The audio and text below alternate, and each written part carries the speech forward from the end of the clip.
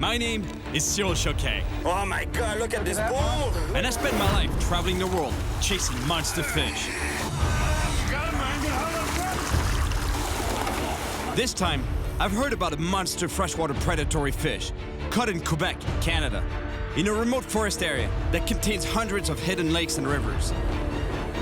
This place is really wild, and it's patrolled by all kinds of predators, including dangerous black bears. A friend of mine sent me a newspaper article about a fisherman who caught a huge pike in Lake Isuani. A pike this big is rare, so I'm heading to explore this area for myself. Because if there's one this size, there must be others. I've caught these explosive fish before, Fish on! but I've never caught a pike in this remote region. With more than 700 sharp teeth Look at the teeth on this guy. And let me tell you, that's a small pike. and a powerful torpedo-like body, the northern pike is also called the freshwater wolf. They can attack prey half their own size. And these cannibalistic fish even eat other pike. And these hunters have an even bigger and more voracious cousin, the musky, aka the freshwater shark. To come face to face with this predatory fish, I'm gonna have to go deep in the Canadian wild. And if I manage to find a monster, I have no doubt it's gonna be an epic battle. Oh yes! Yes! Yes!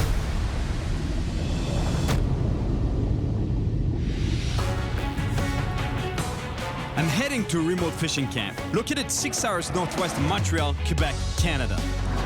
This is the perfect place to catch a huge pike. In fact, at about 30 pounds and 4 feet in length, the giant pike I heard about was caught right here on Lake Isuani. It's gonna be a challenge, but I'm hoping to get one just as big, and maybe even bigger. I've been deep in the wild Canadian forest before, and I can tell you, it's rough and so remote, barely anyone ever ventures out here. And that makes it ideal for monster pike. Fish on! Yes! Check out the size of this pike! And the pike I want to catch this time is much bigger than that. It was a long drive, but I'm finally here. This place is wild and pretty far from civilization. It has to be a good spot to find huge fish. Hey, salut! Ça va bien? Ça va et vous? Bienvenue au pavillon Chic. Jessica, Farid, and Eric run the camp here. And Farid explains to me that the local pike specialist, Nicholas, will only arrive tomorrow. So in the meantime, he's got a plan for me, if I'm up for it. There's a distant lake where few people have ever been before, and there might be some massive fish in it. But I'm gonna need precise directions, because this forest is huge and filled with wild animals. Cet après-midi, si tu veux, c'est de prendre le side-by-side. Farid shows me how to access the remote lake.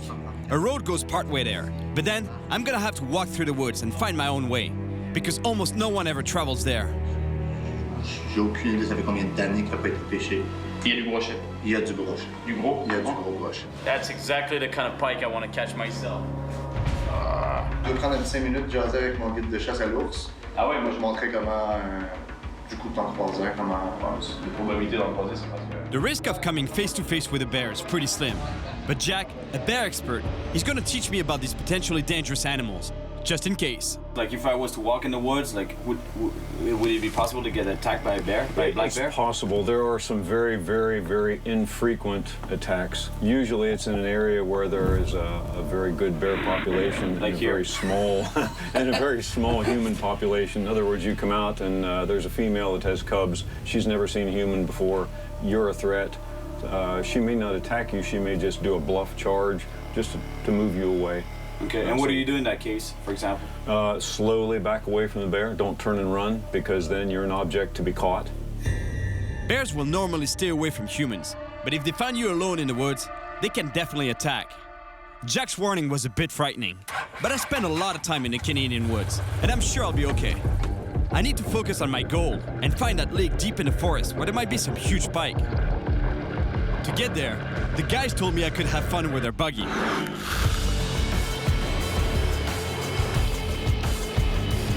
But I have to be careful not to have too much fun.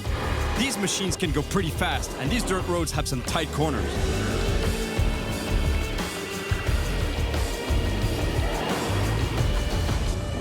Look, that's gotta be the lake. Now, I have to leave the buggy and walk to get down to the lake. Man, I ate a lot of dust. Let's put it this way. Ugh.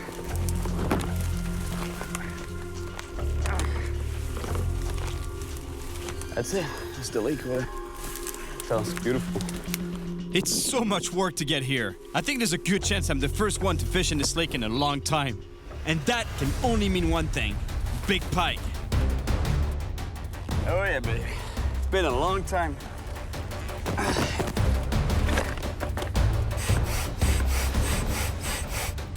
Oh man, that looks pretty good. Because let me tell you, last time I inflated this guy, it didn't look so good at all. I was actually in New York City.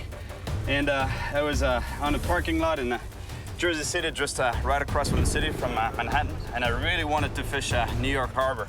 It's pretty good for striped bass. There's a lot of them there. So I started inflating the thing on the parking lot, and all of a sudden, I see a big hole on the side, and it goes down like that. So let me tell you, my motive just swallowed a mosquito. my motivation went right down. Looks like the mosquitoes are actually more of a problem than the bears. But at least out on the water, I'll be away from both of them. All right.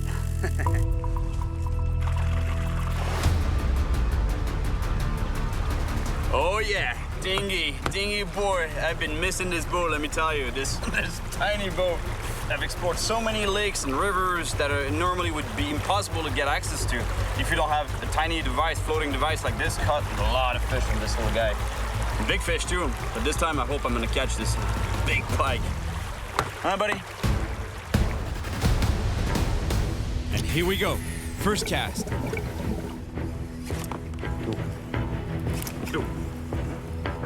Whoa, look at him. He's right here. Look at. Oh. It's confirmed. They're pike here, and they're pretty big. You see what I'm doing right now is I'm slowly trolling along the shoreline. Because the shoreline is pretty shallow, and then all of a sudden it drops down to where the water is cooler. You know, the bigger pike, they tend to like the cooler water. And that way, you know, I'm covering a lot of cooler water. I'm keeping my lure in the best.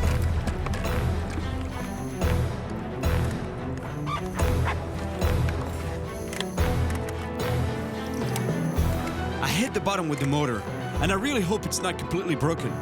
But I'll deal with it later, because right now, I want to cast again. They're pike around.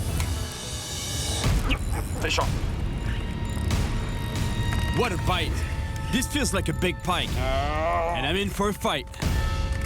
I try to follow the fish with the boat, but the motor's not working. Woohoo!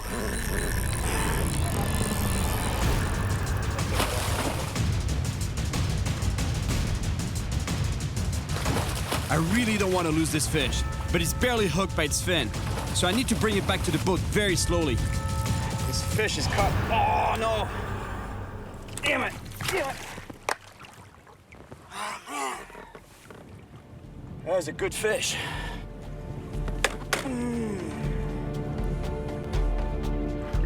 That was a big pike. Honestly, that was a big fish.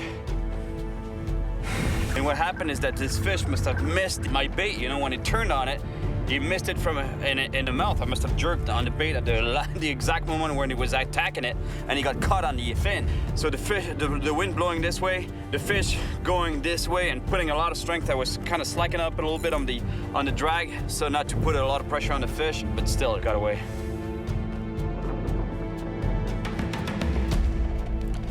And now I got another problem. Look, you hear? There's power. I mean, there's juice, but there's no power. Look, I can stop the prop with my hand.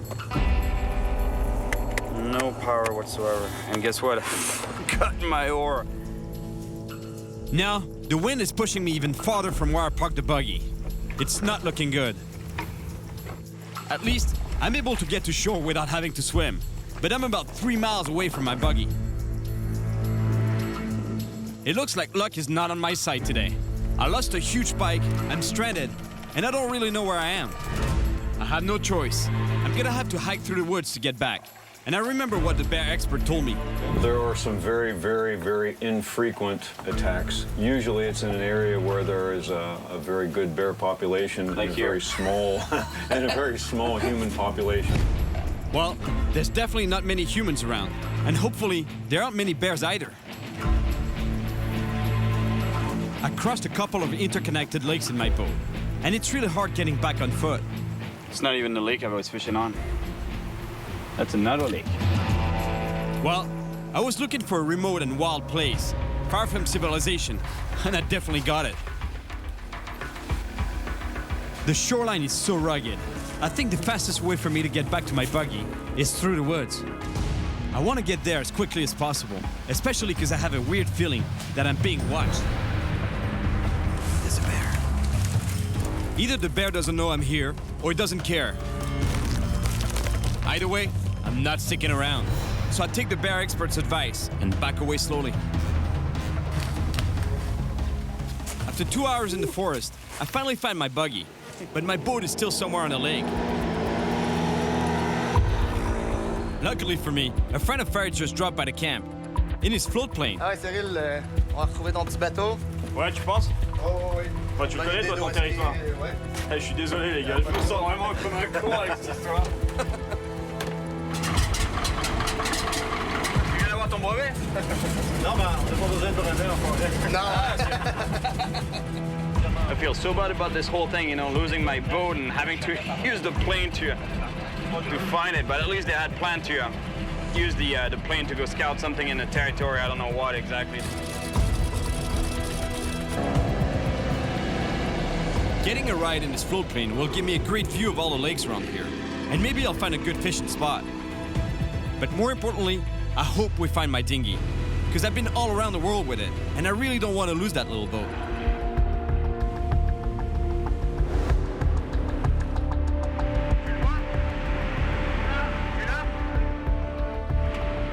We found my boat, so the pilot circles around to land and pick it up. This flight showed me just how vast the wilderness really is. Huge pike could be hiding anywhere. Bravo les gars, merci beaucoup. Mission accomplie. Ouais, vraiment cool. I found my dinghy. How cool is that? No more fishing today, but first thing tomorrow morning, I'll be back out on the chase. Today's the day. Nicholas, a fireman and local pike specialist, has just arrived. He knows this area like the back of his hand, and he also knows where to find huge pike. Salut. Salut. Comment ça va? Pleine forme, toi? Ouais. C'est toi alors le fameux guide? Effectivement. Le pompier guide? Exactement. Excellent. Nicholas doesn't mess around. He takes me directly to one of his best spots.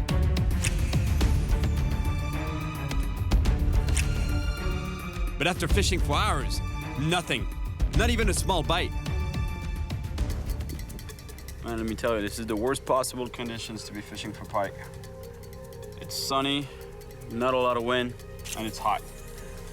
And you need the exact opposite. Overcast, lots of wind, as much wind as possible, even when it's a storm, basically, is what we want. That's not what we have today, though.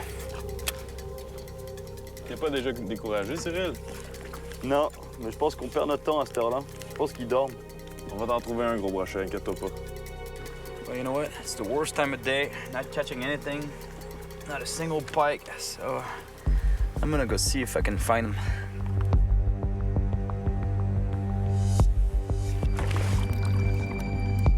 Oh man, we're in Canada, no doubt about it. The water is very cold, but the visibility is actually pretty good. Whenever I can, I like to dive in and take a look at the fish I'm trying to catch. This can help me better understand where they're hiding, how they behave, and what kind of prey they hunt. Submerged trees like this one are usually a favorite hiding and ambush spot for big pike.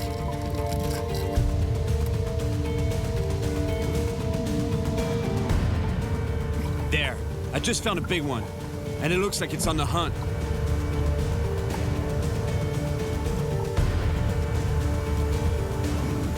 I spot another one. It's way smaller. but it's super fast. Well, yeah, for sure there's pike. You know, I saw one right on that tree actually. It was swimming around the branches. Now, you know what? If we're not catching, it's because we suck, because they're here.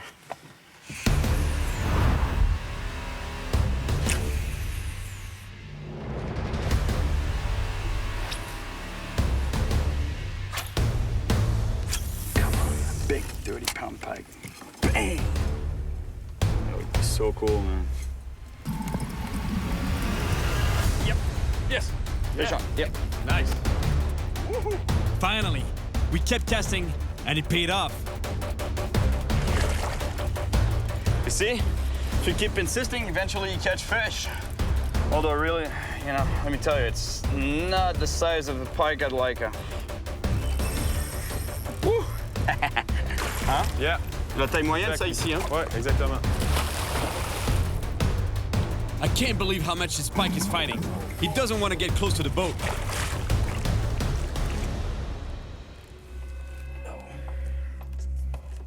That's a pretty good sized fish, you know? It's look, it's chunky. Look at the back on this fish. It's not a long fish, but it's thick. It's well fed, for sure. It's been eating like a pig, this guy. Look at the teeth on this guy. That's a small pike. I mean, it's an okay sized pike, but imagine on a 25, 30-pound pike. The teeth are twice, if not 2.5 times as big as that. So let me tell you, you don't want to get caught in that mouth. Plus, it's said they have an anticoagulant in the mouth. If that's true, whenever they bite the prey will bleed to death. Mais tu vois, regarde, il y a des blessures sur le poisson. La preuve qu'on a les gros poissons dans le lac. I thought this pike was attacked by a heron or an eagle, but Nicholas is sure it was attacked by a bigger pike. I know that pike are cannibals, but I've never actually seen it happen myself. If this fish was attacked by another pike, it's proof that there are monsters around here. Yes, yes, bon travail, Cyril. On est sur la Travail à bonne toi. voie. On est sur la bonne voie. Hein? Exactement, ouais. Ah, c'est bon ça. Imagine the fight that I got from this little fish. I mean, little. It's a good-sized pike. Don't get me wrong. It's a beautiful fish. But imagine a 30-pound pike. That's another 20 pounds that you put on the same fish. So it gives you an idea of this of the fight. We keep fishing for a monster until dusk, but it seems like the giant fish won't happen today. This morning, we're changing locations. Nicholas is bringing me to Lake Isuani. This is the exact lake where the record 4-foot pike was caught. All right, now let's change strategy. We're gonna try to locate the prey of the pike. And the prey of the pike in northern lakes like here, they tend to feed on suckers or whitefish. But in this particular case here in this lake, there's a lot of walleye. And if you can find a walleye, most likely the predators, in this case the pike, will be around. And hopefully the big pike. But first, it's a matter of finding the walleye.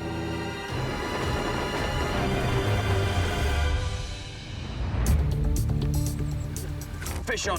Yep. Yeah. Good job, man. Walleye. And imagine the pike, they feed on that. That gives you an idea how big the pike can be. You know, there's one thing that's really cool about the walleye is this. You know, you see the white glow in the eye? It's called eye shine. It's actually the result of a light gathering layer in the eye that allows them to hunt in the dark. That's why one of the best times to fish for walleye is at night, actually, or early in the morning or late in the evening when the light conditions are really, really low.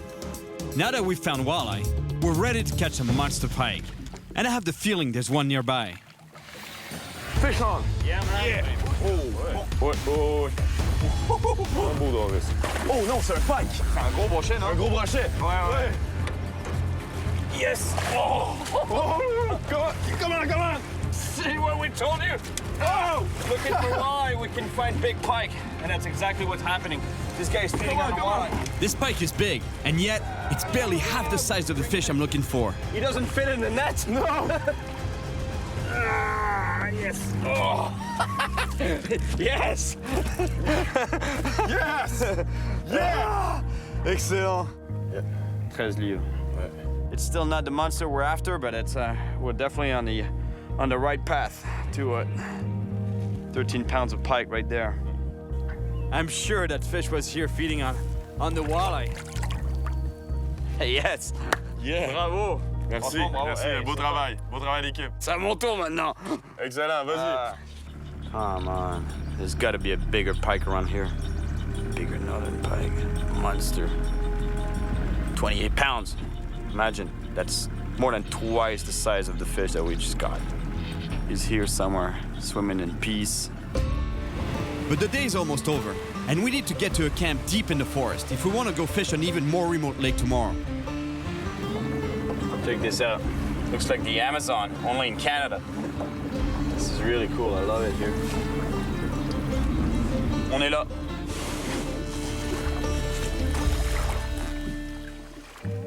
This morning, we wake up in a small camp in the middle of the forest. We spend the night here because we want to fish in a very remote lake that's even deeper in the wild. I'm really hopeful that we'll find a monster pike today. But first, we make a hearty breakfast of eggs and bacon, since we need all the energy we can get for a big day. That's Nico's style of cooking. Crispy, right? Yeah, that's crispy.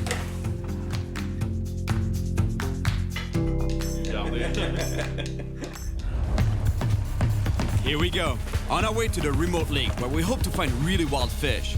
Some which might never have seen any humans before. In fact, they're probably going to be really aggressive, and I'm sure they'll attack any lure we throw their way. Watch out, Rock!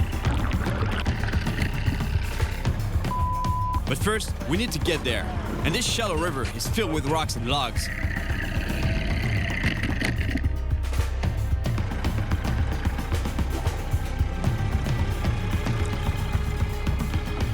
To get to the remote lake, we need to make it through this river. It's not very deep, and that's the problem. If we break the motor here, like I did the other day, we'll never make it to the spot and catch a monster pike. And it would definitely take us forever to get back to the camp. T'as vu sur ton pied? It's a leech, and it's trying to feed on my blood. But I won't give it a chance. The motor trouble, the rocks, the leeches, and the really hot sun. S'en sortir, là. It's definitely tough to get to that remote lake. Whoa. To the right, to the right.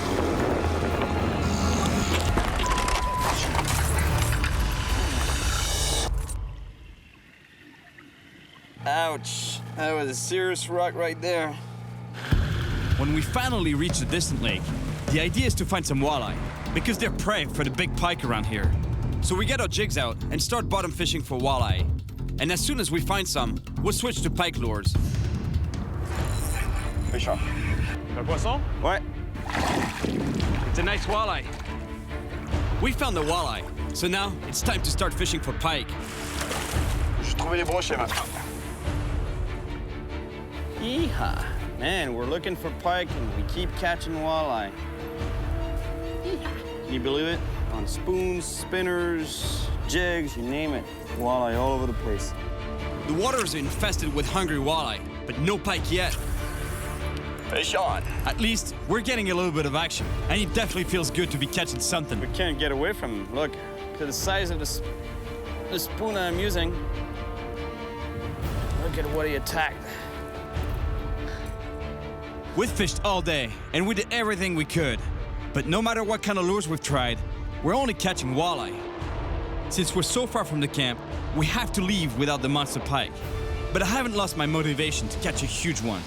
And to do that, I'm gonna head to a different region. So now I'm on my way even further north. I'm gonna fish another outfitters there. It's called freshwater, which is horseshoe in French. There's a lot of pike there, and that's what I've been told. So hopefully there'll be a monster pike for me. So far, I've caught a few small pike, and only Nick caught a bigger one. Oh non, c'est un pike! C'est un gros brochet, non? Un gros brochet! And that one was only half the size of the fish I'm looking for. 13 livres. But I've heard that the next lake that I'm going to is famous for its big pike. It's even deeper in the forest than Lake Isuani. And I hope my luck is gonna turn around soon, because I'm not gonna stop until I find a monster. We don't waste any time, and Francois, the owner of the outfitter, takes me to one of his favorite spots for big pike. Francois tells me that there are a lot of small pike in this lake, but there are also huge ones. And the trick is to get to them before the small pike attack our lures. So I try a few different lures to find out which one works best.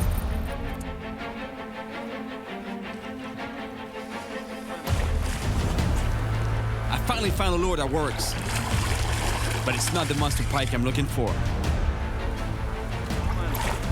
There's so many small pike around that every time we cast, we get a hit. You're cute, but Francois and I even get a fish on at the same time. And even though they're not big, they fight hard. Imagine if I find a big one. should be going the other way, you know? It should be getting bigger, but it's actually the opposite.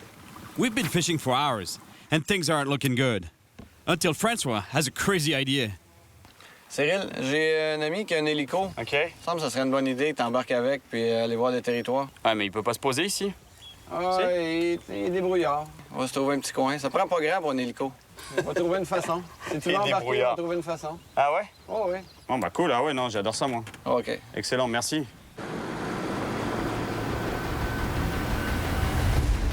A trip in a helicopter might be a good idea. This place is so huge, we'll be able to cover a lot of ground super fast. And from up there, I'm hopefully going to be able to find the best spot for big pike. Francois gives his friend our GPS coordinates, and it doesn't take him long to find us. Et il va se poser où? Parle-toi, Ouais, ça mais va. prépare. Mais va au bord, il va se poser là-bas, non? Ça va se poser.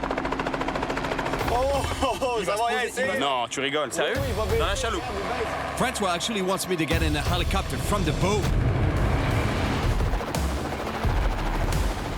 The co-pilot has a hard time getting out, and now it's my turn to get in. This is a bit crazy.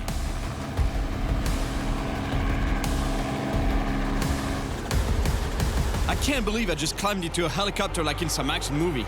It went well because the pilot is a professional, but don't try this at home. It's really dangerous.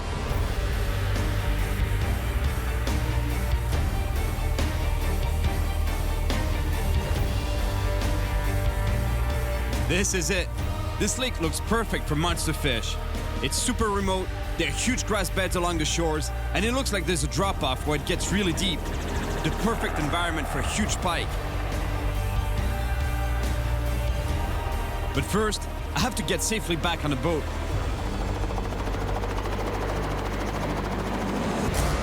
I'm not exactly graceful, but I made it. Now, the helicopter needs to come back for the co-pilot. The pilot is so good. I'm amazed how smoothly the transfer goes.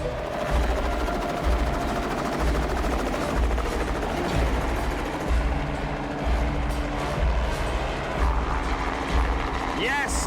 A James Bond arrival! Let's go fishing!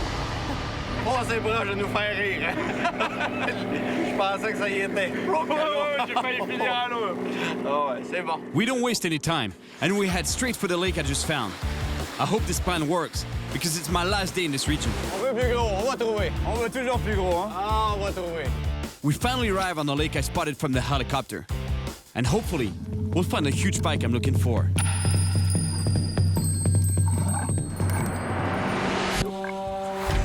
Fish on.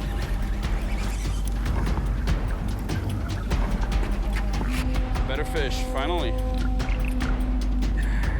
Yes. Fish.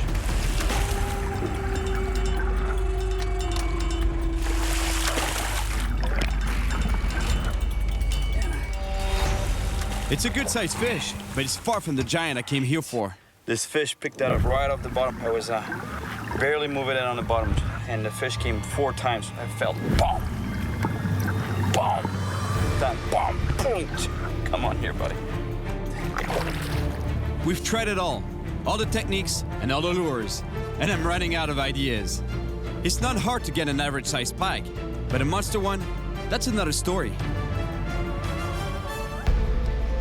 This is my last night here, and I think I'm gonna have to find a plan B if I want to catch a monster fish on this trip. Oh, I didn't catch the big pike, but, you know, look what I got as a trade-off. Yeah, it's beautiful. Got a lot of fish, you know, not the monster one, but that's pretty cool. It's beautiful here.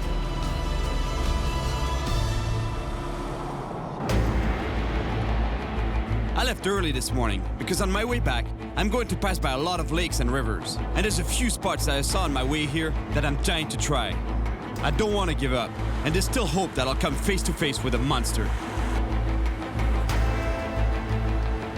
I fished every single fishing hole I found. I mean, maybe not quite, because I'd be there forever, but at least 10 spots, you know, like rivers, creeks, lakes, anything that I find on the side of the road, I'd make a few casts. Because I still believe in catching a monster fish, man. I can't go back home without catching a big fish. I have a friend of mine, Mike Phillips. This guy specializes in musky fishing, and this fish, man, they're huge. They're the cousin of the pike, same family, but they get much bigger. 70 pounds for the biggest, close to 5 feet long. You know, that's for the world record size. But let me tell you, if I got even half that, I would be really happy right now. I'm starting to have a good feeling about this. I arrived at Mike's place, and his boat is ready to go. Man, you look good. Fine. Oh, thanks a lot. You've been working out or catching a lot of musky, right? I'm trying to stay young. There's some monsters out there? Oh, yes, definitely. Real big ones. Come check this out. Oh, there she is, man. thank God. That's unbelievable. Yeah, that's what they look like, man. Check this out. That's exactly what I was talking about. The musky. A big pike would get big, but this is something else. This is a step above for sure. That's what makes it the ultimate freshwater predator fish in Canada. And actually, it's one of the fiercest predator fish in North America for sure, and in the world. You know, in a way, it's on the list of the ultimate predator fish of the world. Definitely, this thing is so big. Look at the mouth on it. Look at the teeth. Anything that gets in there, there's no escaping. You're done. You're cooked. I could even fit my head in there. Let's go get him, man. That's better. All right.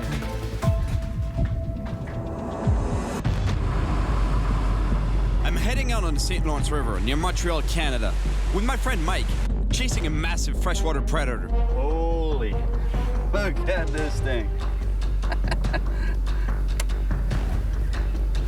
Oh.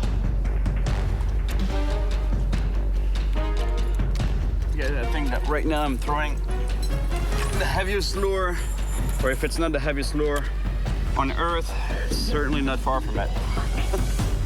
This thing is incredible. That's a pound, right? It's a pound, right? It's a pound, yeah. The musky is the bigger cousin of the pike, and it's often called a freshwater shark. It's a real predator and is incredibly voracious. I'm hopeful that we're gonna find a big one, because Mike knows this area very well, and he's so good at finding musky, his nickname is Musky Mike. Oh, got one. Got one. Oh, yep. All right, man. Oh, I lost him. Ah, darn. Man, there's musky here, and they're active right now. Yeah, we got a good chance. We just arrived at Mike's spot, and already he had a bite. I have a feeling things are starting to get really serious.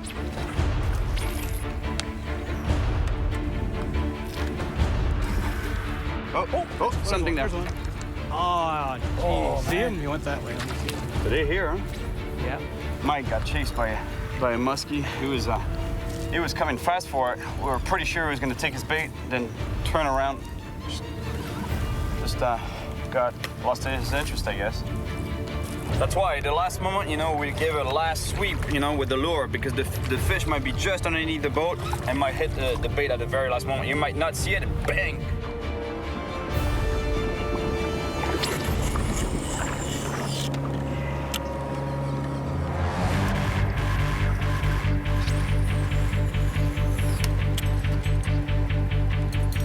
All right, Mike, let's catch a musky, man. Oh, yeah, here we go. Here we go. Fish on. Oh, no. Got away. Oh, my God. I had it on. Right here.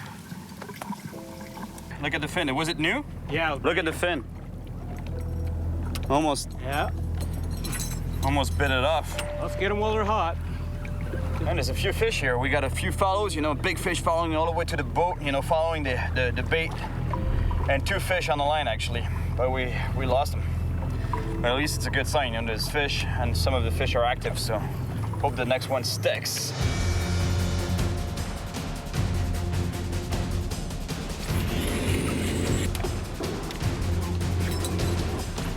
It often takes a lot of casts to catch this freshwater shark.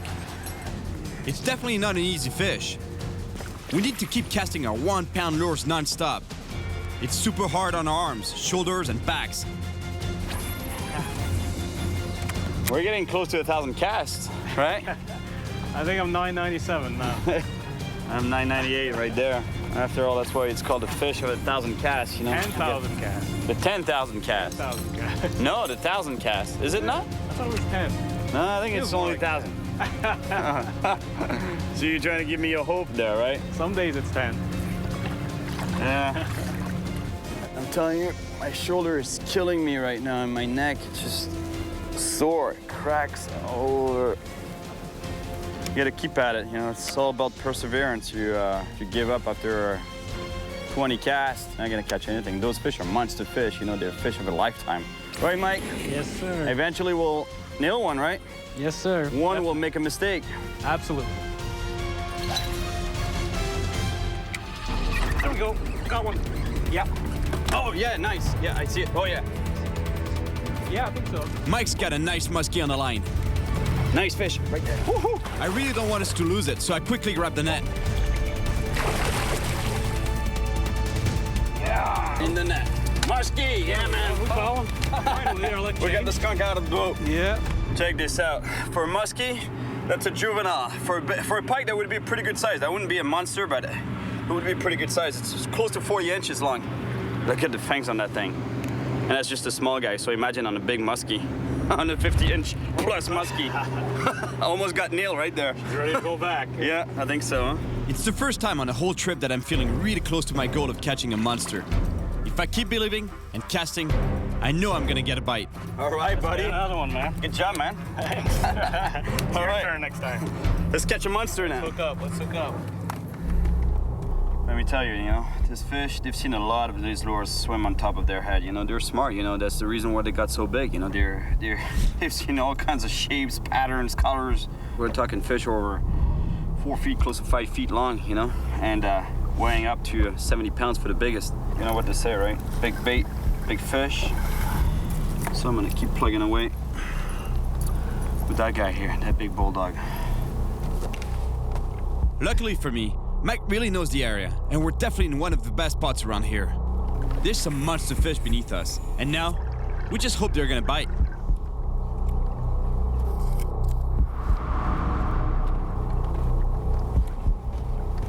Yes, fish. Okay, here we go. Fish on. Here we go, Cyril.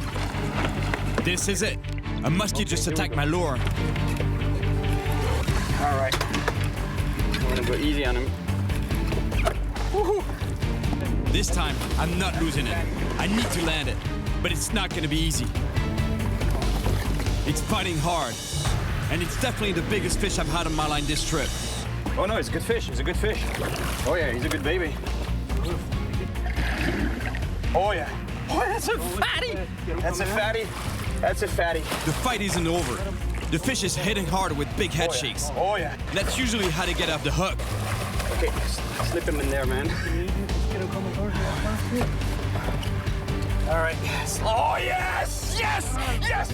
Yeah, man. Oh yes. I love you, buddy. Woo! Yeah. Oh yeah. That's what I'm talking about, right there. Woo! Oh, we can do better, man. 47. It's not a fatty. It's a fat fish. Yeah, it's not that long, but it's close to fat. 30, solid 30 pounds for sure. You think 30 pounds? You'd Sir, say? that's 30 pounds. Easy. Big fish. Look at the teeth on that. Thank you, man. Almost as long as me. And I'm not kissing her. Give it a kiss, man. Come on. All right. All right. There you go. Beauty. Its head is bigger. It's bigger than mine. Unbelievable. She's prettier too. Thanks, buddy. I want to catch a bigger one now. I couldn't get a big northern pike. They're there, you know. They're there in the woods somewhere in the lakes of northern Outaouais, but you know, let me tell you, I'm pretty happy I have that in my hands right now. Thanks, Thanks a lot, Mike. Honor, man. Thanks, It's buddy. a beauty, man. We worked hard for her. Oh yeah. Good job, buddy. Hey, Thank you all. congratulations, Thank you man. very much, buddy. got it. Thank you. I finally caught a muskie, but I know there are more, so I'm not calling it quits just yet.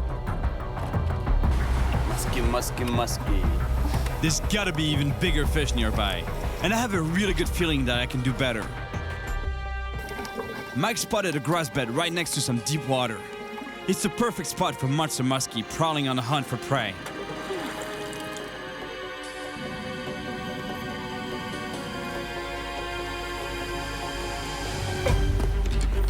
Fish up. Here we go. Yahoo! Oh yeah. It's a good fish. This muskie is even bigger than the last one. I can't lose it. It's the fish I've been looking for. Suddenly, the fish swims down deep, and I fight to keep it from getting into the grass bed where I might lose it. Oh yeah, the hook's around the mouth. Get on the side, and I'll scoop on the bed first. All right, yeah.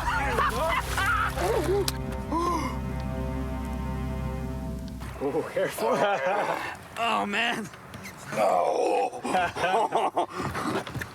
Wow, he's a beauty. He's a beautiful fish. I'll grab the tail. Want to lay him down right there? We'll see how big he is. It's pretty long. 48 and a half. 48 and a half, Yes, huh? sir. Look at that. That's 50 inches almost. That's pretty close. 4 feet, guys. Yes, sir. That's what I'm talking about right there. That's not bad right there, man.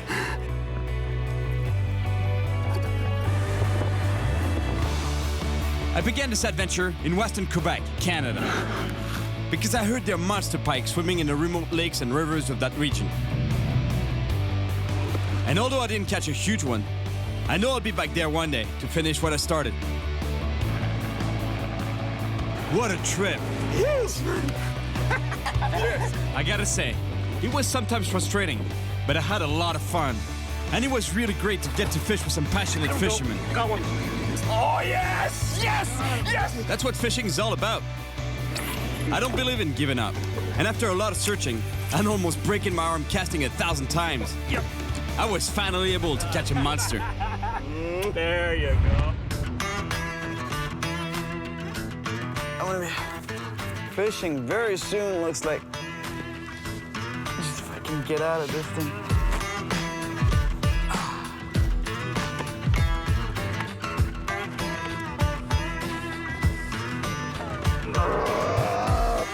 And I'm not kissing her. Give it a kiss, man. Come on. All right, show, right? There you go. Beauty. Hey, what did I just get myself into here? Here, for more. Oh, yes.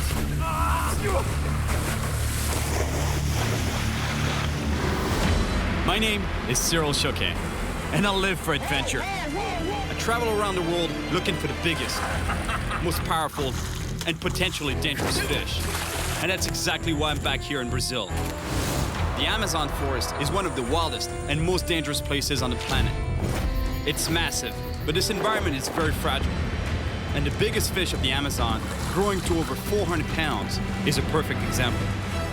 The arapaima, also called pirarucu, has been overfished for centuries. And today, this prehistoric fish is still in peril.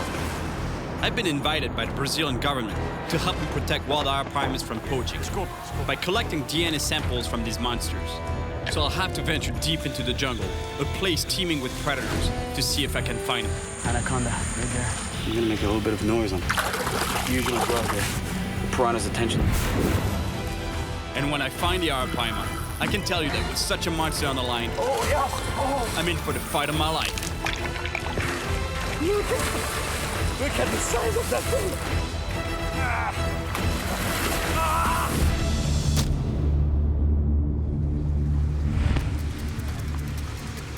I'm back in Brazil, in Manaus, a city with a population of over 2 million people, right in the heart of the Amazon forest. I've been coming to Brazil for many years because the Amazon is home to some of the biggest and most powerful fish in the world, like the vampire fish, the explosive peacock bass, and a massive shark-like paraiba. It's a paraiba! Yes!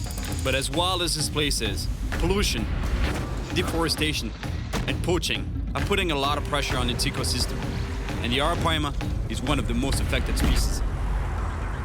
Before I start my search for arapaima, The government has invited me to spend a day with the police so I can witness for myself just how strong the demand for wild arapaima meat is on the black market.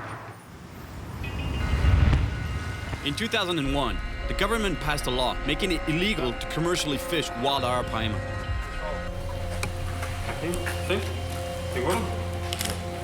What did I just get myself into here? Estão decidindo agora qual a rota cada uma das. He's telling me that we have two teams entering from two different sides of the market, the two main entries. That way they can't escape. Because its meat is so highly valued, poaching and the illegal trade of arapaima, or pirarucu, as it's known here in Brazil, is devastating its population. Each year, more than 7,000 tons of arapaima disappear from the Amazon basin, and the species is still threatened. Right now we're on our way for the first operation of the day. We're gonna bust a market, and I'm in the undercover vehicle because we're gonna be the first arriving at the location. But there's two other teams of cops. They're gonna take the market in a sandwich. And from what he was saying, that there might be some pirarucu meat, illegal pirarucu meat. They had someone investigate the location for the last week, and they're pretty sure they're gonna bust someone. To be honest, I'm feeling a little nervous. You know, I don't really know what I'm getting myself into. The fact that they put me a bulletproof jacket is not a good thing. We just got radio confirmation. Our contact in the market just spotted a vendor selling illegal wild arapaima meat. He's trying to escape, so we have to rush.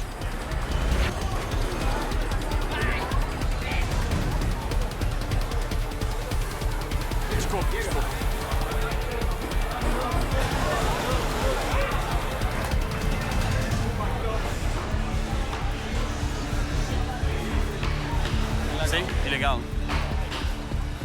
That's illegal pirarucu meat right there. Last week only, they caught 2,000 kilos. That's about 4,500 pounds of pirarucu meat here. That's why I wanted to show you this. You know, like I don't really take any personal interest of going into the market and busting people, but I just wanted to show you how bad it is, how bad the situation is. We found the arapaima meat, but we're still looking for the suspect.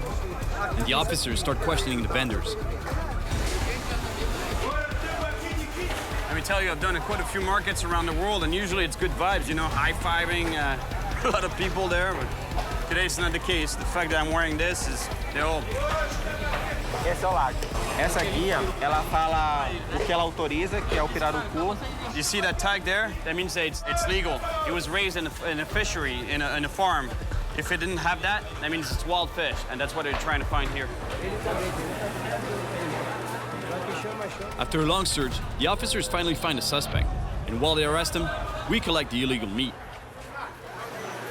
Muito pesado. It's actually a lot of bags, and those bags are really heavy. They're at least 100 pounds each. Instituições de caridade que vai fazer a doação. Okay. At least the meat is not going to get lost. They're going to use it in hospitals and daycares and a lot of good things. It's too bad that people don't realize the consequences of their actions, especially when it comes to killing wildlife. Tomorrow, I'm meeting with a scientific research team that is working to save the arapaima, and I'm going to help him in any way I can. But in the meantime, I want to see for myself if there's any arapaima left around the city of Manaus. I hiked to a remote section of river, where the police told me there might still be wild arapaimas.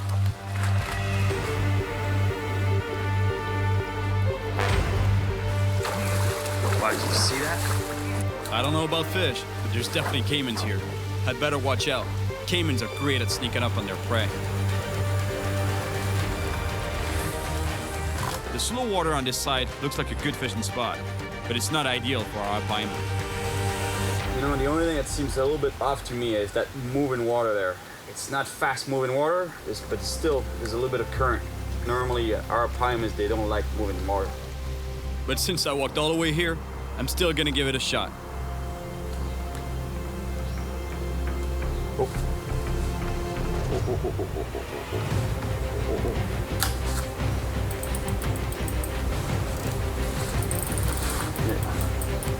Come on. Yeah. This one. That's a big fish. Whatever this fish is, it's really strong, and it's pulling me in. But with caimans around, I don't want to get too deep in this river.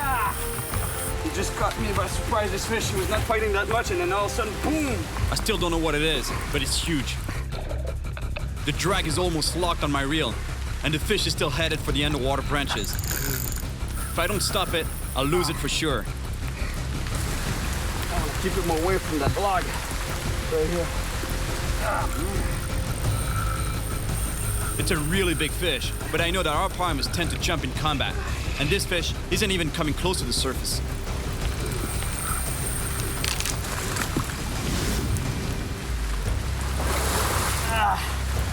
It's a filioche. It's a small paraiba. It may not be an arapaima, but it's a big fish, and all this splashing around might really get the Cayman's attention. I need to bring this fish in quick.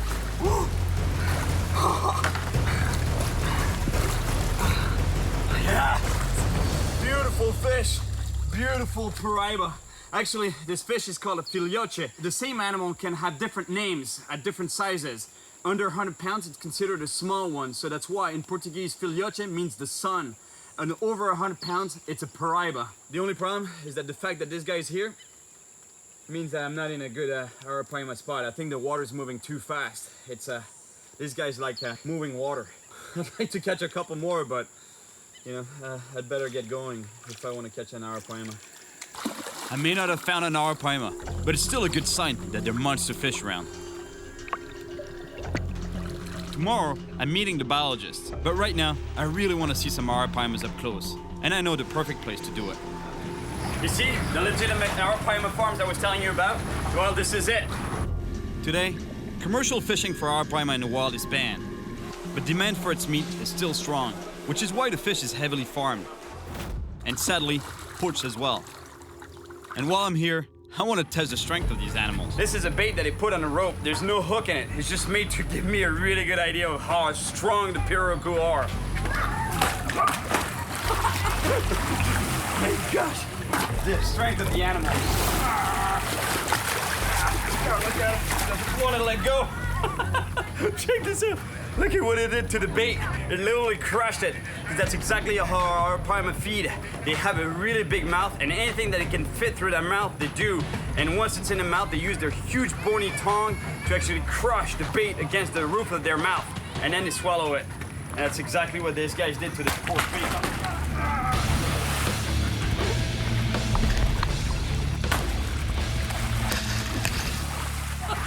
Now let me tell you, I can't wait to get one in the wild.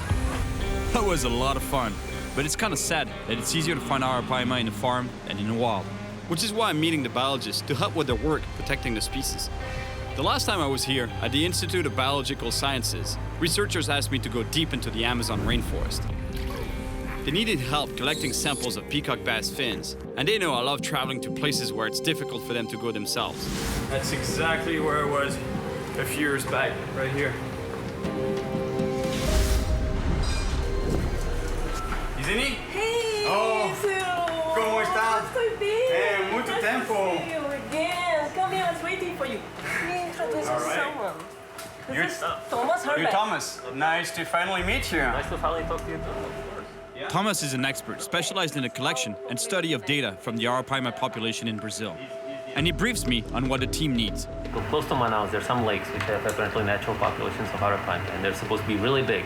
Okay, and so what we would like to do is we would like, if you can, go out and basically sample some of these arapaimas. All you need to do is take just slow fin clips. So just a fin clipping, right? I cut Very a little bit of fin the clip. caudal fin. So if we can determine that the animals are wild, that they're not just escaped captives, okay, then I think it's better that it's much easier, or at least for the government, it's much easier to implement some sort of a conservation program. They can focus on that area and try to conserve it. I'm dying to see the results of this. Me too. I'm pretty excited.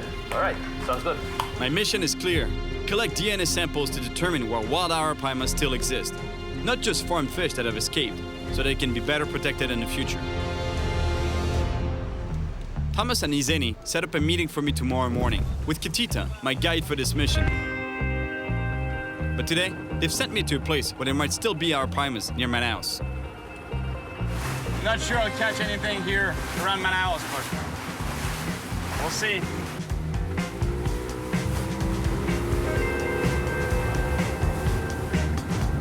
Pretty good in there. Looks like it would even be a good spot for our arapaima. It's pretty calm waters. I'm tying on a thin but strong leader to help my odds of getting a bite. The best way to catch an arapaima is using bait. The thing with bait is, once it's in the water, there isn't much to do but wait. It's so hot and humid right now, you have no idea. And then I'm telling you, I think it must be 100% humidity in the air. And it feels like 200%. It's really bad. Aqui tem pirarucu? Tem, mas é rio cheio, né? Aí o peixe se espalha, muito difícil. Mas pega, tem. Sim. Pequeno ou grande? Tem médio, grande é lago fechado e tem grande. Sim, é.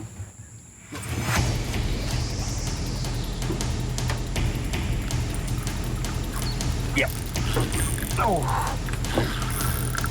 Fish on. This fish is really strong, but I can't tell what it is yet. That's a big fish. Come back here. I was really not expecting that, but... These fish are really strange. They're part of the same family as piranhas, but they barely eat meat. Still, they're super powerful. The boat is really high off the water, and it's a pain to land this fish. Yes. Yes. Tambaki. Let me tell you, this fish is really unique. Look, it's got human-like teeth. It's pretty weird, huh? Isn't it? Its diet mainly consists of fruit and nuts that fall from the trees, and I'm pretty sure that this fish was here feeding on those little berries that you see here in the brush there. I'm pretty sure that there must be a few tambakis down there feeding on that. But those fish are also omnivorous because they'll take advantage of any kind of food that they can find. Proof is, he took my bait, and my bait was fish. The fight they give you for this size of fish. Do you see that? E esse fruta se come? Come também. A gente pode comer também? Pode também. Toda uma fruta que um peixe come, a gente pode comer também. Ah, faz então, bem, faz bem pro peixe e faz bem pra nós.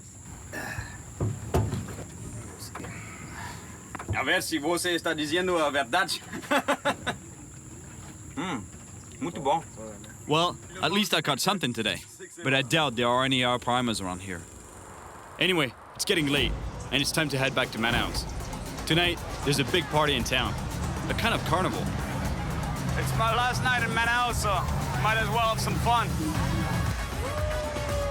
Check this out. I asked for whiskey and coke. That's a whiskey and coke Brazilian style. Put me this of whiskey and that room for coke.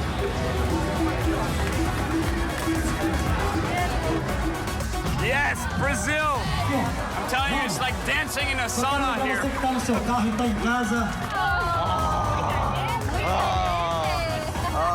Que bom! Obrigado! Last night finished pretty late, actually early this morning, but I'm super excited to meet Catita. He's the guide trusted by the research team to take me out to some remote spots where huge arapaimas have been seen. Hey, Catita! Olá! Tudo bem? Você é Catita, sim? Como está? Bem? Muito bem. Muito bem. Fica lá. 2 horas e meia. 2 horas e meia. According to him, it's about 2.5 hours to get to the first spots where the arapaimas have been spotted. Look at this. This is a truly unique phenomenon. It's called the meeting of the waters, encontrage das águas in Portuguese. And that's exactly what it is. Here you see the Rio Negro's waters. They're dark, acidic, and they meet with the Rio Solimões waters that are more muddy in a way. You know, that's why they have this color. But what's unique is that the waters, both rivers, don't mix until a few miles downriver to form the mighty Amazon River because of the difference in density, temperature, and velocity. As for us, we'll be heading up the waters of the Solimões River in search of the wild arapaima. Here we go, on a mission to catch the wild arapaima. But before we start, Catita explains that we have to get permission from a local village chief to access some remote lakes on his territory. Samuel, boa tarde. Tudo bom, Samuel? Olá, Manuel? Muito prazer. Trouxe esse senhor aqui para estomatar e pegar um pirarucu grande. Pirarucu tem, a gente indo pescar provavelmente a gente pega. E pirarucu grande tem? The chief explains that the arapaima had almost disappeared, but now that efforts are being made to protect them, he's seeing more of them around. That's confirmation that this pirarucu here, arapaima, he was telling me that back in the day, actually, there were way more arapaimas around here, and huge ones, but there was a lot of commercial fishing that was done around here in the lakes. And apparently now, there's fewer fish, but he says that there still might be monsters out there. It's just he's just unsure. Muito obrigado, muito. Now that we have the chief's approval, he and another villager help us drag a boat to a closed lake where they've seen huge arapaimas in the past. They're gonna give me a heart attack. Yeah. I can't wait to fish, but before we do, we have to catch some fresh bait first. And here, one of the most common bait fish is piranha, because the water is teeming with them. I'm preparing a line right now. Metal leader, metal on a hook, on a tiny hook, to catch the ultimate predatory fish of the Amazon. Look what we're using for bait. Beef. Chunks of beef.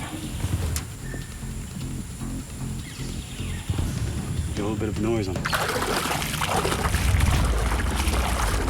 the surface like that. Usually draws the piranha's attention. They think it's a prey in distress on top of the water, or fish or bird or whatever, and usually draws their attention that makes them really aggressive.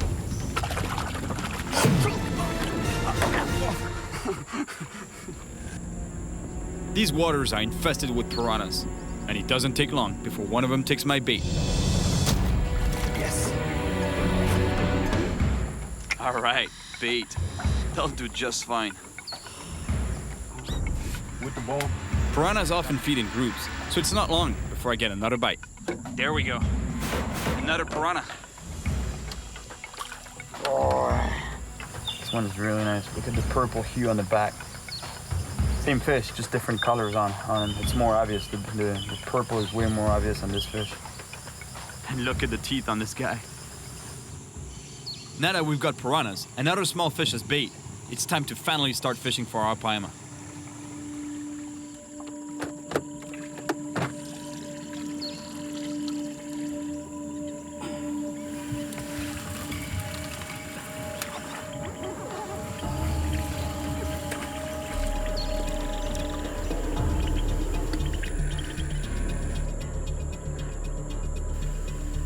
To know that there's some piranha, live piranha in the bucket there, and I totally forgot, and I put my hand right in there looking for another type of bait. O piranha como? See? Check this out, what the piranha has done to the bait. It was you who did that, right? No good. Mean guy. Mean little guy. I think I'd better let this piranha go before he eats all the bait in the bucket.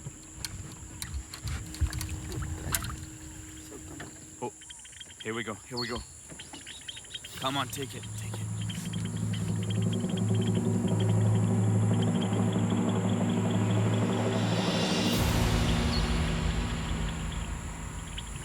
False alarm. I really thought there was something on this line. That's exactly what I thought. The piranhas took care of them. You know what's really amazing about the Amazon is that you could be burning up in the sun, literally, and I'm not kidding. 5 minutes later, solid rain. Sometimes it lasts though, sometimes it doesn't. Luckily, this time it doesn't last. Hours pass, and still no bite. I'm starting to doubt that we'll ever find an arapaima. But then, finally, I get a bite.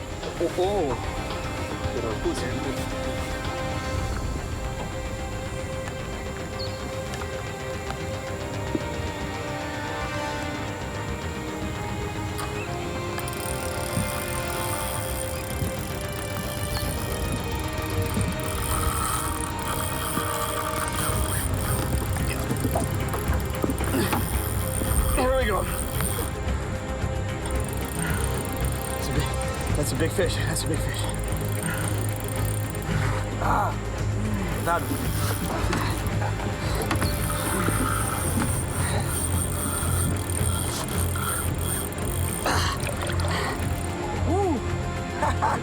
É bom, é grande. Oh, yeah. Oh.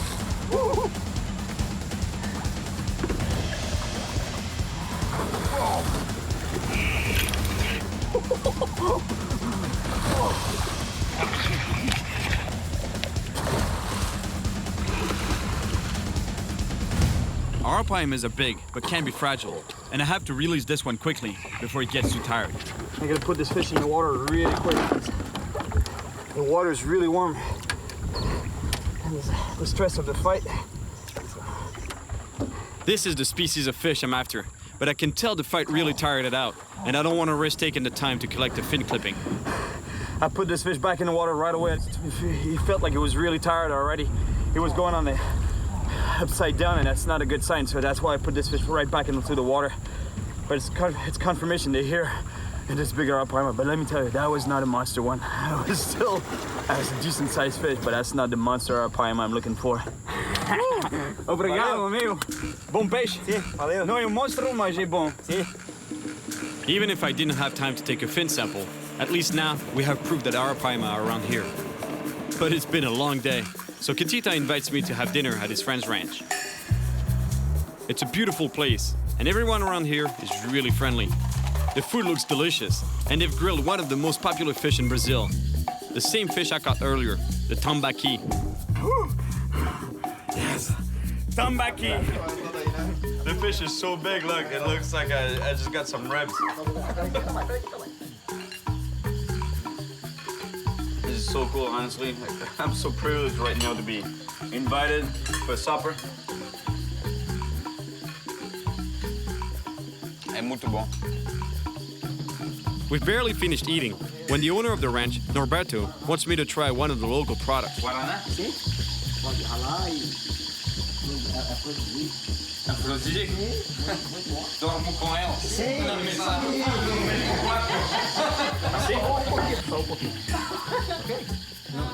Guarana is a natural stimulant, but I didn't know it was also an aphrodisiac. So I'm not sure why they're insisting that I drink it.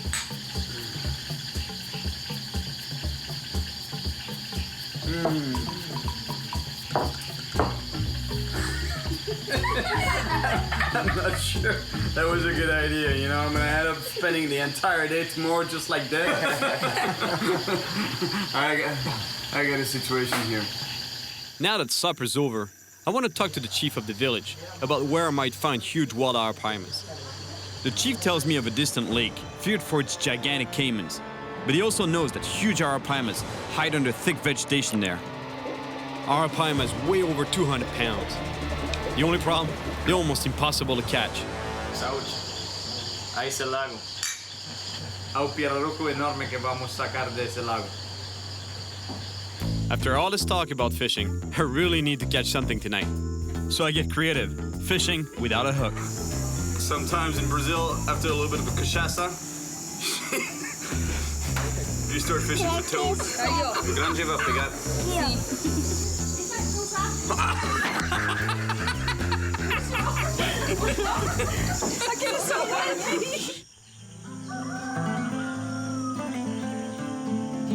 This morning, I realized how quiet and beautiful this place really is. But I can't stay. I need to focus on my mission. The biologists Thomas and Isuani are relying on me to bring in arapaima samples. So we're heading for the mysterious lake the chief told me about. We go as far as possible in the main boat, and then pull a smaller one through the forest. Guarana works. I didn't sleep all night. Today I feel strong.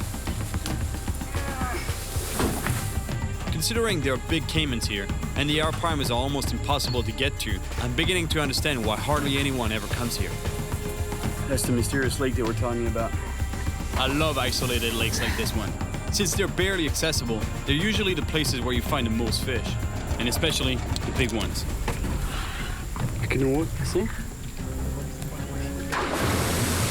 Did you hear that splash?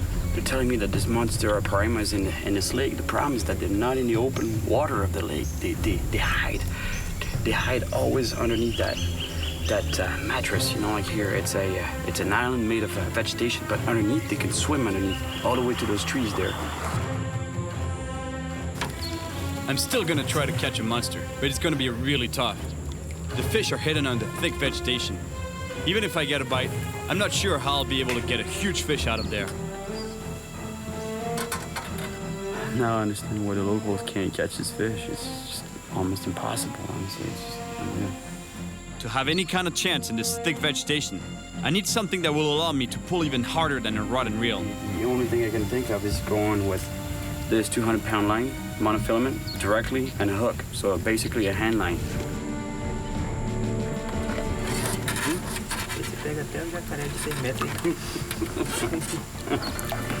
Yeah, I was thinking of going with my shark hand line, or my giant grouper or shark hand line, whatever you want to call it. And they were like, maybe that's a bit overkill. Yeah, it's the same line I used to catch a huge bull shark in Florida. And the arapaima here can grow to the same size. We're moving deeper into the grass beds, but the guys are getting really nervous. And I quickly understand why. Aqui passa o caimán, o jacaré. Jacaré. I never actually thought a caiman would be able to attack people in a boat, until one of my last trips in the Amazon, when a villager told me a crazy story. Na beira da canoa. Na beira da canoa. Pegou na canoa. Pegou quase, pegou na beira assim.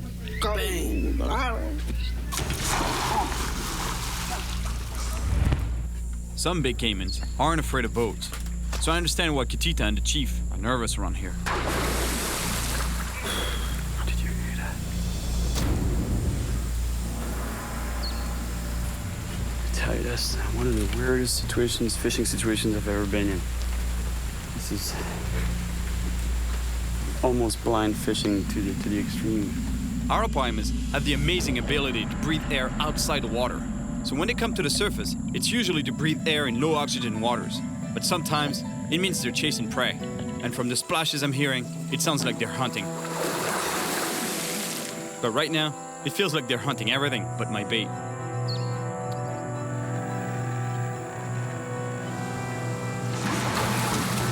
Here we go, here we go.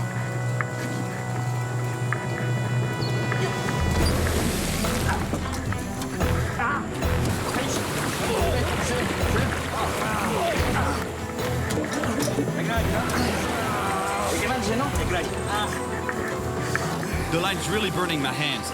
I don't know if I can hold this fish much longer.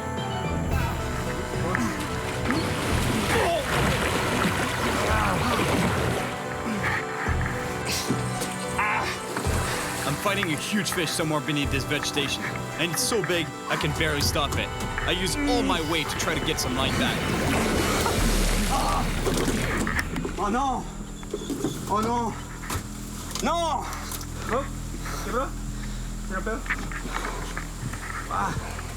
The size of that fish. Unstoppable. There was nothing I could do, honestly. Guys, see, I was just pulling it.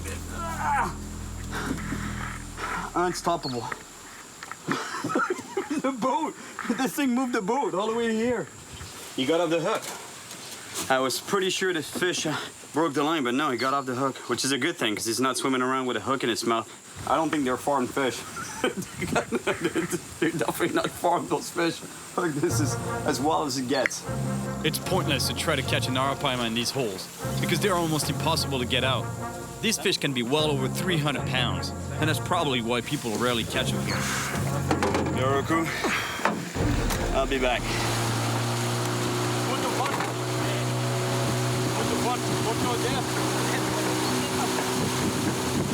I thought I had done some pretty extreme headlining with groupers, giant groupers, shark, sailfish. Let me tell you, that was something. So much structure, unstoppable. It's like trying to stop a freight train. Can't do it. I haven't managed to collect a single fin sample from a wild arapaima yet. I really need to get some if I want to help the research team protect the species against poaching. The chief thinks my work for the research is important, so to keep my spirits up, he's invited me to share a drink at his home. É bom, muito bom. E a gente quanto tempo vivendo aqui? 50 e poucos anos. 50 e poucos anos. Aqui, no mesmo lugar. Manuel tells me how important it is to live in harmony with our environment, which can provide all we need if we take care of it. I'm telling you, this guy's life I think he's just got it. You know, like we Westerners and people that live in the cities, we always want more things, more objects, more money, more whatever. You know, it's always more, and in the end, it's what more stress. Whereas he eats his own chickens. He's got his own fruit, his own vegetables. He's got his own everything, and he doesn't have much. But in the end, I think he's more happy than a lot of people. So. This is my last day in Brazil, and I still haven't collected even one fin sample from an arapaima. Catita can't come with me today, so I'll have to venture alone into the jungle. Negro, coco negro. E esse aqui é o lago que a informação que eu tenho que tem muito tem muitos paus. Muito obrigado por eso. No sé. Check this out. This is my map. You go straight through the woods, and then you're gonna come up to a river, apparently dark water, black water. You can give it a shot there, and if you don't find any fish there, keep going through the woods all the way to a lake, apparently green color, green muddy water type lake with a lot of logs in there. That's my map, guys. That's my plan of the day.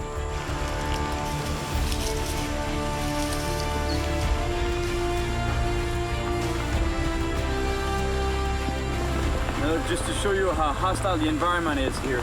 Even the plants have a way to defend themselves. Look at the thorns on that thing. Luckily for me, the storm doesn't last long, and eventually I found the river Catita told me about.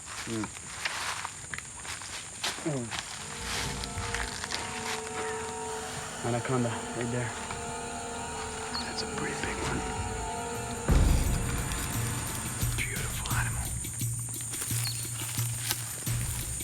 I've caught an anaconda before in the Amazon. It was a bit smaller than this one. Pega foquilha, pega foquilha.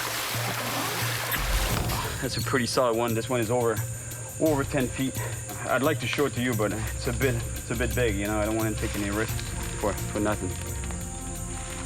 Anacondas can grow to almost 30 feet long, and there's just one more thing I need to be careful of. Looks good, but it looks infested with snakes. I think it opens up into a lake there, though. I'm gonna go check it out. I hope that Catita's information is good, and that there really is a lake in this direction. And if there is, I really hope there are huge arapaimas in it. Yes, that's gotta be a lake he was talking about.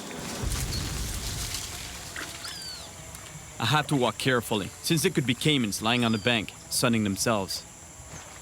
A small one. Something came up on the surface over there. There was a small one.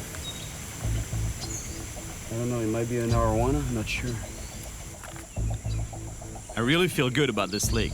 Lost and wild, just the way I like it. This is definitely my kind of place, and it feels really fishy.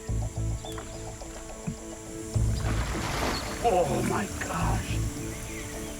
For sure there's a big arapaima in here. I saw it there, came up to the surface.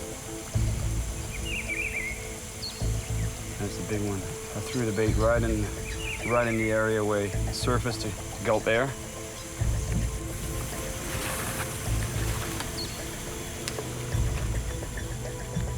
I keep throwing my bait in the spot where I saw a fish breathing on the surface, but no bite. There's something that's happening with this fish. They're not taking the bait, so they must be seeing either the hook or the leader and the leader material. So I think I'm gonna downsize to 80-pound fluorocarbon leader, which is way more subtle, almost invisible in the water, and a smaller hook. So I'm going from this to that, and a much smaller line, much less resistant line, but at least I'm pretty sure they won't see it.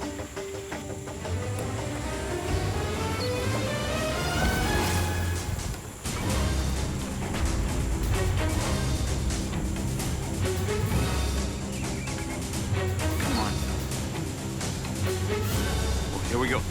Here we go.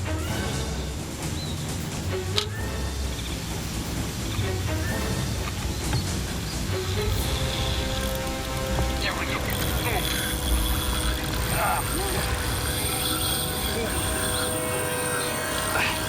He's right here. Oh yeah. It's a big fish, but there's a problem. It's stuck under a tree over there. but it's a monster fish. The fish swam around the branch, and that's bad news, because the line could break or the fish could spit the hook.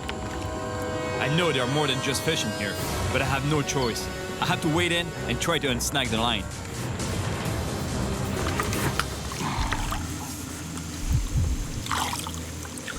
I just lost a really big fish. There's so much dead wood on this part of the lake. The fish swam under a couple of logs. That's it, lost him. Got off the hook.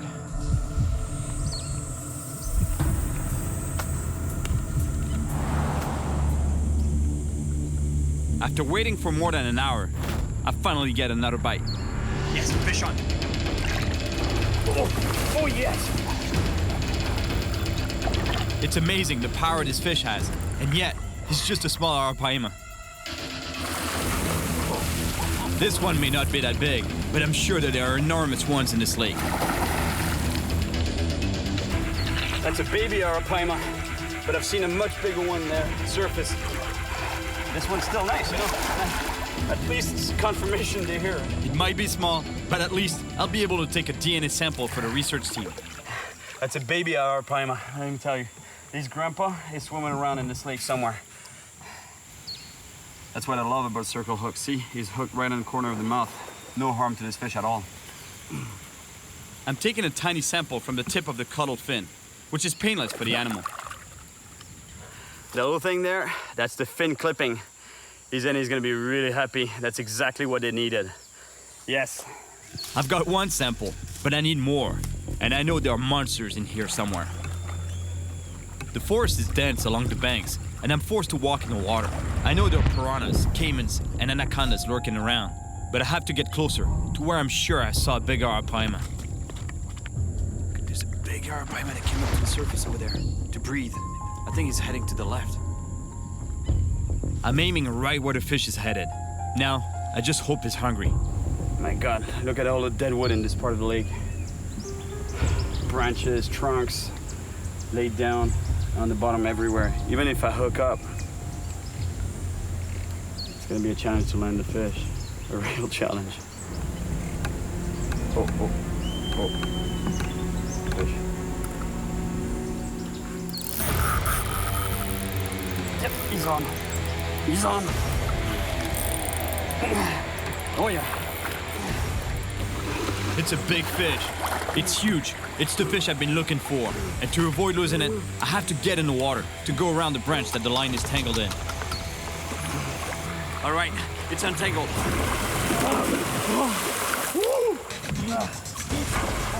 Now, I can't give this fish any room to maneuver, or it could get wrapped around a branch again. But the problem is, it's super powerful and pulls me in with it. Oh yeah.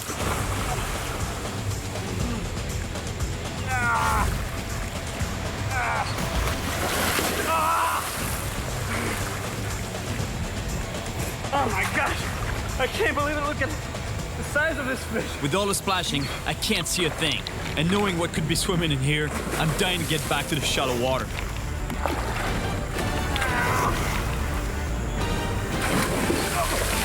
I can't believe it!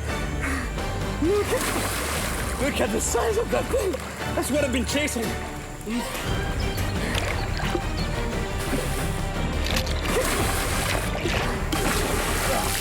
Alright, let's take a fin clipping on this fish. Real quick, so I can get back in the water. Beautiful, beautiful. I can't believe it. Such a spectacular animal. It's literally armor plated. Look at the scales. They're like an armor that was used in medieval times, sort of like a scale mill. Oh my gosh. It's no wonder caimans and piranhas can't even get their teeth through them. See what it just did now? It took a breath, because those fish, they're air breathers. They live in very low oxygen water. Like here, this lake has almost no oxygen, plus the water is really warm. So that's why they have this ability to come up to the surface and gulp air.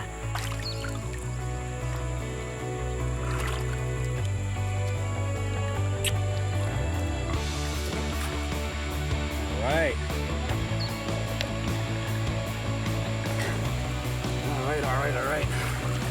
Got all I need right there. For Isuani, she's gonna be really happy with this. I've always believed in fishing with respect, in harmony with nature, but not everyone shares the same values when it comes to animals. I'm glad to see that countries like Brazil are committing to protect their natural resources and wildlife. I came to the Amazon to help protect the arapaima, a powerful and prehistoric fish. And it was definitely a great adventure. Finding wild arapaimas was tough, but it was nothing compared to the incredible fight they gave me.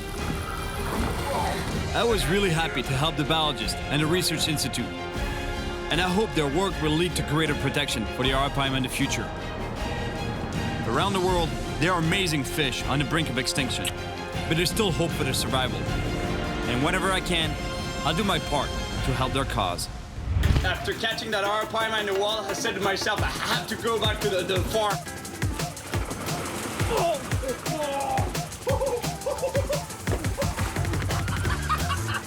Man, that Piroku just came ballistic right for my face.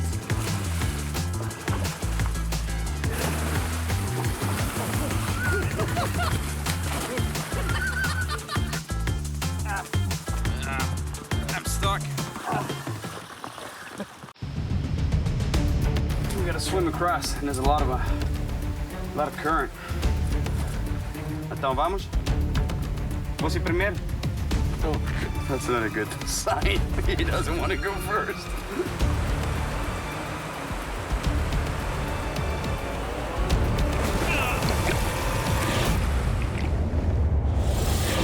My name is Cyril Chauquet, and I spend my life traveling the world chasing monster fish, especially the big predators.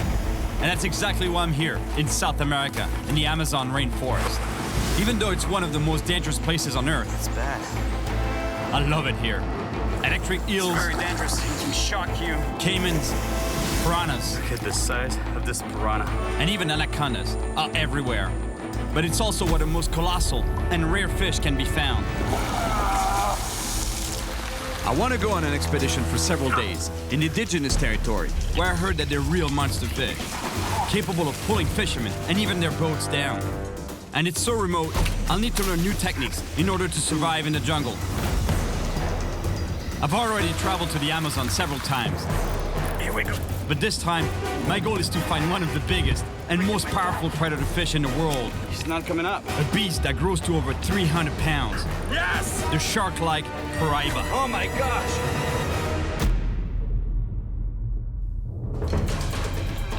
I've caught monster fish in wild areas around the world. From the jungle coast of Africa to the deep south of Texas. Oh my gosh! And the lost islands of the South Pacific. But this time, I'm chasing a fish so deep in the Amazon jungle that I need to refresh my survival skills before I begin. Before I start my quest for the mighty paraiba, I'm here to spend a day at the Jungle Warfare Training Center. I'll be learning specific survival techniques of the Amazon. These guys, they're known as SIGs, and they train armies from around the world on how to fight and stay alive in the jungle.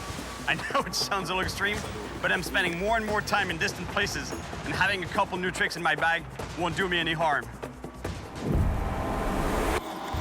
The SIGs are an elite division of the Brazilian army. They specialize in combat and survival in the Amazon. Armies around the world come to train here and learn their techniques. And my goal is exactly that, to learn new survival techniques for my trip in the jungle. Let me introduce you to Simba. He's the mascot of the SIGs. I don't like seeing animals chained up, but the SIGs insisted on taking precautions. All right, it's on for survival training. Obstacle 1, snakes. This is cool. They're gonna show me some snake handling. There's a couple of ways to grab a snake. They were telling me that the safety range of the snake is usually about 1/3 of its length. So you don't want to get any closer than that, because otherwise they can coil up and get you. So 1/3 is the right distance. Diretamente posso... Com a mão? Sim? Sim. Sim? Só puxar só um pouquinho. This is the right way to hold a snake. See, this is pretty safe. With my finger here under its jaw and my thumb right in the middle of its skull there in the back. And here, the snake can't really do anything. Posso ser um SIGs? Yes, I cut the snake 6 way, no stick. Obstacle 2, finding drinkable water. The water from the river is not drinkable if it's not boiled. So it's critical to find alternative sources of water. This is a water vine. It's critical when you're in the jungle and you want to find water, especially in the curvy part here. It's gonna be full of water, so that's why I have to cut it here. Can keep the vine up there without losing the water that's in the bottom part of the curve. It's tasty water too. Obstacle 3, sleeping in the forest. Pode ter serpente, mas assim, à noite, a selva, a gente não se caminha à noite. He was basically telling me that it's very important to set up camp before dark, because after it gets dark, the jungle comes alive. Snakes, spiders, all kinds of wild animals. Plus, you know, you don't see anything at all. Fogo é muito importante. Muito importante porque animais, eles não se aproximam do fogo. Sim. Eles têm medo do fogo. Obrigado. Muito obrigado para você. Muito bom. Sempre bem-vindo aqui, viu? Muito obrigado. At least now, I have a few more survival tricks up my sleeve. Knowing how remote I'm going, I'm pretty sure I'll need them. My destination, an almost unreachable native territory. And from what I've heard, there are massive paraibas lurking out there. The Amazon is a huge wild place. It's almost the same size as the United States. A third of the world's animal species live here. But the reason I love the Amazon so much is because it contains more than 3,000 species of fish. Look at the teeth on that thing. And potentially many more to be discovered. Suddenly, we're engulfed by clouds. There's no visibility whatsoever. It's crazy how fast the weather can change in the Amazon. The weather keeps closing in, and we have to drop close to the ground to see where we're going. Oh, it's very reassuring to know that you're flying over the Amazon, zero visibility, and you're flying with minimal instruments. You know, they have a radar, but it doesn't work. Our plane is practically skimming the treetops. And finally, we see the river where we're supposed to land. Out here, there's no room for error.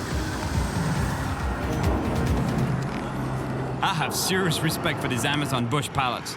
These guys are real pros. Como vai? Wellington. Tanto tempo. Amigo. Nice to see you. Como está, amigo? I've fished many times with my good friend Wellington. Last time, he even pulled a hook out of my leg. Piraiba grande. See? Wait on you, man. I was worried on the way down because I could see the water was brown and kind of muddy, and the water had gone up, but apparently he's telling me that the Paraiba, they're still on, they're still hitting. That's a good thing. I have to admit, seeing how high the water is after all the rain, I'm a little concerned, but I still believe we have a shot at finding a monster Paraiba. Wellington takes me to his base camp. From there, we'll plan our expedition deep into the forest.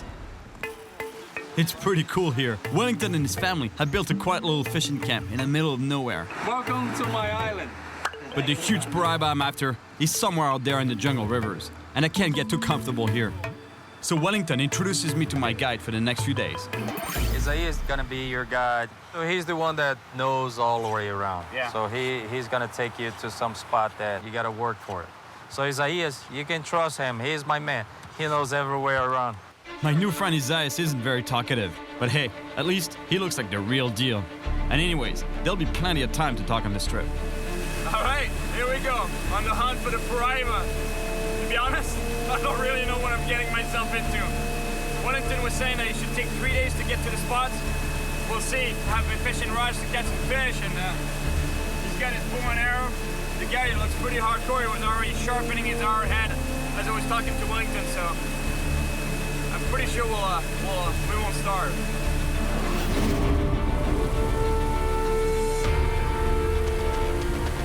After an hour on the boat, I spot a rocky point by a large pool.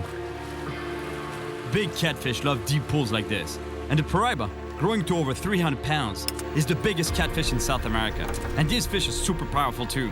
So I can tell you, to get him out of deep holes like this one, you'd better build strong rigs. The rig is pretty straightforward. A sliding sinker on the main line or running line that is attached to a swivel. And the reason why I'm using a non-flexible metal leader is because of the piranhas. Here it's infested with piranhas. And so this keeps the piranhas and the piranhas' teeth away from the main running line and to avoid cutting you off.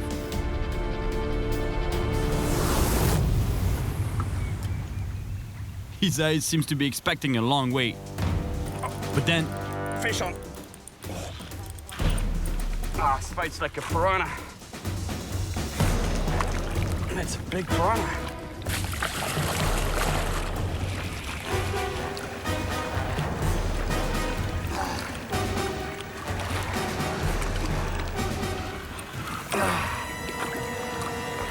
The black piranha is a voracious predator, known for having a fast and powerful bite. The black piranha, the largest species of piranha in the world.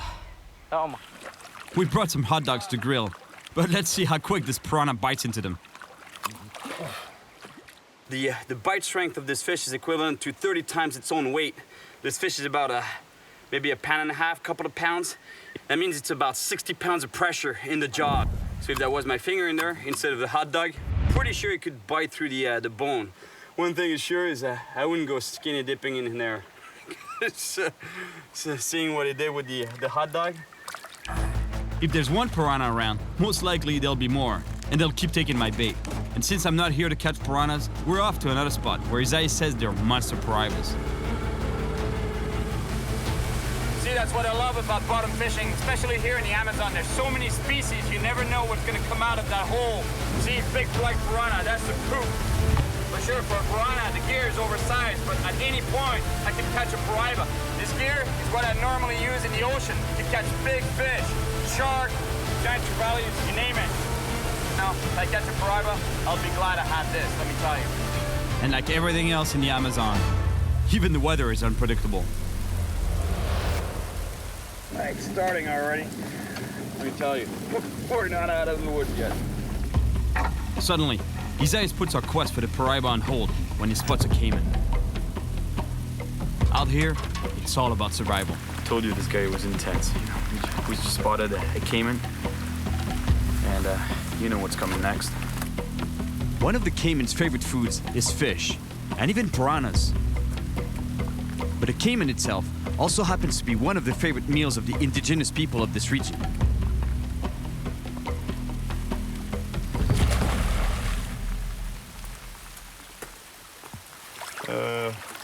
Feel bad for him. He wanted to get his shot, you know, but I don't want to kill a caiman. We'll catch a lot of fish. We won't starve. Vamos pegar peixe. No problem. We get moving again. Isai wants to show me a spot where he knows huge piraibas have been caught before. Okay, that's good here. You can see that there's a bit of a rapid there. So here there should be a deep pool, and the catfish, they love that. Either they sit on the bottom of the deep pool, or in the case of the piraiba, they can hunt in the water column. It should be a good spot.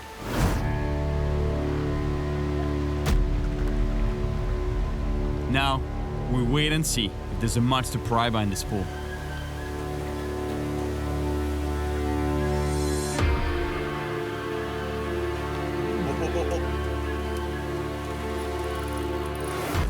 Here we go.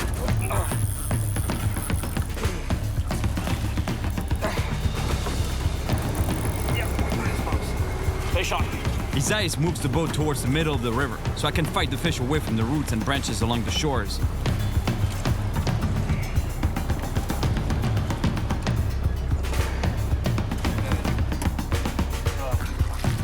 É grande. Sim, bom. Big fish, big fish. It's a big fish. Tá levando aí. É bom, huh? É bom. Whatever it is, it's got some power. Jundia. Jundia. It's not a piraiba, it's a jundia, a leopard catfish. And even though it's barely 15 pounds, it has so much power. So imagine the strength of a 200-pound piraiba.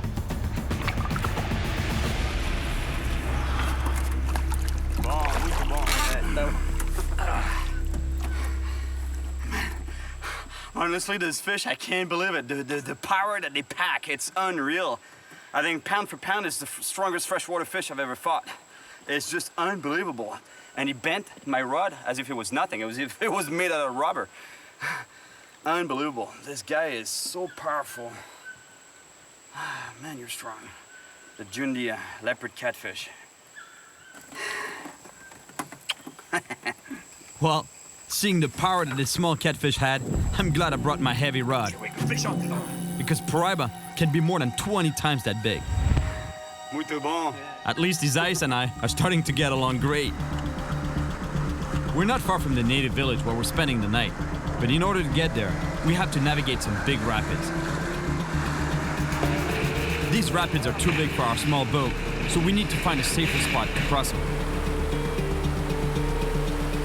The bottom is a minefield of big rocks, and we can't risk breaking the propeller. We have no choice. We have to get out and push the boat upstream against the current. It's really hard to walk safely in this current. It's much stronger than it looks, and it's full of holes between huge slippery rocks. Very easy to get hurt here.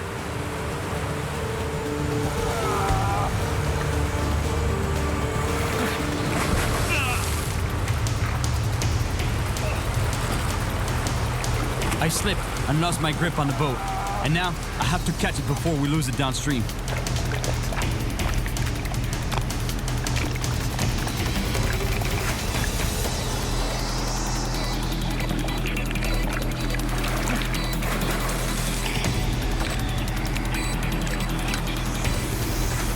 I just hurt my leg real bad, but we have to keep going and get through these rapids.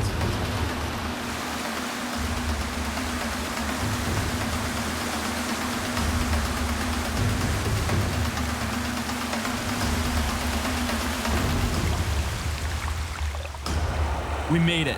Fortunately, we didn't tip the boat or lose any equipment. It's really intense here.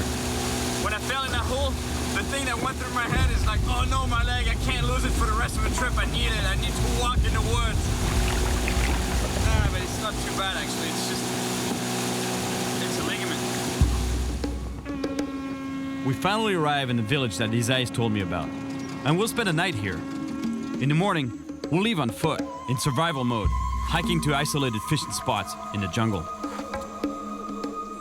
I love visiting remote villages like this one. The people here live so peacefully. And guess what? I must be getting closer to my goal. They're cooking a small Paraiba, also known as a filhote. Onde pega? No rio aqui? Nesse rio. Nesse rio? Nesse rio pega até lá em cima que pega. Lá que pega mais grande que mais. Tem muito grande? Muito grande. Esse filhote, mas tem grande? Grande. Sim? É cabeça assim. Cabeça assim? É. Muito grande. Verdade. Verdade mesmo. Wow, that's a good sign. Look, that's a filhote's head there. That's a baby Paraiba. That's a really good sign. That means I'm in the right area. See? Para pegar Paraiba. The chief knows that I want to catch a really big Paraiba. So he tells me a story about how their gigantic size and incredible power can make them very dangerous.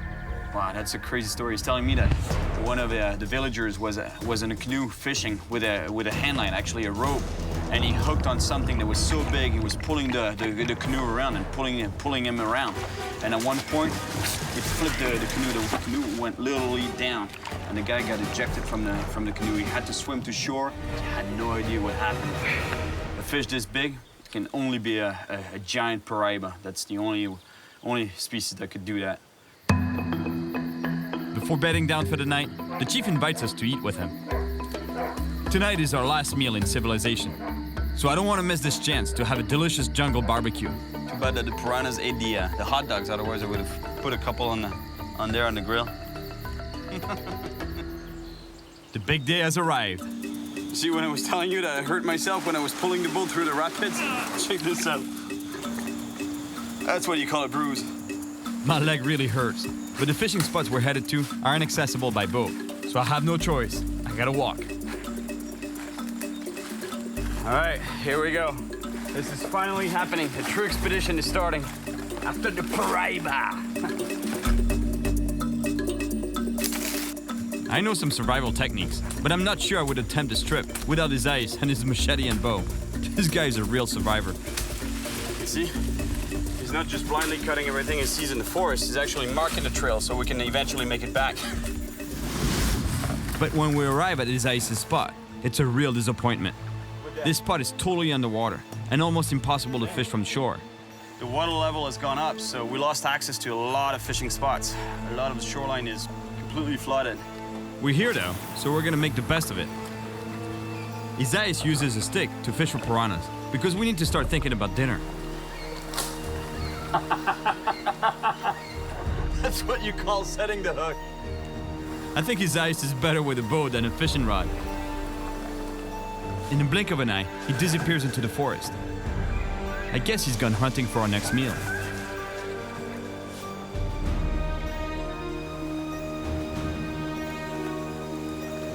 Look at the piranhas. Tack, tack, tack, tack, tack. Fish on. I think it's a piranha. What is it? Electric eel, electric eel.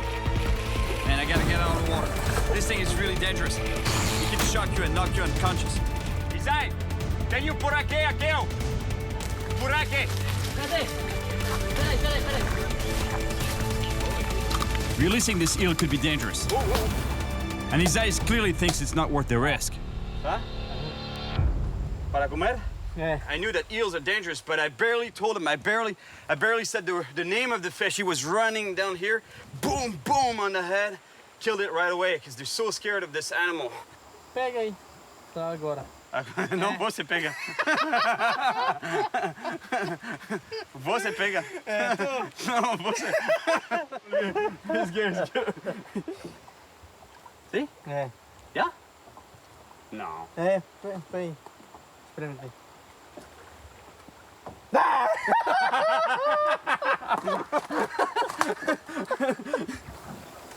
Look at the size of this eel. It's too bad we had to kill this animal, but at least it's gonna make a nice dinner tonight.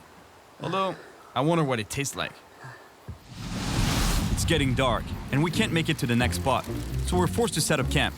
On the menu tonight, electric eel. You know, normally the advantage when you're surviving in the woods with a fishing rod is that you eat good fish. You know, you don't have to eat bugs or weird stuff, weird food.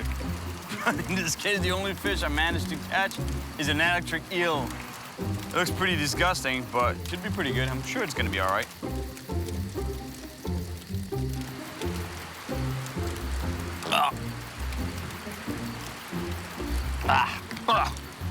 Você gosta? Não é bom, hein?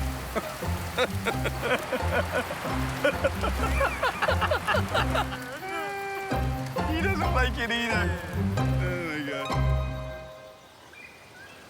There's nothing better than waking up hungry after 4 hours of sleep, especially when you know that there's a long day of walking in the forest ahead of you.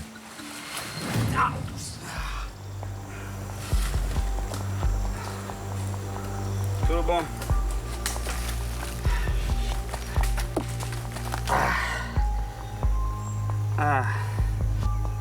That's bad. I just slipped under that log there. I don't know how I could cut myself like this, but God, the only thing that worries me is an infection. I'm not gonna let this cut slow us down, so I quickly disinfect the wound, and we keep going. We still haven't eaten this morning. Although that eel wasn't very tasty, it's kept us going until now. But it's time we catch something to eat. And Isai's found us a spot where we should be able to find some delicious peacock bass. But to get there, we have to cross the river. He wants to go fish in the rocks there. Big boulders. He says it's a good spot for peacock bass. The thing is, we gotta swim across, and there's a lot of current. But it's pretty deep too. Então vamos? Você primeiro? Oh.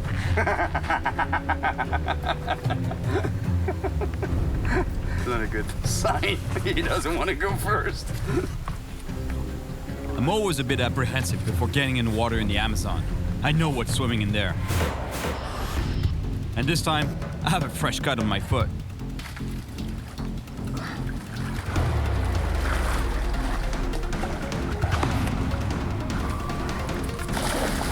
I'm hungry. My leg is sore from when I fell, and my foot is bloody. Let me tell you, I don't feel like staying in the water too long here.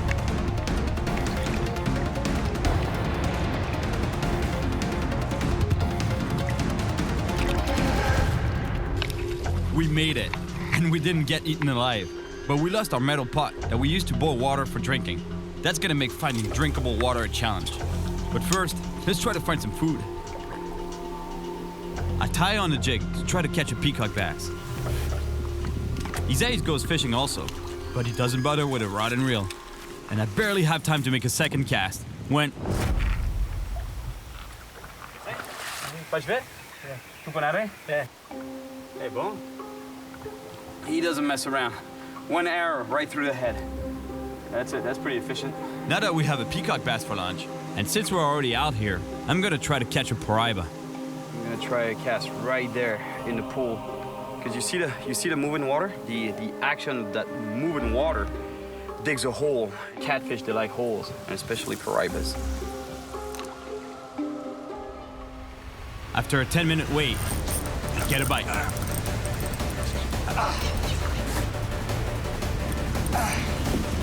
It's a piranha. It's a black piranha. It's a big one.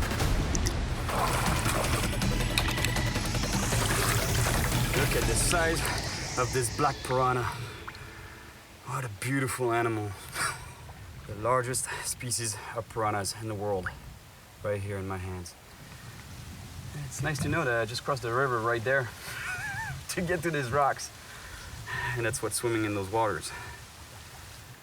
Look at the teeth on this fish. Same kind of teeth as a shark. I think there are too many piranhas around here to catch anything else. Another spot, and still no paraiba. And now we have to find a place with dry wood to make a fire. So we're back in the forest again. We're crushed by the heat, but at least we find something that will give us some energy and help us on our hike. A Brazilian nut right there. Comes from that huge tree here.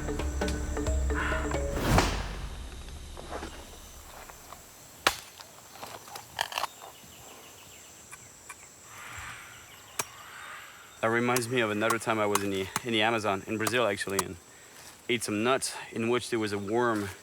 We had to eat the worm. Oh, muito bom, actually the taste was pretty good. You just had to forget the fact that it was a worm that you had in your mouth. Para você. Bon, a lot of work for a little nut. It was worth the effort though, because apparently these nuts have so much protein that 2 of these will keep you going for the entire day. Bon, muito bom. After 2 hours of hiking through the forest, we come to a river crossing, and this one is easily 300 feet wide.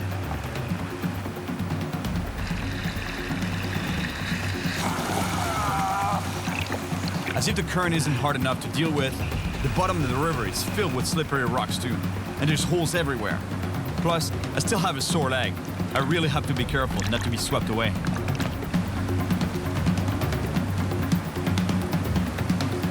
Isaias is always in hunt mode, and he spots our next meal.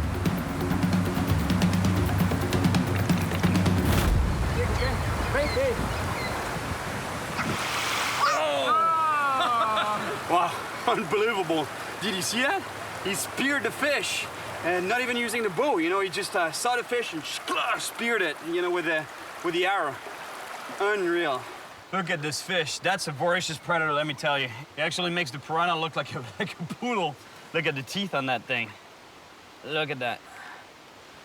The trairão. Giant trairão. I've caught them before. And they're ambush predators, so they sit and just wait for something to come by and bang, they latch onto it and kill it. So I'm glad that Isaias saw it first, because I could have stepped right in that fish's hole and boom, my foot. Let me tell you, at this point, we're really hungry. We have to find a spot to eat our fish. And what better place to make a fire than a beautiful beach in the Amazon?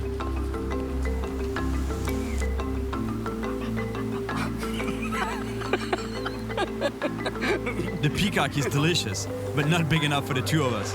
Luckily, the trairão that Isaias caught, he's there to finish the job. Esse foi bom, hein? É. Não é por aqui, hein? Não. É gostoso. This makes surviving really cool. It's really hot, and when we crossed the first river, we lost a metal pot that we used to boil and disinfect water. So now, we need to find safe drinking water. But these water vines aren't very generous. I'm so thirsty right now, looking for water vines, but they're all pretty dry, the ones that we find. Suddenly, Isai sees his next prey, a spider monkey. His hunter instinct kicks in, and he takes off after it like a jaguar on a hunt.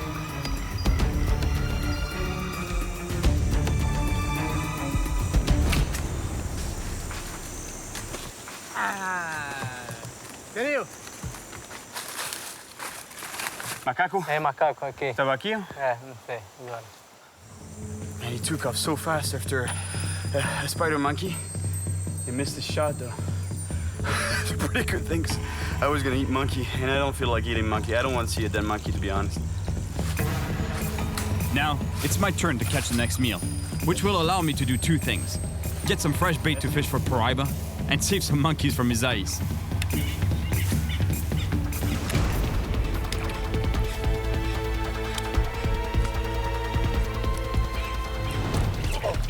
Oh, fish on. Oh, nice peacock. Look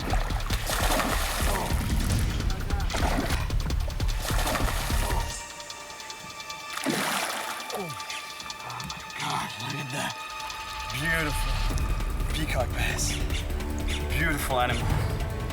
I really want to release this fish, but in the Amazon, you always need to have your next meal ready. Você tem com fome, não? Muito. The forest is dense, and there's just no way we can get to the next fishing spot before dark, which means we'll be walking through the jungle at night.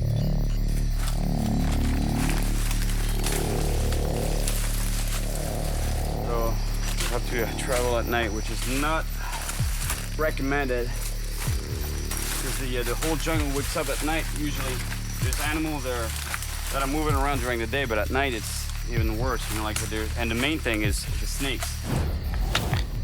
We broke the SIG's #1 rule by not setting up camp before dark, but we had to make sure we found a secure spot.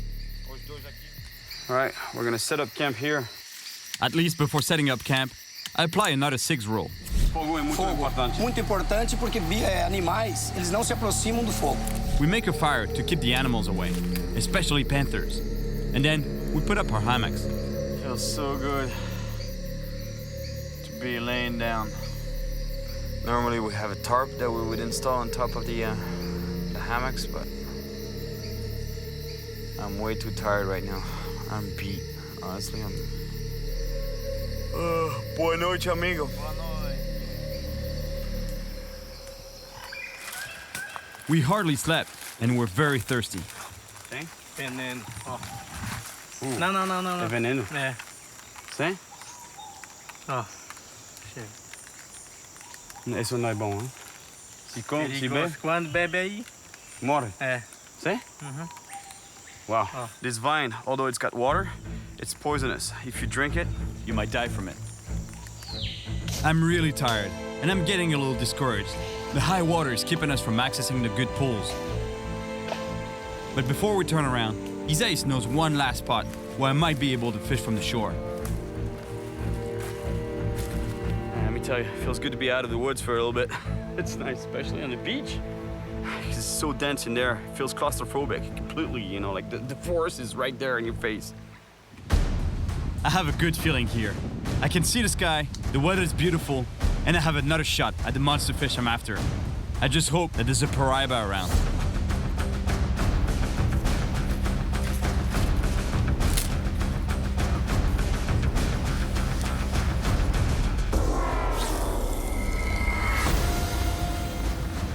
And once again, the wait for a monster begins.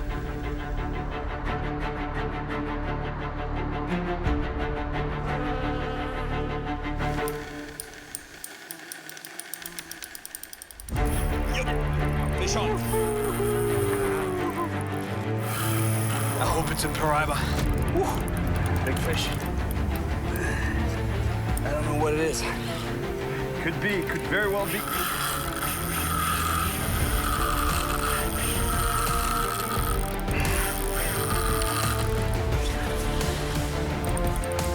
This fish is giving me an incredible fight. It could be the monster Paraiba I've been looking for.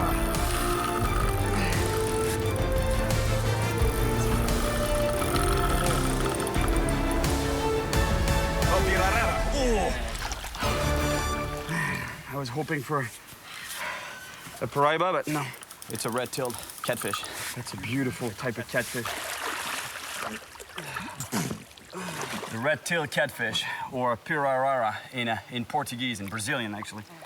And the entire head of the fish is bony. Look, this is bone, all the way to here.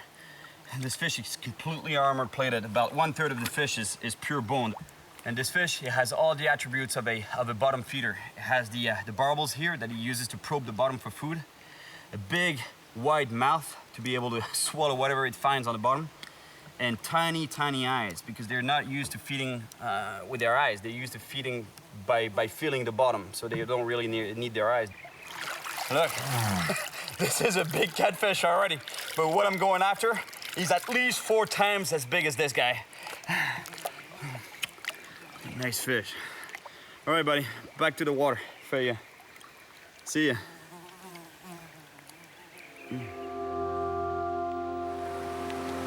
Isaias tells me that we should turn back. We've gone far enough, and it's really hard to fish from the shore. But I can't give up on the monster paraiba.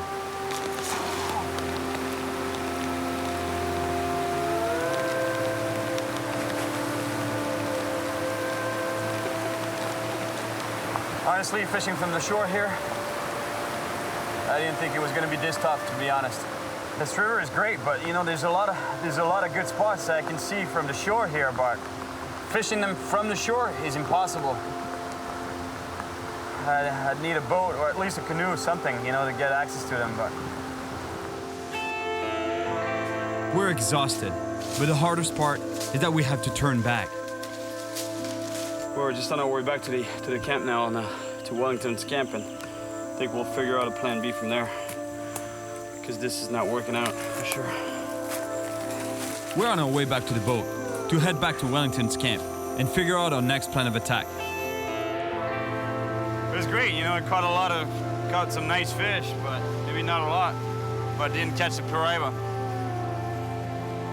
I'm feeling tired and discouraged, but there's no chance I'm leaving here without catching the fish I came for. Acampamento! Acampamento! Oh, man. Valeu, Cyril! This is gonna be luxury.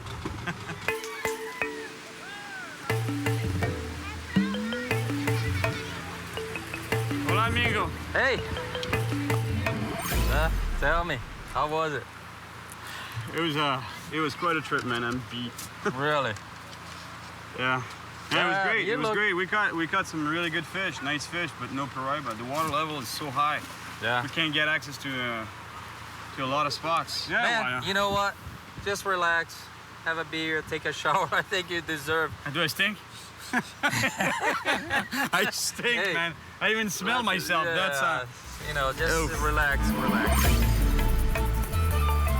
I took a nap in a tent, pretty luxurious compared to what we had for the last 3 days. And of course in Brazil, even in the depths of the Amazon, we play soccer.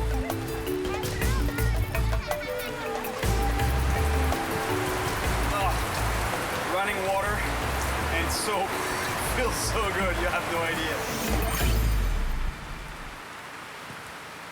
So tell me a little bit what happened up there. Well, I think it's just that the water level was way high, you know, like way too high actually to fish from the shore. You know, I don't want to take the risk of getting bit by something there. A pessoa não leva o Cyril pra pegar piraíba se eu pego naquele dia grandona. Yeah, you know, she brought up an idea. Yeah. She was talking about paraiba there. Yeah, she said that why I don't take you to the place where we seen some big ones before. You give it a shot? Yeah, give it a shot. All right, let's drink to that, man. Here you go. But I'm glad you made it back safe, buddy. yeah. That's a good thing. It's my last day here, and Wellington has one more spot to show me. I trust him. He knows this area like the back of his hand. But after everything I've been through, I don't want to get too excited.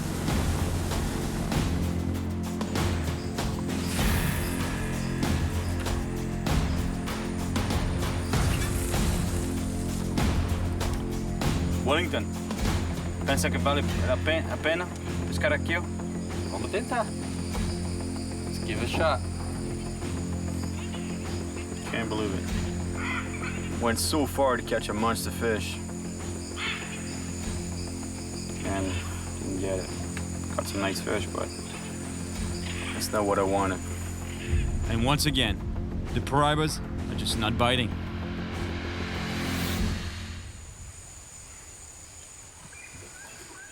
But then... Oh. Here we go.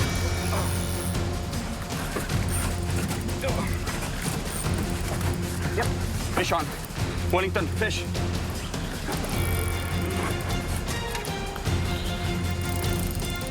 Is heavy? Yeah. I don't know what it is. It's not moving much yet. This fish is seriously heavy and powerful. It's dragging our boat across the river.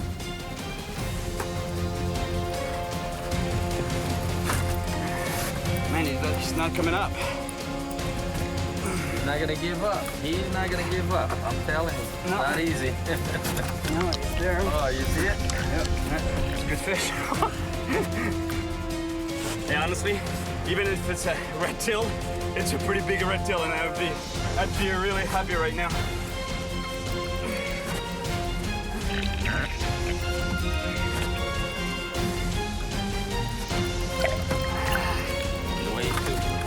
It's coming up now. It's coming up. Hey, it's a Paraiba. Yeah, it is. I can't break him off or lose it. This is the fish I've been chasing. I can't believe it. Honestly. Look that monster, man. Oh, man. Yes! Size of that fish. Look the size of that fish. Oh my God! Unbelievable. Hey, Wellington, hey, boys, hey, patient. Hey, grande. We're gonna bring this fish to the shallow water there to release it. Not let it go in deep water, because it's pretty tired, so we want to give it some time to breathe, reoxygenate, get some strength back before we let it go. And you're gonna see the size of this fish when I get right next to it. 6 feet long and about 180 pounds. That's the Amazon right there. Look at the size of this thing. Unbelievable, the size of the animal. Beautiful Paraiba. That's a monster. One of the biggest fish in the world right here in my hands. My gosh. Look at that wide head. Big, wide head and slender body. Very muscular. It's funny when you think that I went running around, in the bush, like trekking around, trying to find the most remote waters to try to catch a thing, living with his ice. And then, finally I catch it right here. I come back with Wellington, and we catch this monster right by the camp.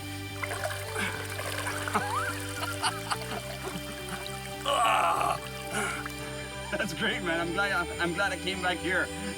You saved the day, man. Oh, he's ready. Look at him swim.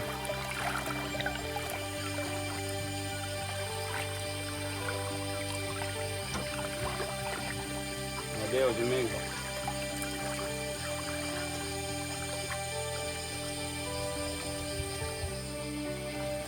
Yeah. Yes, Wellington. Muito obrigado, amigo. Muito obrigado. O melhor você. O melhor você. Muito obrigado, amigo. This quest for the Paraiba was really something. I went on an expedition deep in the Amazon forest to catch a huge fish. Unbelievable. And along the way, I learned many new things about survival. Yes, I caught this snake 6-way. This is one of the most remote places on the planet. And I've got to say, it really wasn't easy. And just when I was about to quit, it was thanks to my friends Isais and Wellington that I finally managed to catch an amazing fish.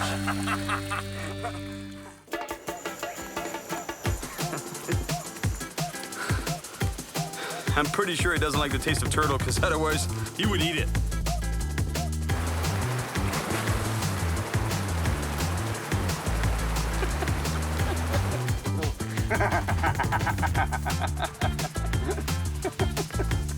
Not a good sign. He doesn't want to go first.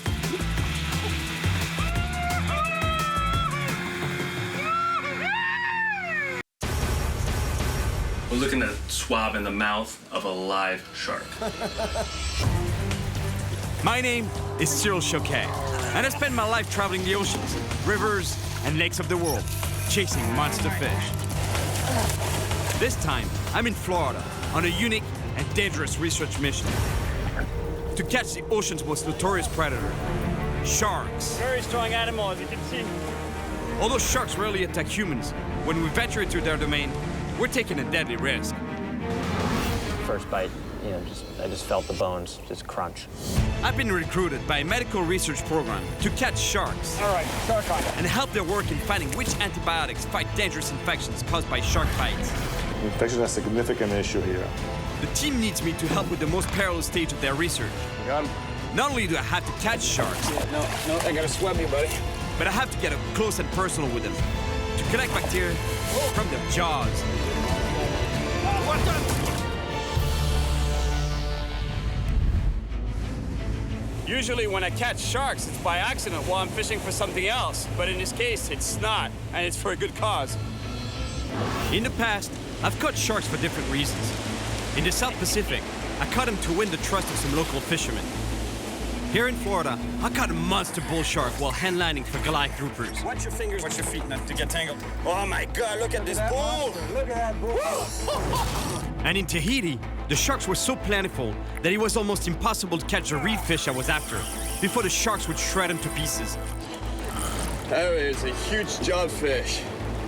This guy took one bite at it. I've even come really close to getting bitten before while releasing a shark. And like everyone else, I usually try to avoid sharks' mouths. But this time, I have to get as close to their jaws as possible to get the bacteria samples the medical research team needs. And to do it safely, I need to learn more. So I make my way to West Palm Beach, to St. Mary's Hospital, to meet Dr. Robert Borrego, director of the hospital's trauma center. Cyril. Doctor. Hey, nice seeing you. He's the one who recruited me to join his research unit to help identify the bacteria found in the mouths of sharks. So this is where you treat your shark bite patients? I had a recent one not too long ago that was real bad. Once he got here, we did with him real quickly. Fixes the vessels, fixes muscles, his nerve, everything. But yeah, he stayed 5 weeks in the hospital. And the main part of that stay was dealing with infection. I thought that a shark bite was mainly a trauma situation, but it's way more than that. The infection is a big deal. Infection is a significant issue here. Because you just don't know what bacteria are present in the mouth We of never sharks. knew that. And the reason why I started this study is a patient's family asked me, Dr. Borrego, what kind of bacteria are in the shark's mouth? That patient, a little boy attacked near the beach by a black-tip shark, almost died from the infection. You know, in this area, black tips inflict a lot of the wounds because people are swimming at the beach, that's where they are. I mean, by you coming and joining our team and helping us out to swab sharks, catch the sharks, you're part of an incredible study. We're trying to save people's lives. So I guess if I get bit during the swabbing thing, that's why I'll meet you again. You'll be seeing me here. I hope not. You'll want to see that. Wow, let me tell you, seeing these wounds, I don't really like the sight of blood, and open wounds like that, it's quite intense, but at least it gave me a lot of motivation to help these guys. Dr. Borrego, he put me in touch with a pharmacologist by the name of Nate. Yes. He works with Dr. Borrego, but he's gonna be able to give me the swabbing kit and show me how to swab. We're looking at swab in the mouth of a live shark. This can get pretty messy. You know, we're catching sharks off the boat's rocking, the sharks are fighting. We're trying to get a good, clean swab in there, right in between the teeth and the gums, and that's where all the bacteria can be harbored. The mouths of all animals contain bacteria. When a shark bites, bacteria enters the wound and multiplies, unless it's stopped. The samples I'll collect will help the team determine which antibiotics will stop these deadly infections. Over here is our shark model that we're going to practice on. It's actually a mako shark, the mascot of Nova Southeastern University. So one of the first things is that our swab is sterile. And you don't want to put your mouth just like I did, right? Right, you want, you know, you're gonna end up with the wrong bacteria. There's some goo on that. Oops, there's a lot of bacteria right there. All right, so show me how it's done, man. Again, this is sterile. You cannot touch any of the Q-tip parts because that's going to contaminate it. Nice and tight. So when we're swabbing, we're going to make sure we get both the teeth and the gums, the top and the bottom of the shark. Here I'm demonstrating getting the bottom teeth, again, back behind the teeth, along the gum line. I'm pretty good at flossing normally. Yeah. You know, my dentist tells me I'm pretty good at it. So, I'm impressed. yeah, see you. I think we found the right man. All right, let's do that on a live shark now. Let's do this. That's all right. All right. Hey, you have more swabs for me, though. I got 50 more for you. Practicing on a fake shark is one thing. Now, it's time to try my swabbing technique on the real predators. Here's the list of sharks I need to target while fishing. At the top is the black-tip shark, because according to Dr. Borrego, they are responsible for the majority of shark attack injuries that he treats. I really want to catch some sharks for these guys and help them out with their research. And if there's one place where I'm pretty sure I'm going to find sharks, because I've been there before, it's in the Everglades. And as far as I know, they run kayaks there, so kayaking out to a remote beach, catching sharks from that beach, that would be cool. How you doing, man? Can I help you? Yeah, sure. I need a kayak. Okay, so let's see. You're gonna be back, say 5 o'clock? If I'm not back by 5 o'clock, send a crew out there. Party. Yeah, we'll send the Rangers out.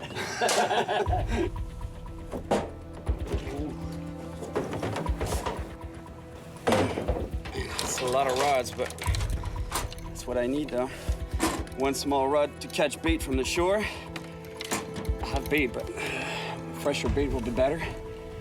And 3 big rods to set out for sharks. So three rods, 3 times as many chances of catching a shark. However, that's gonna be a real pain paddling with this. Hope I'm not gonna lose one. With so many rods in the kayak, I have to be very careful not to tip over.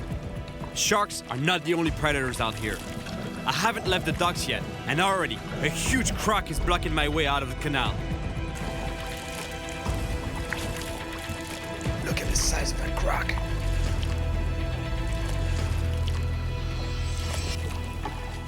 The croc takes a plunge. Time to go. I just hope it doesn't come back up as I'm passing over it. To reach my planned fishing spot, a remote beach on the ocean side of the Everglades, I have to paddle 5 miles into the wild. It's not the kind of trip you want to take too lightly. Besides crocs, several species of sharks patrol these waters, especially big bull sharks.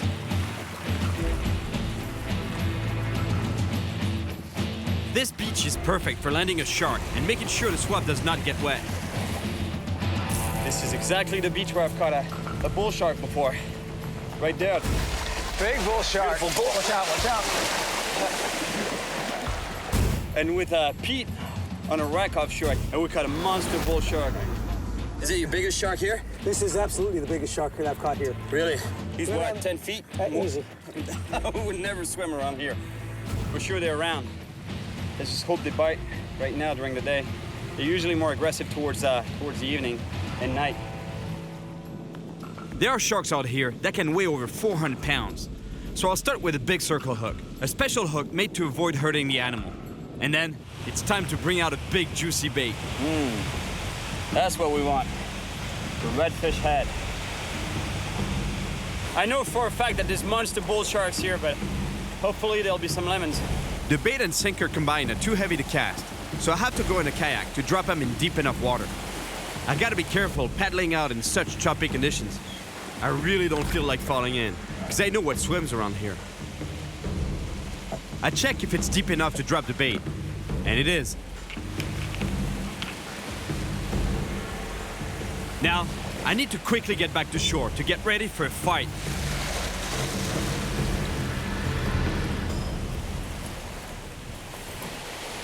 The rod is set, and the wait for a big bite can begin. I start rigging another rod to maximize my chances of catching a shark. Oh, shark there. He's taking up with the rod.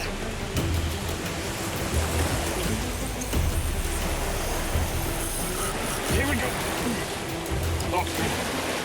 Yeah, here we go. Here we go, shark off. Oh no, I lost it. I can't believe it. This shark broke me off. You know what? That fish must have wrapped around the line. Oh yeah, he turned around on the line and cut it off. It must have bit the line right off. That, I'm telling you, that was a big shark. It's clear now. There's definitely big sharks patrolling this beach. I have to get back in the kayak and drop another bait out there. Just what I needed. The wind is picking up, and the water's getting really choppy. Ah, damn! I just tipped over, and now I'm the bait.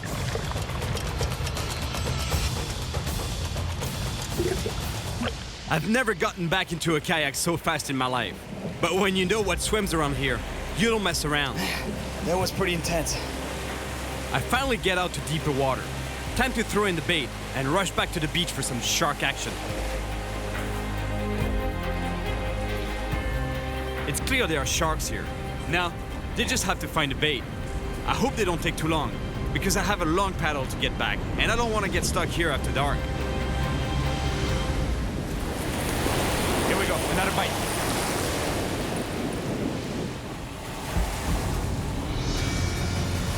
Here we go. All right, we've got a shark on the line. I know it's a shark because of the violent movements at the end of my line. That's typical of a shark movement. You can feel that head shake there. Strong, powerful head shake. This shark is pulling hard, and it's tough to see what species it is yet. But one thing's for sure, it's big. You might see a dorsal fin very soon. It's there. That shark. Shark. Yeah, yes, sir. Okay. It's a big lemon shark. I don't like to bring sharks onto the beach, but the only way to get a clean swab is to keep its mouth as dry as possible. Now the problem is I have to land this shark, pull it up on the beach so I can swab it. The safest way for me to get this fish out of the water is to grab it by the tail and bring it onto the beach without hurting it and without getting bitten.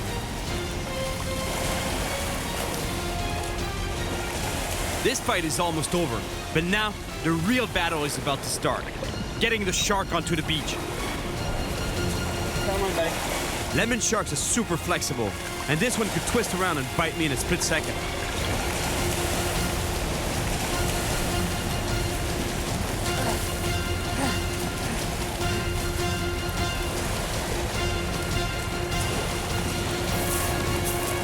This is what you gotta be really careful. They're so flexible they can turn and twist on a dime and bite you. The shark is heading back to the water. I have to stop it. Stay here, buddy. I have to swab you. In order to get a clean swab, I have to keep the shark's mouth open. Sorry, buddy. Just gonna take a minute. I think I'm getting a pretty good swab here. Okay, got it. The hook is out. The fish can go back to where it belongs. It's really important to remember that most sharks need to swim in order to breathe, so you don't want to keep this fish out of the water too long.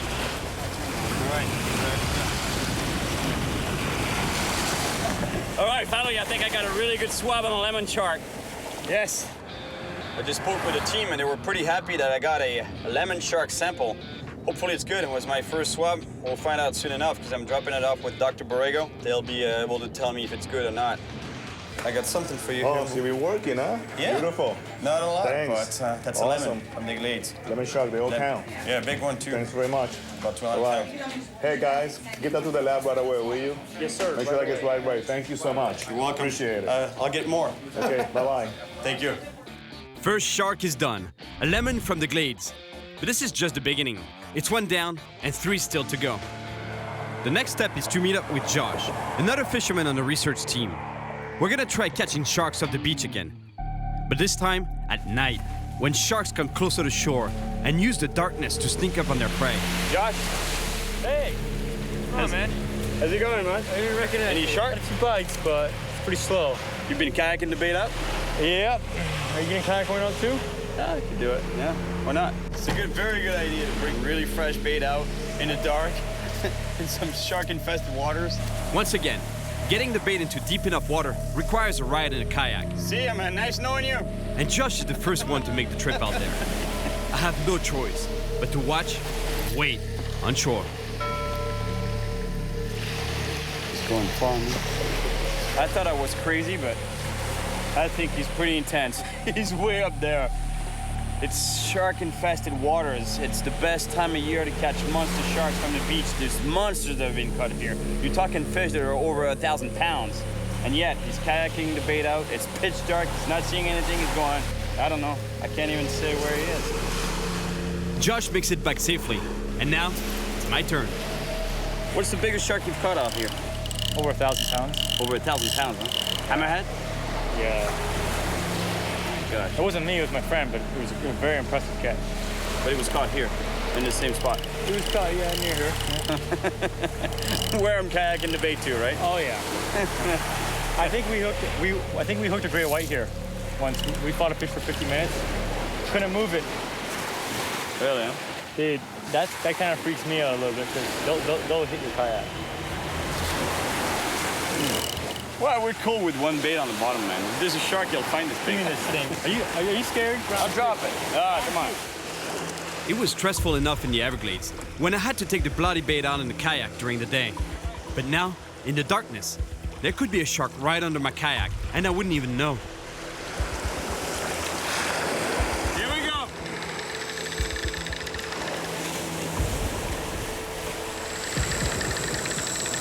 He's doing good.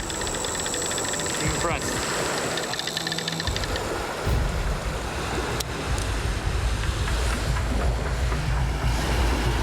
He's still struggling with the rock. He's tangled up. Let's go, drop the rock.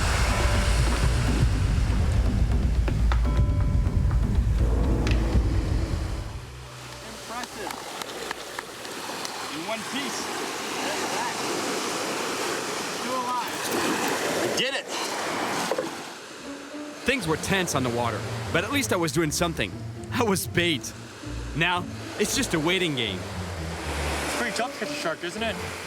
Yeah, it's not, you got to put that time to it, right? I spent out here many nights, never got a bite. So much work, you know. Yeah. Bring the kayak out, drag it all out But here. then you see someone catch a nice fish, you're like, I gotta go back.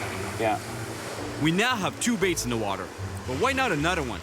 So I make a cast with one of my lighter rods, just to see if there are sharks even closer to shore. And they are. Oh, gosh, unbelievable. I'm weight to this fish too. Here he is again. Oh, he's on now. He's chewing.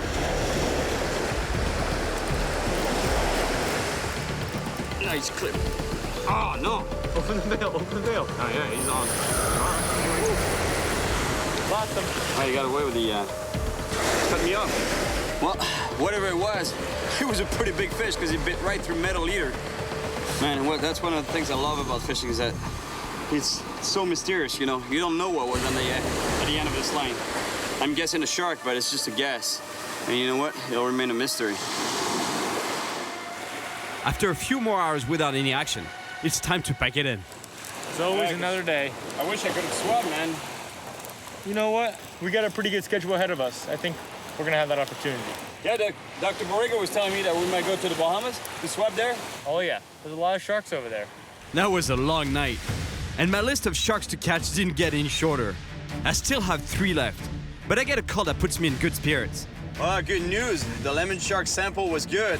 All right, finally we're gonna get a swab today. That's a relief because I was not sure about it.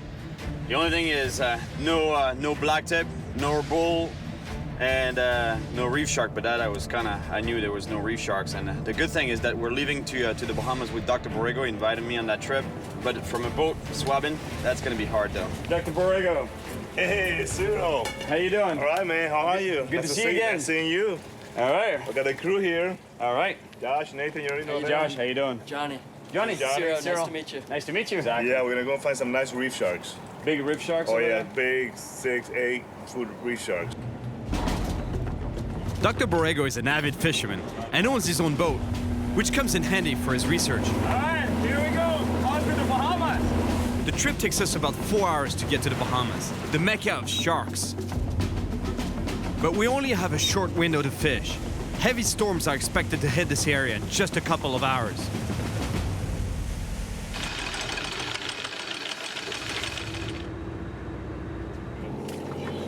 You're a pretty serious trauma surgeon there, huh?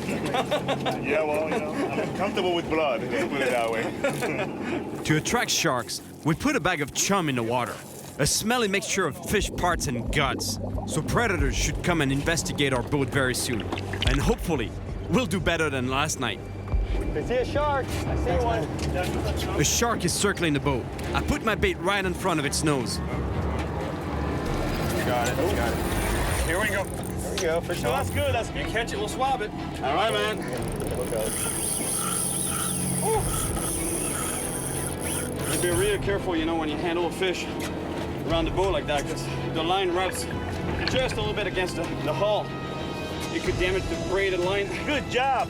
There you go, you got him. The shark is at the boat, but now the dangerous part begins. Getting a usable swab is really tough, with the crashing waves, the rocking boat, and the shark thrashing around. He's not cooperating so much. The shark is thrashing around too much. Nate can't get a good angle, so he passes me the swab. But then... Oh, cut us off. Oh. What happened? Break you off? Yeah. At least you got a little bit of something there. Yeah, something. No problem. We'll get the next one. All right. The shark broke us off. It broke the cable. Shredded the cable right here. We don't know if our first swab is good, so we throw out another bait. Here we go. And the shark takes it right away. This one's really not that big. Mr. Borrego, do you need a swab on that one? Cyril, the more samples we get, the better off our study's gonna be. This is a small shark, but every sample is valuable for the research. I know that even small sharks are dangerous though, because they can move really quick. In order to calm the shark down, I'm trying something I've never done before. Holding the shark by the nose and turning it on its back to put it into a kind of hypnotized state called tonic immobility. But obviously, I don't quite have the technique down yet. You gotta be real careful, you know. As small as this shark is, you know, one sharp movement, fast movement, just like that, gets your hand, lose a finger or two. All right, Doc? Absolutely. No, you have to be careful the whole time. All right, buddy. You're going back. Okay, he's good. After battling two sharks, we're still not sure if we'll have a clean swab or not. So we have to stay out until we get a good bacterial sample from a reef shark. I would so jump in the water right now. You have no idea how hot it is here. Unbelievable. I don't think it's a good idea though. The boat is anchored first, and there's quite a few sharks down there. Hey, you guys, that storm is packing tons and tons of lightning. We gotta get out of here. The storm is catching up with us. We don't have much time. Josh sets up a gigantic bait. And now, let's just hope we catch a shark in the next 10 minutes.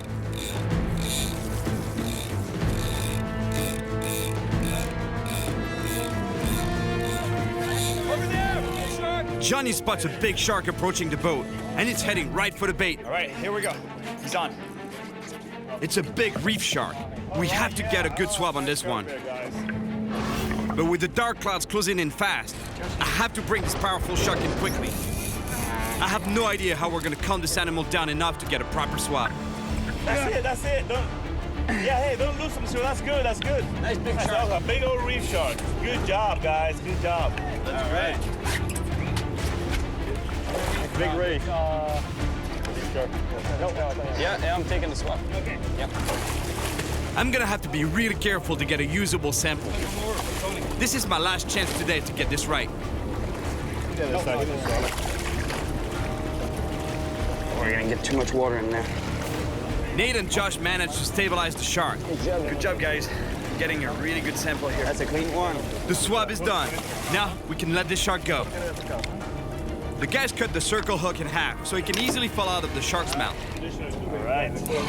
Great sample. You guys get him off? Good job. You're gonna be happy with this one. Good job. That's a nice Thank you, man. Thank you. All right, we got samples. Yes. Mission accomplished, and just in time to avoid the storm. We got 3 reef sharks. Now, there are only 2 more species of sharks left that I need to get samples from. It's Nate. Really?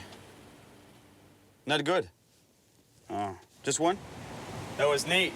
Imagine, he was telling me that out of all the samples that we got in the Bahamas, only one is good. Only one. It's funny, you know, he was with me there. You know, it's hard. You know, the boat is moving, the fish are thrashing their heads. It's pretty hard getting a sample from a boat. So I have an idea. To get better at handling sharks beside the boat, I'm going out with some biologists I know who specialize in studying sharks. Nice meeting you, finally. Oh, I know. This is cool. Casey Bender. She's one of the students at UNF. Cyril, nice to meet you. These guys are pros at getting sharks as steady and calm as possible. Nice to meet you. That way, they can run tests on the animals before releasing them. How far do we go? Pretty close. We're gonna be about less than a mile and a half from shore. Hell yeah. It's crazy how many sharks can be that close to shore. Yeah. Yeah. How big? And how big they are, huh? It can be 10 feet. 10 feet long, huh? The biologists intend to catch and study as many sharks as possible today. And if I'm lucky, we may catch a bull shark and a black tip. What we're doing here is we're baiting about, you said 50 hooks, right? Yep. 50 hooks to put on a long line. It's used commercially for offshore fishing and all kinds of fishing, actually. And but in this case, it's going to be used for scientific purposes. Right now, we're about to pull the main rope to which we'll attach all the baited hooks. It looks like we've done that a couple of times, huh? Yeah. Yeah. Well, I'm standing in a pool of blood, so it's a little slippery. Hey, Derek, you did a good job, huh? Absolutely. you know how to not get dirty there. Sorry. All the baits are set. Now, it's time to see if we have any sharks on the line. Well, I say we're gonna have some luck with this long line. I think so. Long line should be good, yeah, I agree.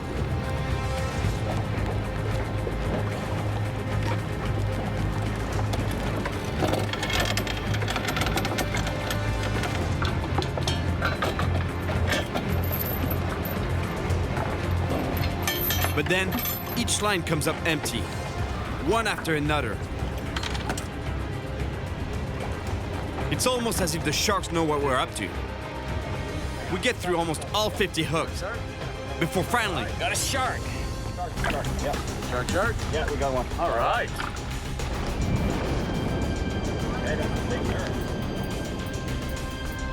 He's a big nurse shark.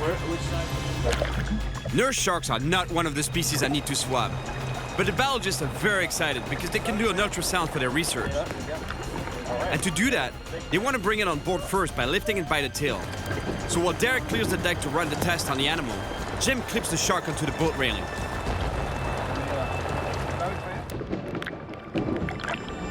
But then... Oh, no! He snapped the line. We're going for the rope to tail wrap it, and it just snapped the line right off. That was a big nurse shark. We continue to pull up the long line, but no more sharks. Gentlemen, we're officially skunked. And lady. Hey guys, it's okay. Happens. They call it fishing, not catching, huh? Right, yeah, exactly. Hey guys, I know where the sharks are. Somewhere over the rainbow. Yeah. All right. Let me tell you something. I'm starting to feel a little discouraged about this whole swabbing thing. It's not easy, you know. The trip to the Bahamas, only one good sample, and then now with the biologist, 50 hooks in the water, and we get one shark. Plus, it's a nurse. It's not really the species that we wanted. Plus, we lost it anyway. So I was talking to Dr. Borrego, and he was telling me, Cyril, don't get discouraged. Meet with Anthony. He's the shark bite victim that I treated. And he's gonna crank you right back up. So that's what I'm doing now. I'm gonna meet with Anthony. Anthony. Hey, how are you? I'm pretty good. Yourself? Yeah, good. Nice to meet you. Nice to meet you too. Is that the scar there? Yeah, it is. Here, I'll show you. Wow. It's, So how did it go? How did it happen? Well, we were actually right out here, about 3 miles offshore. There's a number of wrecks that sit in around 200 foot of water. Around April and May, all the cobia come through. The cobia follow the bull sharks and they follow the big rays. So when you're out spearfishing with the cobia, you're going to see the bull sharks. And I was with 2 dive buddies, and they each shot their cobia and moved off the wreck. I shot the last cobia, taking my time to get a lift bag on it, and out of the murk, one bull shark shot up from the bottom, and I looked down, and all I saw was the head and the mouth coming straight up from the bottom. The first bite, I just felt the bones just crunch. Its whole mouth was about that wide. Eventually let go. I mean, the water just went red. Somehow, with his friend's help, Anthony was able to get out of the water and eventually to Dr. Borrego's operating table. But his 5-week ordeal dealing with deadly infections was just beginning. You know, I grew up fishing my whole life. I never really thought about an infection from getting bit from a fish. But it doesn't take much to kill you with a blood infection. I know I wouldn't really be here in the state I am if it wasn't for Dr. Borrego and his team. The work that you guys are doing, it saves lives. I mean, I'm living proof. I'm glad you're here to tell me the story today. I'm glad I'm here too, and thank you. Hearing Anthony's story makes me realize just how important this work is and how much I want to help Dr. Borrego catch those last two sharks. A bull, like the one that attacked Anthony, and a blacktip, like the one that bit the little boy. So it's time to head to the West Coast to meet Sean, a local fisherman. He knows a remote spot in the Everglades with some monster sharks. Hey, Sean. Hey, great to meet you. Great to meet you too, man. How you doing? Good, doing great. Well, I'm gonna have to get really close to that mouth, like I was telling you, right? I need to swab the mouth. Great. You handle the business end, I'll handle the tail rope, and we'll drag them up, so. All right? All right. Let's go do it. Let's do it. No time to lose. We're headed to a remote beach near the Everglades. This brackish water environment is ideal for finding bull sharks. And Sean says he's seen blacktips here too. I don't think I've ever used that much natural bait on this trip. Unbelievable. I guess that's what it takes to catch sharks. Here, we don't need to take the bait out by kayak, or by boat for that matter. The water drops off immediately, so the sharks should be patrolling right along the beach.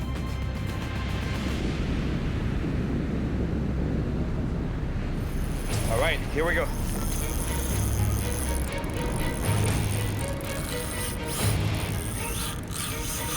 Here we go. Hey, Sean. I hope it's a bull shark or a blacktip. The blacktip and the bull are the last two species on my list, and I haven't swabbed them yet. Woohoo! In the current. Yep. Good fish. How long have we been here? 30 minutes and a sandwich?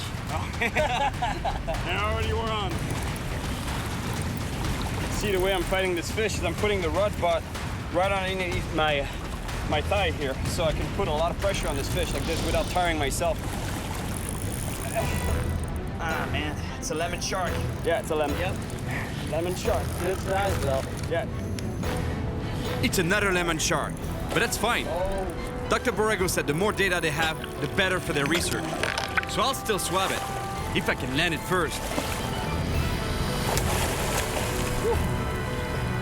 Better fish than I thought. I just saw him lengthwise. No, he's 200 pounds. He's pushing 8 foot. Yeah.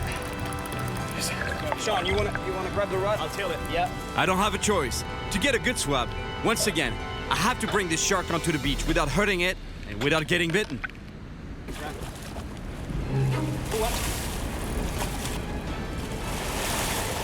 right. Look at that. Whoa, what? Yeah. Right in the corner of the mouth. Yeah. That's a big lemon shark. That's not what I want, but that's not the right species exactly, but that's a pretty nice shark. I think Dr. Borrego will be happy with that guy. So this is how it's done. Right here. I have to rush and get the shark back in the water. Whoa, what?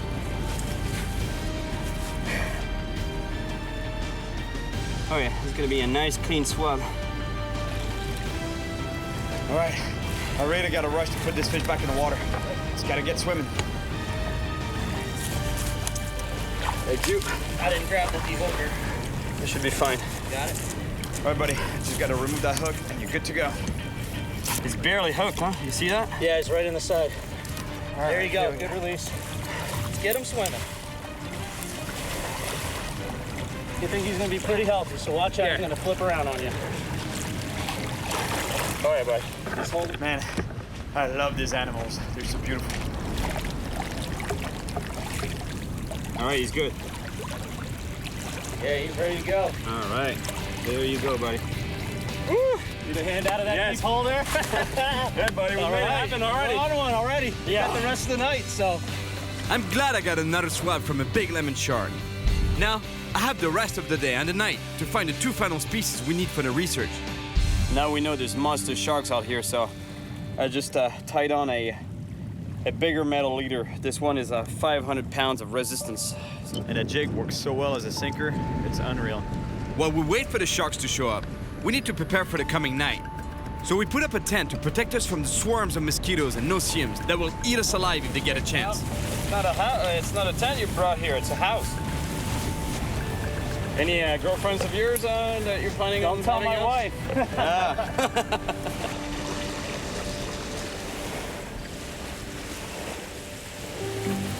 Sharks usually get very active when the sun goes down, and I'm just hoping that bulls and blacktips will show up tonight. There was a head on that line? Oh, the one line when you went to go get all the firewood, your rod was going straight down into the beach. Really? I literally dove over and grabbed it right before it went in the water. I let him run with it, run. Finally got into him, put a couple. Next thing you know, it let loose. It was loose, huh? Yep. Oh, we're on. Oh.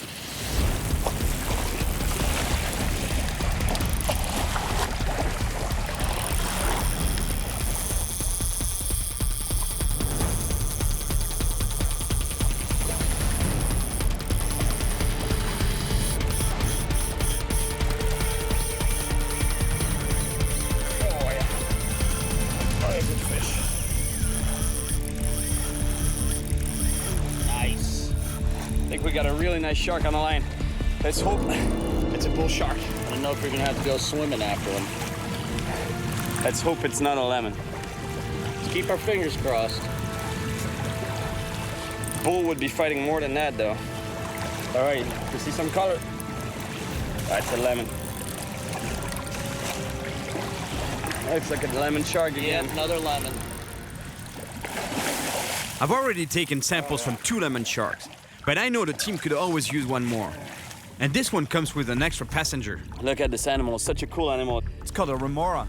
And this fish, what they do is they live on big fish such as sharks or rays, and they stay attached to the shark or the ray, and they feed on the scraps, because these fish obviously feed on a lot of other fish, and they usually are scraps. And this fish, these guys here, they take advantage of that. But the way they attach to the shark is really interesting. Look, on the top of the head here, it's a suction device that they have. This thing here, they use that to stay attached to the animal. So basically here, they clamp on that and boom, you see? They can stay stuck on it. How cool is that? All right. No, don't go just yet. I gotta swab you, buddy.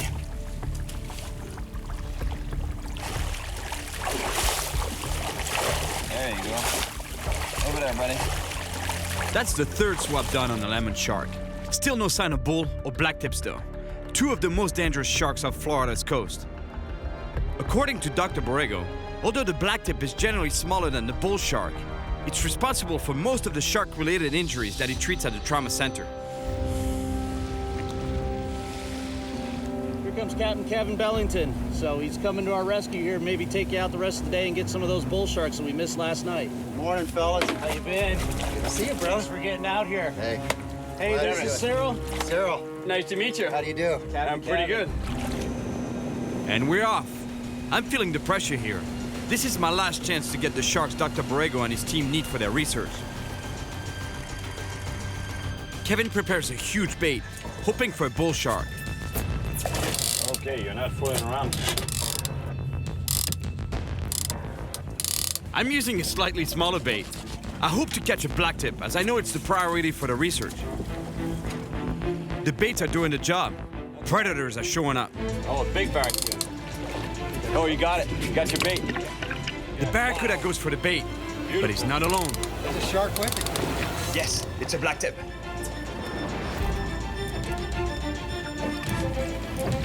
Yeah, somebody's on this.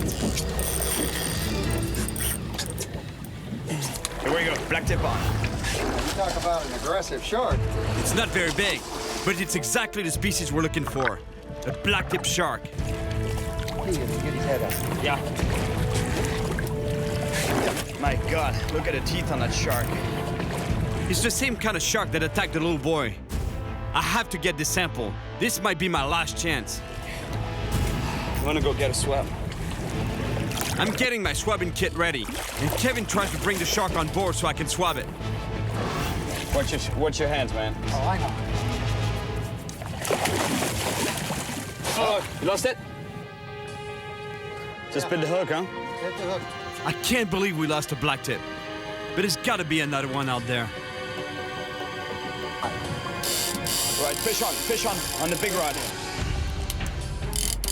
Okay, he's hooked. I think he's hooked. It's a super powerful fish, but it's not fast like a shark. Big fish.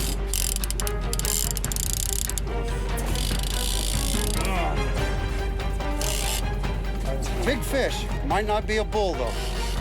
He's not making the fast runs. No, I think it's a Goliath. All right, yeah. It's not a bull shark. It's a Goliath grouper. Oh, no, that's not you at one, buddy. There's some huge fish out here, and this is definitely one of them. I usually love catching these guys, but it's not what we're looking for right now. We have to set him loose as fast as possible so we can keep fishing for a blacktip shark. He's a beautiful Goliath grouper, but unfortunately, he's not what we want. All right. Got the Goliath. The bull sharks just did not show themselves. And we've got a big storm brewing here about 10 miles to the east of us. We're gonna have to start pulling things up and making our way back to the dock before we get caught in the middle of that. We don't have much time. I have to catch a blacktip or a bull shark before the storm reaches us. I need to at least cross one of them off my list. Oh, yeah. Here we go. There he goes. He's running with it. Oh, yeah. Oh, yes. It's a blacktip. It's another blacktip. And this time, we have to hold on to him and get that sample. This is my last chance. But the way the shark is fighting, I could lose it at any moment.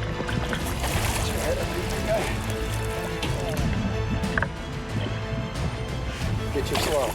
Yeah. This blacktip shark is fighting ferociously. I don't know how we're gonna get this swab without getting it wet, but we have to try. Almost there. Almost there, Kevin. Almost there. All right, here we go. The shark stops fighting. Now's my chance.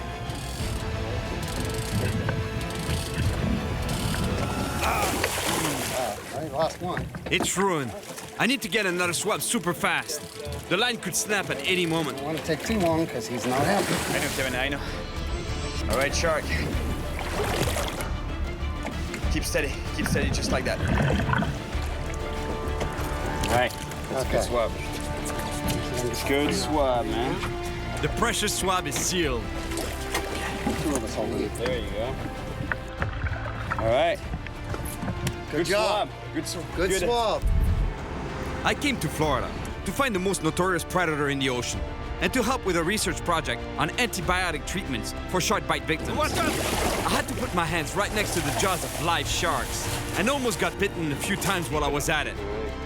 Even though I didn't catch a bull shark, I caught all the other sharks on the list and definitely helped Dr. Borrego's research. Along the way, I made some good friends. Good job. And hopefully, future shark bite victims will have a better chance at recovery. The work that the guys are doing, it saves lives. I mean, I'm living proof. Now it's a matter of knowing if I can bring you a clean swab. Worst case scenario, I'll do my own. Bring you. Ah, man, come on. You won't see the difference, really. Yeah, we might notice the difference. You're a pretty serious trauma surgeon there, huh? Yeah, well, you know, I'm comfortable with blood, let's put it that way. Big, chunky, bloody bonito. Out to sea on a kayak in the dark when you know there's monster sharks out there. That's a brilliant idea right there. My name is Cyril Chauquet, and I spend my life traveling the world, chasing monster fish. No, I should let it go before a bull shark takes my leg off. Very strong animal, as you can see. Look at the size of this piranha. And that's exactly what I'm doing here in Cuba. I came on a double mission to catch one of the most feared predator fish in the ocean. Lightning quake. Something, man. Oh! And with a mouthful of razor-sharp teeth, the barracuda is definitely one of the deadliest killing machines in the water and can cause some serious injuries.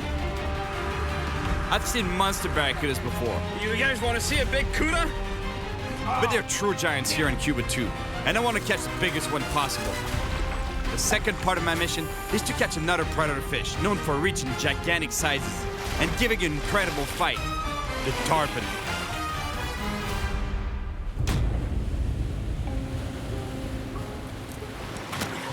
I'm on a mission to catch a monster barracuda. You know, this fish, they are known by most people. They're actually feared by most people for being one of the most aggressive predators out there. And in a way, you know, their reputation is justified because those things, they have nasty teeth on them, about this long. They can be almost as tall as me, really, like really, really big. And at the end of a run like this, let me tell you, it's the fight of your life. And also, while I'm here, I'd love to catch myself a monster tarpon. You know, those things also, they get really, really big. You know, close to 300 pounds. They're prehistoric animals. You know, the last fight I had with a tarpon, that was in Western Africa. It was quite a fight. But first, that over there looks like a really good spot to catch a big barracuda. I'm near the Bay of Pigs, in western Cuba, on the shores of the Caribbean Sea. The famous writer Ernest Hemingway would fish off the shores of Cuba, chasing enormous blue marlins. But the fish I'm looking for can be found pretty close to the coast and can actually be caught right from the shore. In fact, Cuba is one of the best places in the world to find the two predator fish I'm looking for. Plus, tarpon and barracuda can often be found in similar environments, along the shore and in river estuaries. See, when you're fishing off of rocks like here, you really got to be careful because it's really dangerous. You don't want to get too close to the water's edge, even though it's pretty tempting. You want to cast as far as possible. You want to have the best presentation for your lure as possible. Stay away from especially the wet rocks. You know, they give you a pretty clear indication of where the surf is going to break and where you might be washed by a wave or knocked out by a wave because you're going to get slammed back onto the jagged rocks. It's like blades. You don't want to fall on that. Let me tell you. A few years ago, on a deserted island off the Pacific coast of Nicaragua, I was caught off guard and knocked over by a huge wave that dragged me along some sharp rocks. Oh my God. The rocks here are just as dangerous, if not more. I have to be really careful. If I got hit by a wave here, it'd be really bad. But to catch properly, I don't really have a choice. I have to get close to the water.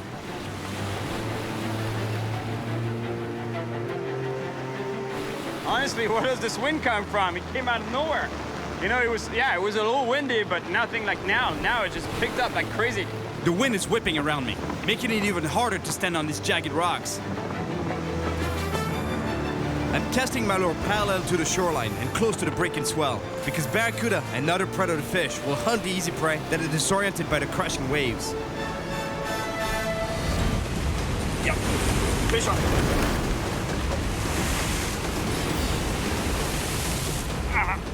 It's a good fish. It's a good fish.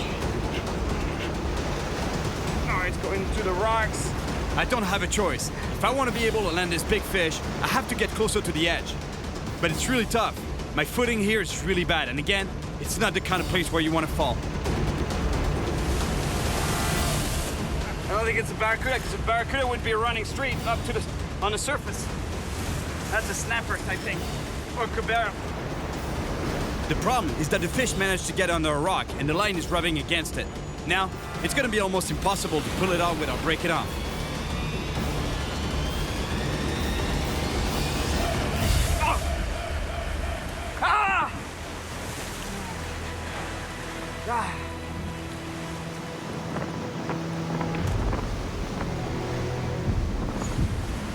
It was not a barracuda, because a barracuda would have been running straight. You know, they're not a dog fighter. They don't go down, you know, they don't bully down. They try to look for open water. They swim straight, stay on top, stay on surface.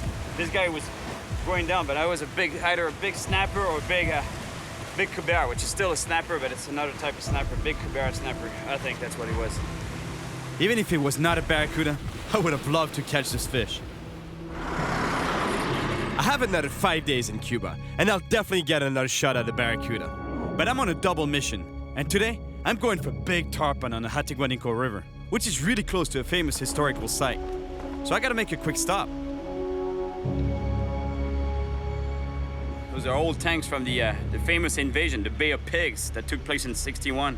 Exactly where it took place here in Playa Huron, and this whole area. The Bay of Pigs is right there, and that's where That's where the battle took place. But it's also famous for big tarpon right around here, you know, in the Ciénaga de Zapata and Rio Atiguanuco. I've been there before, but apparently there's monster tarpon, so that's exactly where I'm headed. I've fished this river before and caught a few tarpon, but they were just small ones. But when I recently spoke to my buddy Felipe, he told me he'd finally found a spot where the really big fish are.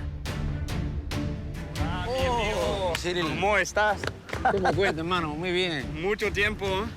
Y ahora entonces entra grande, Ahora ¿no? han entrado grandes, ¿sabes? Cuando la otra vez eran sábalos pequeños. Sí. Ahora son sábalos Sí, de los 50, que escuche. 60, 80 libras, sábalos mucho más grandes. Entonces lo vamos a buscar. Vamos, vamos.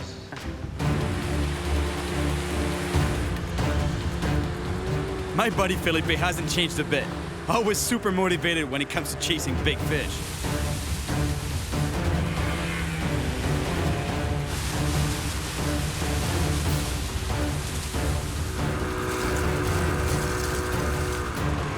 The Atiguanuco River runs through one of the wildest areas of Cuba. And here we are, right in the heart of crocodile country. I'm gonna try to catch a tarpon with a bucktail jig, tied onto an 80-pound leader. Sábalo, sábalo allá, están roleando. This is it. This is the spot where they've been seeing and actually catching some pretty big tarpon. I always heard that this river was known for, it's actually always been known for smaller sized tarpon, baby tarpon we call them, but apparently there's monster ones as well.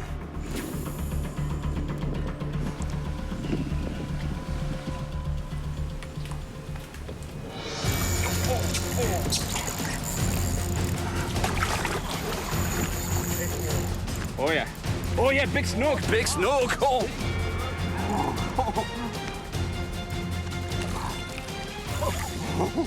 Huge snook. Man, I'm chasing tarpon, but let me tell you, when I catch a snook this size, I'm a happy camper right there. Look at that.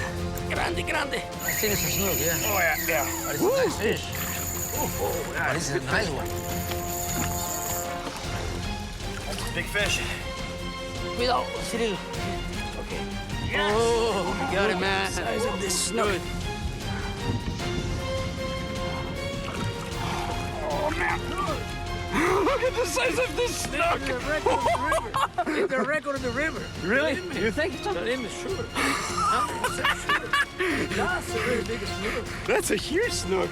My friend Felipe, I love you, man. Right there, check this out. I was chasing a monster tarpon. Felipe says, you know, it's a good spot here for tarpon usually. Make a cast there, make one cast, and this massive thing, this massive snook comes out of underneath the mangrove trees and bang, hits my jig. It's a monster snook. It's a big snook. Let me tell you, it's my biggest snook, and it's actually Felipe's biggest snook on the river Oh, here. that's right. Right? Normally 3-4 kilos, but this is 6-7 kilos. 6-7 kilos, huh? Yeah. Close to 15 pounds, I would say, Yeah. right? 14, 15 pounds, yeah. 15 pounds, yeah, for sure. I'm gonna let that fish breathe a little bit because I want to pull it out again and show you something about it. You know, there's one thing that you really have to be careful about when you handle snook, and especially big ones like that, you know?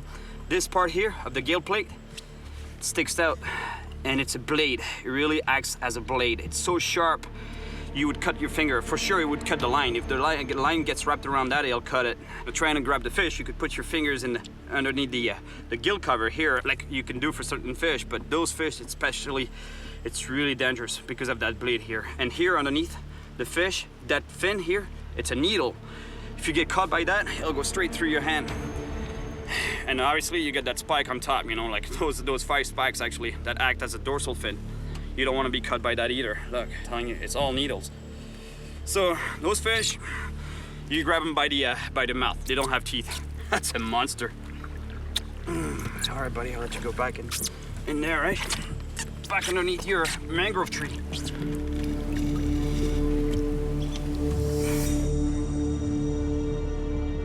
Mi más grande robado de mi vida. No, para mí también, robado así, ¿no? Gracias a ti también. Qué bueno. Ahora un sábalo gigante. Vamos. I really lucked out with this beautiful snook. It's not the fish I'm looking for, but I'm so happy I caught it. Now, I just hope I'm gonna be as lucky with a tarpon. Last time I caught a tarpon, it was in West Africa. Big tarpon. The fish put up an incredible fight. I managed to get the big fish right to the boat, but we lost it. So I just hope to be a bit more lucky this time. Cyril. Oh, you got one? Yeah. Well, snook. Snook, man. That's in a regular size, so it's not in the river. Yeah, that's what you catch most of the time, no? It's good for compared with the other we're going to catch. Nice fish, man.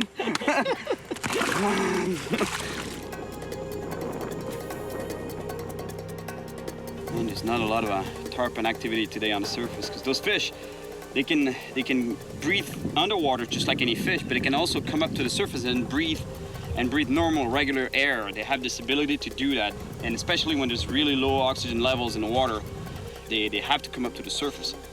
But today, you know, like there's not much happening. And the good thing is when they come to the surface to gulp air, that shows you where they are, you know, so you can lead the cast, you know, you can see where they come up to the surface, make a cast in front of them, and hopefully, you know, hook into a monster fish. So what we have to do is cast, blind cast we call that, and just cover some water. And hopefully, you know, we'll... You got it? Oh! Yep. Is it tarpon? Yeah, tarpon, yeah. It's a baby one. Okay. All right, tarpon. Okay. Right. Woohoo!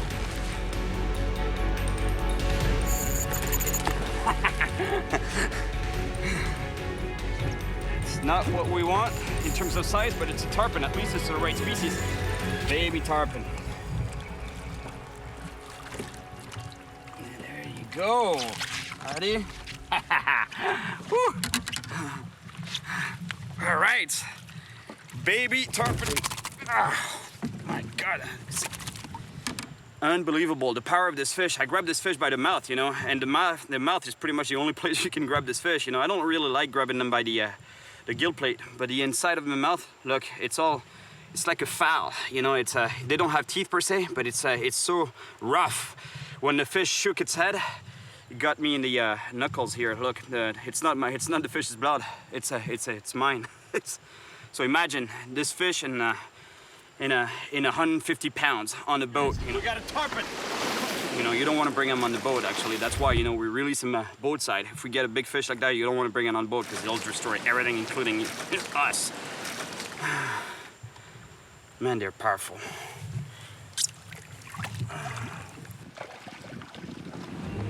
That's it. It's already time to head back. We have to get going since it's a long way back to the docks. It's too bad I didn't catch a big tarpon today. But catching that big snook is a good sign that I might get the monster fish I want. Third day in Cuba, and still no barracuda, nor big tarpon. But huge crabs though, redland crabs. In fact, it's hundreds and hundreds of them, migrating in order to reproduce. Millions of years ago, there were no roads. They could go back to their woods easily, and now they get crushed on the road. It's pretty sad. Yes, made it. Oh yes, still alive. I don't even... You hear the crushing sounds of the shells on their tires. Poor crabs. It's a rough trip getting back to their burrows in the mangrove forest. I'm now headed to another area of Ciénaga de Zapata. I heard that it's really good for barracuda. This is a huge wetland area, and barracuda love taking advantage of these warm, shallow waters to ambush their prey. I'm tying on a metal leader because this fish, let me tell you, this barracudas, as you know, they have nasty teeth, especially in the back here. They have sharp teeth. It's like razor blades. And if you don't have a metal leader at the end of your line, forget it. You know, they'll go right through your line and break you off, or cut you off, actually. ¿Y barracuda es grande? Sí, grande. ¿De qué tamaño lo más grande que viste? De un mes. Pequeño eso. Sí. Quiero así, ¿no? Sí. ¿Se busca? Sí. A ver si quiere picar. Grandes las hay, pero son más malas para picar. Son difíciles. Sí. Porque ya fueron picados, ¿no? Sí. Tienen mucha experiencia. Suerte. Gracias, amigo. Nos vemos. Nos vemos a la noche. Ciao. What I really want to catch is a true monster fish. A huge barracuda like the one I saw in the South Pacific. You guys want to see a big cuda? A fish this big is pretty rare, but I know there are monsters here. But fish are not the only predators around. Crocodiles have also been seen in these marshes. I spent quite a while looking for a kayak and lost a lot of fishing time. In 3 hours, the sun will go down on these flats and my day will be over. You know, barracuda, they love those channels. You see that channel, that deeper channel between two flats? That's a flat here, so it's pretty shallow areas. And between shallow areas, usually you have a channel. And barracuda, they're ambush predators. So what they do is they sit there waiting for the small bait fish, and bait fish in general, bonefish, to pass by and ambush them. Bang, and they hit them. So that's exactly what I'm gonna do right now. I'm gonna giving them an easy prey.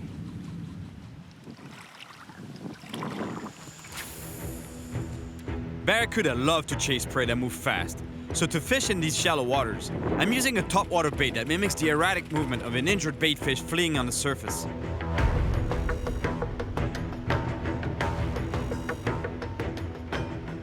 I'm gonna put this lure on, a popper silver color.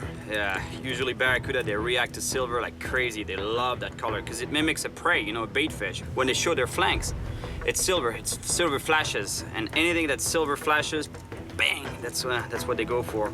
That's why there's a lot of accidents with a barracuda, because if you're wearing a bracelet, for example, or a watch, a silver watch on the water, and you're swimming, you know, that silver watch, when you're swimming, when you're making movements, is gonna make some flashes in the water, and that's what barracuda react to. So they attack the bracelet thinking it's a prey, and it's actually your hand. But let me tell you, when it's a 30-pound barracuda that attacks your hand, it's gone. I lost a bit of skin on my knuckles with the tarpon yesterday. Baby tarpon! And it was just a small fish. But here, I have to be really careful, because while handling a barracuda, I could lose way more than just a bit of skin. Although rare, barracuda attacks on humans do happen, and the resulting wounds can be pretty severe.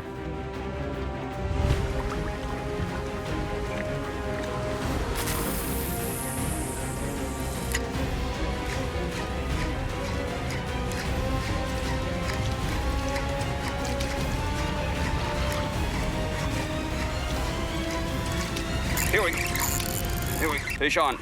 That's a good fish. That's not a big one yet. That is not quite what we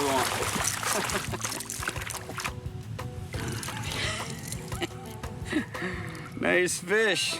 Not quite, you know, for a barracuda. It's pretty much the same thing as for the tarpon, you know. That's a baby barracuda. Just no size to it, but that just shows you how aggressive these fish are. Look at the size of the lure compared to the size of the fish. It's 1/3 of the length of that barracuda. And look at the teeth on this guy. Nasty teeth. This first barracuda is so small, it's like a joke. But the good news is, they can only get bigger from now on.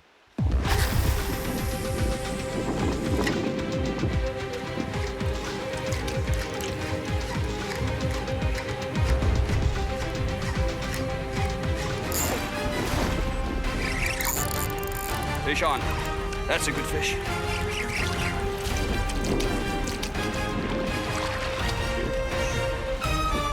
Right. It's getting a little more interesting.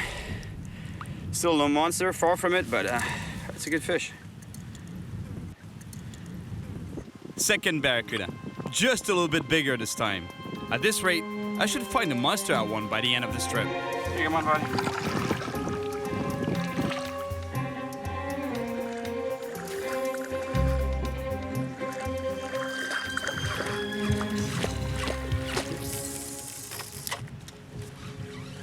Well, I don't think I'll catch that monster barracuda today. It's too bad, because they are out here for sure. There's gotta be monsters here. You know, fish like this long, like 3-4 feet long. Teeth on them, like this. Although that's not the end of the trip, you know? I'm here for a few more days, so I might still get a shot at a monster barracuda. Although now I'd better rush back with that kayak. The sun is setting fast. Fourth day in Cuba, and I'm still chasing a monster barracuda and a big tarpon. Well, it was cool catching this barracuda and the baby tarpon, although, you know, they were not really big, you know, that's why they're called baby tarpon in a way. You know, I want size now. I want a big monster barracuda and a big tarpon. Honestly, it's doable, you know, I still have a few more days in Cuba. Should be doable, catching monster fish now. This morning, I'm headed to the Zaza River, which is known for its strong population of big tarpon. There, I'll meet up with Louis, who I've fished with before. It's pretty exciting to be back fishing on the Zaza River, especially since Louis was telling me that he's been seeing really big tarpons in the last few weeks. Hola, Luis. ¿Cómo está, amigo? Tranquilo? See, the way we're fishing right now is we're trolling along these mangrove trees, and the way those trees are made is that underneath the surface, you can't really see it from here, but there's a lot of roots, and fish love that. They hide in there, it provides shelter, there's a lot of food too. So when you troll parallel to the trees, fish, what they do is they see these lures, bang, they come out, ambush them, take them, and go right back to where they belong, right to where they live, underneath the trees. So if you're not fast enough, if the captain is not fast enough steering the boat away from the structure, away from these trees, they get tangled up, and most likely you lose the fish. ¿Es bueno para pesca aquí? Sí, aquí es muy bueno. Aquí se ha aprendido tarpon de 170 libras. 170. Y cubera de 70 libras. 70? Sí. Cubera? Cubera, sí. Fishing stories or fisherman stories. It's always the same thing, you know. He's telling me about a 170-pound tarpon that was caught here. Monster cubera snapper is 70 pound actually.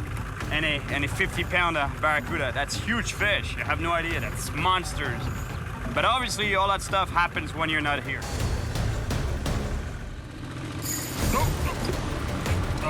Oh, good fish. Stop. Incredible. Fish on. Just to contradict me, I just got a huge hit. It's a good fish. It's not a tarpon because he would have jumped already, but I don't know what it is. It's really a really good fish. This fish, the fish wrapped himself around a log on the bottom or a mangrove tree. It's stuck. I don't want to lose it because let me tell you, it's a big fish. Under a log or something.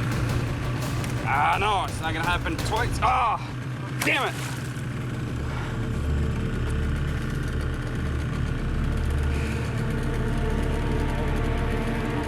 No, aquí está. It really felt like the fish broke me off. But in fact, it went around a branch or a log on the bottom, which created some slack in the line. But the good thing is, the fish is still on. Cubera buena. That's the cubera snapper. Hey, that's unreal. For a minute there, I was sure I lost this fish. And yet, it's still here. And it's a big cubera snapper. Sí, coño, es bueno. Qué bueno, amigo. Se dio la vuelta. Es por eso que piensa que había cortado de ahí. Look at the size of this cubera snapper. Beautiful fish. Man, I was sure I was going to lose this fish because he got wrapped up on some mangrove trees on the bottom. Finally managed to get it out of the tree it was hung up into. Beautiful cubera snapper. See, now I have a fishing story for myself. Look at the fangs on that thing. Oye, qué clase de cubera. Bueno, muy bueno. Gracias, amigo.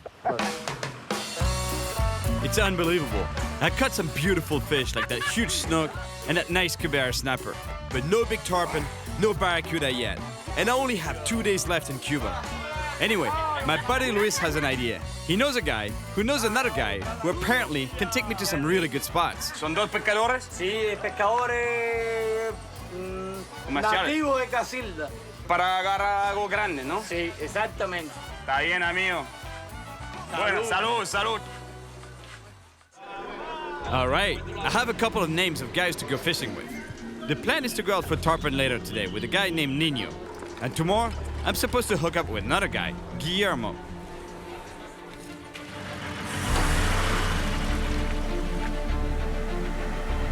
Es lindo ese carro, ¿eh? ¿Hace cuántos años que trabaja ese carro? 57. 57, ¿eh? Wow. All right, let's go for that monster barracuda I've been telling you about. I'm on my way to the Trinidad Marina to meet with one of the fishermen that the guy at the bar was telling me about yesterday. I talked to the guy this morning, and apparently, you know, he's good. You know, he's been fishing here for many years, and he was telling me that this monster barracuda, they're not easy to get, they're scarce, but there's monsters. So hopefully I'll get that monster fish, monster barracuda I've been telling you about since the beginning of the trip.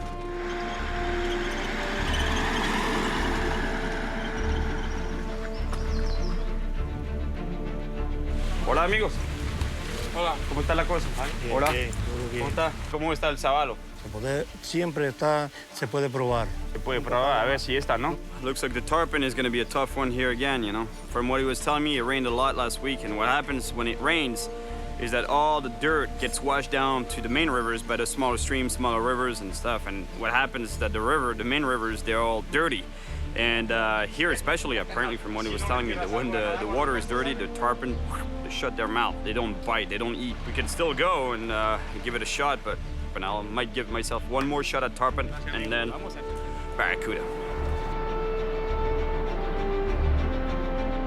Apparently they've been spotting some really big tarpon rolling up to the surface. That's what I was telling you the other day. They've been spotting them, not catching so many, but looks like they're here. Nino has taken me on the Agabama River to try and catch a tarpon. The conditions are not ideal as it's rain and the water is kind of murky, but it could be one of my last chances to catch a tarpon on this trip. Eso le gusta aquí, ¿eh? ¿Es bueno eso? A ver.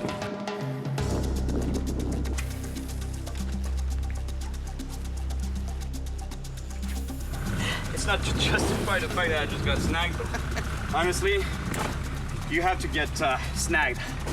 Because the fish, they live in structures, they live under those mangrove trees and stuff, you know, so if you don't go in there, you know, you're not gonna catch. But if you go in there, you might get snagged. But in a way, if you get snagged, it's a good thing. Because that means that you're fishing in the right places. I cast all along the mangrove trees, but no sign of any fish. So I decide to troll a little bit, to cover as much water as possible, and hopefully catch a tarpon. After all, the trolling landed me a big snapper on the last river I fished on. Look at the size of this Cubera snapper. As you know, it's my favorite technique, all right? Love it.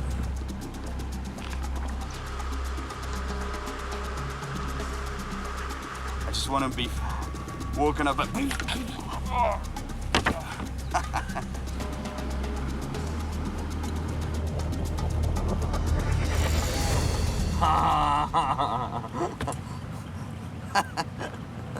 I'm trying to stay positive and keep thinking I'm gonna catch a tarpon.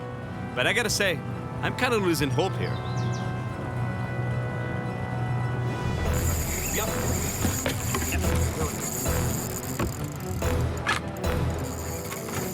Jack. Look. I think that's a jack. And the way it moves.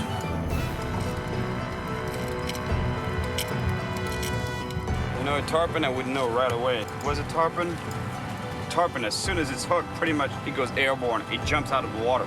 Just try to get the hooks off its mouth.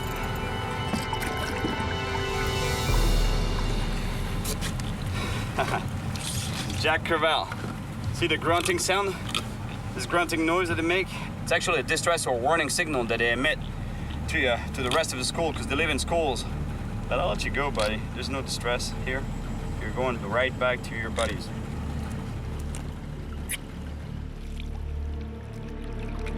Bueno, no es el sábado, pero por lo menos un pez. Ahí voy ya. It's getting late, and still no bite from a tarpon. Nino proposes a change of plan. He thinks conditions in the river are not ideal, and we should go offshore to meet up with Guillermo. He's already fishing a spot that's apparently really good for big barracuda. Tiempo. Oh, ahí, mira, ponte a dar la vuelta por ahí, mira cómo está ahí la... The day's coming to an end, so I make the most of it. I keep trolling while we look for Guillermo.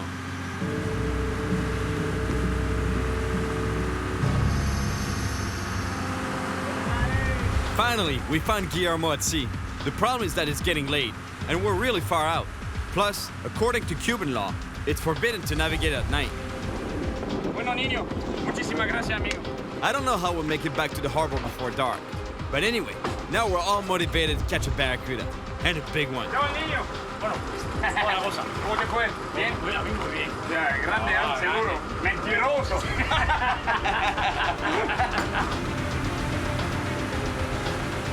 Guillermo never goes out at sea without his friend and first mate Alberto. Here we go for that monster barracuda. I just tied on a 100-pound fluorocarbon leader. We set up a few rods for trolling. The plan is to cover a lot of water and maximize the chances of catching a big barracuda. Speaking of barracuda, the last one Guillermo caught left him with a bad scar. Oramos con 2 metros de altura. 2 metros, así. 2 metros de altura, un ancho de cabeza. You know, they hooked into a barracuda while trolling. They fought it, brought it onto the boat. The thing was 22 pounds, so about about this long. So the head on it was must have been about this thick.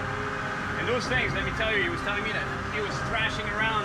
He got nailed, you know, like he knows fishing, obviously, so he got just time to actually remove his hand, but still, the barracuda got him on the finger and barely touched him, but already look at the cut. Para evitar la infección.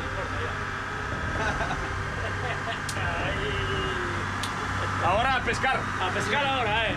The last barracuda that Guillermo caught almost took his finger off, and now he's very nervous at the idea of bringing one on board. Oye, Yari, pronto. Fish on. No necesito, está ahí. Es pequeño.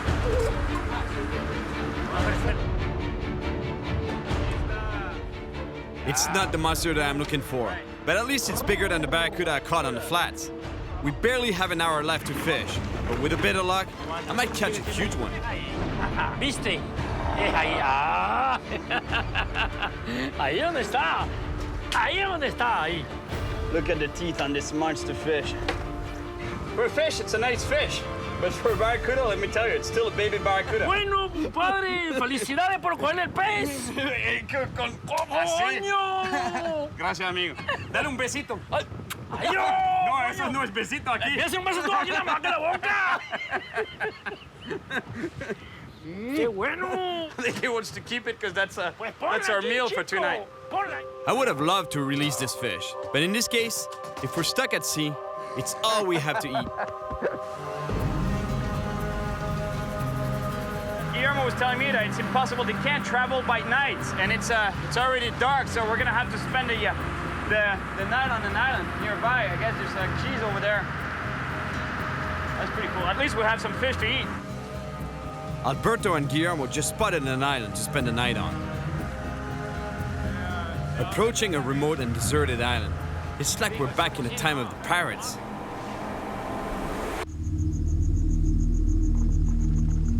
Guillermo and I decide to go explore this island to see if we can find something to eat, and more importantly, to see if we can actually sleep on it somewhere.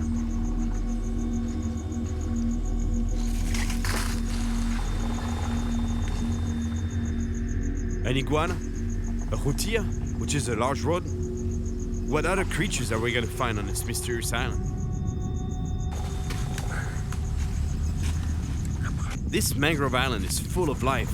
It's not very reassuring to know that we might sleep among it all. At the least, I need to make sure there are no crocodiles or scorpions here. Look at the size of this crab. Unbelievable. Look at the size of that thing, that claw. Unbelievable. I don't want any of these guys crawling up into my bed. Actually, this is not even a bed, you know. I barely have a blanket to sleep on the ground.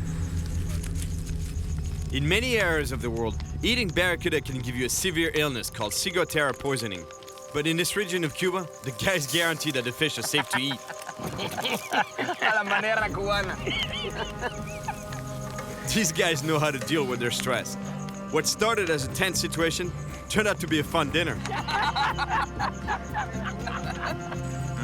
Honestly, I had no idea that this fish would taste so good out of a can. The fish is so good, it's so tasty, they actually cooked it with rum. That's why it tastes so good. That's their recipe, Cuban recipe right there, man. I love it.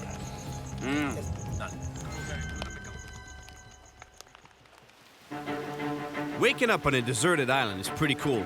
But last night, when it came down to choosing between adventure or safety, we chose to sleep on the boat. Sleeping on the ground of a mangrove island where you're not sure what kind of creatures are around is not the smartest thing to do. You really thought I was gonna sleep on the island? With the crabs and whatever other animals live on there? Iguanas and stuff? Nah, I mind it, but come on. Much better off on the boat here. Guillermo! Talking about a prehistoric animal, we got one right there. The iguana. Man, these things have been around millions of years. I don't know how old exactly, but I'm pretty sure it's not far from the tarpon. It's my last day in Cuba, and I have yet to see a monster barracuda. It's really time my luck changes. Brand new, just out of the box. I just tied on an artificial lure that mimics the movement of a bait fish swimming just below the surface, where barracuda love to hunt. All right, let's go find that big barracuda.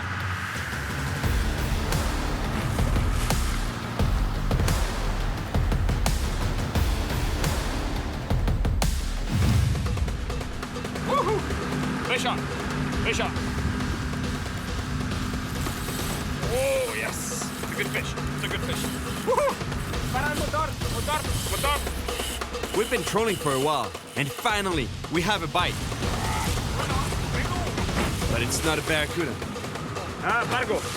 Pargo. Snapper. Pargo. Bueno, pargo. Ah, yes. Man, that's a beautiful snapper. Those fish are so good eating. It's one of the best eating fish around here. So I think they'll want to eat this fish. ¿Cómo vas a hacer? ¿Lo devuelto? No, No. That's what I was telling you. Bueno. Gracias.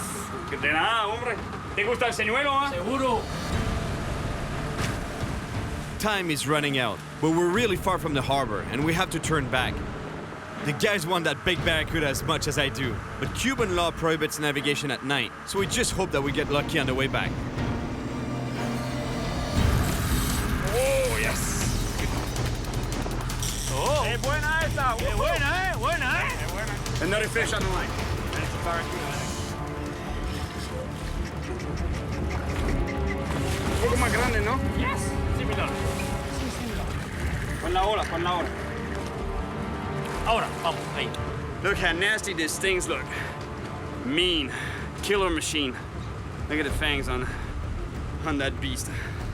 All right, buddy. Going back. It's still not a monster, but certainly 4 or 5 pounds bigger than the last one. The good news is, this barracuda are around, and they're on the hunt. Qué bueno. The sun is going down, and Guillermo lets me troll for a few more minutes on the way back to the harbor.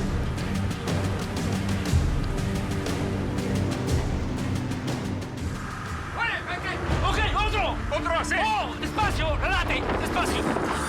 Fish, fish, fish. Fish on. That's a big fish. That's a big fish. That's the big barracuda we wanted. Right there. I think we got it. I hope. I get a little bit of line back, but I can tell this fish is heavy and powerful. And the fight is not over yet.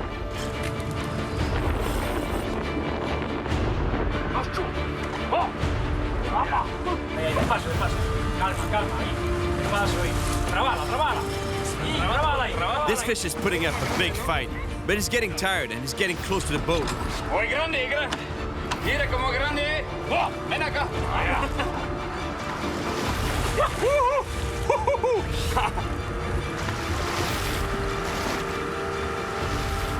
That is one big barracuda right there. Es grande, ¿eh? Oh. Vamos. No, tú toma la caña, lo tomo. Dale, vamos, arriba, vamos. Vamos, yes. Yes! Now we're talking.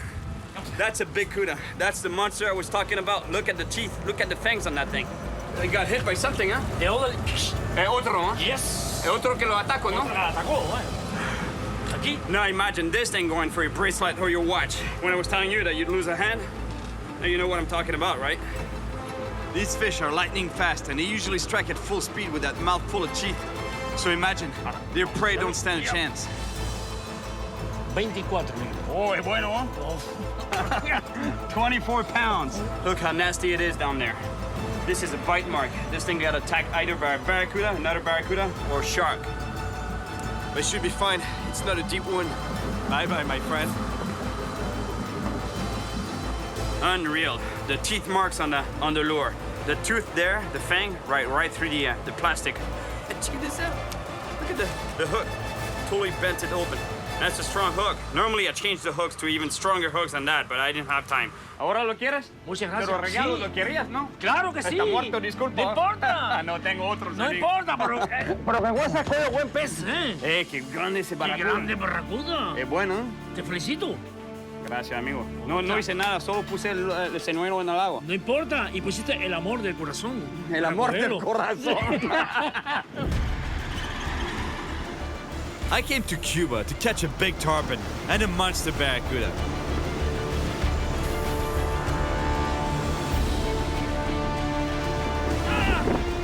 Although I never found that big tarpon, I still had a lot of fun catching the baby one. All right. Plus, I was lucky enough to catch a monster snook. Check this out. A beautiful Quebec snapper, and in the end, a big barracuda. That's the monster I was talking about. Look at the teeth. Look at the fangs on that thing. This is what fishing is all about. You just never know what you're gonna catch. 100% sure. I love this trip, and I'll definitely come back one day.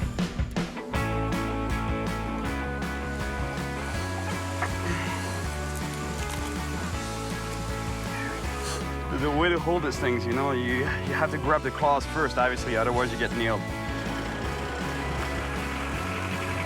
Yes, made it. Oh, look at him. Oh, yes, he's still alive.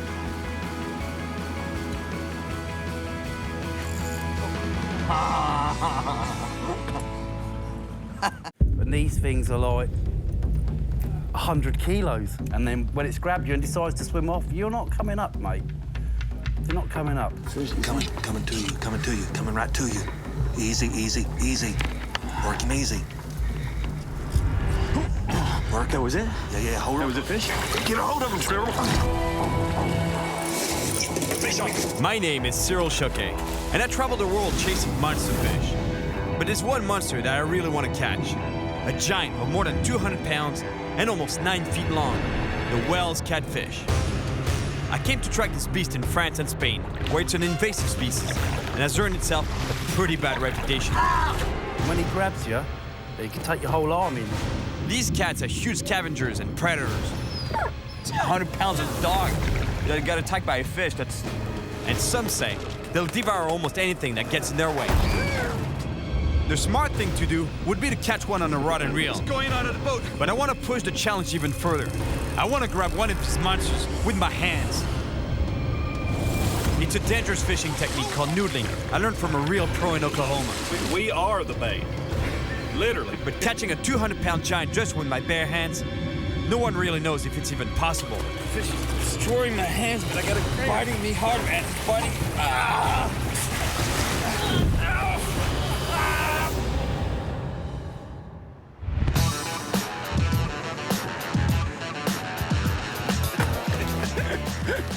Paris might seem like a pretty bizarre place to fish, but I've heard that in the Seine River, right downtown Paris, there's monster-sized Wels catfish, fish that can be over 8 feet long and close to 300 pounds. And that's exactly why I'm here in Paris, to try to catch one of those, the biggest one possible.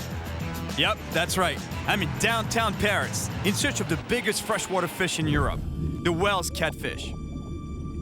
Originally, Wels catfish didn't come from France, but from nearby eastern countries. It's an invasive species that was introduced into the Seine River in the 1970s. My first goal is to catch one on a rod in Paris.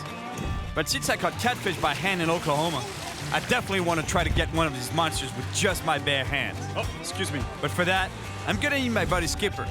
He's a pro at bare hand fishing. Woo! Well, he's gonna run up, bite you on the foot, latch on, shake maybe. We're gonna hook up in Spain for some hand-to-hand combat with a giant catfish. My first problem, though, is getting to the Seine River. Parisian traffic is pure chaos. I tell you, this is worse than crossing a river infested with piranhas in the Amazon.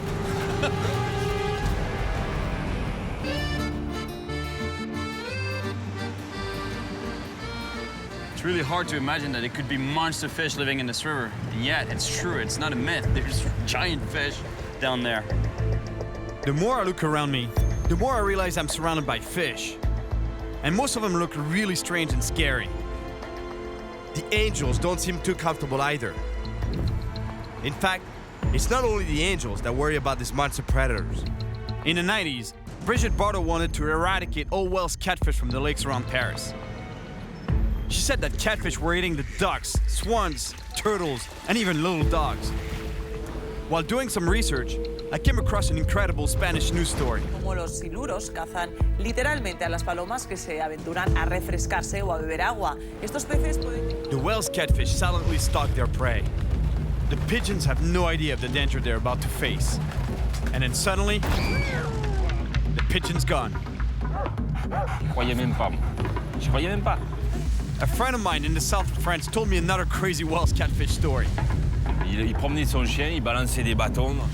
Then he tells me that all of a sudden, the dog gets attacked by big whales that pulls it under the water.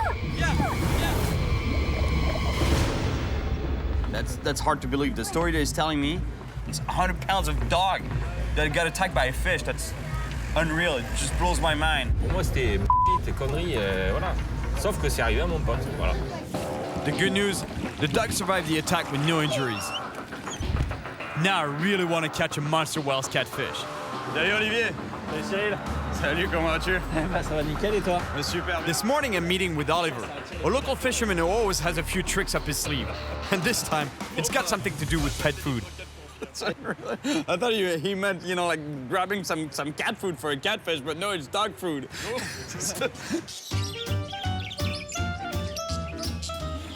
C'est lesquelles les meilleures? Celles pour Chihuahua? Ouais, Chihuahua, je sais pas, en tout cas, ce qu'il faut, c'est celles qui sentent le plus fort, quoi. That is great. It doesn't matter which kind, you know, as long as they stink. The more they stink, the better. 36 euros? That's $50. There's no way I'm buying $50 worth of bait. Or actually, not even bait, it's to chum the waters. All right, I'll just take a small pack. In theory, the smell of the dog food should attract the catfish. Let's just hope it works. Donc là-bas, c'est un spot, ça? Alors ouais, t'as un spot là-bas, là, du côté des arbres. Oliver has to go, but he points me to one of his favorite spots. Salut! I love discovering new fishing spots. But I must admit, this one is particularly beautiful. I know there are monsters in this river, but my time is limited. In France, we're only allowed to fish up to 30 minutes after dark. I really hope this is gonna catch their attention. Dog food, I mean.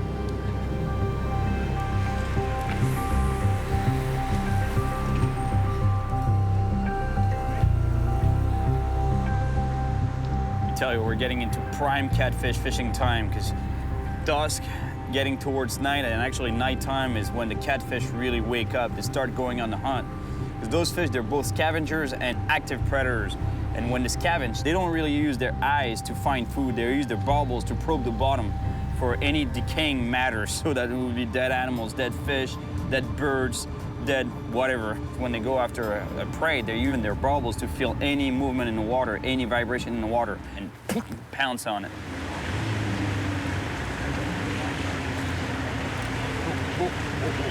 Fish on, fish on, fish on, fish on, fish on.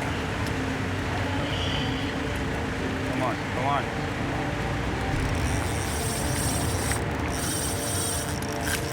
Yeah, fish. Fish on. Stop. Yes. He's going under the boat there. Ah.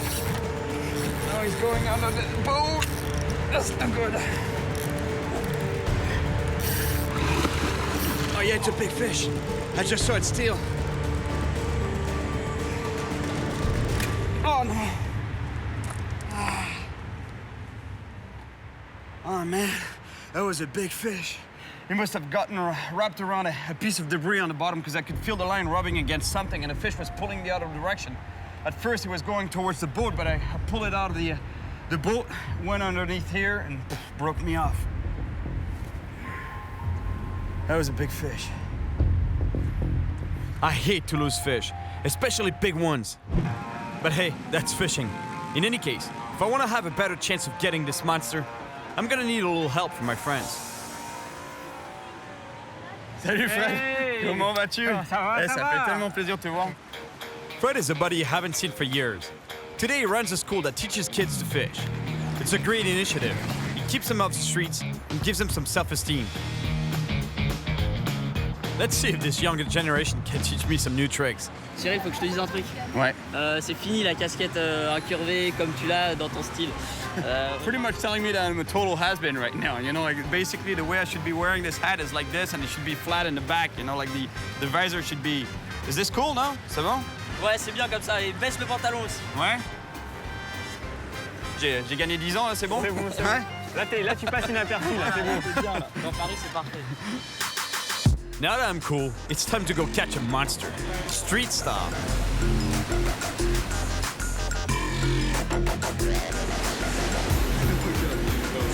Eh ben c'est pas des poissons que vous allez pêcher ici, mais c'est des cadavres. On n'a pas ici. We make a few casts, but no luck. Plus, there's so much debris on the bottom that my line keeps getting snagged. I was sure I had a fish on for a while. That's a chain, bicycle chain. All this debris on the bottom is starting to really intrigue me.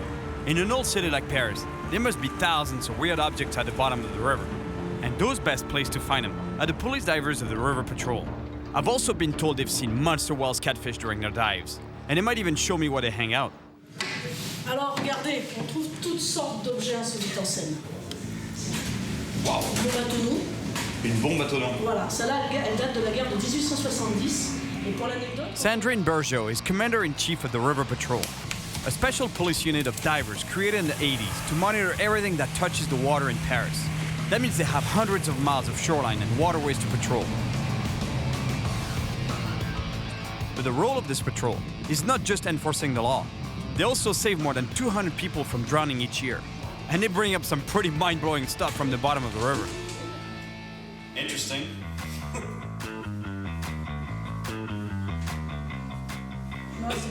That is cool. Napoleon. All this is very cool. But what I really want to know is where are the catfish?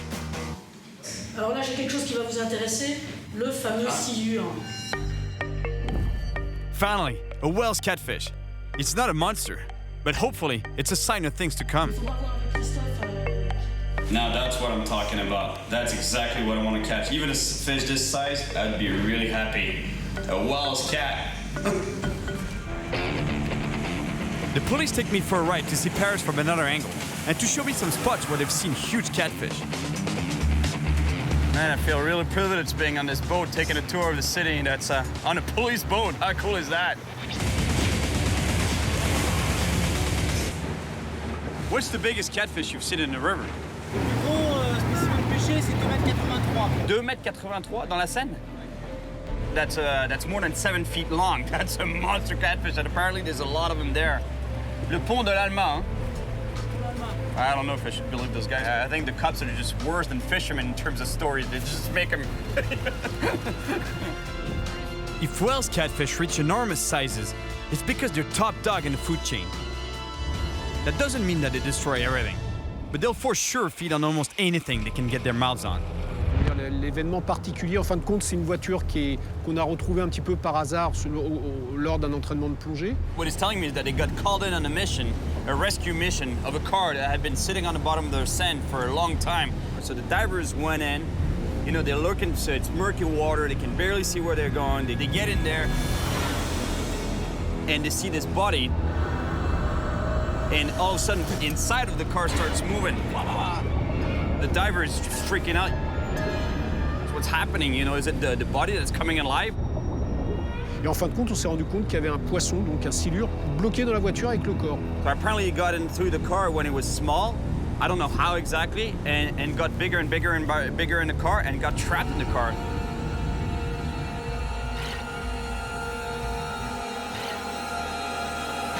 The suspicion is, how did the fish get bigger?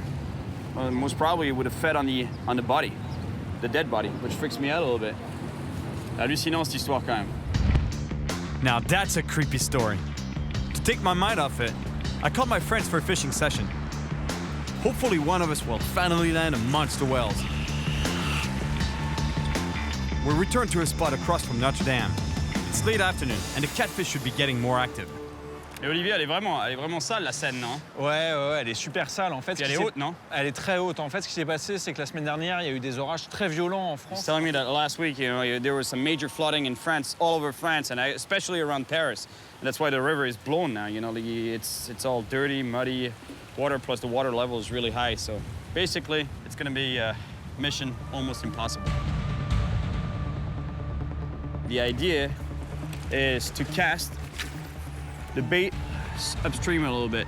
You cast upstream, and you see the current is going down that way. So I'll let the bait go all the way down to the bottom, and as soon as I feel the bottom, I start retrieving a little bit. So I basically bounce it off the bottom.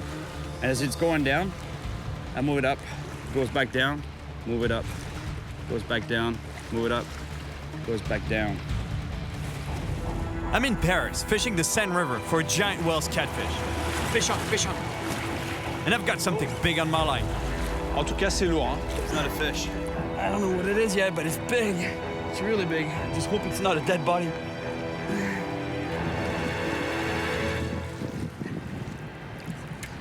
Oh, yes! Woohoo! Woo! Yes! Fish on!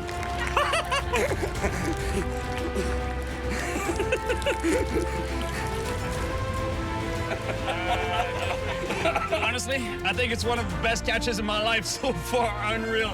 A bike ride downtown Paris in front of Notre Dame. Bike on! Fishing in Paris has been real nice. Fish on! And getting to fish in some amazing spots has been great. But apart from landing bite parts and losing really big fish, I haven't caught much. It's time to look for some better fishing conditions.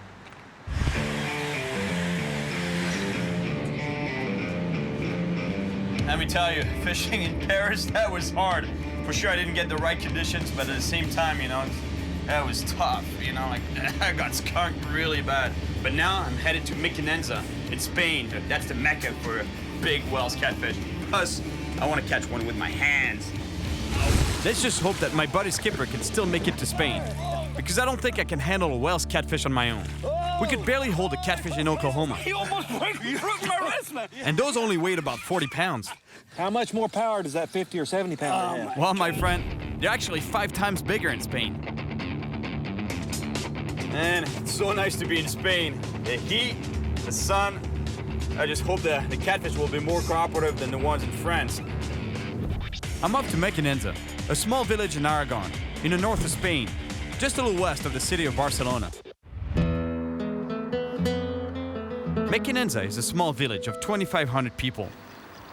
It's the mecca for fishermen who come from all over Europe to try and catch monster fish. The hydroelectric dam built in 1966 created warm, slow-moving waters, ideal conditions for Wells catfish.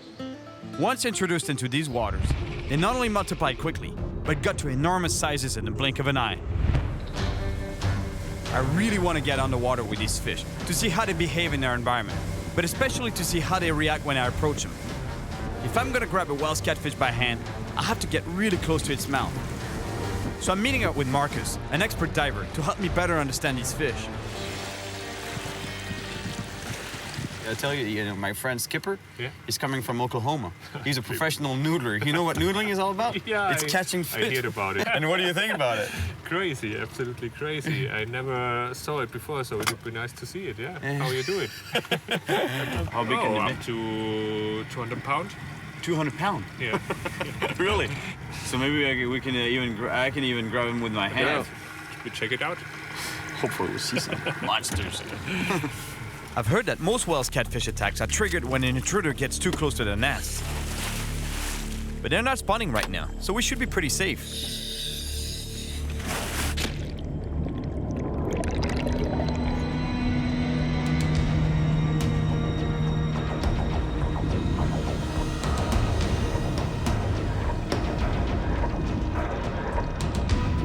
It's amazing how clear the water is.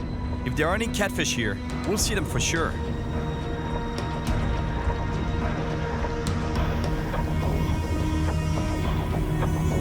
There's a fish.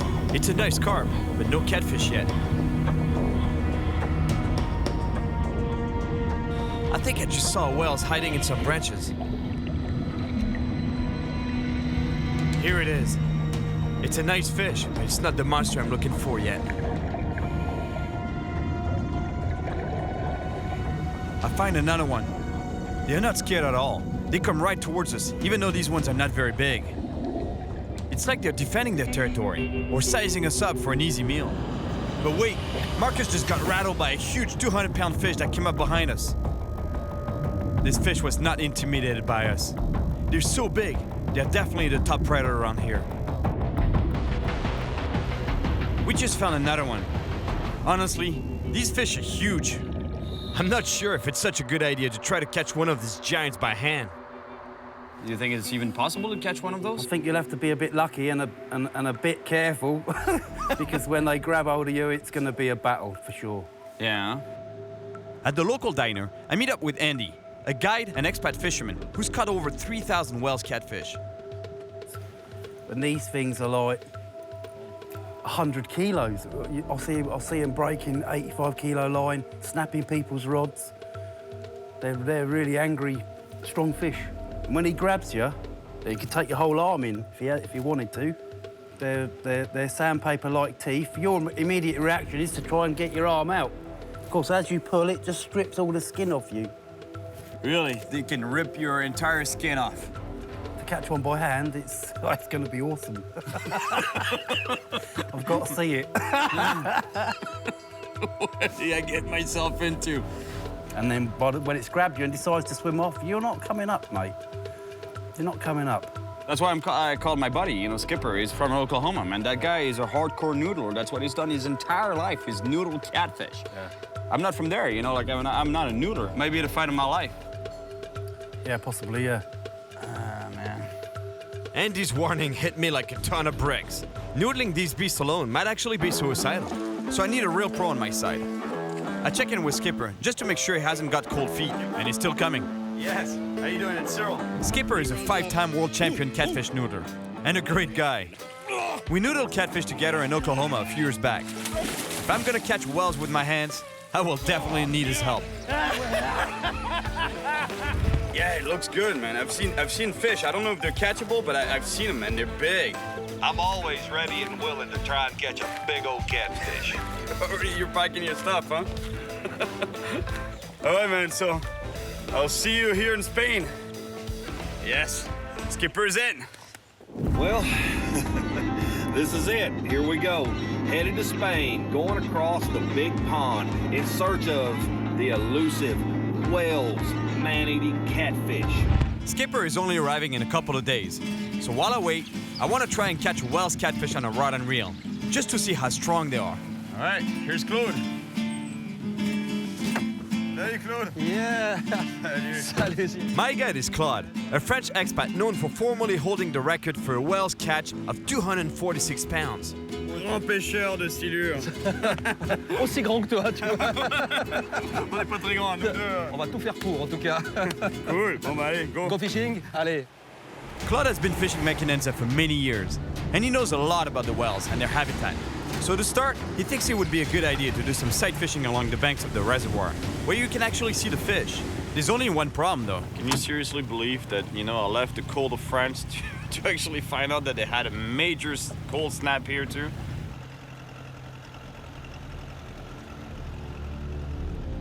Right now, what we're doing is slowly cruising through the shallows, looking for monster Wells catfish, because what Claude was telling me is that at this specific time of year, huge catfish come after the spawning carp. The carp spawning through the shallows there, you see them in the grass, and the big cats come after them, chasing them. But the idea is to keep cruising, and hopefully we'll come across a cat. We have to spot it first to be able to cast to it. Nice carp right there. Non, non, c'en est un, regarde, il bouge, le monstre. Oui. Regarde ce monstre. Man, it's huge. Voilà. Oh. Ça, c'est 2,20 m. It's too bad.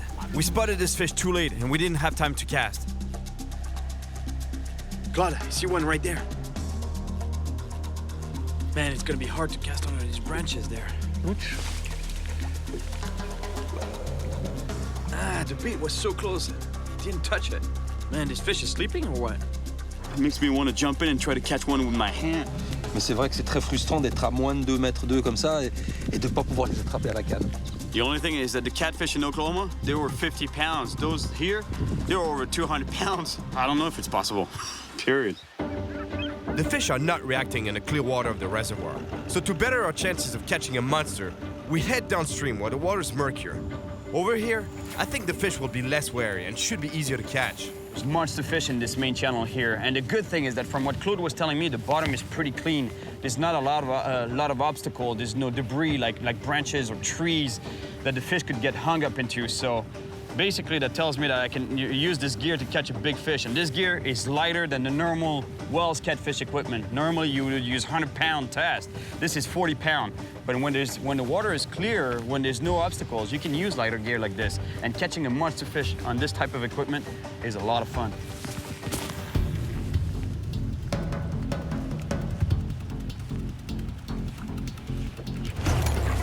Fish up. I think it's a big fish. My God, what a hit that was. Look at the power of this fish. It's unreal. Il a mordu tout au fond de la rivière, 9,50 m là. 9,50 m de fond. Là, je le vois à l'écho. Oh, it's going out of the boat.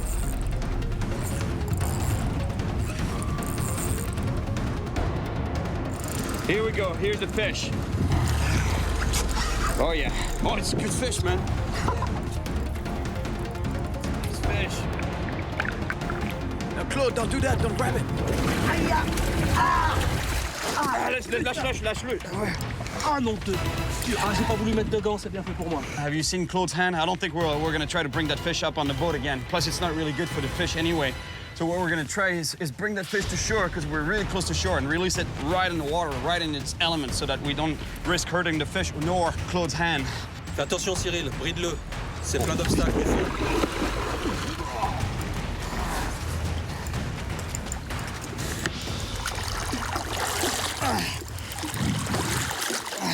Yes! Yeah! Wells catfish! Finally! And now imagine catching one of these by hand. Look at the size of this animal. And yet, for Wells, it's not even a monster. This fish grow twice as big as this, even bigger. Look at the size of this mouth. And then way down at the back of the throat here, they have crushing pads. I don't know if you can see them, but they use that to crush their prey down their throat. This thing is an eating machine, let me tell you. And you see that lateral line that they have along the body? It's an organ that they use to feel the vibrations in the water. It's filled with thousands of sensors that can pick up any kind of vibration in the water. And once they locate their prey, they go towards it and boom, and attack it.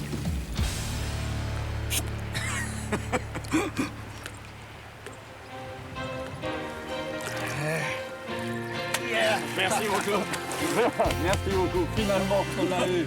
Ça fait un petit moment que je lui cours après. Now that I've caught a Wells catfish on a rod, my ultimate goal is to catch one with my bare hands. All right, I'm just about to pick up Skipper and Heather, his daughter Heather. Last time I was in Oklahoma, I actually stayed a little bit longer and went noodling with her. She's a true hardcore noodler, just as much as her dad. Duck down the stream, sis.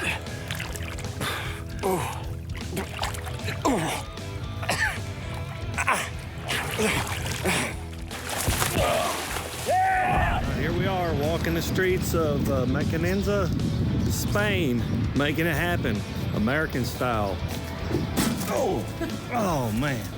¿Cómo está usted? ¿Habla inglés? Hey! There we go. Hey, man. Good to see you, my friend. Yeah. How are you, man? Good. Yeah, Skipper's here. That's awesome. I was just trying How to... you doing, Heather? Good to see you. Really cool. You guys made it all right? Yeah, we made a good trip. Yeah, a little bit of a language barrier, huh? Yeah, to say the least. Pes. Oh, fish. Yeah. That's all you need to know, man. Catch pes. They'll get it. There we go. Hey, man, I got to show you something. You got to see this thing. All right, let's check it out.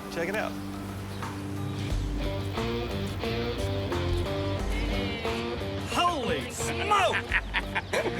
That's what we want to catch. That is a huge monster. But that's a record for here. Yeah, I mean, if we caught that, that would smoke. be... Golly. Good Lance, look at the size of that. I've got to get my hand in that fish's mouth. Oh, yeah! I mean, from here to here, like the fish back at home, but from here back, I don't know about that. Let me tell you, I'm so glad they're here, because noodling a fish this size alone, it would be way too dangerous. I wouldn't have done it, but even the three of us, I think we'll get pounded. Even with Skipper's help, grabbing a whales is gonna be a challenge. But with this group of experts, I think we can make it happen. Oh!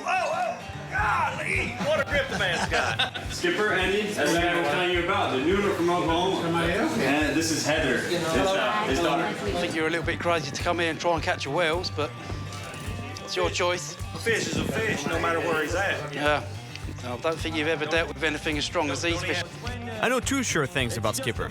He's not afraid of any fish, and he always has a plan. Float your body right in beside it. I mean, a lot of times he'll never even move. Get him around the head, swim him to you, right into your stomach, bow over and turn him down, and step over and around him with a hand in his mouth.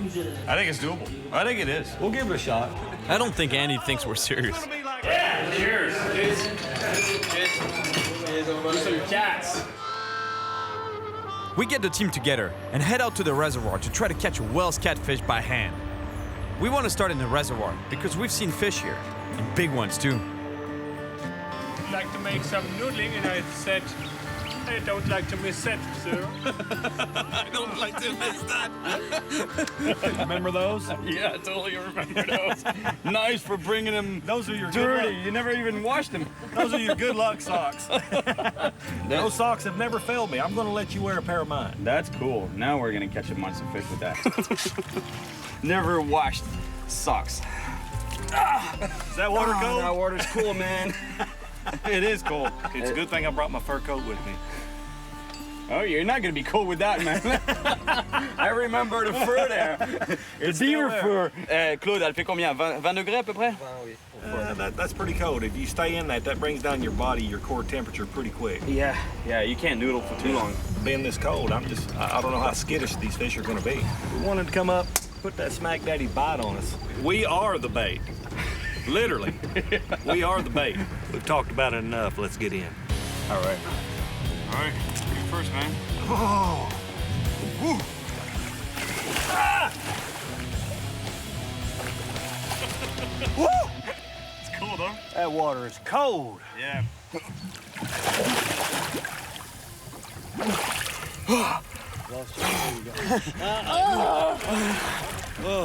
Yeah, thanks for calling me in. I'm excited to do this. You're welcome, buddy. I knew you would like it. I'm not sure if it's excitement or fear. I don't like to be afraid of anything. I think this fish scares me a little bit. Yeah. Oh, that brush looks good, man. We keep looking around the brush, in the same area where we saw the giant fish while scuba diving the other day.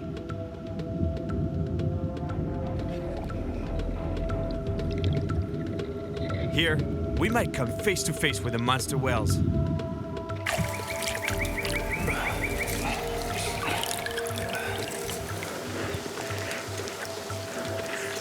Is it the first time you noodle water this clear?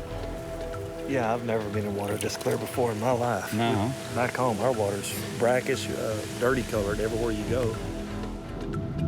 Here, the whales seem to prefer to remain in sheltered locations like brush and branches. But I have a feeling that with water this clear, we're gonna have a hard time sneaking up on him. Maybe if the fish is really deep in the brush, maybe he won't see us coming, right? Well, the brush can kind of help us trap him. That's it. If the fish's head is really deep into the brush, there's a chance that this fish won't see us coming. And Skipper's caught fish this way, he caught him by surprise. And he actually uses the bush as a fence, and the fish gets stuck. So if it arrives from behind, that fish can't back up. He's stuck in that brush, grabs it. Maybe it worked in Oklahoma, but over here, it's a different story. That is the weirdest looking frog I ever seen. You know what he said? Huh? He just said, those guys are idiots. There's big catfish in there. So are we going to start doing some noodling, or is it just synchronized swimming? It's too clear. The water's too clear here, huh? I think they're running from us. Yeah. They're seeing us and hearing us come.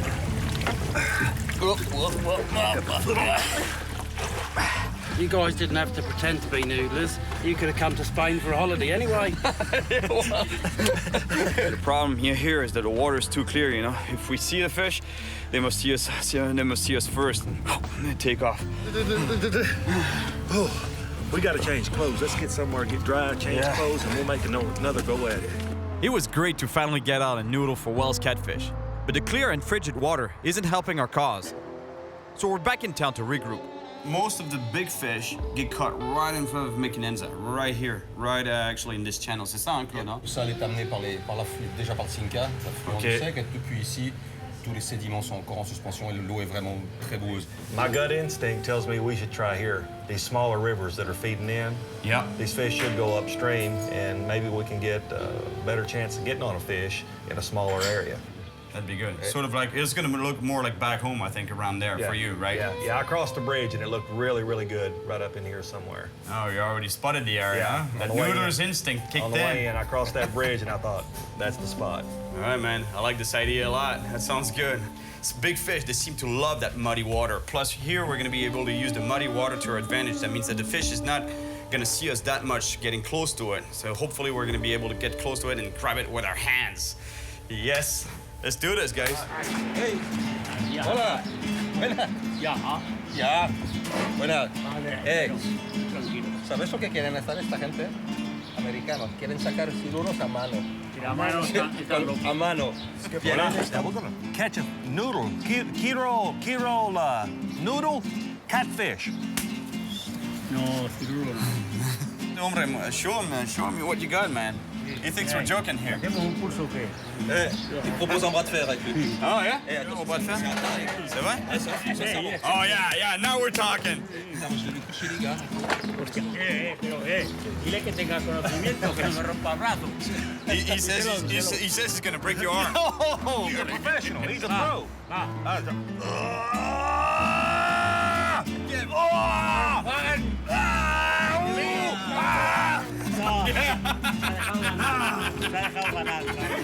He's scared. This man is strong. That's what. Hey, we got to take that guy noodling.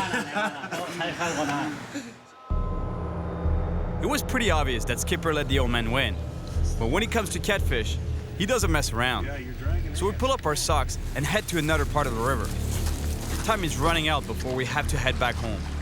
This is a last shot.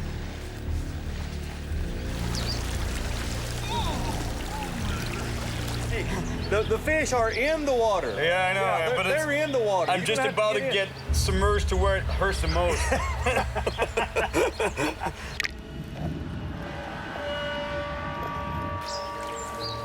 You feel all the way down? Yeah, I come under it. There's got to be a catfish in there, man. Mm-hmm. Oh, grill. Hey, I touched one right here. You did? Yeah, I touched one. Oh, the carp maybe, no?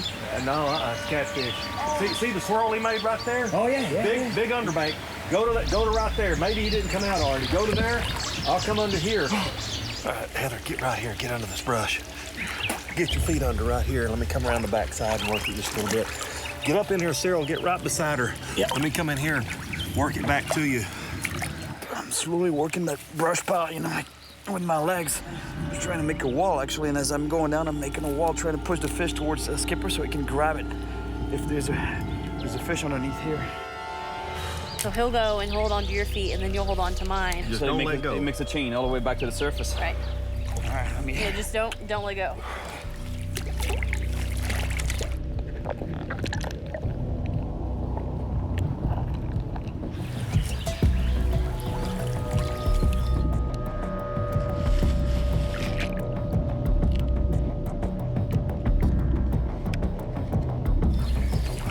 If a big fish catches our legs now, I really don't know how we'll get back to the surface.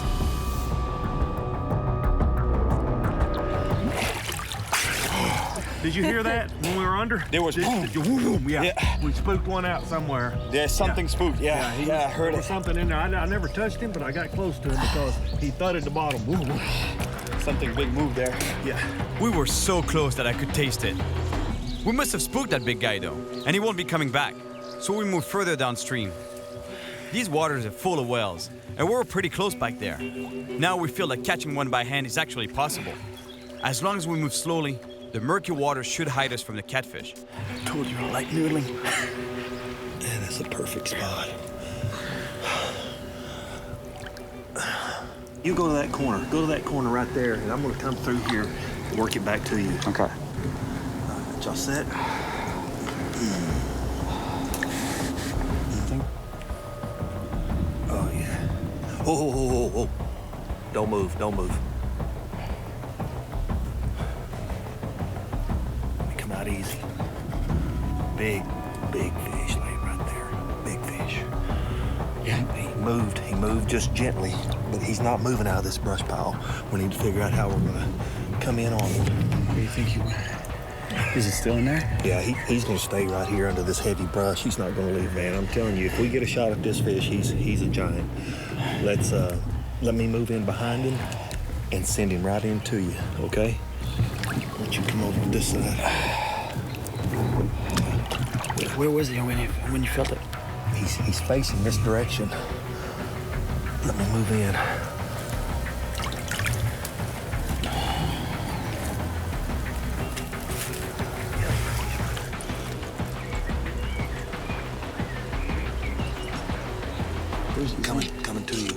Coming right to you.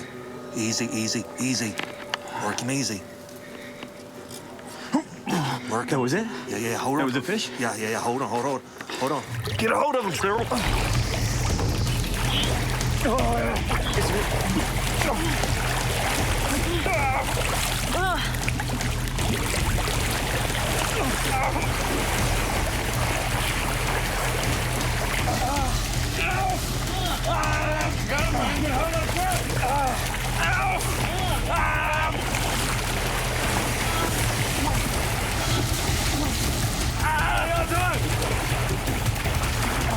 Get hold of his tail, sit!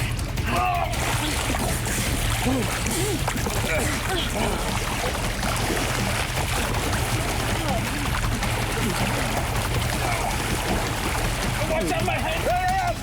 Get him, Heather, get him up! Drag it! Got him! Hang on to him. He's still fighting good. He is. Hold it. I've got to reach my stringer. He's biting me hard, man. He's biting. He's putting the stringer through its mouth.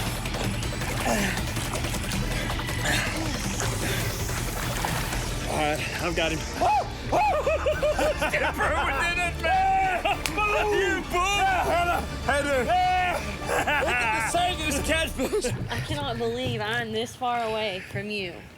And I'm touching the tail while you're touching the head. Hey, not a tail, a whale. A whale. 7 feet? Yeah, good 7 foot. 7 foot or so. 7.5. Jack, Look at the mouth. Oh, yeah. Whoa, baby. Whoa. It's like a snake. He's so strong. Unbelievable, the strength of that thing.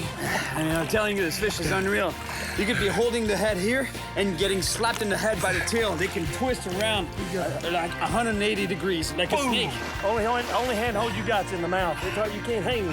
Can't hold on to him. It's all tail. Yeah, it's all. He's feeling good. He's feeling good. So long, pussycat. Yeah, there he goes. There he goes. Yeah, there he goes. All right. Yeah, man. Ooh, we did it. Yeah, Heather. Frozen Heather. Oh my gosh. That's the coldest fishing trip I've ever been on, Cyril. It was not supposed to be that cold, man. I'm telling you. What's up, vato?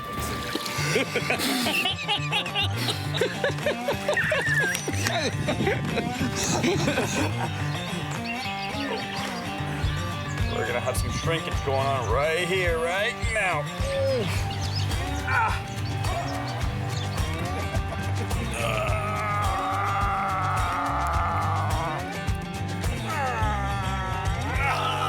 This guy's strong, man.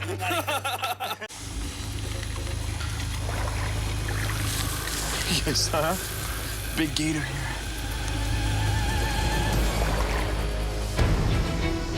My name is Cyril Chauquet, and I spend my life traveling the world, chasing monster fish. Oh my gosh. And that's exactly why I'm here in Texas, in search of a huge prehistoric fish. Completely armor-plated, this fish is so tough, it can resist almost any predator. This is the famous Wild West, a place filled with snakes and alligators. Once they start eating large mammals like that, it would be anything from me to man also. And to catch this living dinosaur, it's gonna be a serious adventure. With scales so sharp, they were used by Native Americans to make arrowheads. And super sharp fangs. The alligator gar is definitely at the top of the food chain in the rivers of North America. Watch your feet when I bring him on board. I'll stay between you and the fish, but they will bite you, and I have the scars to prove it. This fish has survived over 100 million years. When I was telling you that those fish are dinosaurs. But in the past century, it was almost wiped out by another top predator. Feared and misunderstood, the alligator gar was hunted down and massacred without pity. I've heard stories of alligator gar becoming so big that they've been confused with real alligators. I don't want to spend too much time in this river. Big alligators. I want to see these monsters up close. I can't lose this fish. And my ultimate goal is to catch the biggest one possible, alone and from the shore. Look at this monster. I'm here in Texas on a mission to catch a huge prehistoric fish, a beast that can grow bigger than me and actually longer than me. Imagine catching a fish like that in a river from the shore alone. That'll be the fight of my life. I've been to the south before, chasing monster catfish. With my hands. It's called noodling, and let me tell you, it was pretty intense. So intense that my hands got mangled really bad. My hand is totally destroyed. But that's nothing compared to what an alligator gar could do. So if I catch one, I don't want my hands anywhere near their mouths. These fish can be pretty dangerous, but they also endanger themselves, and I want to help protect them. So my first stop is the Texas Fisheries Science Center to meet with an alligator gar specialist, Dan Doherty. You must be Dan. Nice to meet you. Nice to meet you too. Welcome to the facility. In order to help with the preservation of the species, I've been asked to tag some monster alligator gar. But first, I need to learn how to do it without losing my fingers. Dan's assistant joins us to try and catch one of these giants. What's your name? Elena. What we're doing is setting the net so that we can catch an alligator gar because he wants to show me how the tagging is done so I can tag myself later on.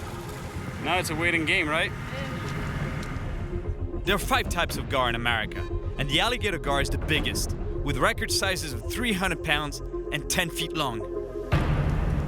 So why do you think that they have such a bad rep, you know? What makes them such a terrifying fish, you know, like in the mind of most people? I think it's the teeth. The teeth, huh? And the size. And size, because yeah. they get humongous. In the early 1900s, they were considered a nuisance fish or a trash fish. They weren't any good for market meat, and there were actually many programs in a lot of places to eradicate gar from systems. Yeah, it's crazy because this fish, they've been around for what, 100 million years or so, right? And yet, in the last 100 years, we've almost decimated the species. Yeah, it's crazy how fast things can happen. It's pretty sad, I'd say. Oh, we got something. Oh, we got. Yeah. Looks like it. I think there's some movement in the line there. There, you might get a splash. Well, I think we're just about to see an alligator gar. It's a gar, but just a baby. And it's the typical size they can catch in their nets. But Dan wants me to catch monsters, hopefully 10 times bigger than this one. All right. First alligator gar I ever see. Alligator gar can live outside the water using their air bladder to breathe, sort of like a primitive lung. Whoa, look at the teeth on that thing. Obviously, the bigger the fish, the bigger the bite. You gotta be careful handling these. Everything on them is sharp, poke you, stick you, or cut you. Wow, that's an amazing looking creature. Yep, very prehistoric. It's almost 2 feet around and almost 4 feet in length. 4 feet in length. And yeah, that's still a baby. Still a baby. Pretty good sized fish would be a 100-pounder. Oh yeah. That's what you want me to tag, right? Big fish, bigger the better. The bigger the better, huh? So how do you tag this guy? We tag it right here at the base of the dorsal fin, just above the scales. Just insert the needle. Push in. Pull the button, pull the needle out, and the fish is tagged. Shall we put him back in the water? Yeah, let's let him go. There are 2 reasons for tagging this fish. To help keep track of their growth rates, and to find out where alligator gar travel throughout their lives. Oh, You're a pretty slimy fish. Just put a lot of pressure on me. He wants me to catch a monster gar, not the little guys, you know? This is it. I'm heading to the famous Trinity River. 700 miles of muddy water that still hides some huge gar. Some of these fish could be more than 7 feet long. But these wild animals are tough to find, and even tougher to catch. All right, let's go catch a monster alligator gar, alone. The path is long and really rough along the river. And I have to keep in mind that while I'm looking for alligator gar, there's something else in the muddy water, watching my every move. Hey, buddy.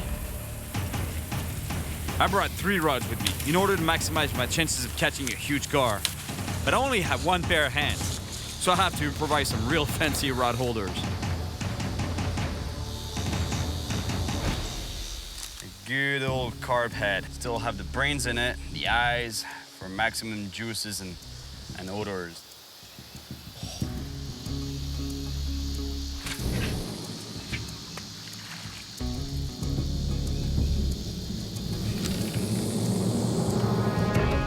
Takes a lot of patience to catch a monster fish, let me tell you. You know, the only thing I can do here is basically stare at the line, stare at the rods, hoping that that line will start peeling off that reel.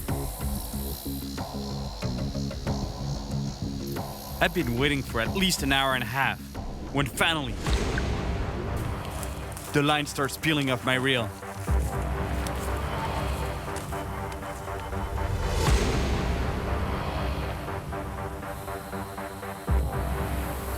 I'm getting a good hit here.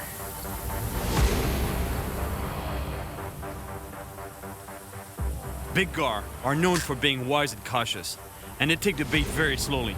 So I need to choose just the right time to set the hook. Otherwise, I might lose this fish.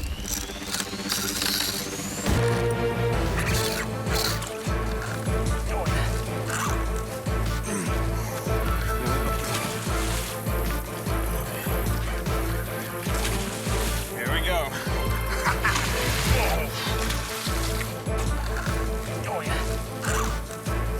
The thrashing gar is attracting alligators. I need to bring this fish in quick.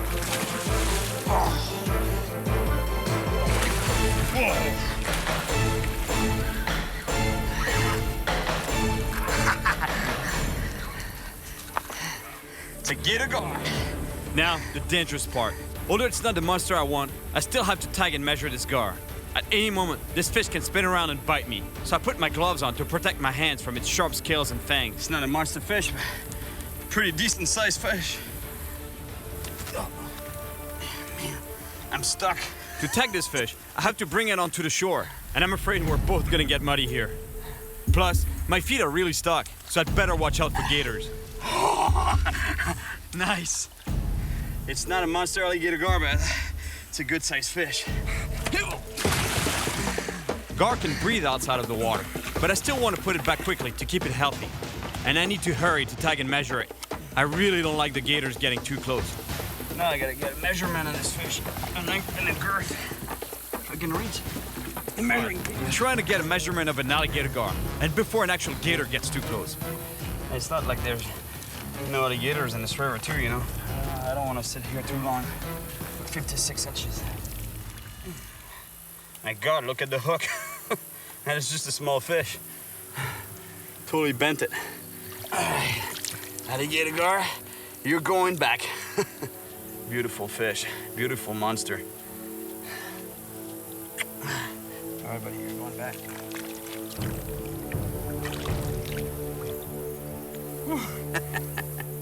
That was something. What a catch. That's my shoe right there. I don't know if you can see it, but it's a shoe.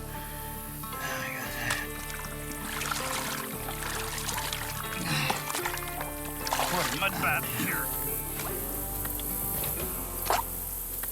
I caught a nice alligator gar, but after being hunted for so many years, the monster ones have become really rare. So I've decided to go to Crockett City, named after the famous trapper Davy Crockett. I'm here to meet a professional gar fisherman who has the perfect boat to access the most remote stretches of the river. There, I really hope to find the real monsters I'm looking for. Steve? Hey, How you doing? great. I'm Cyril. I'm Steve Barkley. Nice to meet you. Nice to meet you, sir. Hey, that's your boat? Yes, sir, that's my boat. My God, that's a beast, man. I hear you fish stretches of the river that basically no one else fishes, yeah, right? some very remote stretches of river. Has some really big gar on it. Not many people get to fish it, so we've been catching some big ones. You want to come in and see some pics? Steve's father, David, is also an alligator gar fisherman. They show me the huge gar I might encounter in the most remote stretches of the Trinity River. In the 230, 240 range. 230 pounds. I believe this is either 8.1 or 8.2. And that is a monster. That's the biggest gar I've ever seen in my life. And I think it's on exhibit in the Dallas Zoo now. That's what I want to catch. I know. David hunted alligator gar back when the fish was relentlessly slaughtered. Before I head out fishing with his son Steve, I want to ask him a few questions about this brutal period of gar history.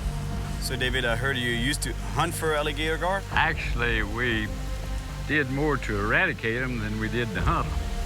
We shot them with shotguns, and we caught them on hooks, and they caught them in nets and what have you, to the intent of diminishing the numbers to where the game fish were not so in peril, so to speak. So now you like them? Yes, we like them now because they are considered valuable. David explains that although the alligator gar is still sometimes frightening to the locals, it's not respected as an apex predator that balances the ecosystem it lives in. Here we go. Steve's taking me to a spot so difficult to access that the only way to get there is by airboat. And out there, away from everyone, we're hoping to find some huge alligator gar. That's a steep ramp there. And that's one of the reasons I have a really exclusive access to this piece of river up here, is because I'm pretty much the only one that can get launched here. No, I don't think anyone would want to launch here besides you. Yeah. Yeah, you're my style. I like that. All right. True cowboy style. That's great. I can't believe we're gonna launch a boat here. It's so steep, but at least it looks like Steve has a plan. This will get you to get in the truck. Yep. And hold tension against it. When you hear me powering up, the easier put off the brake, and I'll just gradually put the truck in reverse and I'll pull it backward. Well, let's see if this will work. All right. All right. Now you're gonna understand what I'm talking about when I tell you that it's a powerful machine. Here we go.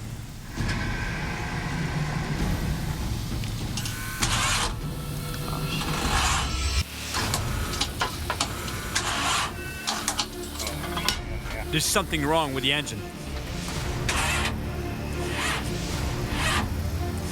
Not sure what the heck's going on here, but I gotta find out. That's exactly why I don't have a boat. I use other people's boats. I'd love to be able to do something about it, but honestly, I don't know much about mechanics at all. Well, I guess that's about as close as I'll get to the alligator gar today. But we're not ready to give up yet. We're so close to the monster fish. Lord, we thank you for allowing us to enjoy your bounty and let our repaired work. Go with us and keep us safe on the river. Give us a big fish. In Jesus' name, amen. Amen. All right. Feel the crank now. Oh, so. Here we go.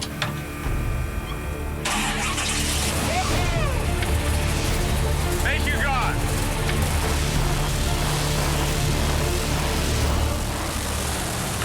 This time, here we go.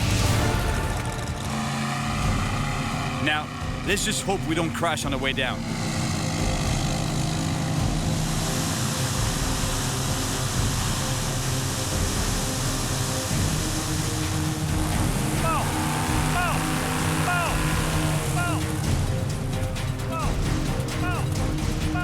We're almost there.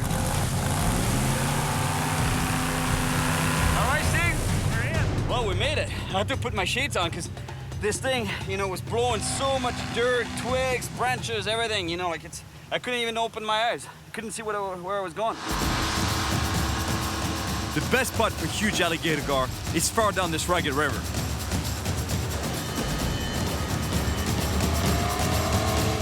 The power of this machine is unbelievable, and it's perfect for jumping from one section of the river to the next. Now, I can clearly understand why we need an airboat to get to these remote spots.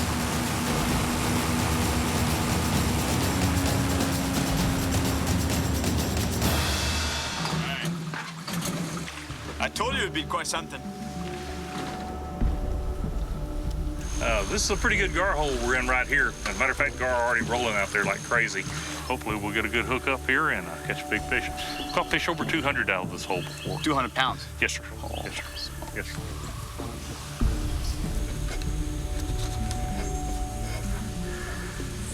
sir. On a bimini twist, that allows you to double the end of your braided line before you actually attach it to the metal leader. I tell you, it's not gonna go anywhere. You know what? Even if I was lost in the middle of the desert, I have nothing else to eat but this. I don't think I would touch it. It stinks so bad, you know, like you have no idea. It's awful. But the stinkier the bait, the better the chances of getting the attention of an alligator gar. While we wait for a big gar to show up, Steve tells me how he got bitten by a gar right after he brought it on the boat. I had her on the deck of the boat, and I was standing there. I had just boated the fish for the client, and she just slung her head around and grabbed my leg, and only her top teeth penetrated my leg. So if she had actually been able to grip onto my leg with both jaws, then would have lost a large chunk of flesh there without a doubt. When we get a big gar on the boat, you know, we want to really handle that head with care. God didn't give them those teeth to eat moss. Yeah, I know for sure. They're not vegetarian, right? No, they're not. No, they're not. There's some movement on the line. Oh, guys, I've got a gar on the line. Look, the line is peeling off my spool. He's taking off. He's taking off with the bait. We don't want the gar to feel any pressure on the line, so Steve slowly drives the boat to the middle of the river. He's under the boat. There might be around some structure right there. Now, I'm worried that the line might get cut by the prop of the hull, but the fish has already let go of the bait. Yeah. Oh, yeah, he chewed on it. Oh. Look at the puncture marks. Big puncture marks there. Look at that. That was a big fish too, right? Looks like it was. We'll hook up another one, or maybe that one will be back, pick up, you know? Oh, yeah? He's hungry. He might have got a taste of it. He may be ready. Some stinky carp fillet. I really need to tag a big alligator gar, but they're pretty smart fish. This is not going to be easy. Oh my God, look at the puncture marks on that one. Oh my God. We're gonna catch him. Yeah, he chewed on it pretty good, you know? Had it for a long time. He just left us the skin. Ah, he got all the good stuff. Yeah. Just left you the skin. These fish are pretty smart, man. That one beat us at our game, I think. All of a sudden, I feel another gar on the line. It's actually the first time I feel some tension on that line. There's a fish on that line. I'm about to set that hook. He's getting brave. He stole a bait last time.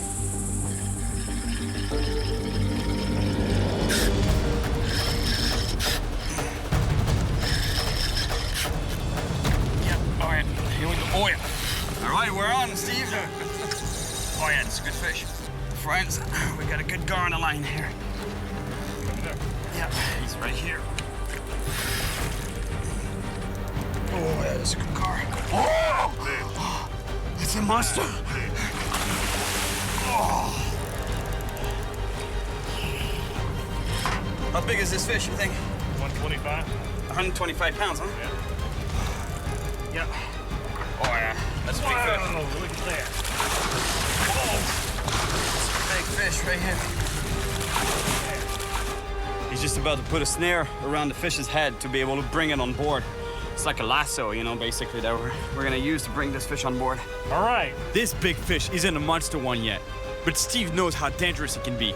Watch your feet when I bring him on board. I'll stay between you and the fish, but they will bite you, and I have the scars to prove it. That's a monster.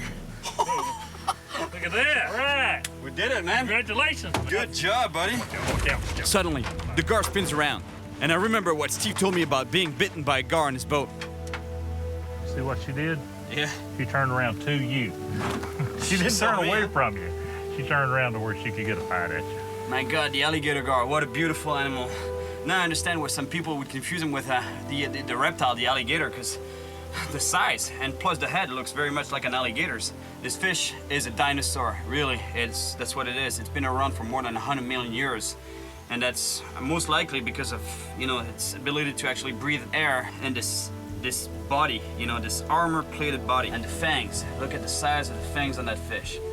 Now, I need to measure and tag this gar before releasing it. 5'7".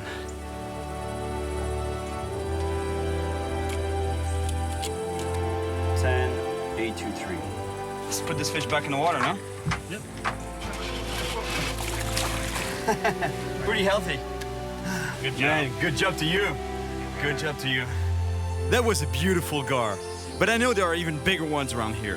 But for now, it's getting late, and since there was a problem with the engine earlier, and also because we're really far down the Trinity River, we decided to call it a night and come back tomorrow for the monster fish. And now that we've made it back, we still have to get the 5,000-pound airboat up the steep slope. Let me tell you, now now we gotta bring that boat up. You see how steep it is? He's gonna go full blast on the props there. I'm gonna help him with the truck. The cable is hooked up to the boat.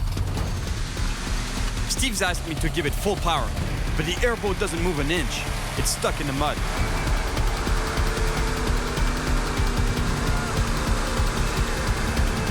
And just when I'm starting to gain some ground, I hear an explosion. That's no good.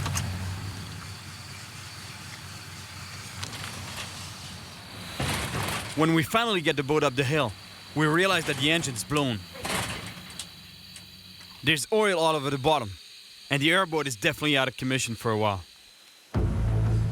Steve is a great guy, and he wants to take me out again to find monster gar, but he won't be today. There's where the rod hit the oil pan from the inside. You can see where it knocked the hole in the oil pan. Actually, a piece of the rod came out, laying in the bottom of the boat, right there. While I wait for Steve's boat to be repaired, he's put me in touch with another fisherman who knows where I can find some huge gar. On my way, I decide to stop at an alligator preservation park to meet with the owner, Charlie. How you doing? I'm good. How are you? Good to meet you. Good to meet you. I want to see if it's actually possible to mistake a gar for an alligator, like David told me. Have you ever heard of anyone mistaking an alligator gar for a gator, for the actual reptile? Yes, I have heard of a few instances where people thought they saw an alligator and it turned out to be an alligator gar. Are we close the gate or shall we leave it open just in case we need to run? I think I'm gonna leave it open if you don't mind. That's all right. I'm actually pretty excited.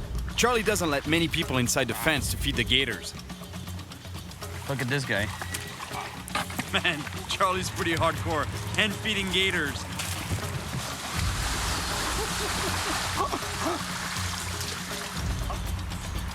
Imagine some people actually mistake the alligator gar for the actual alligator. It's hard to believe because look at the size of this animal. I guess with a smaller alligator, if it's dark and you barely see where, you know. Yeah, in the dark it'd make a lot of difference. In the dark it'd make a lot of difference. Yeah. And if you have a quick peek at it. Especially, I mean, alligator gar, 8 or 10 feet long. Yeah. Now, it's my turn to feed this big gator. On top. Yeah, man, first time I do that in my life. A 1,300-pound alligator. Let me tell you, if there are alligator gar big enough to be confused for an actual alligator, I definitely want to see one of those. But after decades of hunting, there's only a few big ones left. I would love to see a real monster up close and do my part to help conserve him, but finding one is not going to be easy. This time, I'm going to another section of the Trinity River with Dawson, the fisherman that Steve told me about. And just like Steve, Dawson knows that to catch huge gar, we need to go to places that are almost unreachable. This is it, huh? Yeah, this is it. Should be pretty interesting. We're gonna have to bring a boat down this slope here. Check this out. It's pretty sketchy. The first slope, and we got a little bit of a plateau here. And then, there we go. Down there.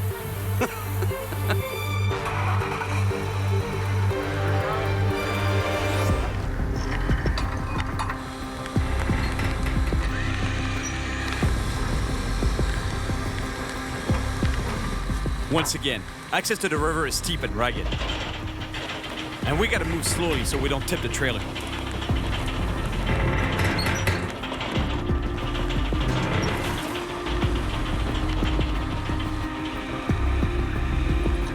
Luckily for us, everything worked as planned. Went pretty smoothly, considering the slope. All right, here we go on a hunt for monster gar. This section of the Trinity River is fast and shallow. A lot of stumps and logs on this river. And there's branches everywhere. It's gonna be really hard to land a big alligator gar without breaking my line. But almost no one fishes out here, so it's the perfect place to find the monster I'm after. That too much weight? Too much weight on the boat. We're gonna have to go back up. Didn't have any enough power on this one, so we're gonna have to go faster through the rapids. The rapids are really strong, and we can barely advance against them.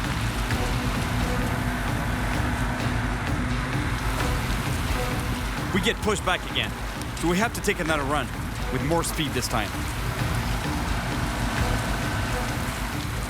We made it through, and we're finally at Dawson's favorite gar spot. Let me tell you, it's pretty remote here. There's gotta be some big gar around. Well, I think his rod holders are a little bit more advanced, technologically speaking, than mine, you know, like just the stick as a V-shaped stick, you know? That's what I used. That's what we use for carp fishing, actually. Yeah, that's a carp fishing rig. Just lay the rod there and you have the line going through it, and as soon as there's a bite, you know, the fish starts pulling on the line. You get that noise, and that's the kind of noise we want to hear today. If that fish is not big enough to swallow that head, it's not the fish we want. Bang. It's like throwing a rock in the river. Absolutely.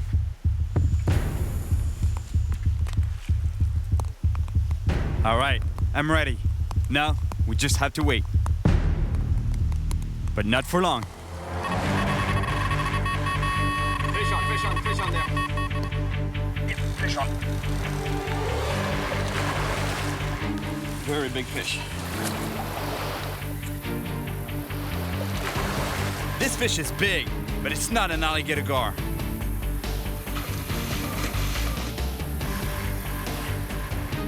Oh, big catfish, big flathead. Look at that.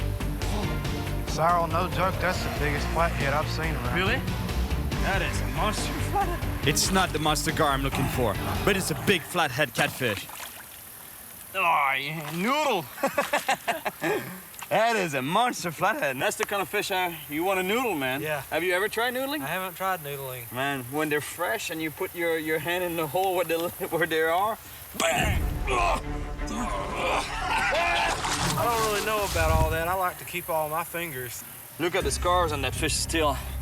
It looks like it might have gotten bitten by a gar. If there's a gar in this river that will attack a fish this size, thinking it's bait, you know, I don't want to be even near that river. All of a sudden, we hear the bite indicator go crazy. So as soon as you have a bite, the idea is to get tight before you set the hook. Get tight, make sure you're in contact with the fish. Fish on. Pretty good one there. Yeah, that's a good fish. Yeah, huh? Feels like it. It's actually locked in. Look at the size of this thing. Oh my gosh.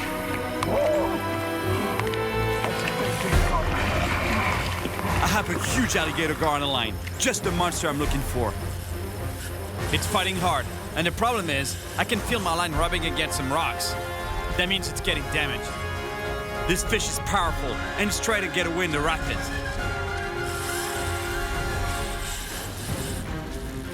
My line is pretty damaged. I don't want to put too much pressure on this fish because I'm afraid of breaking off. I gotta find a good place to land it. The line has rubbed against a rocky ledge on the bottom and has weakened. And now, the gar is using the rapids to get away. If I don't stay with it, I'm gonna lose this monster. Yeah, I might lose it there. I don't want to lose it, man. My line is damaged, and now I can't put too much pressure on it without breaking it off. This fish is smart, and it's trying to escape down the rapids, which is putting even more pressure on the line. We're gonna get this fish, Dawson. I don't have any choice. Yeah. I need to follow it down the fast water. I think it's good now. I think we should be able to land him here. I know, man. I've never seen anything like running down those rapids after that. I can't really do too much, man, because this line, I don't trust this line.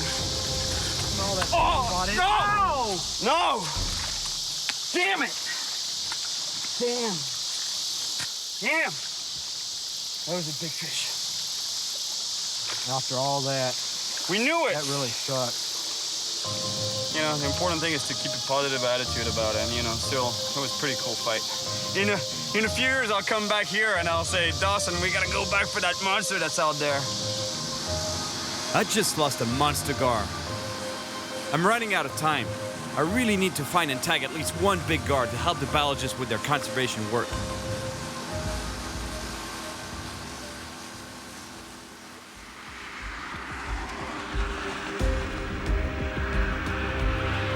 Working my way up the Trinity River, and on the way, I'll stop at the Texas Fisheries Center.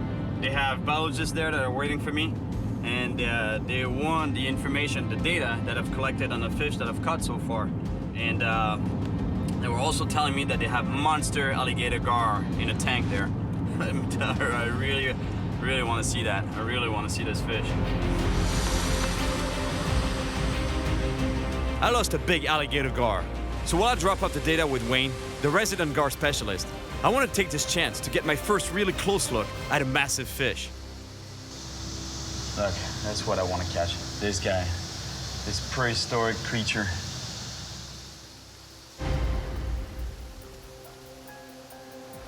Now, there's some pretty big gar in here. You sure you want to do this? Yeah, they won't attack me, right? No. We haven't had any yet. Before I get too close, Wayne feeds the gar, just to show me how fast and aggressive they can be.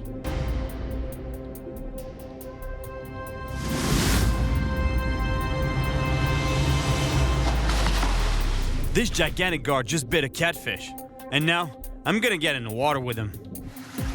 Oh man, I always love to swim with fish, any kind of fish, but here I'm about to swim with some monster gars, alligator gars, fish that are over 200 pounds in here in this pond. Let's go check it out.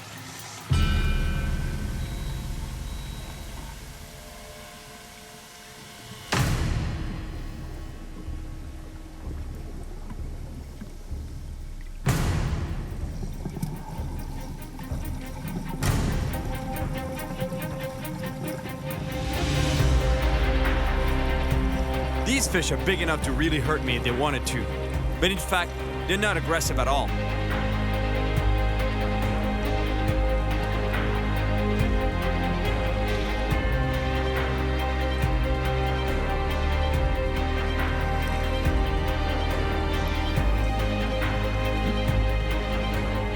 It is sad that these giants were so misunderstood and massacred. They're really incredible animals.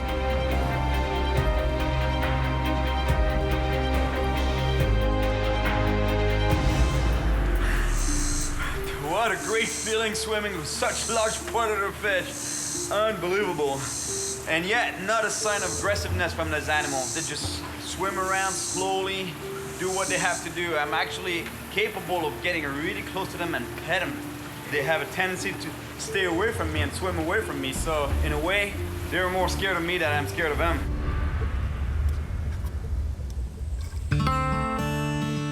This is my last day in Texas, but Steve's airboat is still out of order.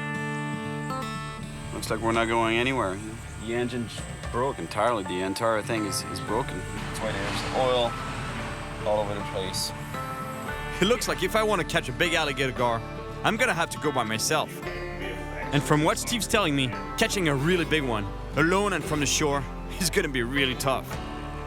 Steve shows me a path through the woods to a very remote spot on a small lake connected to the Trinity River.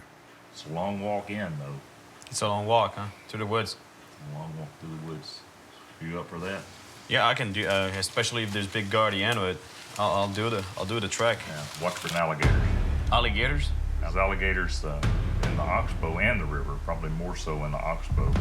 So you need to be very cautious along the river banks. While it's maybe unlikely that you would encounter an alligator like this, they do exist there, and they catch livestock along the river.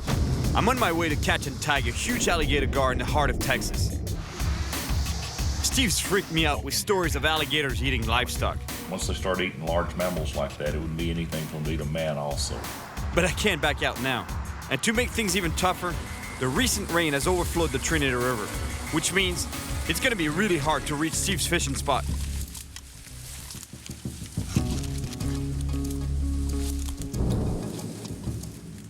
But the first obstacle I come to is a cliff. Check this out, I can see it. The river is right there. But let me tell you, getting access to this river is almost impossible. Look how thick the woods are.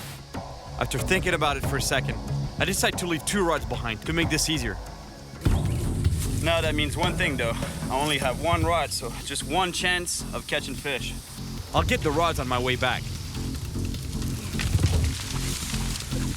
Ah!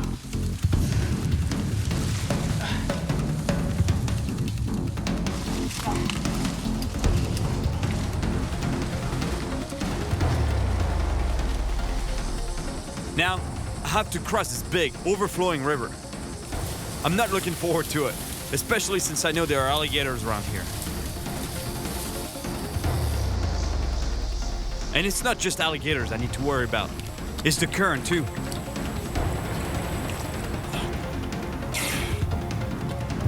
I can barely touch bottom, but eventually I make it across. But I still have to keep an eye out for alligators.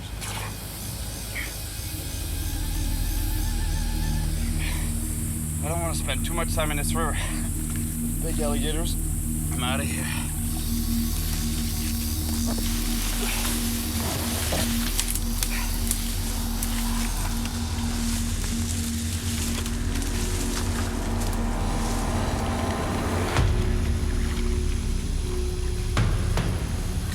Yes, huh? Big gator here. Steve was right. I gotta be really careful around these oxbows. They're home to more than just monster alligator gars. I just found a small lake, and I think it's the one that Steve told me about. A big gar just rolled in front of me. This has got to be Steve's spot.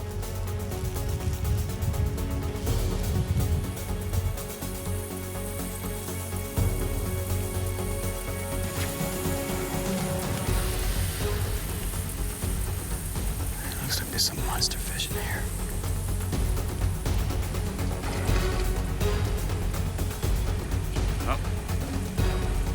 Here we go. Here we go. Come on, fish. Take this. Yes.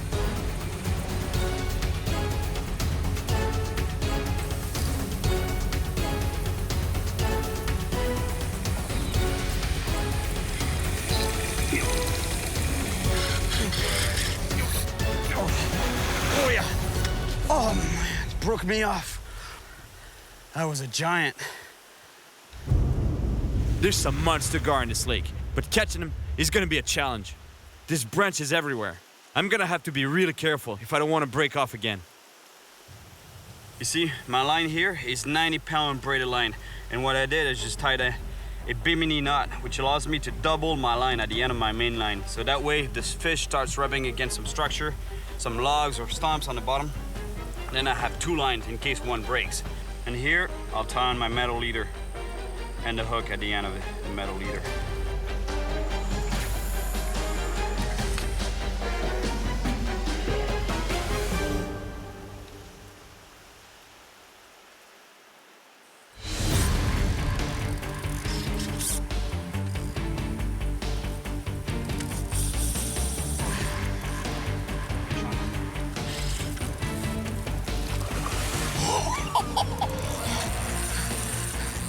I can tell I have a massive gar on the line.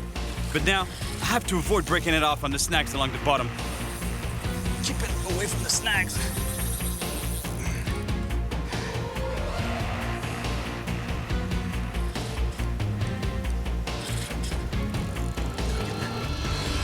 Oh my gosh! Oh, it's huge!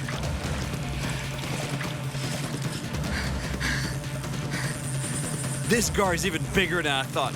I have no idea how I'm gonna tag this monster by myself. Oh my gosh! Look at this thing! Look at this monster! At this point, I'm really not sure how to bring this big fish onto the bank to tag it without getting injured. But I gotta try. When I was telling you that those fish are dinosaurs, I'm not kidding. Look at the size of that thing. It's gotta be 200 pounds. My best shot is with the technique Steve showed me, using a lasso around its head. But the gar escapes into the weeds. again. I'm not sure what a gigantic fish is, and I could get bitten if I go too deep. I don't like this at all. The fish went underneath the weeds here. I've already had a big gar leap out of the water at me. And if this one does that, I'll never see it coming. Plus, I know that there are huge alligators around here. And finally, I find it. Now, I gotta quickly get the lasso around it before I lose it again.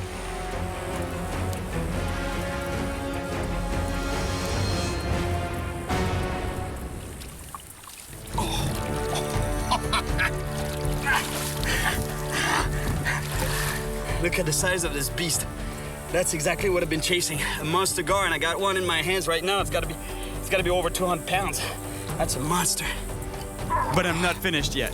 I still need to tag and measure this fish for the biologists. My measuring tape is in the bag there. I think I'll use the rod though. That fish has gotta be 7 feet. 7 feet long, for sure. My rod is 7'8".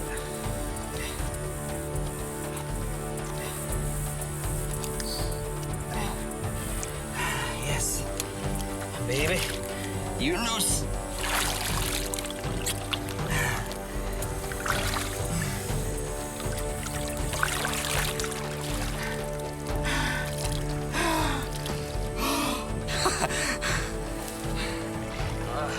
I was finally able to catch a monster gar from the shore and tag it.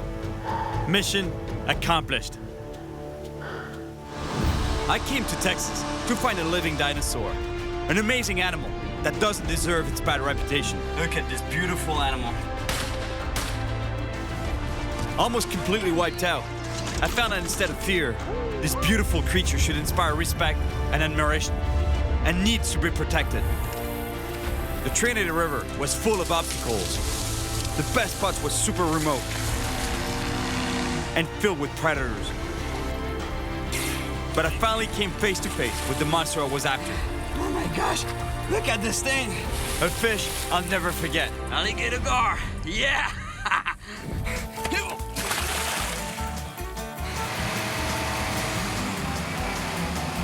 Are we close the gate or shall we leave it open just in case we need to run? I'm not sure I want to shake your hand now. Although I will because you're the gar master. I guess they really do make everything bigger in Texas.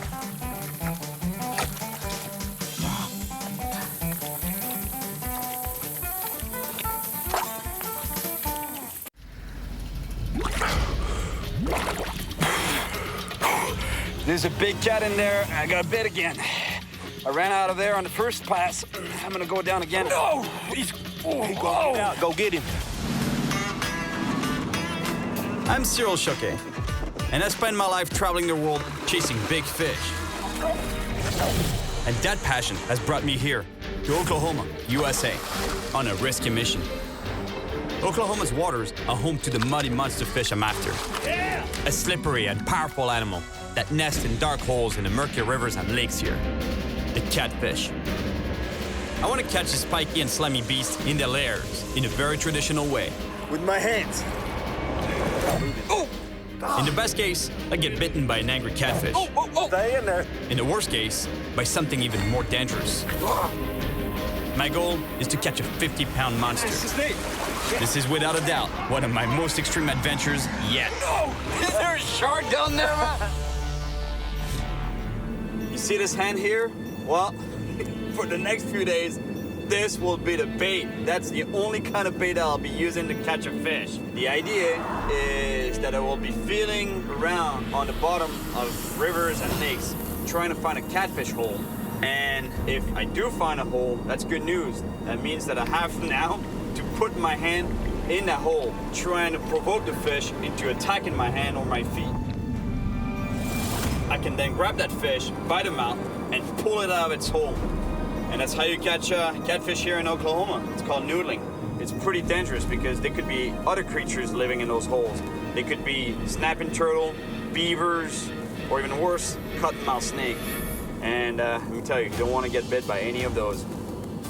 I'm in Oklahoma, where Native Americans were the first to practice the art of noodling thousands of years ago. There are still a few purists out there practicing this extreme way of fishing, and I'm leaving my comfort zone of rods and reels behind to give noodling my best shot. But first, I'm going to meet Bob Clark, one of the top snake specialists in the world, to learn more about the dangerous reptiles I might encounter while noodling. Bob? Hi, sir. Hi, how you doing? Great. How was your trip? Pretty good. Good to meet you. Come on in, I'll show you some snakes. Oh my God. You got a lot of snakes here. I do. I think I have more than anybody. I want a python, man. I'm gonna give you a call and order a couple of pythons. It's what I do. I'm sure my girlfriend will love that. That's huge. That's a reticulated python. You won't find this guy in Oklahoma, no? Not unless you're here. And how much does he weigh, you think? About 180 pounds. Really, huh? Yeah. 180 pounds? Yeah, you can lift him up if you like. I'd love to. It's pretty long. Still and heavy. South of where you are. Why, imagine when I was fishing in the Amazon and I grabbed that anaconda. You know, had it been an anaconda the size of this python, that would have been it. Oh, anaconda! Pega fogueira, pega fogueira.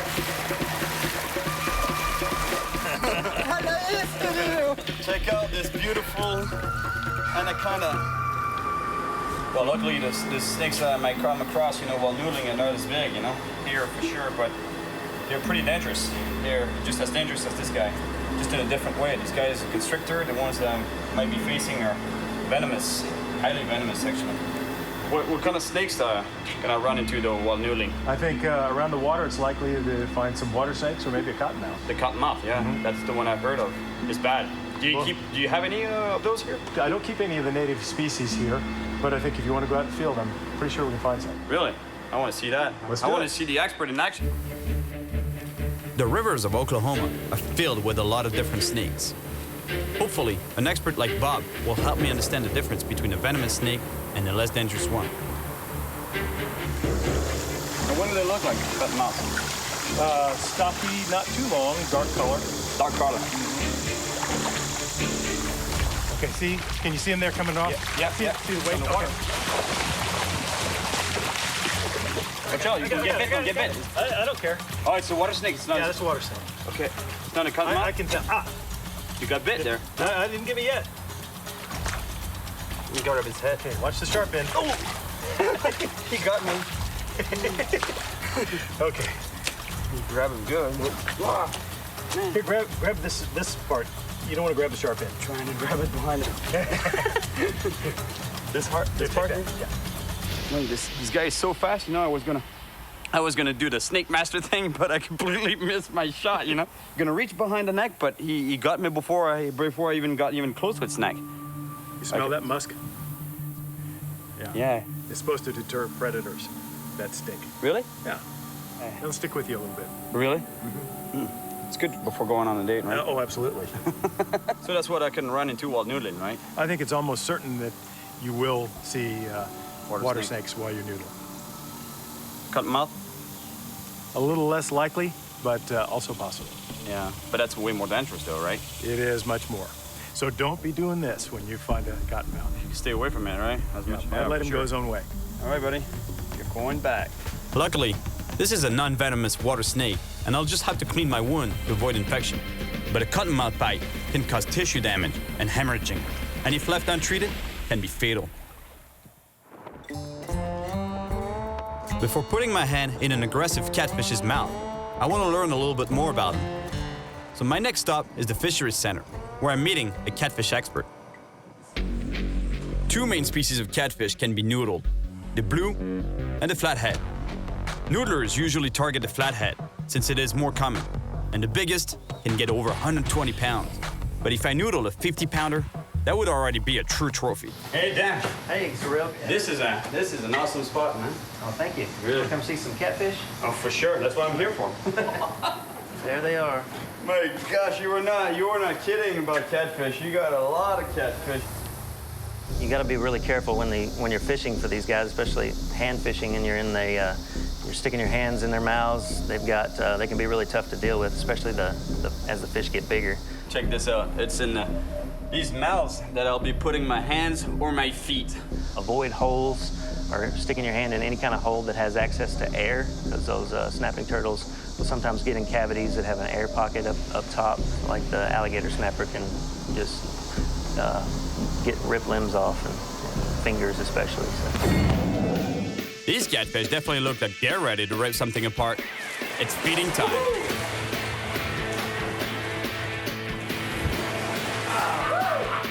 Imagine soon it's gonna be my hands in there. All right, you sure you're gonna go noodling now with these guys? I like my hands. I really like them. All right, guys, I'm on my way to noodle on my own. I don't guarantee anything, though, because let me tell you, finding holes on your own, you know, in muddy water, I don't think it's too easy, you know. I just can't wait any longer. Even though I know what kind of creatures might be lurking out there, it's time to try to noodle some catfish by myself.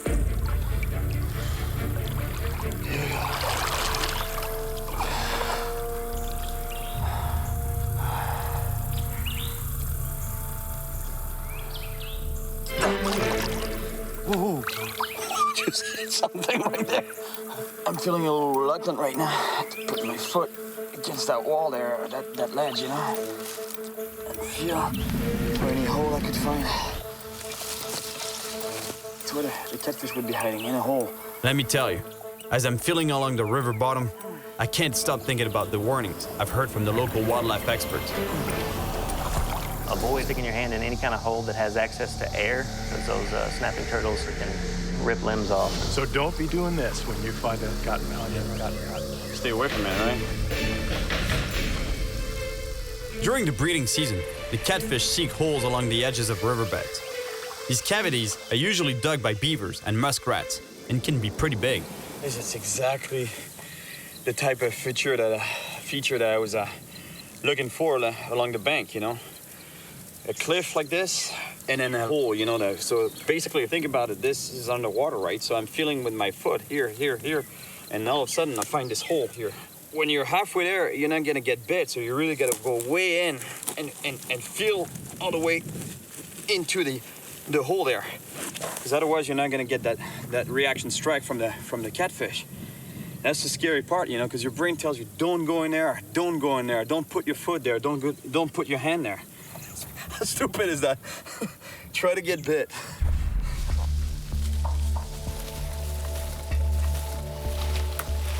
Check this out. The snake skin. I don't know what that is exactly, but I would guess a rattlesnake.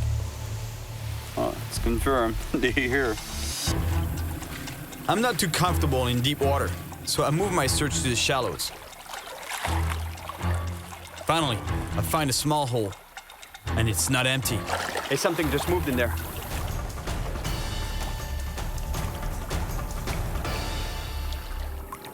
Ah! Look.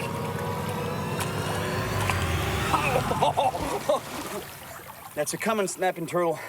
But let me tell you, you gotta stay really far from that mouth because it can reach out pretty far and bite you. And these turtles, not only they have a powerful jaw, their beak is really sharp. This thing is like a dinosaur. So if you reach into a hole, let me tell you, you better grab it by the back like this, because otherwise, if you get the front end, you get bit, you lose a finger for sure. Or a hand, because these guys can grow to over 70 pounds. All right, buddy.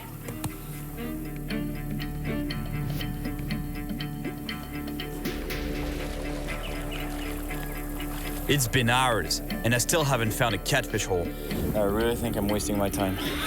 Look at the size of a river, it's endless here. There could be holes anywhere, everywhere, pretty much, but so far I haven't found any, because when I'm feeling the bottom and the banks of the river, I don't really go right in there, you know. I'm kind of scared, you know, to put my foot right in the holes, because it's so dangerous. There could be you know the drill, right? There could be a turtle, there could be a beaver, there could be anything in there, a snake. Honestly, I think I'd be much better off with a guy from here, you know, a guy who's noodled before. And if there's a man who knows everything there is to know about noodling catfish, it's Bill Wisnett. His family has been doing it for generations. Hey, you must be Bill, right? That's me. How are you? I'm doing good. How are you? Hey, what happened to your hand there? It can't be a fish that did that to you, is it? No, sir. No. Bill tells me that he lost 2 of his fingers from a dog bite. But that makes me wonder what could happen if I get bitten by a snapping turtle or a beaver. Wow. It's pretty serious stuff, that noodling thing, right? You can get hurt pretty bad. Yeah, you can. You gotta sure watch what you're doing. That's the only apprehension that I have when I put my hand or when I put my foot at the end of this hole. I don't care if it's a fish, that's good, but if it's anything else, that's what scares me. You know, you never know if it's going to be a snapping turtle. What it's going to be. How many fish do you think you've noodled in your life? Oh, Lord, I almost didn't make numbers that high. Is that something that people would do back in the day a lot, or? A lot more back then than what they do now. Well, back then, everybody, mostly it was to eat. So do you still do any noodling yourself? No, not anymore. My health just won't let me anymore. Hey, really nice meeting you. You too, sir. A real pleasure. Thank you. Thanks, Bill. I hope you catch a big one. Thank you, man. Bill is not too old to show me the tricks of noodling, but he gave me the names of some of the best noodlers in the state.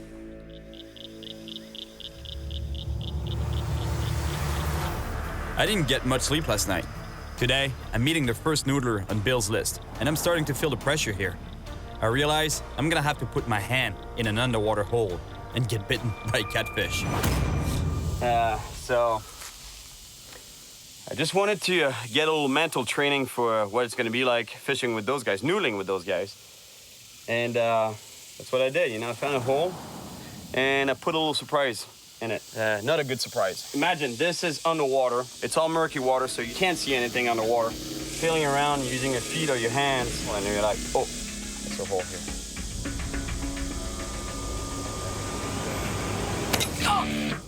Ah!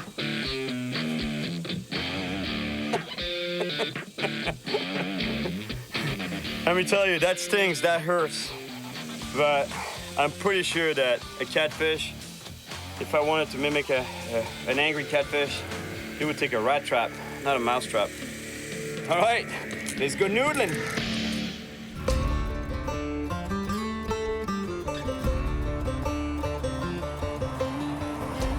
I'll tell you, I'm really in the middle of nowhere, USA. Temple, Oklahoma. There's nothing going on here. It's kind of cute in a way, you know, it's the far west. I like it. Cool vibe to it. All right, train. There's gotta be my guys there. Skipper. Yeah, that's him.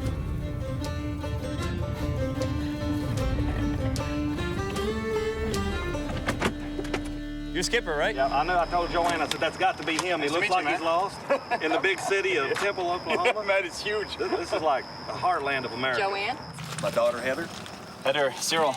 Nice to meet you guys. I've caught so many fish with a rod and reel in my life. You know, there's nothing, you know, like I want to get that direct contact with the fish with putting my hand in its mouth. Right. Well, you know, there's a big difference between standing there on your boat and threading a worm on a hook. You're going to be the bait. Yeah. That's what I wanted. Hey, dude, see that train? It's going to be a train wreck of emotions, I promise you.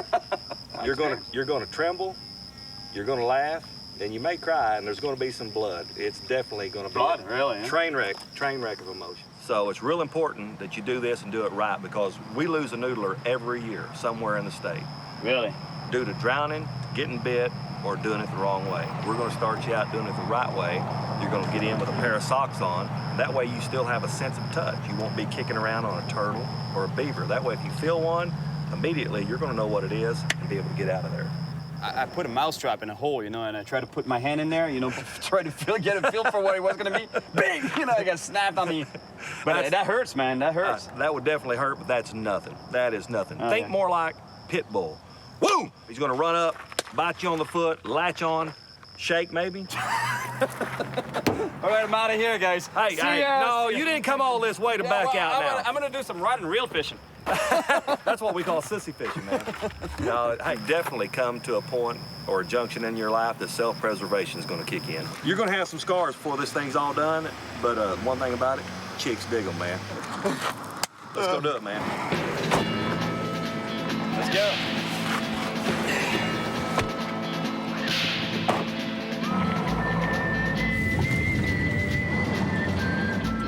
Man, I was telling you this morning that I felt the pressure last night. I'm feeling it even more. Seeing the scars that the guy has on his hand, you know, like the wounds, actually, they were pretty fresh, you know? And that's the best case scenario, is that you find a hole that has a catfish, but it could be a muskrat, just like a muskrat or a beaver, or it could be a snake or a turtle. I guess you know what I mean. I told you enough times, I think. So you got your socks on? there's a beaver in the hole. Right. You've got to be able to tell. You don't want to be kicking around, agitating him, he might bite you. With socks, you still have your sense of touch, so you make can sure. feel the fur. Yeah, we're going to lose the shoes and put on some socks. I can feel the fur here, look. Oh, oh it's going to be like that, right? All right. Anything else we need to do here? Lord bless us and keep us, and he prepared a fish to swallow up Jonah, and we're looking for a fish to swallow up Cyril. Oh, nice, nice. In Jesus' name. All right. Let's go get one. It's these Oklahoma mud baths that I take on a daily basis. That's why you look so good, right? That's why I look so good. All right. Well, it's getting muddy. Glide through it. Remember that good old Oklahoma mud bath I was talking about? This is it. This is it. This is it right there. Oh, man. Almost feels nice. Oh, yeah, it does. I'm telling you, you'll be a real man when we get out of here. Noodlers usually work in pairs, so if we find a hole, Skipper's gonna stay by my side, just to be safe. And it looks like Skipper's found something. You got one? Yes. Over the branch there, right? To find out what lives in this hole, I'm gonna have to stick both my legs all the way inside it. Yeah. Oh, man. Now, how big a fish could be in that? Holy smokes, that's deep. Now, I haven't been in it yet. Feel to the left, feel to the right, feel up and down. Don't kick it, could be a turtle. You've got your first taste of a sure enough fish den. Yeah. All right, that's an empty one. Let's go find one. All right, let's go find some real fish, man. There was nothing in this first hole, but Skipper just found another one farther downriver. And I think it's up to me to find out what's in it. This is a little bit different kind of a hole. It's a little tight. It's a one-leg hole. It's a one-leg one? One leg. This hole is really deep, and the entry is pretty small. It's scary, because I still don't know what kind of animal might be living down there. And in order to find out, I'm gonna have to put my whole leg inside it and get bitten. Nope, nothing's coming this way. Stay in there. Oh, oh, oh! Stay in there. Stay, Oh. Stay in there. That's a cat, you think? I got bit, man. Did he bite you? Yeah, I got bit. Like that? Yeah, bang, bang, bang. Oh, that's probably a turtle. Catfish would have hung on. Oh, I know, so I'm not pulling out there. Stay in there till we know for sure. No, put your foot in there if it's a turtle. We gotta know for sure. That's why you took those shoes off. Push on in a little deeper. No, if it's a turtle, man. I don't want to get bit by a turtle. The catfish, I don't care. All I can think about is a snapping turtle ready to bite. But there's no backing out now.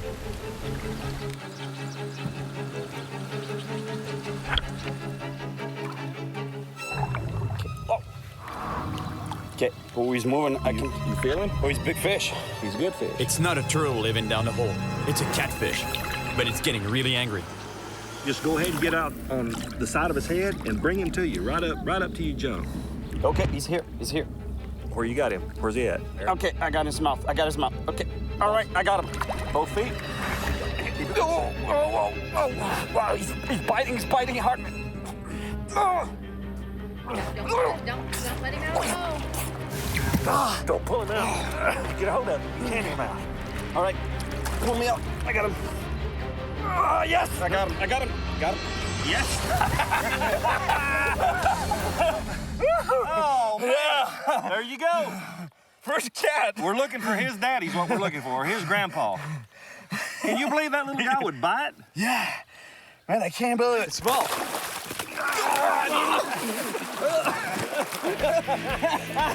I thought you had it. Welcome to Oklahoma.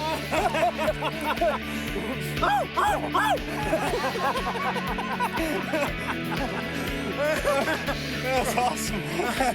Oh, good Lord. I hope we find a bigger one than that. Yeah. That's a blue cat, That right? is a blue cat. Yeah, you're a man of massive size on the bank, but in the water, now you feel how strong he is? He's pretty strong, man. If that fish was any bigger, you would not be able to hold him. And did you feel him turn? He actually does like an alligator's death row. Right. And you'll have a hold of him, and then when he turns, that's when he'll break your hold. Imagine, this fish, I can barely hold him, and it's not even 10 pounds. The biggest one he's caught is what, 111. 111 pounds. Already, you know, my hands are scratched here and there, almost nothing, but if it was a big fish, I would be pretty bruised up by now. Longer teeth, bigger fish, bigger bite. Bigger teeth. We'll get there. Yeah? We'll get there. That's just an introduction fish, right? Yep, that's it. Good starter fish. You gotta kiss him bye-bye, right? Yeah, buddy. Hey, man, you've been baptized. You're officially a noodler. All right. That's pretty cool, man. Let's keep on noodling. Yeah, let's find a big one. I just caught my first catfish barehanded. But what I really want is a 50-pound monster flathead. Skipper knows that the bigger catfish are really powerful, and it's almost impossible to hold on to them. He wants to use a stringer, a rope that goes through the mouth of the catfish to keep them from escaping. But I still want to try to catch a big one with just my hands. After a long search, Skipper finds another hole, and there's something big moving inside it. I didn't get it. I felt a bite. It's a pretty good bite. Let's get him. No! He's... Oh, Go get out. Go get him. I'm in 5 feet of water, blocking a deep hole inhabited by large catfish. To catch it, I'm gonna have to submerge and get inside its lair to provoke an attack on my feet. Then, I'll try to bring the fish to my hands and pull it out of its cavity. This water's murky, and anything could happen down there.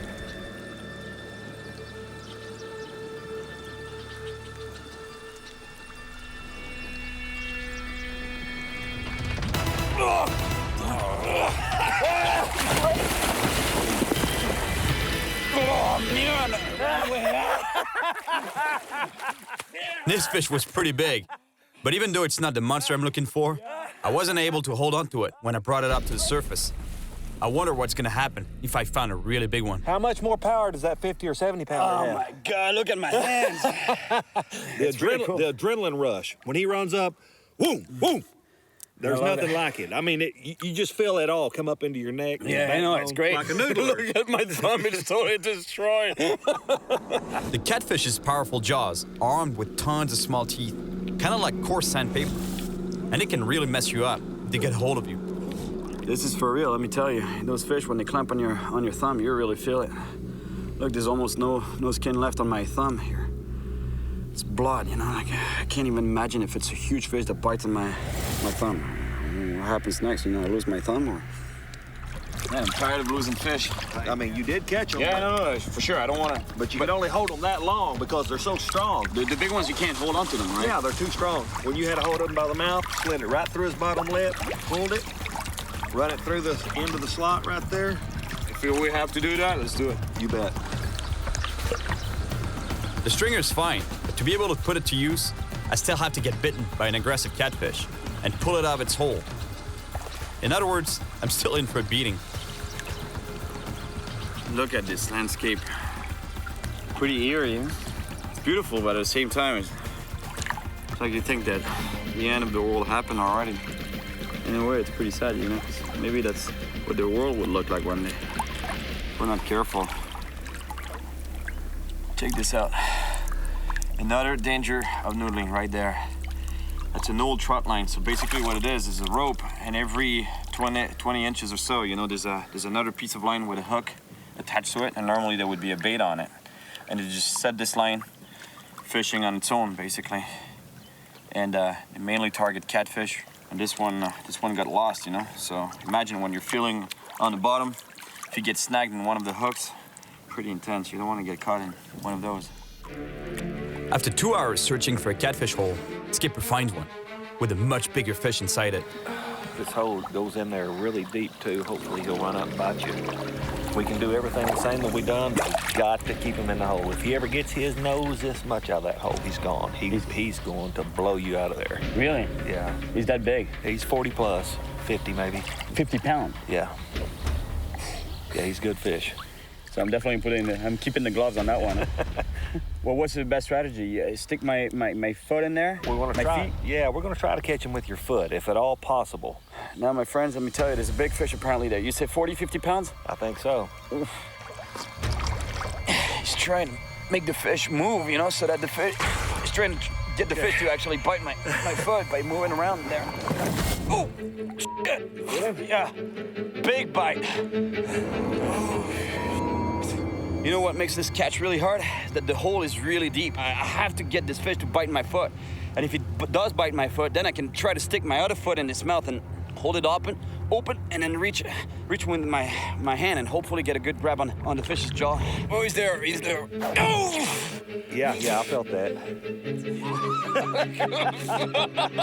Is there a shark down there, man? He's pretty strong. He's super strong. I'm gonna get a good breather here. I'm gonna go down, and he's gonna push on my shoulders to shove me in that hole, right? Yeah, wiggle in there, wiggle in. Yeah, wiggle in. Okay, let's go. Let's get this fish. All right, trying.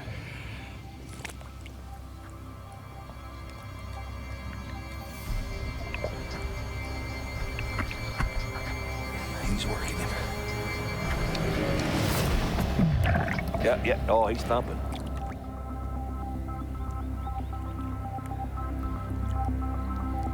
You got him on your feet?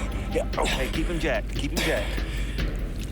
Oh, he's a good one. Keep him jacked. Tell me if he starts to come loose. After an intense battle on the water, I'm holding onto a big catfish. But I won't be able to hold it for long. Oh, you got him? So Skipper quickly ties the fish with a stringer. Okay. Shall we pull him out now? Yes, sir. I want you to pull him out. Get his hand in his mouth. I'm just about to bring the fish out, but it goes into a death roll.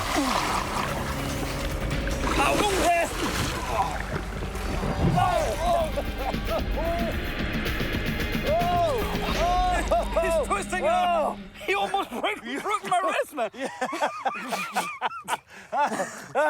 Yeah. Big old flathead. Oh, aren't they strong, though? Do you feel him when he cranked with you, when he rolled he you almost over? broke my wrist. I'm telling you, like, I had to go with him, otherwise it was breaking my wrist. Right. This thing was going... Oh, man, these things are hosses now. He's just one solid muscle. Beautiful. That way you Good job, buddy. Hey, man. It's all you. Awesome. Yeah. Good fish.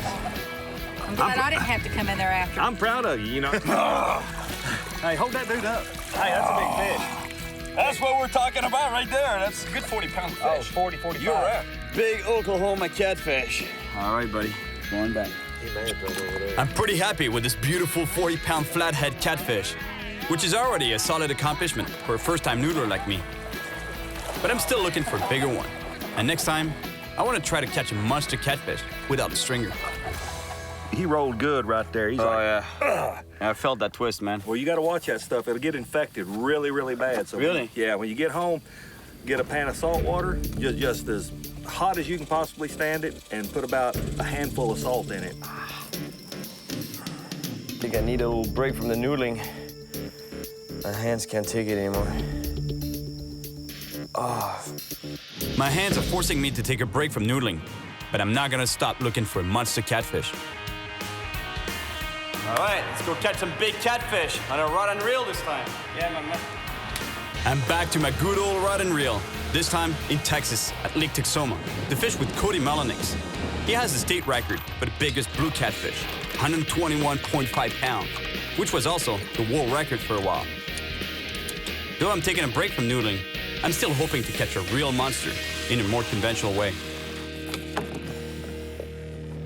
Well, now we just have to wait for a bite. We have 8 rods in the water, 8 bait on the bottom, 8 rods working for us, so 8 chances of catching fish or catfish. Does it look like it's hot here in Texas?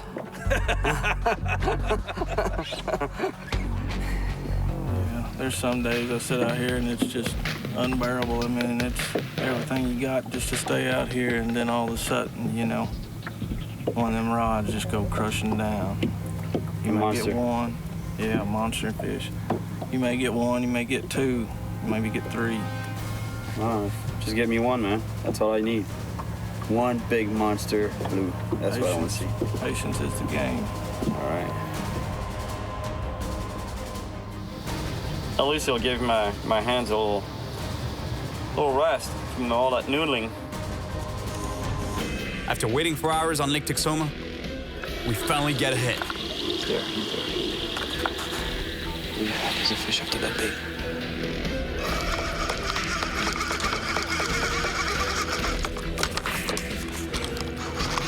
Yep. Come on over here. He's circling around. Look at the power of this fish. Imagine on your hand. Hang on to him. Big fish, big fish. Big fish. Hang on, that looks like a good fish. Oh, yeah. Oh, yeah, man. Good fish, Cody. Good job, bud. Yeah! Big cat. Yeah. That's what, 50 pounds, easy, no? Yeah, it's a good fish. Like that. Oh my gosh. Healthy fish up there. Oh yeah. Look at the size of this blue catfish.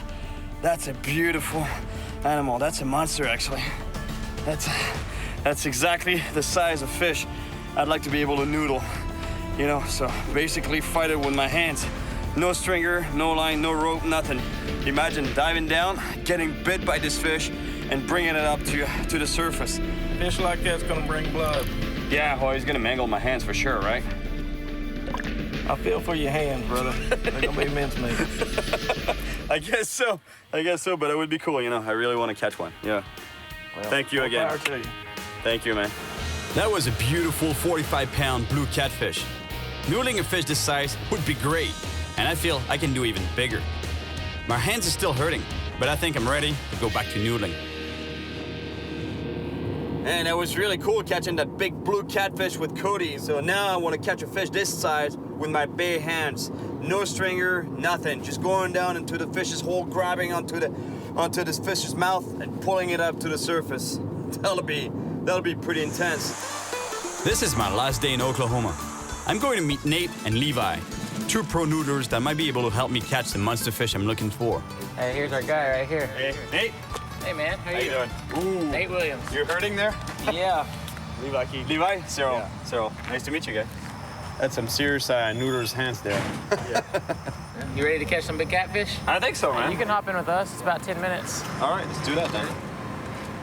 And that's gonna be good. These guys are pretty hardcore. You know, I've seen some scars before on hands, wrists, and stuff, but these guys, they have scars up to their elbows all the way here.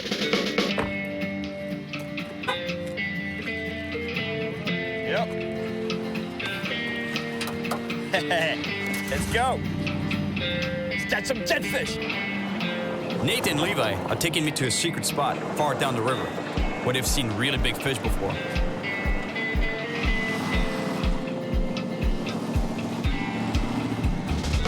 True American style fishing right there, you know, in the back of a pickup truck. To get to the spot, we have to walk beside a busy highway and then climb down under it to find the river, where there's a canoe waiting for us. Here we go again, chasing catfish with my hands.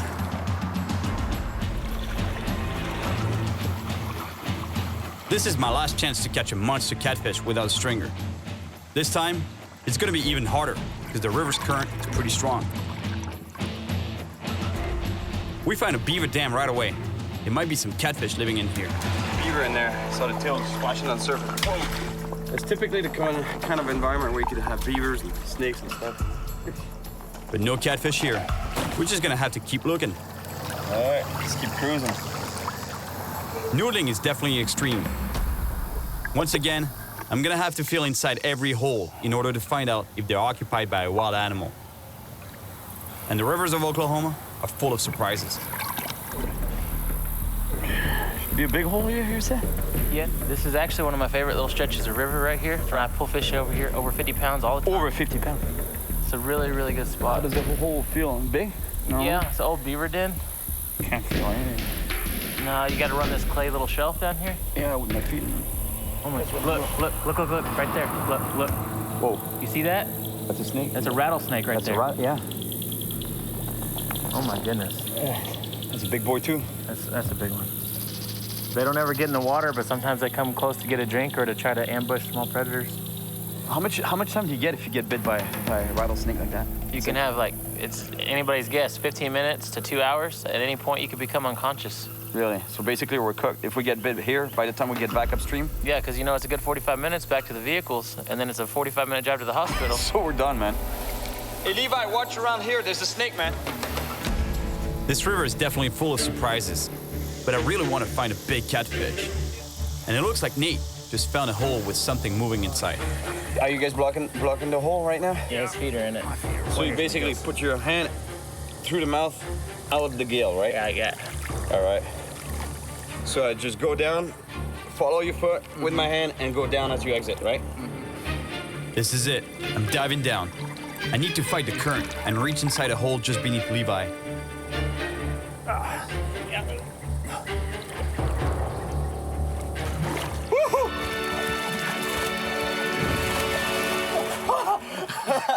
That was a good practice shot, but the catfish was pretty small.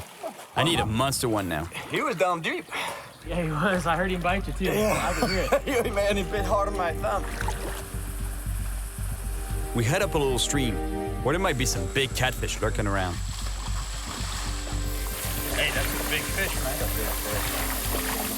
There's fish like that in here? Yeah. When the water level drops after heavy rains, fish can get trapped in the streams, sometimes for weeks. There are really big fish in such shallow pools? Yeah, and really big snakes. Really, huh? Yeah, nice. I was starting to think that there were no catfish in this creek, but now I just spotted one in a shallow pool. Instead of swimming away, it looks straight at me, and it doesn't back down.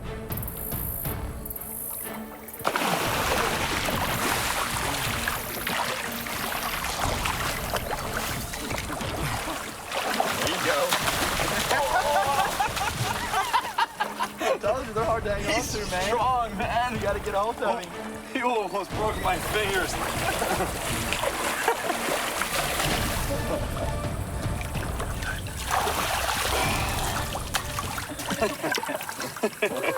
Caught with my hands, no stringer, but it's not quite the size we want. All right, buddy. We head back to the river. I managed to catch 2 small catfish, but I still haven't found a huge one. And if I do, I really wonder if I'll be able to hold on to it. The day's almost over. I need to keep looking in every hole to find the fish I've been dreaming about. We arrive at a spot where Nate has caught huge catfish before. Feel just right down this bank. Yeah. Should be coming up to a hole. Around here? Yeah, right in here. I got the hole. And keep it blocked when you come up. There's a cat in there. Sure. Something bit me. Don't let him Whoa, whoa. It's weird, man. Is that what? What's that? Yeah, that's the snake. Hey, toss that. Toss it, man. Hang on to it. It might be twisted. What kind of snake is that? Easy. Hey. Oh, you grabbed that, man. You all right? Are you okay? Did he nail you? Yeah, twice. Levi is lucky. It's the same type of non-venomous water snake that bit me earlier. He got me. Wow, look, he got nailed pretty good right here on the hand and there on the finger. Wow. Told you that noodling can be pretty dangerous. We're just lucky it's not a cut and mouth, just a water snake. Because the poor Levi, let me tell you, it'd be in agony right now. Would have to rush to the hospital to get him a shot. The day's almost over, and I still haven't completed my mission. I really want to catch a monster flathead catfish with my bare hands. And there's still one more spot to check. Last year here, I cut my elbow open and had to go to the hospital and get 6 staples. This farmers throw all this junk in here to stop erosion so they don't lose their land. Really? Yeah, but it's really, there's stuff all through here. Car bodies, tin horns, barn metal, sheet metal. It's all through here. You can hit your feet on it and get cut up pretty bad, so be careful. It's good for fish though, right? Good for fish. There's lots of places for them to hide. There's a fish in here. There's a fish there? Yeah. All right. How is it set up here? Like it's... We just found an unusual hole. It's a jagged, rusty pipe. Inside it is a huge catfish, and it can escape through 3 exits. Nate and Levi block both ends of the rusty pipe, and hopefully this will allow me to get the fish out through the jagged hole in the middle. This is it. This is the monster I've been looking for. This fish is all the way in the back of this hole. And basically, we're trying to get it to come close to the entrance of the hole so that we can pin him down. Like I got his tail pinned down? Oh, the tail is there? Yeah, that thing is big. I'm gonna try to get my... Right there. There you go. Now you got a good hold of him. Yeah. You think we should string him or what? I can try pulling him out. Let's have some fun. It's up to you, man. Are you sure you want to grab him on your own? Yeah. He's gonna be all you can handle. You gotta be ready. I think so. Okay, you can do it. Don't lose him. Yeah, that's it. Ease him out. Ease him out. Oh, yeah.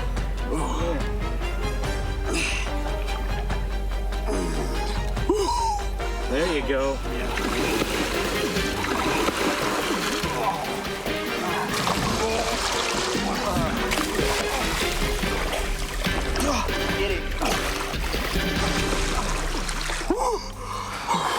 buddy. Good job.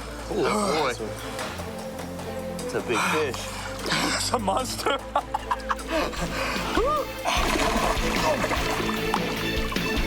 Yes! That's a monster. That's the fish I was chasing. Real big fish. No stringer, just bare hands. Really cool.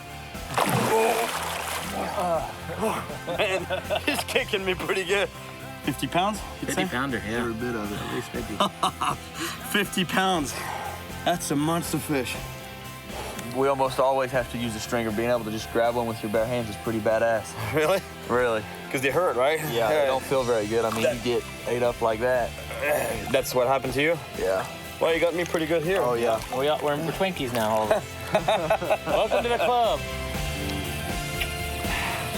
Had our fun, buddy. See you, baby.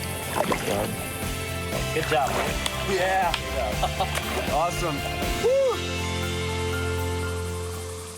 I came to Oklahoma to catch a flathead catfish with my bare hands, one of the biggest fish in the state. I wanted to find them in their own domain. Put my hands in their holes and in their mouths. No more rods or hooks or even bait. This time, the bait was me. Awesome. Thanks to my friends that share their knowledge and passion with me, I now have the greatest respect for this raw style of fishing that is noodling. I love that one. In the end, it was just like Skipper told me. You're going to tremble, you're going to laugh, and you may cry, and there's going to be some blood. But you're going to make a memory that's going to last a lifetime, I promise you that. And now that I've been through it, That's hardcore noodling right there. I loved it so much that I'm definitely coming back. You got your big girl panties on? It's a frog, man. No! Don't pull it out. Oh. Stay in there.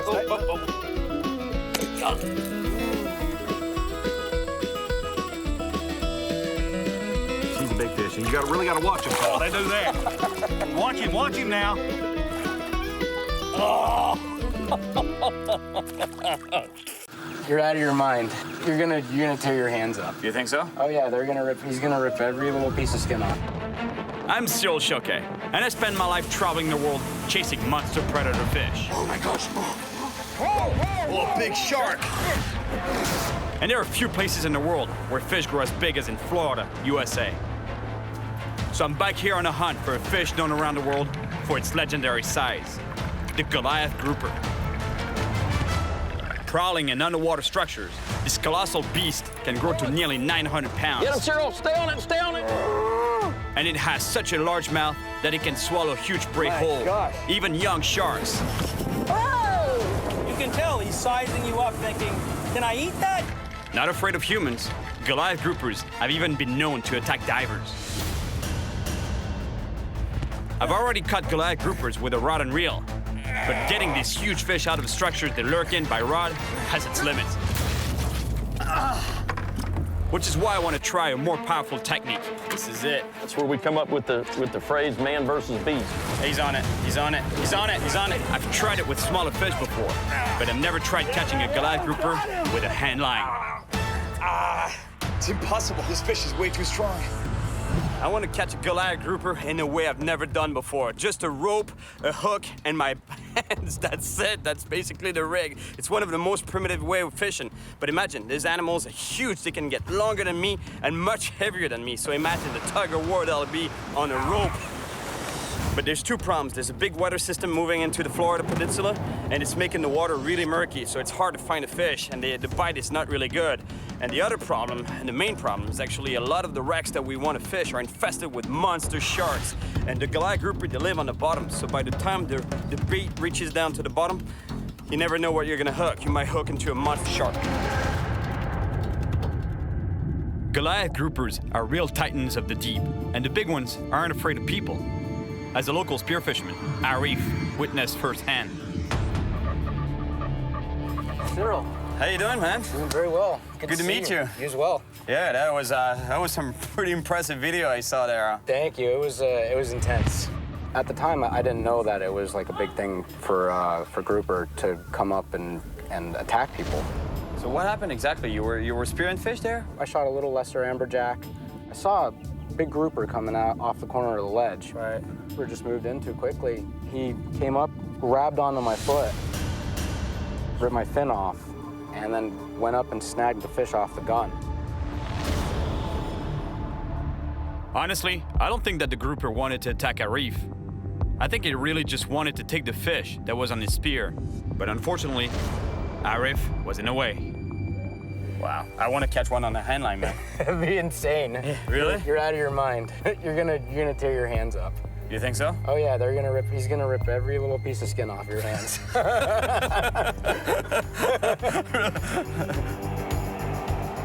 I told you that these fish get huge. They're not intimidated by us, that's for sure. And right now I'm on my way to meet with Mark. He's a good friend of mine. We fished together a few years back for Goliath Grouper on a rod and reel. But this time we're gonna build together that hand line that I was telling you about. And it better be strong because you've seen the size of fish, and also because they live in structures, underwater structures like wrecks. So it's very easy for them to break the line. I arrived in Fort Myers, on the west coast of Florida, right off the Gulf of Mexico. A place known for its large population of monster Goliath groupers. Hey, Cyril, how's it going? Hey, Mark. How you doing, buddy? Good, how you been? Good to see you, man. It's been a while. Yes, sir. You ready to get this thing going? Yeah, for sure, man. That gives you an idea of the kind of fish we're going after, I guess. Mike, do we have any roping back?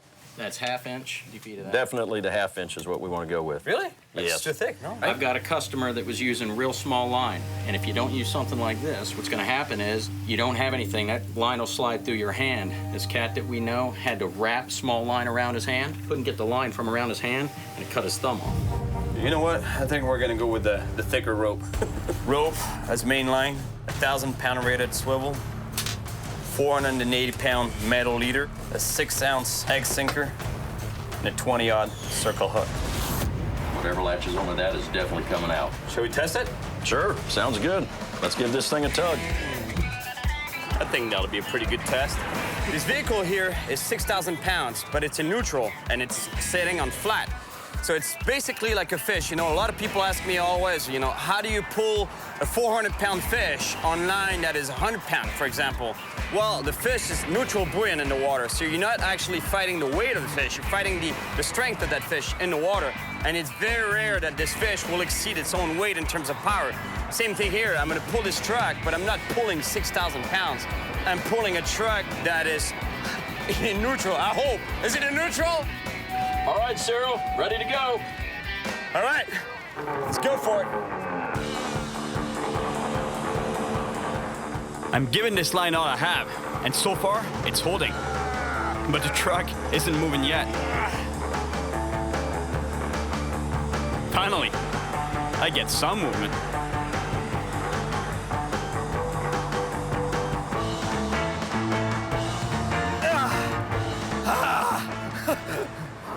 We'll let you know, Cyril, I was feathering the brake a little bit. Make you work for it.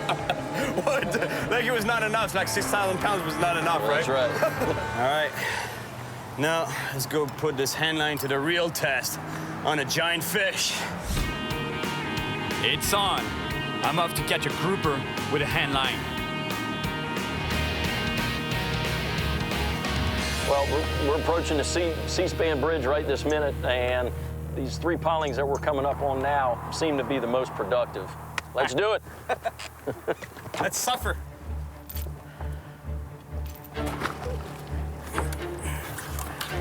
This is it. It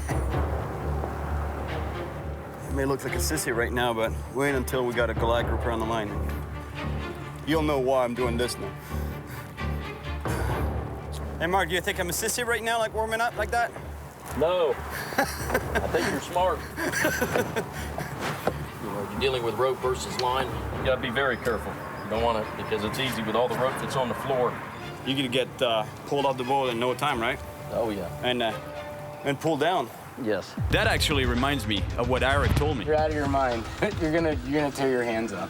You think so? Oh yeah, he's gonna rip every little piece of skin off. So you know what? I'm gonna try to keep a bit of skin on my hands. When you're going after the big ones, you need big bait. All right, guys, this is it.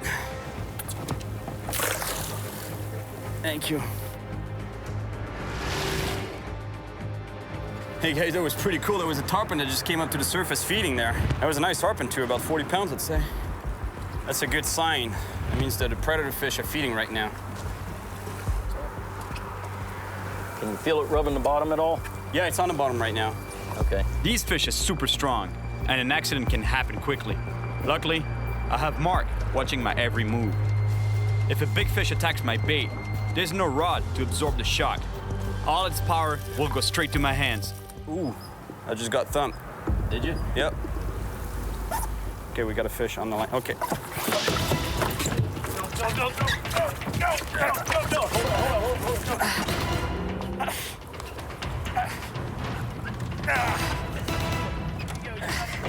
on. All right. Let go. Did he come off? Yep. That was a monster. What a bite. There's a monster down there. So I throw the bait back in the water. In fact, I throw the bait several times, trying to get another bite from the big fish I know is down there. But there's a big storm coming. This is getting dangerous. Strong winds are pushing our boat around, and we could hit a pillar.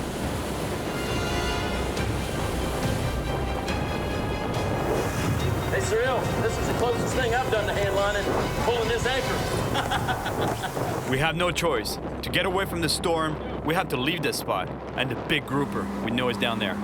Luckily, Mark knows another even bigger bridge where the pillars are home to huge Goliath groupers. You know, these giant fish, they love this type of structures, you know, bridge pillars or pilings, fenders. It provides, you know, think about it, underneath the surface here, it's the pillar continues all the way down to the bottom. So basically around that, you got a lot of barnacles, and those barnacles, they attract all kind of sea life. So not only they have a bunch of food around it, you know, like the food supply stays around those pillars, but it also provides shelter and a break from the current. You see the current is pounding on the bridge pillar, meaning that around it, you know, you got some sheltered areas so that they don't have to be struggling against the current permanently. So that's why they're in here. He's on it. Is he on? Have a bump? Yeah, that was a fish.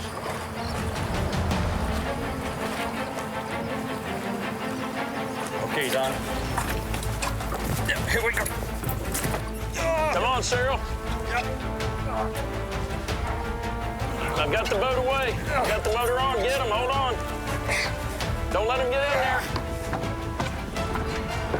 This fish is so strong that it's pulling the boat towards the bridge. That's a big fish, man. Mark fights to keep the boat from hitting the pillar using the electric motor.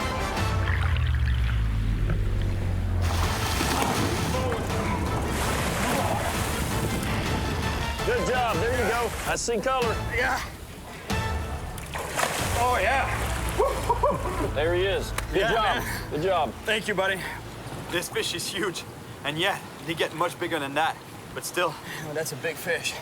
And you know, to show you how big it is, there's nothing like standing right next to it. But I can't bring this fish on the boat because it's not made to support itself, its own weight out of the water. We'll bring him to that sand bank over there, and I'll be able to get in the water with it to show you how big it is.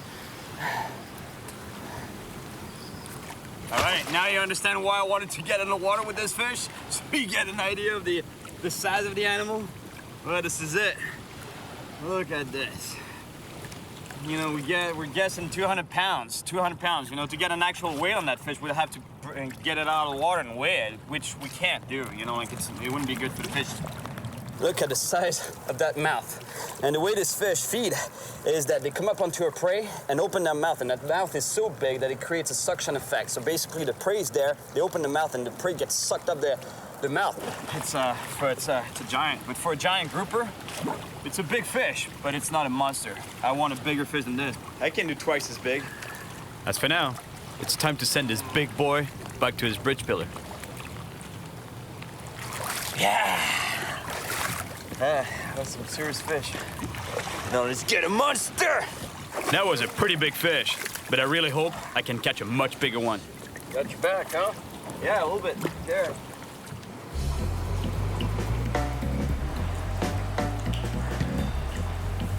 Let me tell you, fighting a monster fish on a hand line or on a rope, whatever it is, it's confirmed it's violent. You know, let me tell you, because this morning I came out of bed, I was like, oh, my poor back. You know, like, and I have a tendency to have back problems, a bad back in general, but at least today it's no fishing happening, you know, there's no going offshore, no going even inshore. So at least it's gonna give my back a chance to recover from that last fight, so I can go back to handlining a monster Goliath grouper. I can't just sit around doing nothing though. So I figure I should go pay the monster fish a visit in their own habitat. And a little swim might actually help my back. You gotta be Brent. Yes, you must be Cyril. How you doing, man? I'm doing very well. Good to see you. Doing? Is your back doing better today? It's kind of sore, you know. Like I didn't really feel it in the moment, but when it got cold, it's started hurting. Right. Well, and you know, Brent's been diving for years, and he knows some wrecks inhabited by huge groupers that we can dive down to see. How's the visibility? You were saying that. The visibility is going to be questionable, so, you know, there's the possibility that when we get to see one of these things, it's going to be right there. If you see the Goliath grouper right there in your face, I mean, it's the same thing for a shark, though, because there's monster sharks out there, right? They're there, but I'm not really worried about them because, you know, there's a lot of area for them to cover, and they travel through those passes. And for the most part, they shouldn't bother us at all. For the most part. Yeah. Well, that doesn't mean that they're not there, right? Oh, that's exactly right. They're there, but... That's gonna be pretty intense, you know. The visibility is almost zero on the water, so that means that if we see giant groupers, they'll be bang right in my face. That's gotta be scary. Plus, there'll be a bunch of sharks around, so you know, if I don't see anything down there, that means there might be a shark right here, looking over my shoulder. All right, this is it. We're just about to get in the water with giant groupers that have been seen here over 500 pounds. Just a few minutes, Cyril. We'll be diving with some big fish. Monster fish, I hope. Monsters. Hope to see maybe one the size of a VW. I hope it's just a beetle. There's a big barracuda right here, right underneath the boat. There's a shark too, actually. Oh, there is. No, that's a shark. Oh, that's a shark. Black tip.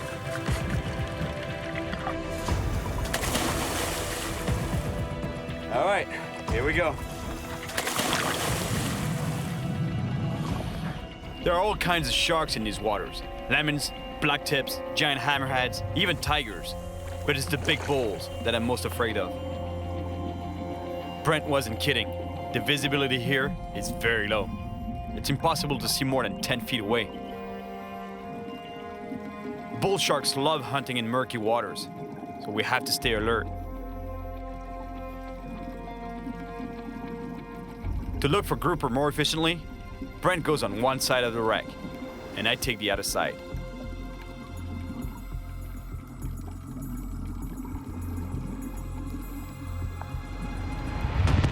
I finally spot a grouper.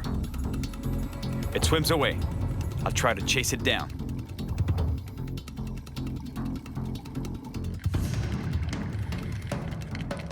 Suddenly, it stops and turns towards me, as if it's ready to attack.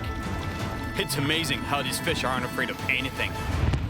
It makes me think of Arif and his close encounter with a Goliath grouper. This fish isn't even that big, but it still isn't afraid of me at all. I really wonder what a monster grouper is gonna do if I see one. Some fish here can be more than 3 times my weight.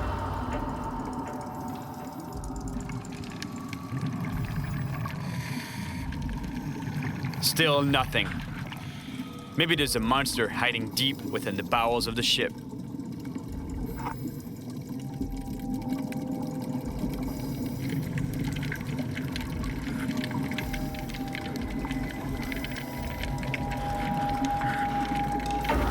There it is. There's the monster.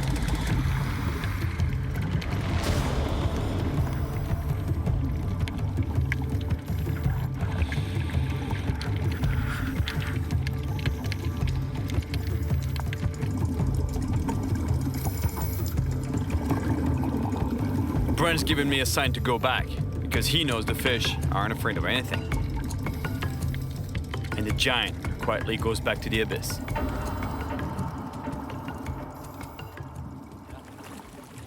All right.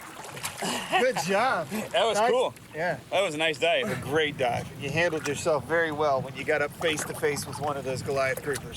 They're scary at first. Then they come and meet you with that big face up there, getting a fish out of the structure with a hand line.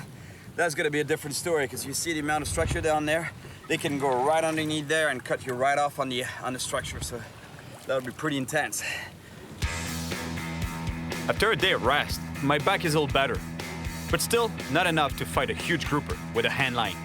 So today, I try to catch the giant I'm still chasing with a rod and reel. Hey, Mark. Hey, Cyril, how you doing? How's that back? Still sore a little bit, but it's all right. I think it'll do. All right, let's go for some monsters on rod and reel this time. You know, the rod and reel, in theory, it'll help them out back because, you know, there's some absorption of the shocks, you know, by the rod itself. But it's still gonna be a pretty intense fight, let me tell you, so I hope my back holds up.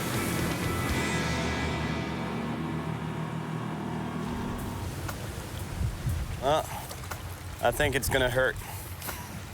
Should be some monsters down here. Mark knows that true giants over 300 pounds hide in these old pier structures. But these pillars are gonna be a problem. Once hooked, it's almost impossible to pull the big fish out of the pillars. The rig here is pretty straightforward. An 18-odd circle hook, pretty big hook. A sinker here, it's a 6-ounce sinker, sliding sinker along the line, the leader actually. And the leader is about 6 feet long and attached to the main line by the swivel, the monster swivel that I told you about that could tow a truck. That's where we come up with the phrase man versus beast. Because right now the fish has got everything in his favor. He's got the tide, he's got the structure. You're right in there. We have 2 baits on the bottom. Now we just have to wait for the monsters to come out of the structure. Oh, got one. There's one? Yep, got it. Go get, man. All right. Oh, that's a big one, man. No, he's wrapped me around something. Fish is wrapped around a piling on the bottom. There's nothing we can do right now. The only thing would be that it decides to swim away from that piling. Now, he keeps moving every once in a while. He's got himself pinned up in there. The fish has tangled the line in the pillars, and it looks like we're probably gonna lose it. It's in there. Yeah, if you just leave it some slack and you'll feel him try to pull off. He's locked in there pretty good. Yeah, no, he's up in something. Oh, he's coming out. Coming out. Get him, Cyril. Get him, Cyril. You got him out. Just stay with him. Stay with him. Don't let him get back in there. Hold it. Hold it. Keep going. Stay with it. Walk up this way if you got it. Go. Oh. Clean cut. That must be the barnacles and stuff, huh? Yep. Cut off right there. We'll see what happens. Cyril, I think this time, since we just got cut off as easy as we just did on that monofilament, I think on one of these outfits, we'll try putting some cable on there. Not only are we going for a steel leader, but also a much more powerful rod, loaded with 200-pound braided line. That drag's pretty tight. The bait is in the lion's den. Who wants to do this? Cyril. Knowing the size of the giants down there and the brutal fight that they can put up, I'm not even sure I want to hook up. I'm scared right now. Honestly, like my legs are shaking.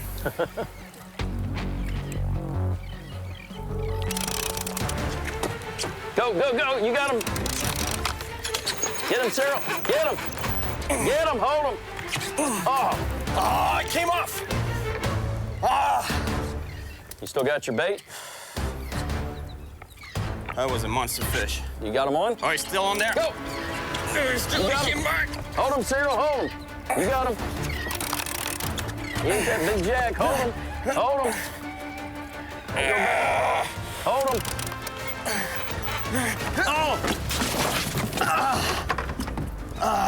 Oh, you okay? Yeah. Man, it was a big fish. Good gracious. He ate that whole jack.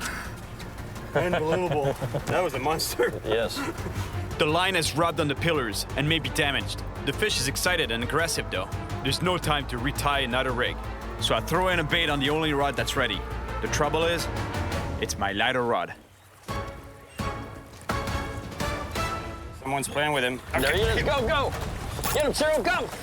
Pull it. Get him, Cyril. Stay on it. Stay on it. On it. Oh. Get him out. Keep going. Stay with it. Go on, Cyril. Don't let him have any more. Come on. Back up. You got it. Get him out. It's coming. You got him out now. Good job. The powerful fish is trying to swim back to the pilings. If it gets there, that's it. Everything will break. I don't know how much more that rod can take. Stay with it. Good night. Where is it? Oh yeah, he's a monster, man. Yeah, no, that's a good. Stay with it, Cyril.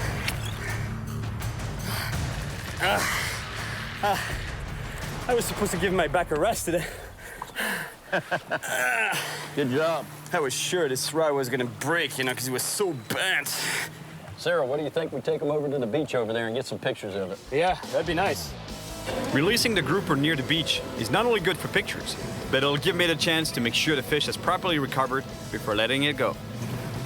Some people walk their poodles.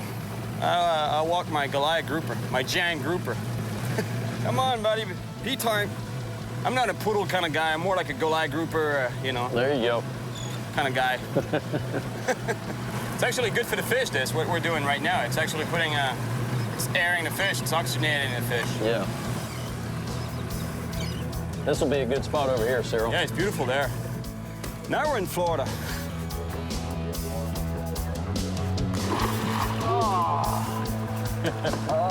At about 200 pounds, this fish is really big, but the one I want is twice as heavy. Yeah, there's a feeling of deja vu here, huh? Yes. We've been here before. A few years back, actually, I was fishing with Mark right there by that rounded structure. And Mark got a really big fish. I only got a smaller one, like a 100-pound fish, but Mark got a giant. Slightly bigger. But I wanted to get back and catch a bigger one, and it's done. Done deal today, man. Good job.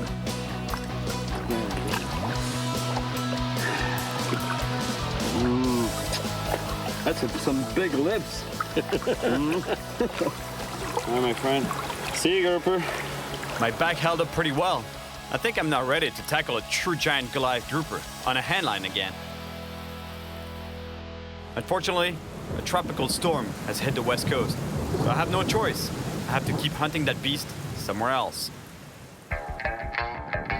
Well, I've been blowing off the west coast. The weather over there is so bad right now. Storm after storm. It's really not looking good.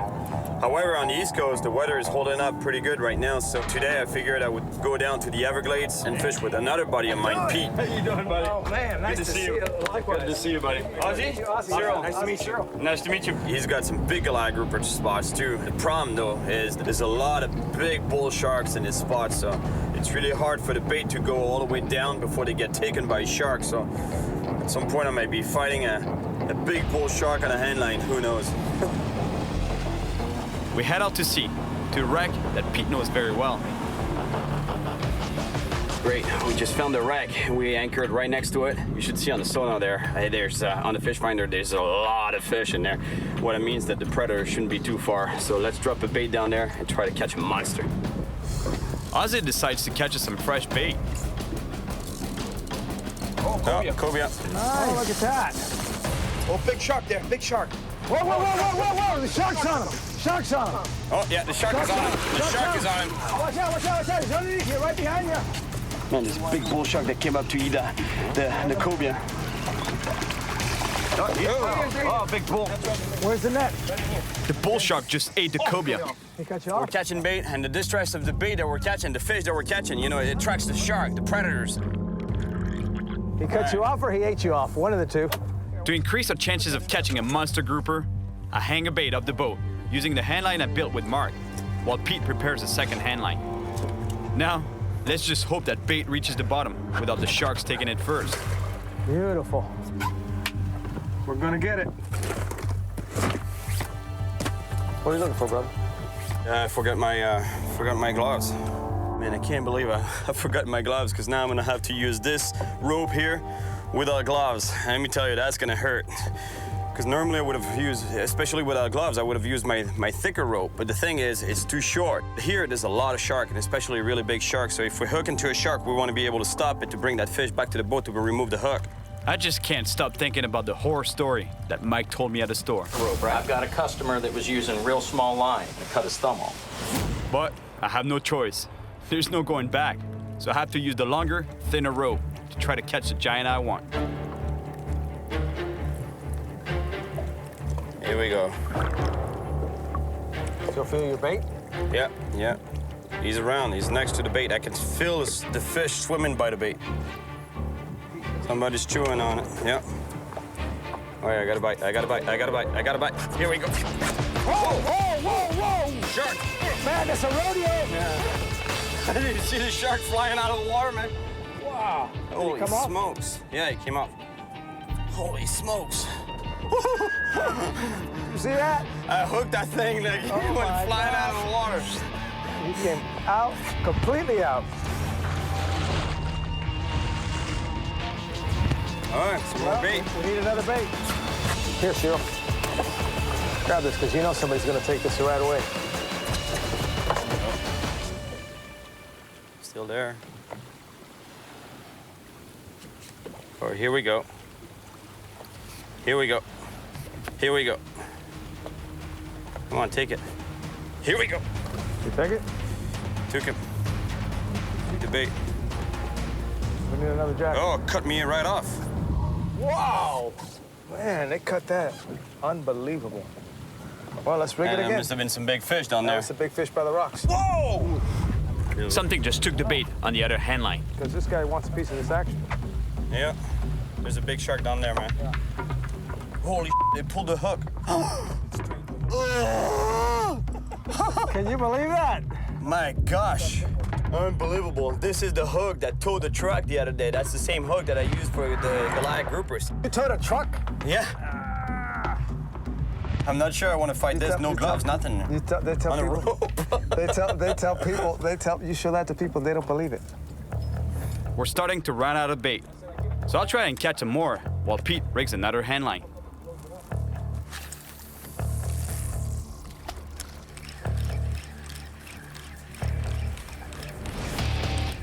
Oh. Pete just felt something pull on the line. Uh-oh, somebody's playing with him. He got nervous. Oh, here we go. Hey, you're on. Hold on. We got him. You got him, Cyril. Hey, man. Wow. We're going to need that little float out of the bucket. We're running out of line. Stop him. Let's stop him. Yeah. All right. Stop. He stopped. We got him. Okay, let's get some line back, man. Let's get some line back. You're exposed. What's that? What's your head? Open the cleat. Watch your fingers, guys. We're tied up. Watch your feet, not to get tangled up, man. I'm not sure what kind of fish is at the end of the line, but my feeling tells me it's a monster shark. It really takes off. It's almost impossible to hold this line, this rope. Oh, yeah. Watch out, Cyril. Watch out. Running into the motors here. You saw the boat. You didn't like that. No. This really takes a lot of talent and skill. Especially without gloves, man. That's crazy. Yeah. Oh, my God. Look at this bull. Look at that bull. All right. That is some big bull shark, man. Oh, yeah, man. It may not be a giant Goliath grouper, but this is pretty exciting. Good job, buddy. Thank you. You had the buoy ready, right? That's a monster right there. Look at the. Is it your biggest shark here? This is absolutely the biggest shark that I've caught here. Really? He's what, 10 feet? Easy. Yeah. He's easily 10 feet, easy right? 10 foot, yeah. Really? There is nothing you could throw down. Big jacks, or catch big jacks, or big cobias. These sharks come in here and take everything. But there's monster Goliath down there, right? Oh, there's monster Goliath, but you can't get down to him. Look at the size of this bull shark. Unbelievable, the size of this animal. And this guy is the only natural predator of the Goliath grouper. This guy would definitely go after a Goliath grouper, let me tell you. He would go after us, too. I mean, I would never swim around here. Never swim here. Straight down. Hard. There we go. The hook is out. All right, you gotta push him forward. 1, 2, 3, and down. Cool. The shark is totally fine. No gloves. No gloves. Thin hairline. That was crazy, man. And a monster shark. Look at how I'm sweating. You were right. That tiny line works, man. Oh, man. Good job, buddy. Congratulations. Oh, man. Thank you, Ozzy. But there's something coming our way that's even more threatening than a big shark. The huge storm from the west coast has followed me here. We have to find shelter somewhere up in the river.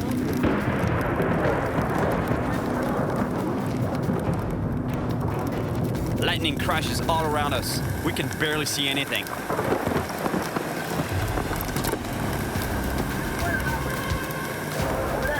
But then I spot the entrance of the river. We have to hurry. The storm is getting worse. We've made it to the coast, but we can't see any shelter. I've been stuck in bad storms before, but nothing like this one. Finally, we find a small shelter.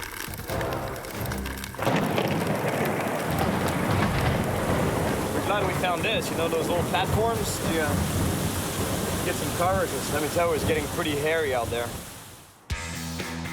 It's my last day in Florida, and though I've caught some great fish, I haven't caught the monster Goliath grouper yet. It's time to change strategy. All right, now I'm meeting with the Lee family. They're commercial fishermen by trade. And one of the things I love about commercial fishermen is that usually they know the spots because they've been doing it for generations.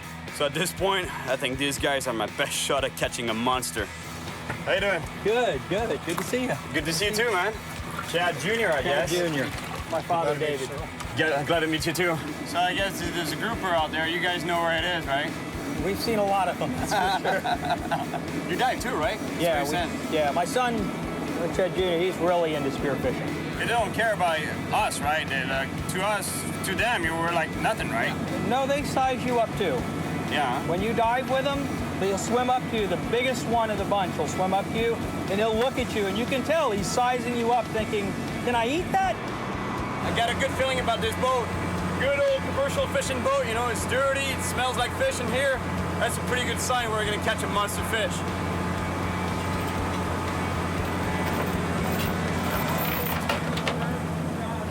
You're gonna hand line this fish. Right. Okay? The reel isn't doing anything but just holding the line for you. All right. What we're gonna do is basically the bait's gonna go to this hook.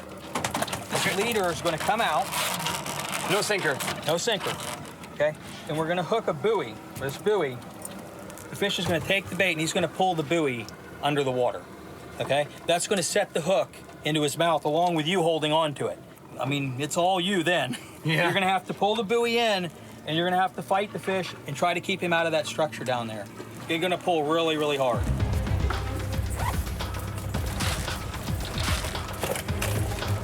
Tell you what these guys told me. I think I want to go safe here.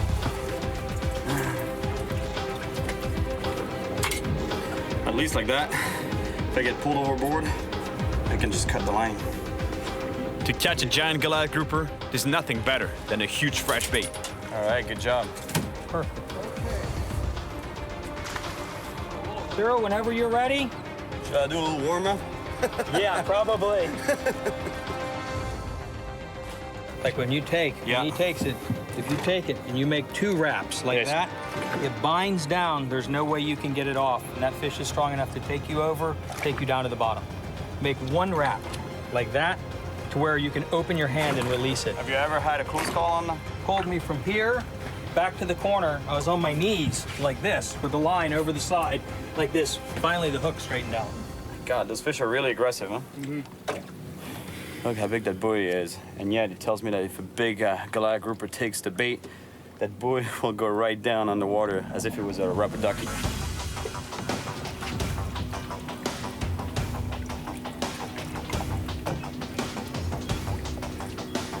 This is 700-pound mono here.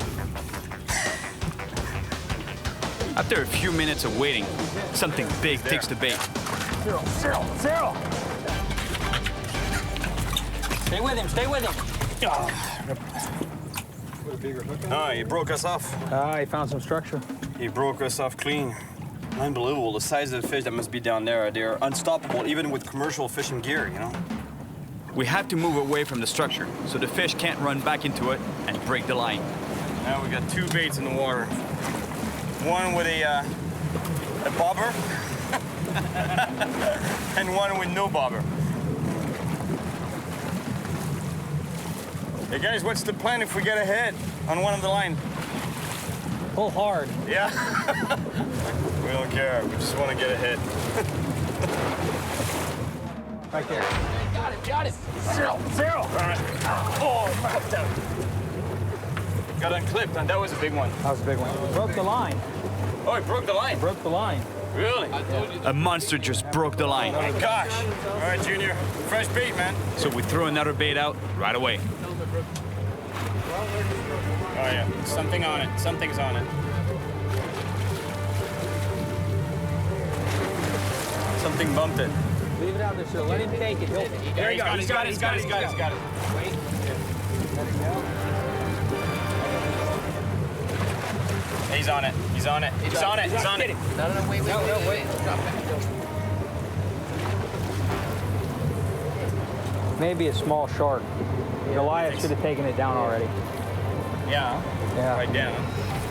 Well, he's here. Cyril, bring it in. Yeah, he's back. He's back. He's going. Got it. All right. Go ahead. No. I don't know why he's turning it loose. Got it. Yeah, I know. It's a Goliath. There's no teeth marks on it. No, it's definitely a Goliath. It's a Goliath. Yep. No teeth marks. Back up on top of it. It's my last day here, and there's another storm coming. I have one last chance to catch a monster. You know what I think? I think you and Chad ought to jump in and see if you can't chum some up. What do you mean?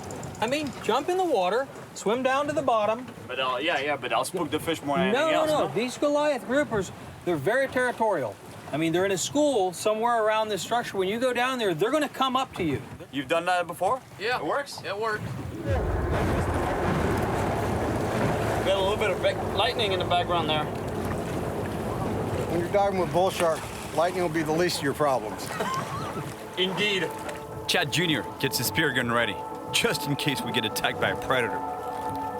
If you see the giant tiger shark you've been looking for, and he happens to eat you, can I have your fishing poles? You can have him, man. Thank you, man. The goal is to provoke the giant groupers to attack the bait at a distance from the structure. We have to be quick. It's really not the barracuda that I'm worried about. It's the sharks. And not even this guy here, but the big ones, like bulls and tigers. Oh my God, look at this bull! Sharks like the one I caught in the Everglades are all over the Florida coast. And I've met people who've been attacked. One bull shark shot up from the bottom. It grabbed the leg, and the first bite, I just felt the bones just crunch. I'd better not think about that story though, because right now, I gotta go all the way down to the wreck and hopefully trigger an attack from the monster grouper. The wreck is 60 feet beneath our boat. We have to dive down to it, and I have no idea what we're gonna find when we get there.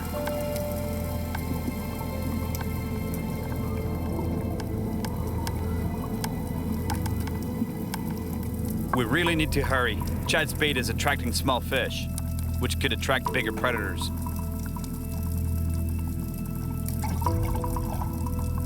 Chad Jr. heads down to the bottom with his spear gun for protection. And I follow right behind him. We find a shipwreck and a huge colony of Goliath groupers. The grouper turns and approaches. But then, we're suddenly face to face with what I was fearing, a bull shark. We have to go back up quickly. Let's just hope a grouper follows us back. It looks like our plan worked. The buoy is moving on the surface. Cyril! We need you, brother! We need you, brother! I race back to the boat. I can't lose this one. That's good. That's good. It's a big one. Good fish. This just might be the monster grouper I've been searching for.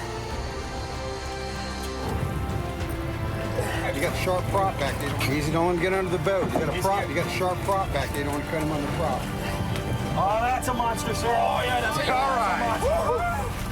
My God. That's what we were chasing. Yeah, man. Yeah, we got him. Hey, we needed was live bait. We did good chumming down there, right? Sign of this fish, we get next to it. My God. Unbelievable. Look at the size of this fish. Look at the size of this animal. How many pounds do you think he is? I would say he's every bit of 400. Yes! That's what we were chasing. Man, look at that mouth. Yeah, bucket. Unbelievable, the size of this animal. Look how long it is, and especially how thick it is. This is a true monster. And what's really cool is the way we caught this fish. You know, we're not getting any bites, so Chad said, you know, guys, go down. And it might attract the big fish to come up, actually. And that's exactly apparently what happened. I came to Florida with a challenge, to catch a huge Goliath grouper using only a rope, a hook, and my hands. One of the most primitive styles of fishing. This is it. I knew this was a little crazy. All right. But I had to give it a shot. Okay, let's get some line back, man. And these powerful fish lived up to their reputation. Broke the line. Wow! He broke us off clean. It was quite a challenge, especially for my hands and back. But despite the pain, I had a lot of fun and came face to face with some huge fish on this unforgettable trip. Hey, God, look at this bull! Yeah, man. Yeah, we got him. I think I've been in the water long enough now. I should let it go before a bull shark kicks my leg off. And finally, I got my monster Goliath grouper. There he goes! There he goes! Woo!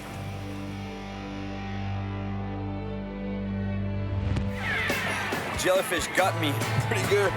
Look at it. You know what they say fixes that, don't you? Yeah, you gotta pee on my back? Yeah, but it's not going to happen. I'd rather stick to my pain right now. I believe that. Some big lips. We'll let you know, Cyril, I was feathering the brake a little bit.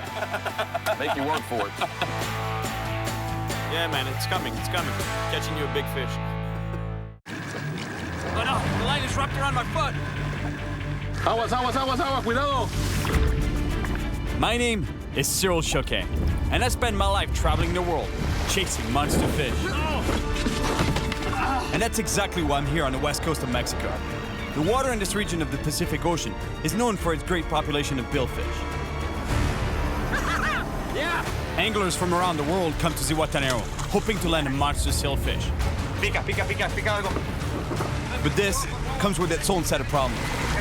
Cuidado, cuidado. Having been clocked at 68 miles per hour, sailfish are known for their explosive speed and amazing jumps that sometimes put fishermen in dangerous situations, especially for the locals, who fish with nothing but a hand line. Injuries, cuts, and even lost fingers are all part of the risks of this technique, and the fishermen from around here have seen it all. Esto que vemos aquí es como un cuchillo. I want to fish like the true local fishermen do. And even if I know the dangers involved with handlining for sailfish, I'm gonna take my chances. Cuidado, cuidado!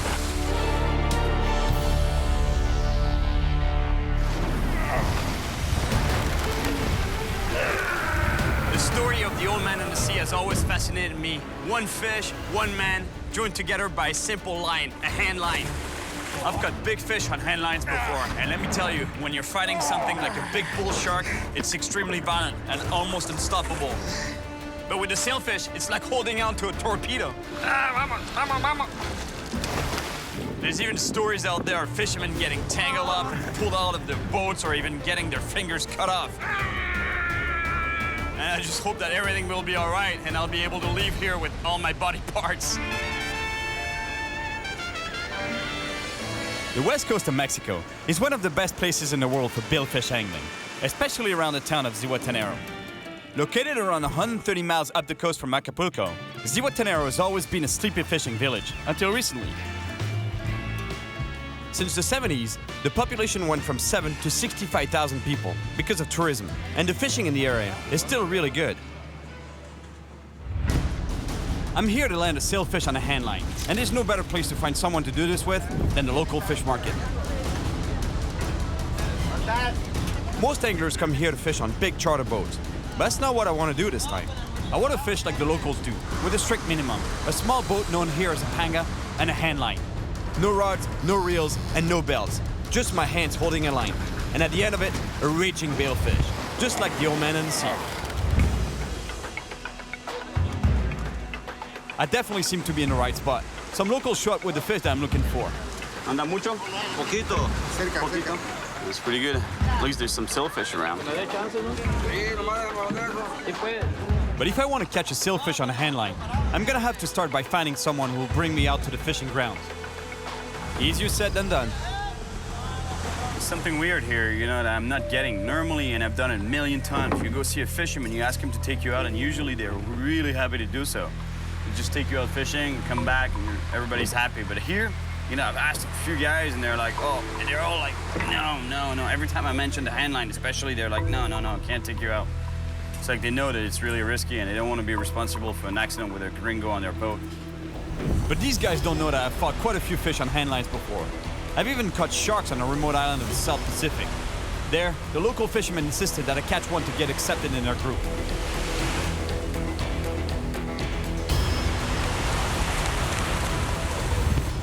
After a bit more searching on the beach, I find a man who tells me that the fishing in this town is controlled by a group of elders.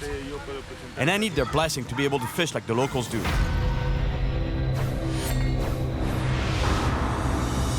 After offering a couple drinks, the elders accept to have a talk. La pesca que hacían antes era como la pesca artesanal, como la historia de Hemingway, del viejo y el mar. Sí, el viejo y el mar. Así es, ¿eh? De la canoa. These guys have been handlining for years, and they know the risks. Esto que vemos aquí es como un cuchillo. Esto te corta un dedo, una mano, te puedes perder hasta la mano entera con este tipo de... After insisting on the dangers of handlining, one of the elders decides to share a story that scarred him for life. Man, that is one crazy story what he's telling me here. He was out at sea on his own, trolling with a small boat, small motor, and a lot of line on the floor. That's his mistake, actually. There was way too much line on the floor from what he's telling me. And yeah, he was holding the line like this, because that's what you do when you're trolling. You hold the line to feel the bite. But the bite was so powerful that sailfish hit so hard that he had to let go of the line. So much line was left on the boat, like I told you, that the line got wrapped around his ankle as the fish pulled the other direction. So when the fish was pulling the other direction, the boat was still moving there because he couldn't get to the motor to stop the engine. So basically the boat was moving. He was wrapped up by the ankle, being pulled, almost being pulled overboard. He got really lucky that the line ended up breaking, but it still got scarred for life. Pretty intense what can happen when you're with a hand line. After telling me about all the bad things that could happen, the elders finally accept to let me go handlining with a respected local fisherman called Martin. Man, those guys freaked me out with their stories there. This actually might be more dangerous than I thought. All right, this is it. Sailfish on a hand line. Let me tell you, there's something weird about going fishing without fishing rods. Just a backpack and my hands. Getting on the water with no fishing rods actually reminds me of the time that I went noodling for catfish in Oklahoma, and my hands took some serious punishment. God, look at my hands. Martín, eres Martín, ¿no? Sí. Hola, ¿cómo está? Los viejos me dijeron que quieres sacar un vela a mano. Sí, a mano, vela. Eso es. Once in the boat, I get this weird feeling of emptiness. Oye, ¿te molesta si voy a buscar mi caña? Bueno, pero si nos vamos a pescar a mano, es un día de pesca a mano, ¿no? Sí, pero... I really want to handline a sailfish, but it's just too weird for me to go out without at least a rod and a few lures. Ahora sí. Ahora sí, listo. Sí. Ah, bueno.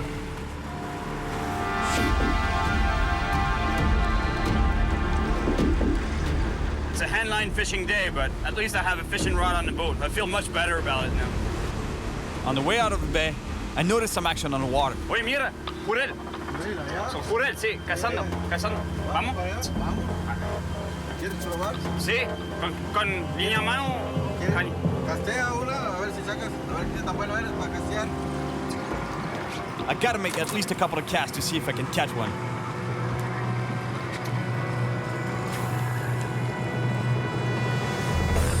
Fish on.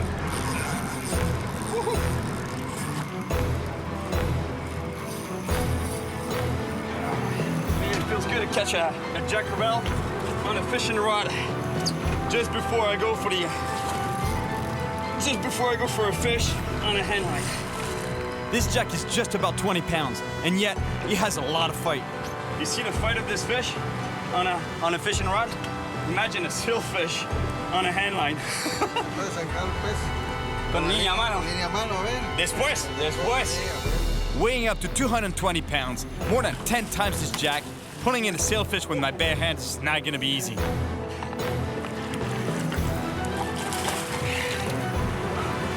Not ready yet.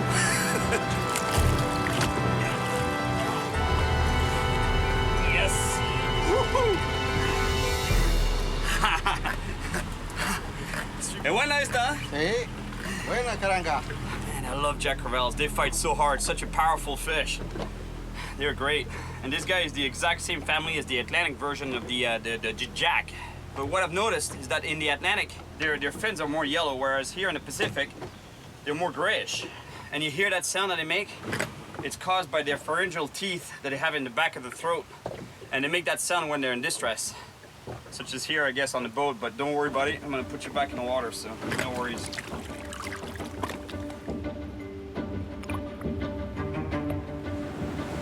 Once we're back on the way out, I quickly realized that we're actually following the shoreline instead of heading out to the open sea. And I know that we won't find any sailfish following the coast. These fish are pelagic. That means they live in the open sea. Pero ¿por qué no vamos ahí? Al mar, ¿no? No, vamos, te voy a llevar primero a sacar un curel o un gallo a mano para que practiques. Pero después al vela. Después al vela. ¿Me furras? Vamos a sacar un curel. I'm pretty sure I was set up by the elders here. He's telling me that he wants to test me inshore with some roosters or jacks before he can take me out, you know, catching a sailfish on hand line. And in a way, I understand though, because, you know, like sailfish, catching a sailfish on a hand line is pretty intense, you know, so I understand why the elders would have told him to actually take me catching a rooster or a jack. But even those things though, a jack crevalle or a rooster fish on a hand line, let me tell you, it's going to be quite a fight. Well, I guess I'm gonna have to prove myself before I can go for a sailfish on a hand line. That's gonna be pretty intense. Fighting a jack crevalle or a rooster fish on such a small line, you know, that's gonna be quite something. But at least, I think we found a good spot. There's a reef here, and there should be some predators around. All right, that's pretty impressive. These islands are white like this because of the guano. Millions of years of guano deposit on the islands made them entirely white. Martin is very confident about this spot, so we start trolling around the island. And it doesn't take long before I get my first bite. All right, here we go. Yeah. Aquí tengo. Aquí. Ah. Yes, fish.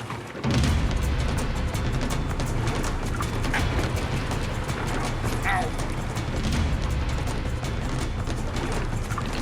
But the fish I'm fighting here isn't very big or strong for that matter. I just hope it'll be enough to satisfy Martin. A needlefish. Not sure that counts as a fish that'll get me out there for sailfish, but I'll give it a shot. Eso vale, ¿no? Una aguja. Mira, lo que sacas es una aguja. Eso no. Vale. Hey, es un pez. Siente que te corta el dedo. He says no, you need one that cuts your fingers off. Well, I guess I have no other choice but to keep on fishing. El wahoo debe ser loco, una pelea de... El atún, el marlin. El marlin. ¿Sacaste marlin con línea, man? Wow, can you imagine? He's caught a marlin on a hand line.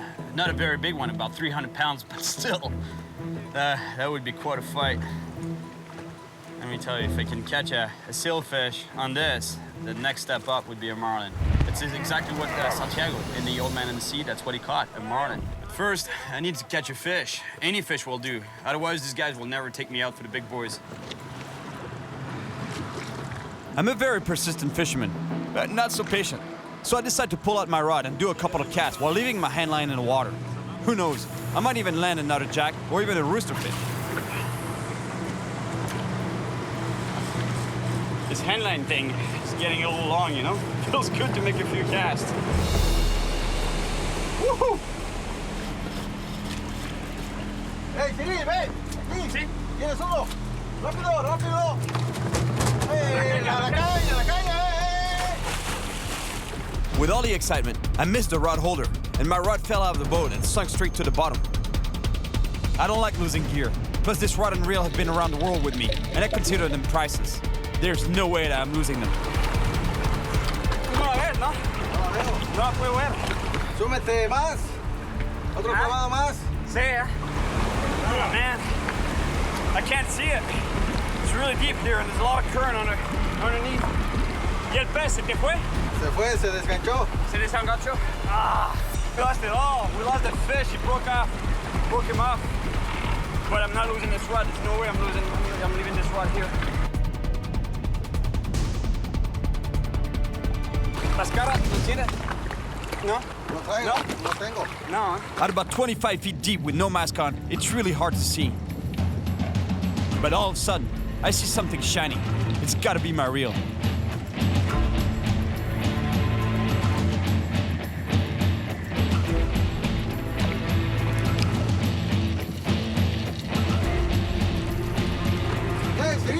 ¿Ya tienes la caña? Aquí, mira. Oh, buena suerte. Eso es buena caña, no la quería perder, amigo. I lost the fish on a handline, but at least I got my rod back. Martin's patience is starting to wear out, and if I don't land a fish soon, my chances to go handlining for sailfish will be gone.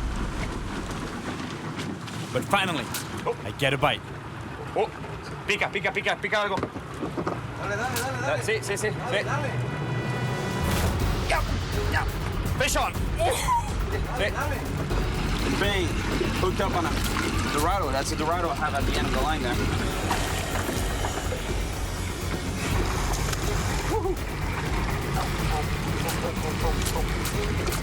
The whipping sound is actually the line going through my hands and burning my fingers every time the fish tries to get away.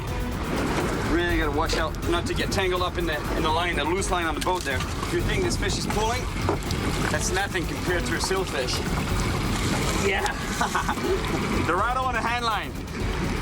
I don't care about the pain. It's a good-sized Dorado, and I'm gonna bring it in no matter what. This fish is what I need to prove to Martin that I'm ready for a sailfish on a hand line.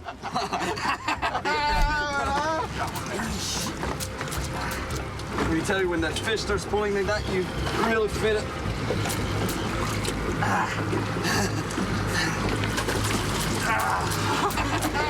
That cracks him up. Every time I feel the line ripping through my hands, I can't stop thinking about what it's going to be like with a sailfish. After all, it's only the fastest fish in the ocean. Just to get this fish on the boat, and I think I'll have my approval for sailfish on a hand line. Yeah. Ahora puedo ir al pez vela. Claro, vamos por esta vela ahora. Bonita, ¿eh? Bonita. Beautiful mai, female mai. Lo vamos a comer ese pez. ¿Lo quieres? ¿Me lo quiero comer? Sí. ¿Te la quieres comer ahora? Claro. He wants to eat it right now. Vamos a comer right now. Dame 5. Gracias, amigo.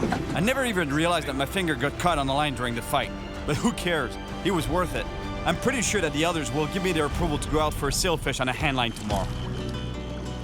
I would have loved to release this little Dorado, but Dorado mai, it's almost impossible to release in front of people that love to eat this fish. It's one of the best tasting fish.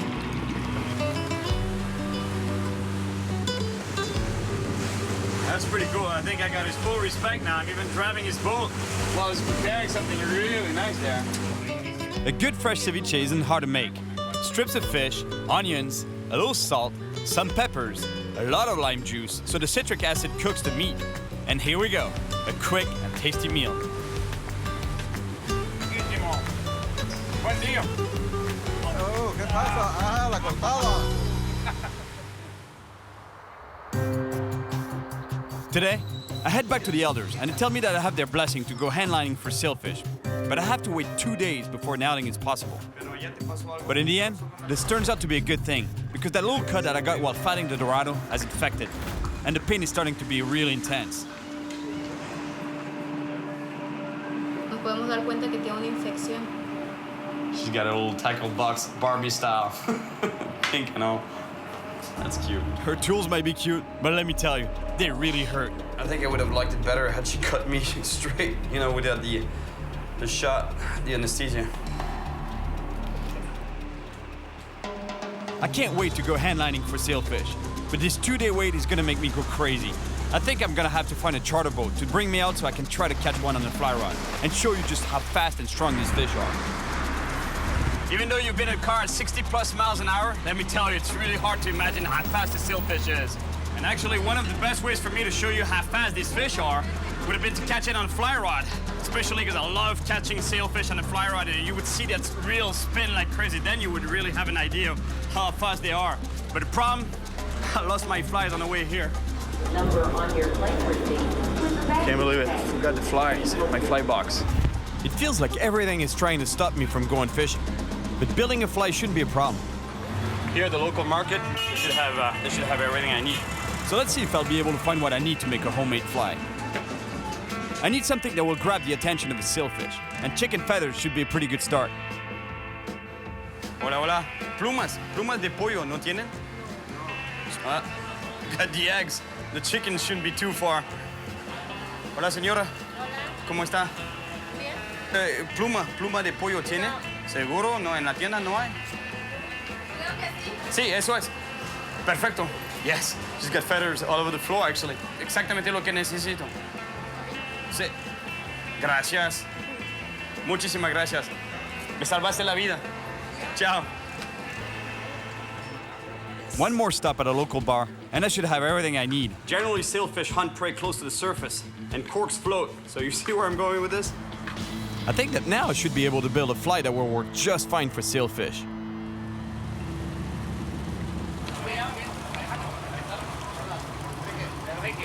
All right, it's nice to get some comfort for once. You know, I usually like the more traditional kind of boats. You know, the pangas, local style boats like over there. You know, the fisherman's village there.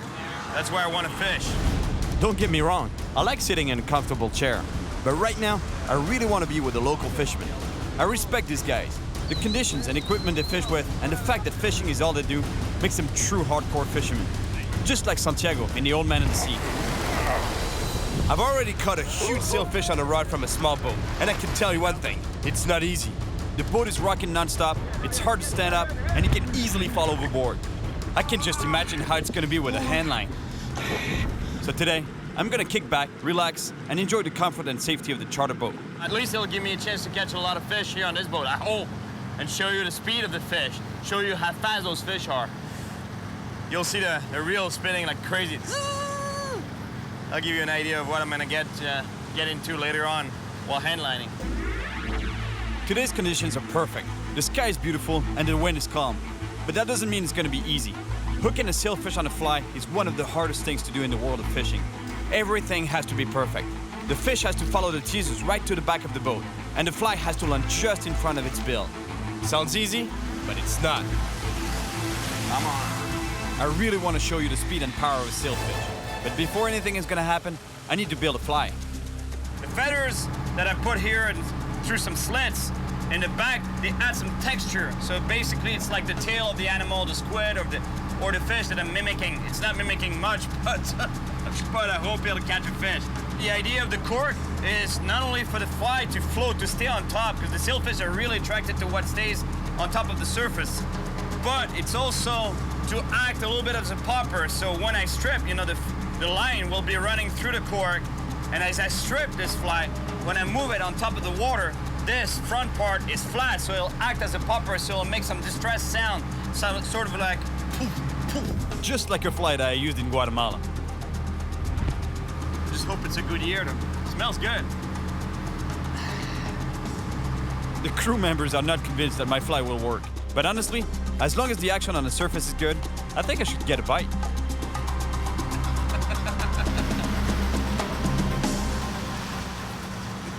Just like the pros, except for that. They just put another set of teasers in the back of the boat right here, big teasers. The idea is to bring the sailfish attention to the back of this boat, because until they come and attack the teasers, I can't do anything. They gotta start attacking the bait so that the guys can bring me the sailfish here for me to be able to cast a fly and hopefully hook it. And then you'll see that reel start spinning like crazy. Last time I caught a sailfish on a fly rod, things went great, but I had a real fly. Sailfish on. Come on. I am so ready, you have no idea. After 3 hours of trolling, there hasn't been the slightest sign of a sailfish. Ven, ven. ¿Dónde está? With a full moon 2 days ago, what was worrying me seems to be happening. Most predator fish feed during the moonlight and become less active during the day. I just want a sailfish right here so I can... Oh, yeah. Even with the intense heat and no action at all, things could be worse. Last time I was in Guatemala, we ended up stuck in the middle of the ocean. Look, we're stuck in a long line. Long lines are very long ropes to which many baited hooks are attached. we had to untangle the line from the propellers among the sharks. They were attracted by all the bait, and let me tell you, this was a bad situation. Proba esto. Chile serrano. Pero muy fuerte eso, ¿no? Muy poquito. Muy poquito. Pruébalo. Yeah, right. Un poquito. Through my travels around the world, I've tasted some weird things, even worms that grow in nutshells. Esse tem coco dentro. Muito bom, mas o gosto. Muito gostoso. And now, the crew wants me to eat a pepper for good luck. At this point, why not?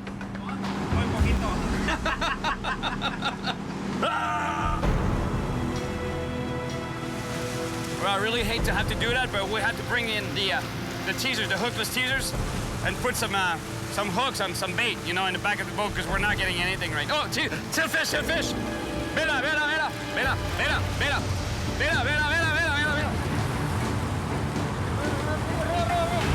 I have to get my fly in the water as fast as I can, because I only have a couple of seconds before the sailfish loses interest in the teasers.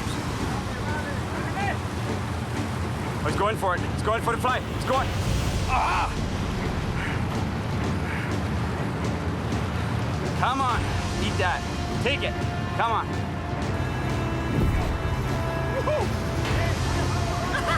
Yeah! Woohoo!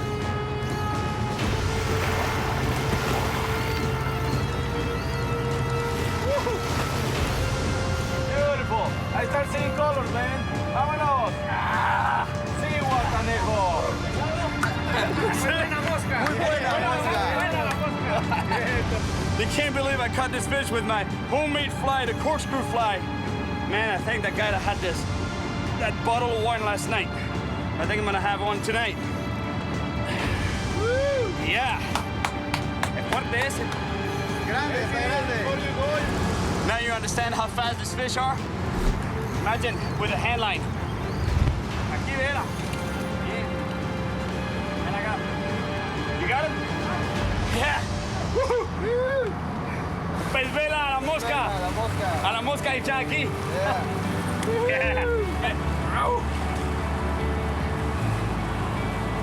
Yes. Sailfish caught on a homemade fly, the corkscrew fly. Let's put him back. Gave it a lot of its energy, so that's why right now it's a little tired. He looks good. He's good to go. After a long day in the sun, I finally caught a sailfish on a fly rod, and I'm really happy that I was able to show you the power and speed of this fish. But I can't stop myself from thinking about the crazy stories of handlining sailfish. Esto que vemos aquí es como un cuchillo. Every time my reel would go crazy, I was imagining holding the line in my hands. And this makes me nervous because tomorrow, it's my turn with a hand line.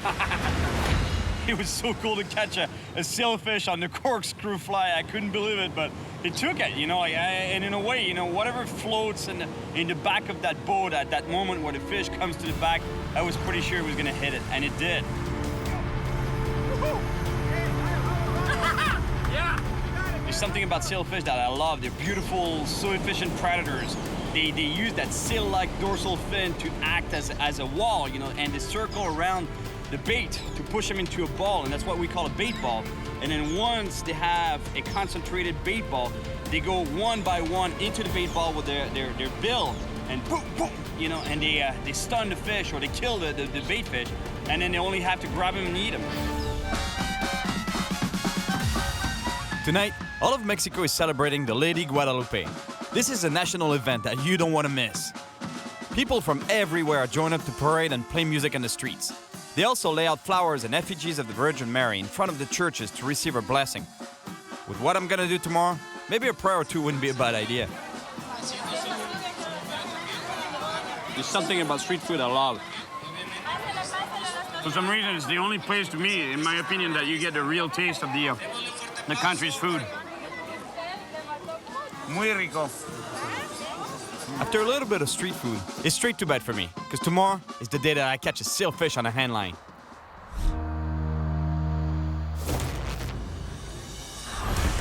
All right, this is it. This is the day. Martin hooked me up with a couple of guys that are willing to take me out. So hopefully, today, I'm catching a sailfish on a hand line.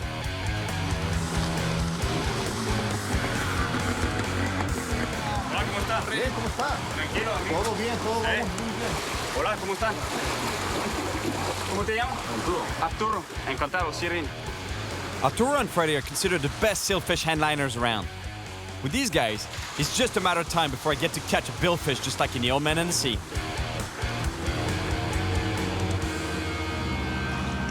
Even if we're just getting out of the bay, I can't wait to get a line in the water. And it doesn't take long before I get some action. Oh, bonita. Sí, ¿eh? Sí. ¿Qué viene? Aquí está. La comida. All right, we got dinner. Oh, check this out. Look at that. That's exactly the situation that he was describing me. One of the elders from the village the other day. La línea sigue roto cuando me está. Y yo desesperado. Y el motor acá. Y ni una cosa ni otra. There was a lot of coils of line on the bottom of the boat here on the floor. That's exactly what just happened to me. Imagine if my bait was in the water right now. I get a hit, I get all tangled up, and I go overboard. All right, time to head out towards the deep sea, the pelagic predators' hunting grounds. All right, today I'm catching a sailfish on a hand line. We're getting close to sailfish territory, so to get their attention, Arturo and Freddy put some hookless teasers in the water. And now, the essential part. The line, the hand line. It's not much at all, let me tell you. It's just a lot of line on the spool and a hook. That's it, and obviously, that's the main tool.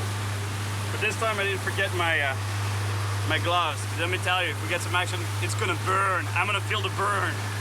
These guys have felt it before. ¿Y tú te falta dedo? No, no mires, ¿no? No te falta nada. No, tranquilo. Dicen los ahí que es peligroso, pero no es tan peligroso, ¿sí? Pues a veces sí. Sí, ¿eh? Arturo explains to me the different dangers between a small and a big line. One thing's for sure, if something goes wrong, things won't be pretty. The thinner the line, the more likely you get to get cut. The fish is pulling a lot of pressure, so that line will go right through your finger. But eventually it'll break because it's less, resistant than a thicker line. A thicker line will not necessarily cut you, but if you get cut up, like tangle up around your finger or your hand, the problem is that it won't break. And what happened is that you lose a finger or worse, you could possibly lose a hand. I doubt it would happen, but you're pretty dangerous. So you know what? I'm not gonna take any chances. All right. I know I'm sporting a little Rambo style here, but if stuff starts to hit the fan, you're pretty happy you have that, let me tell you.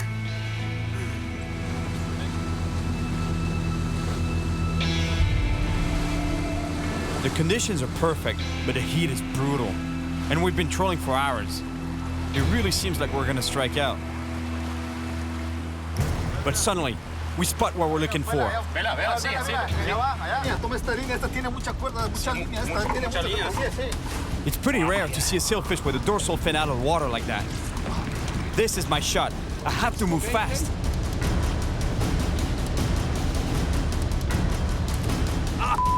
My gloves got caught up in the line. I throw again as fast as I can. But it's too late. The sailfish is too far. I feel like an idiot. I just messed up the only chance we've had all day.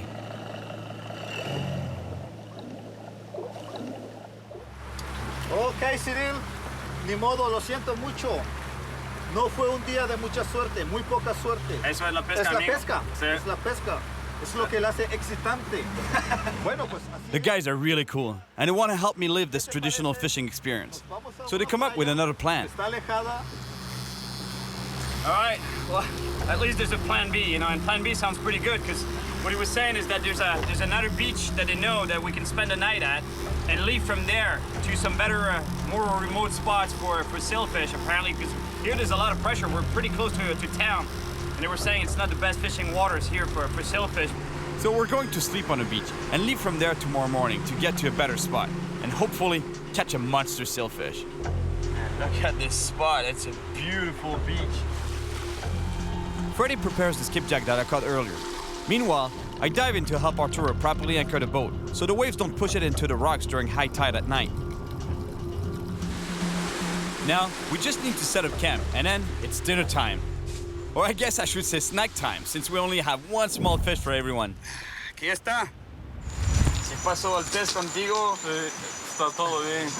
Tequila va. Tequila ahora. All right.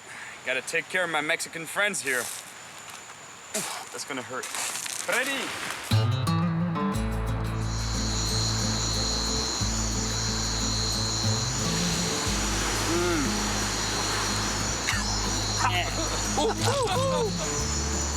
Buena tequila. Sí.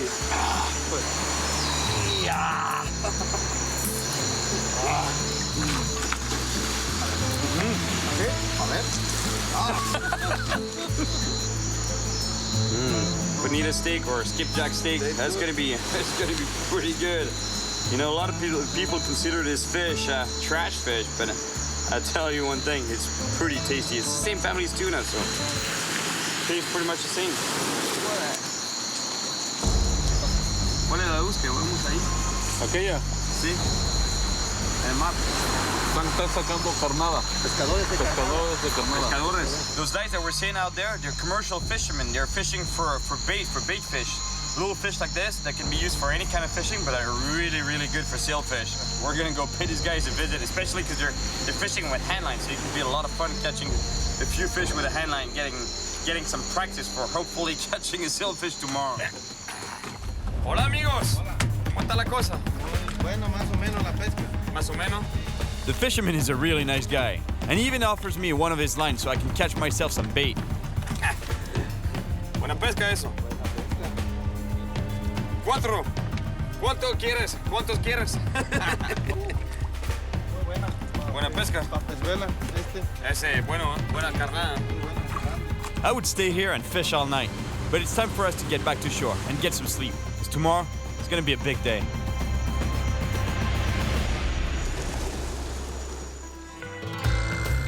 It's my last day in Mexico, and even if yesterday was a total fail in terms of fishing, today I'm more psyched than ever. Hoy es el día. Hoy es el día, claro. Hoy sí. We head out towards the secret spot, and the guys are convinced that this will be the spot where I'll catch a sailfish. And we even have some great bait fish that I caught last night. Buena vibra ahorita. Sí, buena vibración. ¿Lo sientes? ¿Siente que viene el velo? Ahora sí nos vamos a... Ahora sí. All right, today is the day. We're getting really far from the town of Zihuatanejo. And what that means is that, in theory, we're getting to some areas that have almost zero commercial fishing pressure whatsoever. On my last trip to Guatemala, I witnessed firsthand just how damaging commercial fishing can be, especially when they use long lines. That's pretty sad. It's mainly the product of bycatch, on long lines. It catches anything that's out there, really, because it's baited hooks. It's a bunch of baited hooks on the line, and whatever's around will take it. So mainly dorado, obviously, but shark and sailfish. Arturo and Freddy are convinced that I'm gonna land a sailfish around here. I hope they're right, because today, my last chance.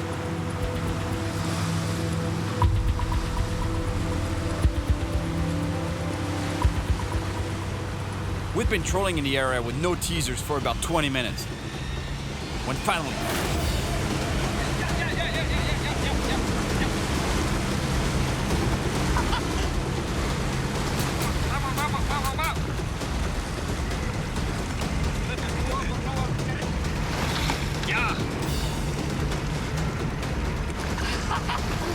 This is it, the old man in the sea. Cuidado, cuidado. You see, just before they jump out of the water, they take off on a run.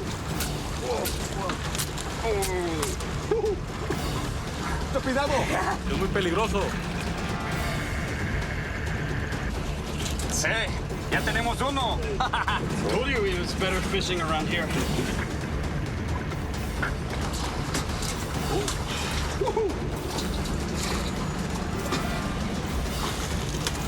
Yes.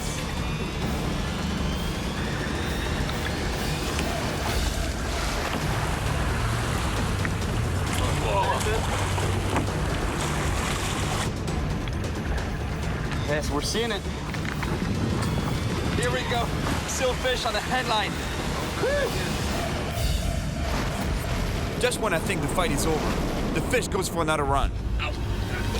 My wrist gets caught by the line. I have to follow the sailfish so the line doesn't cut through my flesh.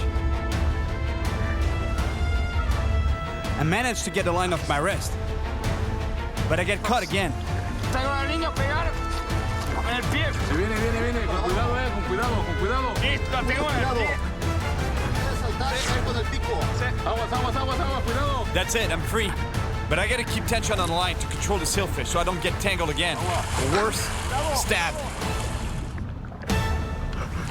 Cuidado.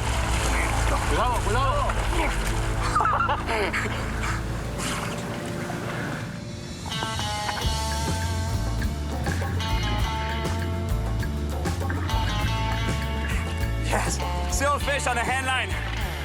The old man in the sea style.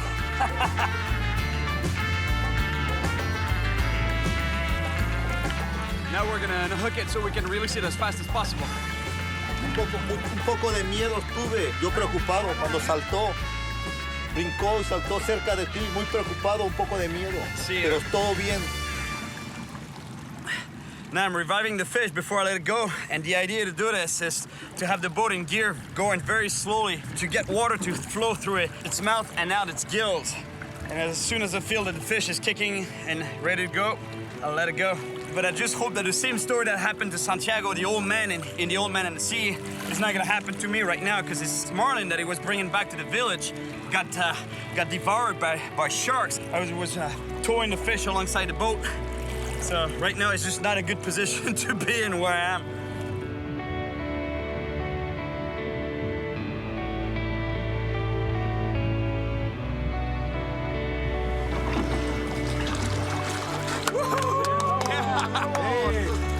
Bueno, Olvera, se fue. Buena captura. Sí.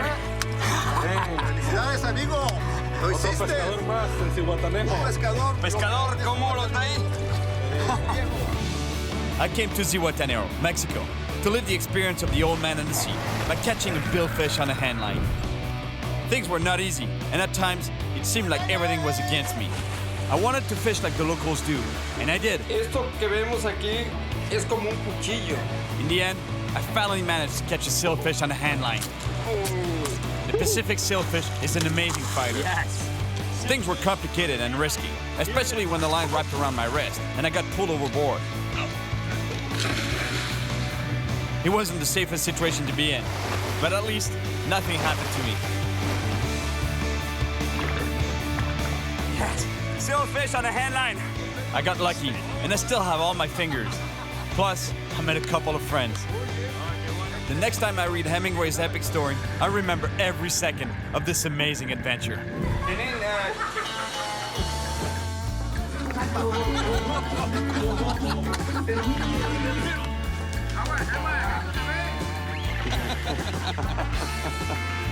Hey, Cyril, I think you got a scorpion on your shirt. Yeah, he's my buddy, man. And with this, kills everything. You need a little bit of a bacteria, gone.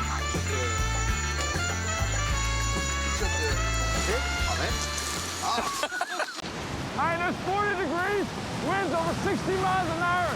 That's the great north of Canada. Yeah. My name is Cyril Chauquet, and I spend my life traveling the world chasing monster fish. I love pushing my limits, and that's why I want to try surviving conditions that I've never seen before. Canada's Great White North. Everything is complicated here. It's cold, the ice is very thick, but also dangerously unstable in certain places. The distances between fishing spots are very long, exhausting, and risky. It's also the territory of some of the world's most dangerous predators and wild animals that can sometimes be a threat to humans. Ice fishing is an ancient technique that's been used for survival by the native people of the North for generations. I've fished on ice before, but never in such extreme conditions as in the Great White North.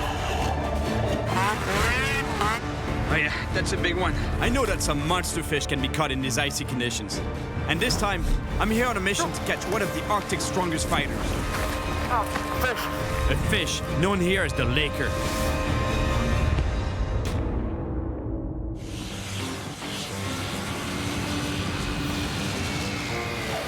I'm arriving in Shefferville, a small town located in the far north of Canada, more than 1,000 miles north of New York City, on the Quebec-Labrador border. Shefferville is in the heart of the territory of the Innu First Nation, the native people of the region. I fished here before in the summer and got devoured by bugs. But I loved it, and I caught some beautiful lake trout. Around here, they're called lakers. But this time, I'm back on a mission to catch a real monster lake trout on the ice. It's cold. I'm meeting up with a group of Innu fishermen, but they're already at their camp, and they didn't leave me much info on how to get there. Apparently the guys told me, we left you a pickup truck with a skidoo in it. I mean, that must be this one there, because otherwise, like pickups, that's all that drive here. There's just pickups everywhere. And the key should be in the gas. Oh my gosh, my hands. It's cold. What am I doing here? Honestly, I could have gone anywhere in the Caribbean and Mexico. Crystal blue water, turquoise waters, big fish, everything. No, I just had to come here and freeze my you-know-what. But it's beautiful though, and it's gonna be cool. Yes, it's gonna be cool, really cool. No kidding. Today's temperature in Shefferville, -40. Well, welcome to the Arctic. By the way, dog sleds are barely used here anymore. Nowadays, people use snowmobiles. I have to stop at a local restaurant to get the exact coordinates. In addition to the language spoken by the Innu, people here also speak French. Quelqu'un qui m'a donné un bout de papier là, pour toi, là, pour ça, mais je sais pas trop. Ils ont dit d'aller le joindre à ces coordonnées-là. Aucun problème. They're sending me 70 miles into the woods to meet someone I don't even know who that is exactly. But, the only thing I have is GPS coordinates and a snowmobile. I gotta get going because I have 70 miles to travel and no idea what condition the trail is in. It should take me about 5 hours to get there, and I need to make it before dark.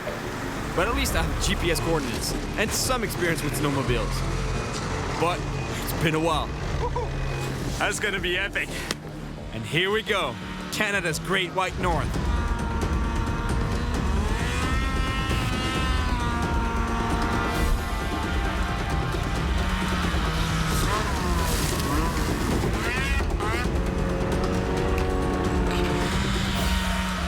Well, let's try to stay on the trails. All right, it's all good. Straight ahead, another 50 miles. Here we go again. I've still got a good ways to go, but I'm taking a beating from this ride, and I'm really starting to get tired. At this point, there's nothing I can do except go forward. I have to get there before nightfall.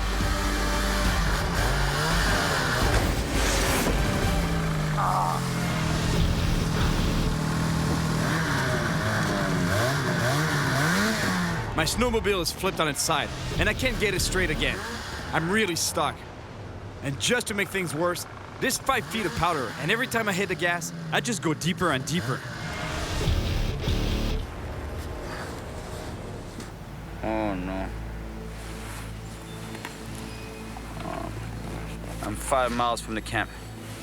I just did 65 miles, and the total was 70 miles.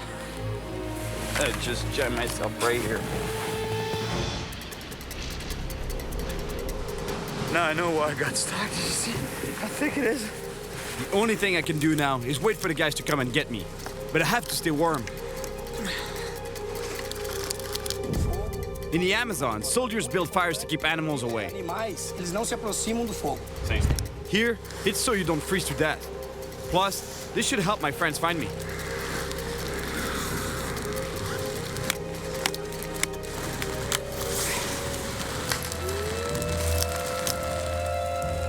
I just hope that wolves are scared of fire, because they don't sound very far.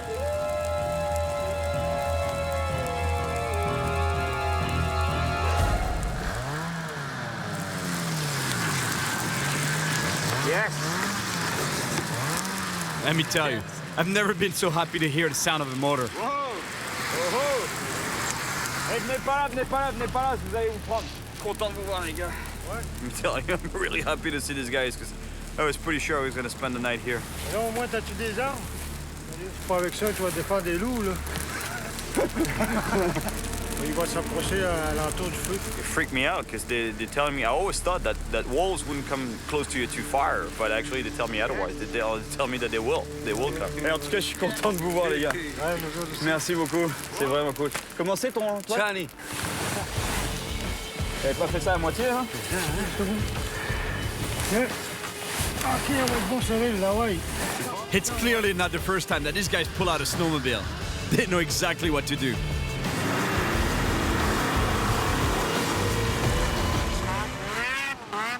I got really lucky. Tonight, I get to sleep in a warm bed before going fishing tomorrow. Rule number 1 when traveling alone on a snowmobile: never leave the trail. I think I'll let the guys take the lead to the camp.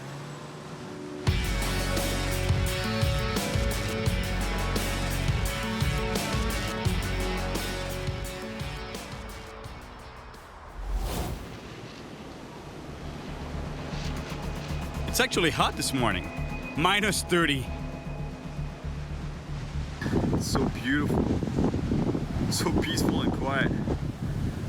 You can't hear a thing at all. Except for the nasty cold wind blowing in my ears. Cyril. Hi. Tiens. Quoi? Ça va être bon pour toi, là. T'es pris. This morning, the guys decided I should have my own gun while I'm here. He's boss. They want me to have a gun with me because they say it's good for 2 reasons. If you get stuck in the woods like I did yesterday, you can have that for protection. Because you could be attacked by wolves, or even actually surprisingly, they were saying a moose could charge you.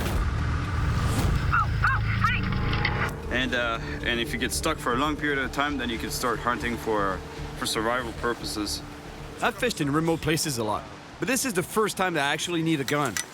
I might as well get some practice.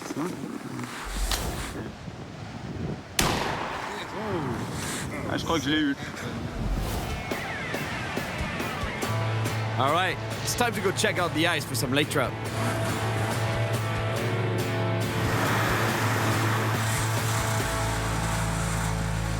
Andre does all his fishing using a traditional technique. He puts beta lines through holes in the ice, and he'll come back later to see what he's caught. First Nations people are the only ones allowed to use natural bait in this part of Quebec. And traditionally, they keep the fish for the community. Check out the size of this laker that he's pulling out of this hole. Yes. And imagine, they get much bigger than that. You see, the technique that they're using is pretty smart. You know, they attach the line to the tree. At the end of the line is the baited hook. And when the fish takes the bait, he's gonna start pulling on that line. And they make that special knot so that first they can tell that there's a fish, because if the knot is come undone, that means that there's a fish that's pulled on the line. But what it does is that when the fish takes the bait, it's gonna start pulling some line. The knot is gonna come apart, giving the fish some slack, so it goes, it takes off, and then all of a sudden, bang, he's gonna reach the end of the line. Bang! Oh, right? Ça marche, la technique. Oh, look at the size of that lake trout. That's a beautiful fish. Just barely jigging that piece of bait in the hole. He pulled a little one. The bait stayed overnight, and he dropped that same bait again in the same hole and just barely jigged it. Boom! Hooked that big trout. That's gotta be 15 pounds for sure. Man, that's frustrating to have to fish with this. Plastic bait. Vraiment, ça, si je te claque une 30 livres, là. This little rod is actually made for ice fishing, because if I was using a regular rod, I'd be at least 6 feet away from the hole and not be able to feel the bite so well. Surprisingly, these rods are very strong and can handle a lot. Oh! Encore! Oh no! This guy's killing me!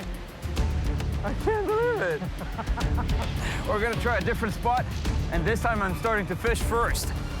Because if they put any bait in the water, I think I don't stand a chance at all.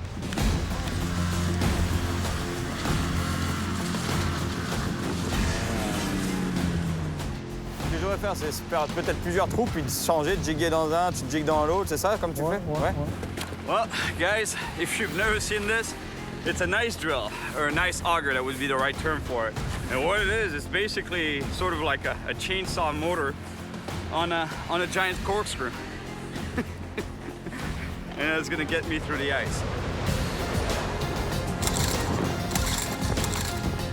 Il y a de l'essence au moins dans votre machine là? Good job. Good job. Good job.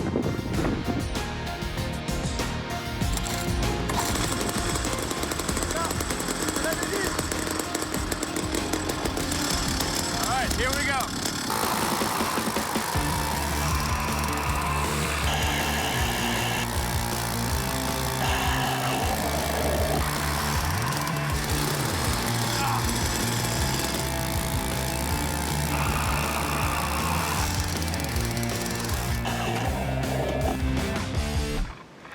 Let me tell you, ice fishing, it's definitely a sport. Try drilling 3 holes like I just did. You'll see what I'm talking about. You don't want to leave your hands exposed to the wind too long. Even if the wind is in my back, it's still nasty. All right, let's catch a monster laker on that jig. But the guys don't seem convinced by my artificial lures. Yes. Oh, je l'ai loupé. Laisse-les là. Faut pas la bouger en fait. Oh, yes! Oh, elle est revenue. C'est ton absence, ça avait dit. Il est pas assez gros. No wonder. These guys use giant hooks that are normally used for sharks. Let me tell you, the Inus, they don't fool around with their fishing. They're after monsters. Comme ça, Jules, comme ça. Oh, c'est elle que j'avais au bout de la ligne. Tu me l'as piqué. Sometimes fishing is about patience, but in this case, let me tell you, it's about willpower, because it's cold. If this was a competition, they'd be destroying me right now. I don't even have a catch to my name yet. But I can't give up. Even with my artificial lures, I know I'll land one eventually. Fish on, fish on. I got one. Oh. See, that's what I was telling you. Look how cool it is to fight a fish on such a tiny rod. You feel the fight. Oh. He doesn't like the sight of that hole. Okay, here it is. It's coming. Okay, here it is. Come on, fish. Show me your face. Yes. Woohoo! Yes. Ma première. My first lake trout. Beautiful. Man, that was quite a fight.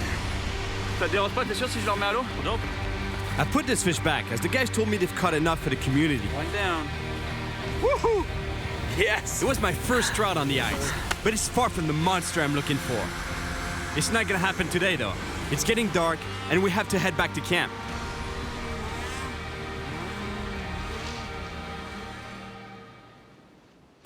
Andre caught half a dozen Lakers today. And guess what we're eating tonight? Grouse, or ptarmigan to be exact. Man, that's gonna be good. That's a wild ptarmigan right there, and I've never tried it before. And caribou filet mignon. That's gonna be awesome. Pas d'énergie pour retourner à soir, là. À soir où? À Superville. The guys have been here for a few days and are starting to get tired. They want to head back to Shefferville tonight. But at least we have a great meal to recharge our batteries before our long and very cold ride back. Caribou is so good. Hey, you want to see how cold it is here? Like, I'm not joking. I opened the door earlier today, and now look. Now you know what I'm talking about? That's not smoke. There's no fire outside. It's too cold. It's just like you open a freezer. Thank you very much, guys. Honestly. It's too bad that my friends want to head back tonight. I was really starting to get the hang of this ice fishing thing. Well, I guess I'm gonna have to figure out a plan B. After a long snowmobile ride, I'm back in Shefferville. I may not have caught that giant lake trout I was hoping for, but I have a good idea where to find it. On the ancestral land of my old friends, Christian and Albert. I fished with them during the summer, and the action was crazy. And the flies were even crazier. I got in touch with Christian, and I'll be heading out to their camp by snowmobile tomorrow. So today, I've got a little time to kill. Ouais, on y va maintenant? Ouais. Excellent ça. All right, the kids want to go riding some powder. And anyway, you want to tie a rope to the skidoo and do some snowboarding in the back, of which I've never done, but that'll be cool.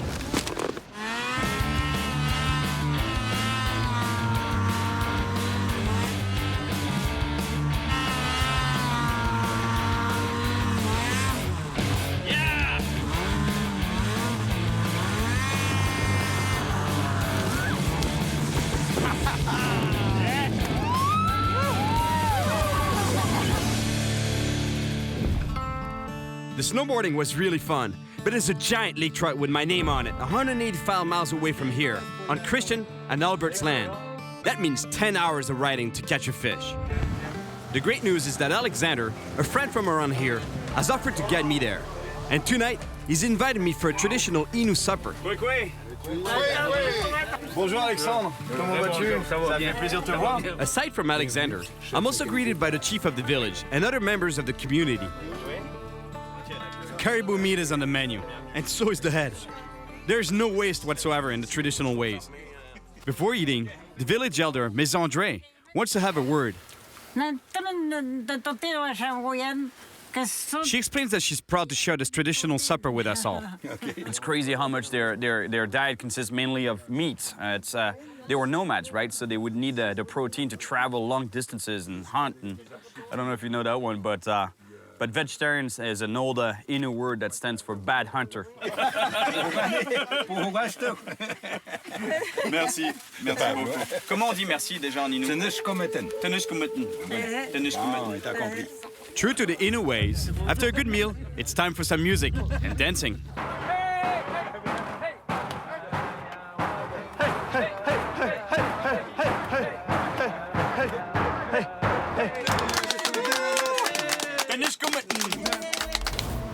I've got a very big day tomorrow, but I'm also a fisherman. And Chani, one of the guys I was fishing with at the beginning of my trip, has invited me to do a night run for lakers nearby. Yep. It's a laker. All right. Nice fish, man. Nice laker. You're gonna eat it, right? Because the snow is not good for the trout. I'm pretty sure there's another one down there. Come on, man. Come on, give me a chance. Let me jig a little bit. You're getting all the fish excited. Yeah, that seems to be how it works around here, right? I tease them and you catch them. Fish on! Oh man, that's a nice fish too. I hope I shot a 40-pounder or you'll break your line. Yeah. All right. Yes. Nice fish. Yeah, man. Nice laker. Not a monster, but it's the right species. It's definitely a nice fish, but far from the monster trout I want. All right, yeah. Yes. Beautiful catch.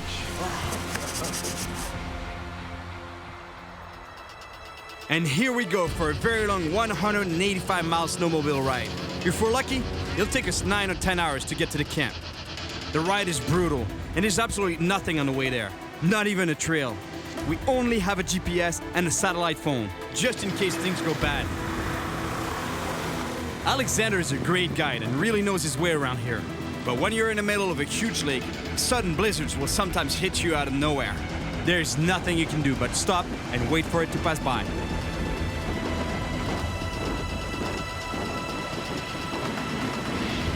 Minus 40 degrees, winds over 60 miles an hour. After what seemed like forever, the blizzards eventually died down and we can keep going.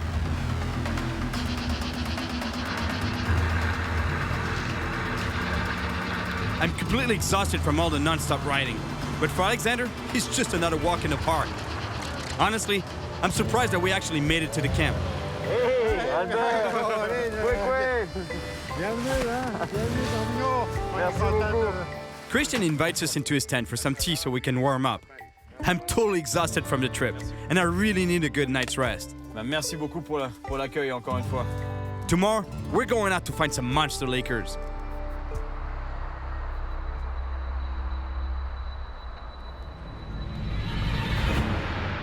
This is how every day starts in the north. 6 layers of clothing are needed to create the insulation necessary to be able to spend 10 hours on the ice. This adds about 40 pounds to my body weight. Looks like I'm about to climb the Everest. No, I'm going fishing. Christian knows a really good spot for lake trout just at the foot of some rapids, but we have to be careful here. The thickness of the ice varies because of the underlying currents. Now, let me tell you, this is one of the most extreme fishing conditions, if not the most extreme fishing conditions I've ever faced. I think if you get stuck here, your life expectancy, not very long. Aside from being extreme, ice fishing is also very tricky. It's truly the definition of looking for a needle in a haystack. I'm fishing in a 10-inch hole when the lake is about 10 miles long. So the fish could be anywhere. We drill another hole, hoping to hit the right spot. But the thickness of the ice is just ridiculous. We can't even go through it with that drill. It's more than 45 inches thick. 100 yards from here, we drilled another hole there, and it was this thick. That's it. You know, only this much ice. And here, we can't even go through it. Toi, tu voulais à peine, tu voulais même pas y aller là, vers le rapide. Hein? Non, carrément pas. This kind of ice is extremely dangerous and has taken several Innu lives. Tu connais des gens qui sont tombés sous la glace? Oui, des gens de chez Farville qui sont disparus sous la glace. So what he's telling me is that they lost a few people from the nation actually under the ice over the years. Scary. My friends have to set up their net under the ice, so they send me upriver to a spot where there should be some huge lakers. I'm a little stressed now that I'm alone. If the ice breaks and I go underwater, I'm done.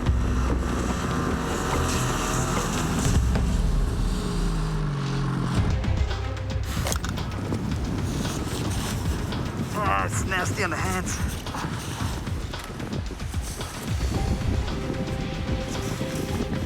After the stories I've been hearing, I'm kind of nervous to drill holes on this river. But there's supposed to be some big lake trout around here.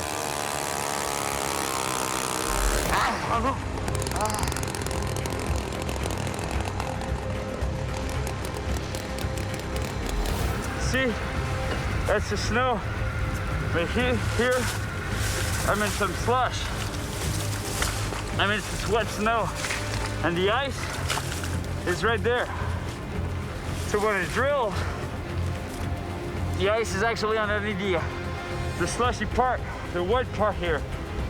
So when I drill right through it, that's why the machine almost went under, because he went into the slush. It's pretty tricky, huh? I don't even see the hole there. I just see slush. I don't even see where it is, but it's drilled through. Actually, when spring arrives, the snow becomes so heavy that it starts pushing down on the ice. The water is pushed up through the cracks and over the ice from the shores. Then the water mixes into the snow to create slush on top of the ice.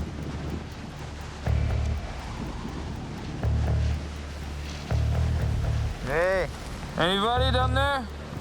Come on, wake up.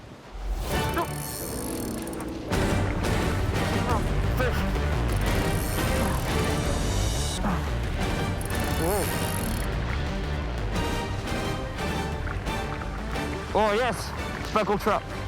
Brook trout. Yes, beautiful speckled trout.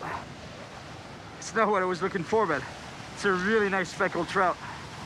It's so cold. I have to get this fish back as quickly as possible. Sorry. All right, back to the water, beauty. Christian and Albert told me that lakers and speckled trout don't really get along that well around here. So I think I'm gonna go drill some holes a little further downstream to see if I can find some lakers.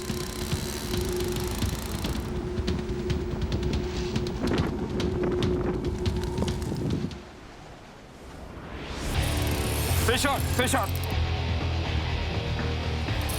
I think that's a laker and a nice fish. Come on, fish, get your head in that hole. All right, nice laker. I just wish it was 20 pounds heavier. But still, it's a beautiful lake trout. I caught 2 fish, but no big one yet. I'd keep on drilling holes and jigging for that monster trout. But I have to get back to camp and check out what the guys caught in their net. Alexander and Christian are having a serious conversation. They thought they were gonna catch a lot of fish with the net, but only got a couple of small ones. And I released everything, thinking that they would already have enough for dinner. Ok, non, je vous garantis que les prochains poissons, Monsieur Mackenzie, je les remets pas à l'eau. Je les ramène ici. I guess catch and release here, it's a big no-no.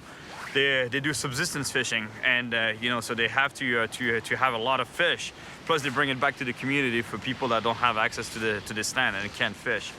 So.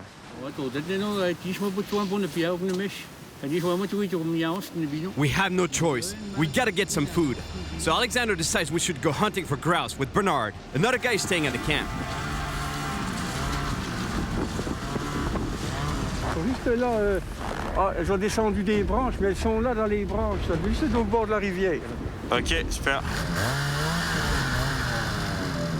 On the way, I went around the wrong side of a broken tree trunk, and now I'm stuck again. One thing I've learned so far is when your snowmobile is stuck in powder snow, you have to bring down the front end so you can get some traction in the back.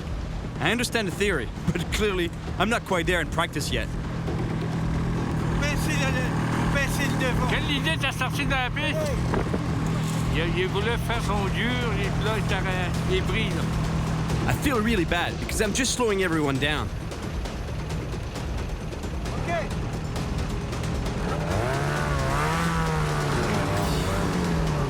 Vas-y! Vas-y! Vas-y! Vas-y! Je peux pas te passer. Vas-y! Avant! Un vrai trappeur! Pas le choix! Merci, mon ami.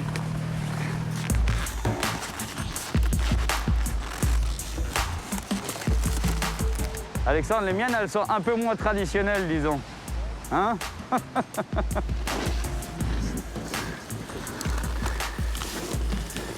C'est là où mettre tes raquettes, Cyril. Toi, tu les as mis en littéralement 5 secondes chacune. C'est ça.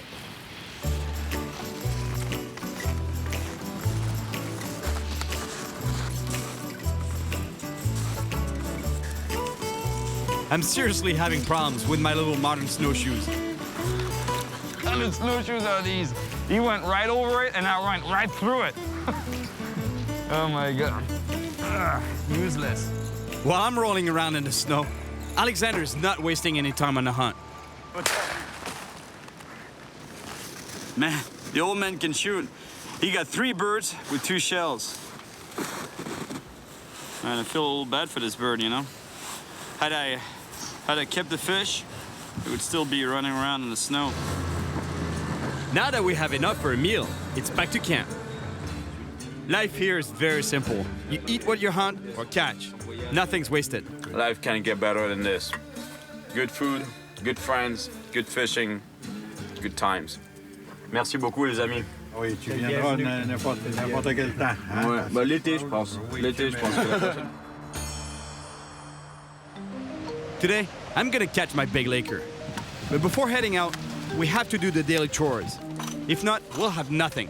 Nothing to drink, nothing to burn, and at minus 30, nobody lasts very long. My chores for the morning are pretty straightforward. Chop some wood, get some water. Usually on fishing trips, I try to stay away from the heat. But on this one, I gotta make my own.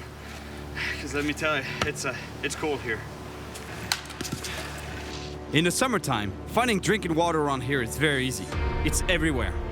But in the winter, it's a whole different story. I should have drilled a new hole. Because opening this one is a pain. That's a workout. The kind of thing you take for granted at home, you know, when you turn on the tap and you get some water here. Not quite the case. You could do it with snow, but it has no volume. So you gotta go back to the holes, drill a hole, or use the hole that is used by the camp. Unreal. Everything freezes around here.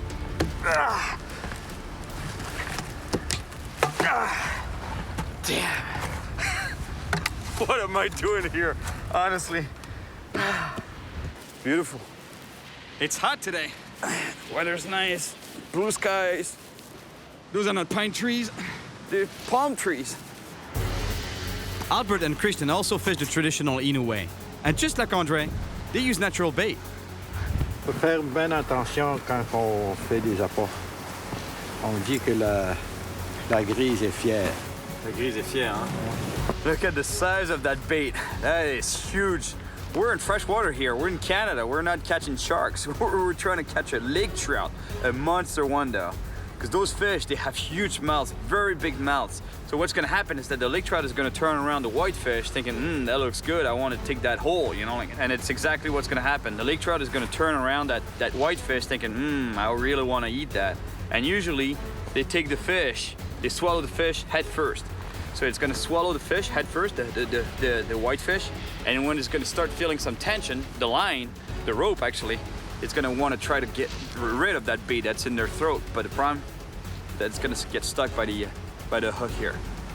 And let me tell you, whatever takes that bait, he's gonna be big. Christian and I head out to one of his favorite spots.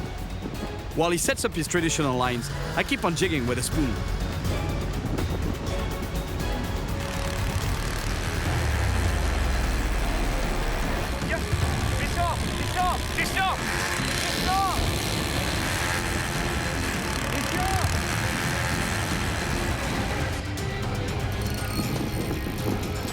Big fish.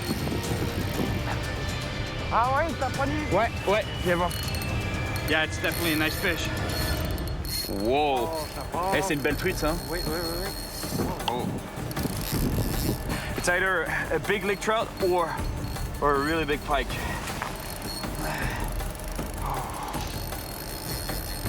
I don't like that. You know, it's rubbing against the ice on the edges of the hole. Oh. It's just like exactly the same thing as jigging in salt water, in the ocean. You know, butterfly jigging, you fish vertically, and when you get a hit, Yeah, that's gotta be a big fish. I've been on this fight for at least 6 or 7 minutes. Easy. Une chance qu'ils n'ont pas cette technique-là, les Inuits, ils seraient gelés de...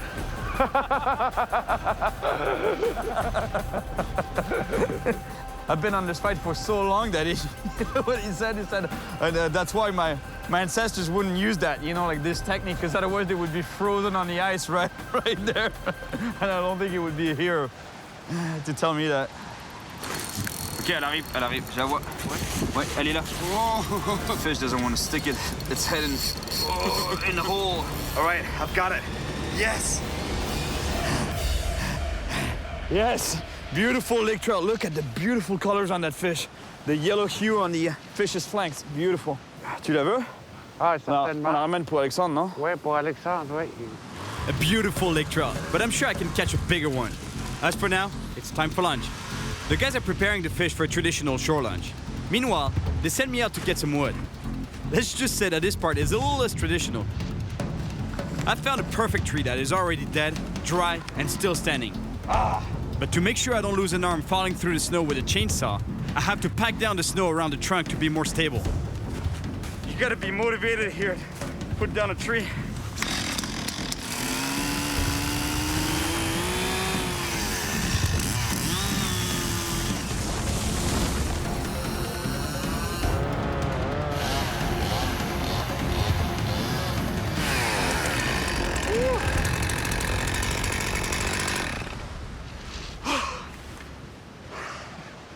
The advantage of cutting your own wood is that it heats you up twice. First when you cut it, second when you burn it. As much as I like to release my fish, it's pretty hard to pass on a nice lake trout fillet. Plus, it really helps to fight the cold. That bell. So tasty. Feels so good to eat something hot, especially the freshly caught fish. We just caught it right there. About 5 minutes ago. No, maybe 10. I'm not giving up on my giant trout yet. But today's the return to Shefferville. We don't have enough gas left to make it back though. But that's not a problem. There's a bush pilot flying out towards East Labrador, and he's dropping off a barrel of gas for us. In this kind of environment, the only way to survive is by helping each other out. And that's what people do up here.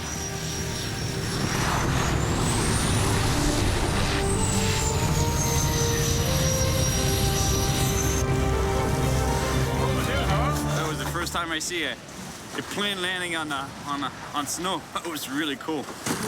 Really amazing.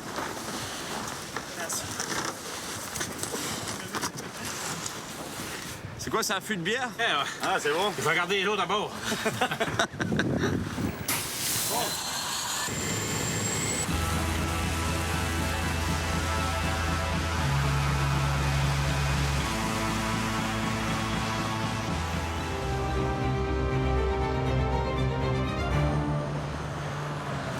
Even though I didn't catch the monster laker I wanted, I have to head back to Shefferville. But at least I'll get one last chance to land a huge lake trout there. Last night, Christian told me that I was wanting it too much. According to Innu belief, it has to be the animal that wants to offer itself to us, not the other way around. He also told me that I should visit a shaman to purify myself and get a closer connection with nature.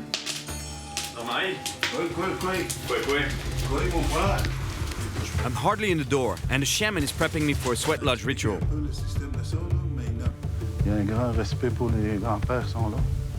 That's going to be quite an experience. It's the first time I try this. This is Jean-Marie is a shaman, so he's invited me to his sweat lodge, and it's meant to purify me.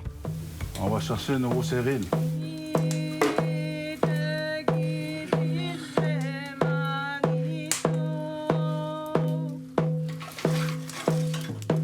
Heated stones are brought into the tent so that the shaman can splash water over them and create a lot of steam.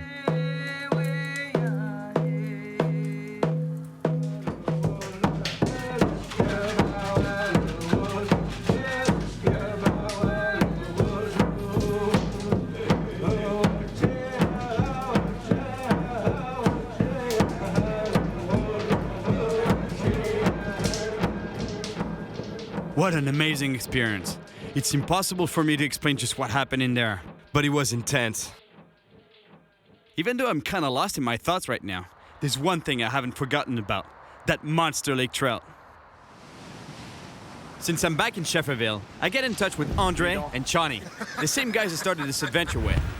They invited me to head out to one of their favorite fishing spots not too far away. And here we go again. Drilling a few holes to maximize our chances of catching a big lake trout. And then, I keep jigging. It's pretty cool actually, fishing in a hole like this. It's really mysterious. You have no idea what's going on down there. You can't see anything. Everything goes on here, in your mind. You can imagine that the fish going around the spoon and looking at it. Fish on! Ah, dropped it again. I just lost a pretty big fish. That was quite a hit. I can't believe I just lost that fish. It might have been my last shot at a big laker. Fish on! Allez belle, les gars! Nice fish. That's quite a fight I'm getting right here. I think we got a big trout here. Yeah, the line is only 10 pounds, so I can't really put a lot of pressure on that fish. Otherwise, I might break it off, and that's a big fish. What I don't like is that the line is rubbing against the ice at the bottom of the hole, and it's pretty sharp, so that might cut me right off there. Hey, c'est marrant, hein? J'avais froid aux mains, mais là, je sens plus rien. I think that fish is right there. Yes, its head is right by the hole. I think it's a monster trout, really. It's fighting like crazy. Come on, get your head in that hole, fish. Oh, yeah. That's a nice one. Oh, yes. Oh. Yes! Yes! Now I'm happy. That's a nice lake trout right there. Nice fish. Avec une canne à pêche d'enfant. Vous êtes sûr que ça vous dérange pas si je la remets? Non, vas-y. Oh, my hands, man. Yes. Ça marche finalement la cuillère. Merci beaucoup. I came here to catch a monster lake trout on the ice. And I ended up living a true northern and cultural experience with my new friends. Merci beaucoup. Even though the cold was brutal, what am I doing here? The scenery the snowmobiles, the fishing, and the amazing people made me forget about the sub-zero temperatures. And I got to live one of my best adventures yet. Woohoo! Yes! Sure, I got stuck with my snowmobile a couple of times, but in the end, all was good. I even got to snowboard behind a snowmobile. Ice fishing in the Great White North is not easy. You have to be ready to take the pain on a trip like this. And every fish caught is well deserved. This kind of fishing is great, and I loved it. But let me tell you, it's snow vacation. Beautiful. It's hot today. Weather's nice. Blue skies. Those are not pine trees. Dude, palm trees. I think I'm gonna go to bed. Come on, show me a little respect here. Came all the way here, drilled a hole, showed you some light. The light of the sun. This is the light of the sun. You should be coming here and checking it out. I'm a walking popsicle.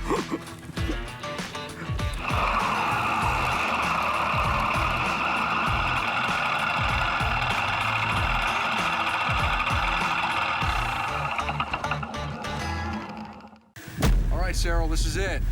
This is what? Where we separate the boys from the Glades men. What do you mean? Well, this is where you and I get off the boat into the gators' habitat.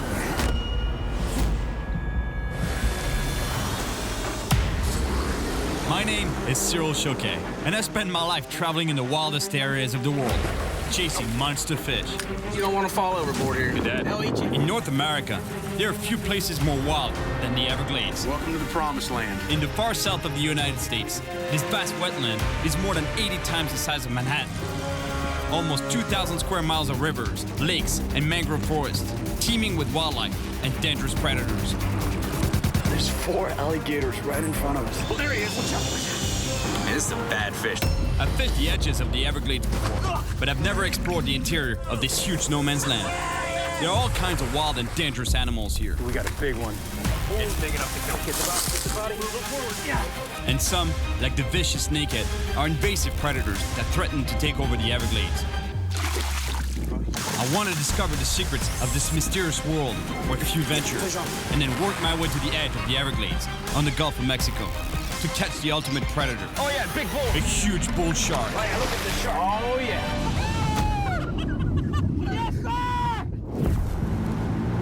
I'm starting my trip on Florida's east coast, at the edge of the Everglades, or the Glades, as they say here. Then, I'll travel to the heart of this immense wilderness, and finally, to the west coast, and the frontier of the Gulf of Mexico, where the water is teeming with sharks. All right, I'm on my way to the Everglades to see what kind of monster fish I can catch over there. But let me tell you, this place is wild. It's pretty dangerous. You just don't want to just venture into the Everglades on your own, not knowing where you're going. That's why I'm meeting with some guys that really know the Everglades like the back of their hands. We call them the Gladesmen.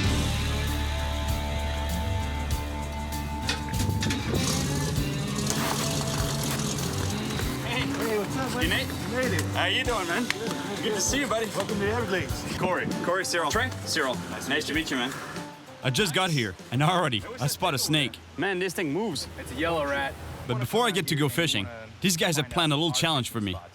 He wants us to take us to our secret places, right? Yeah, we need to give him a test. Before we take you to our stuff, man, you're gonna have to man up a little bit. To be able to protect our ecosystem we have out here, I mean, you gotta do your part. So many invasive species that flourish here, really, you know? It's great to see how they care for their environment. Before showing me their fishing spots, they want me to catch 2 invasive species that are threatening the Glades. And they're ecosystem destroyers.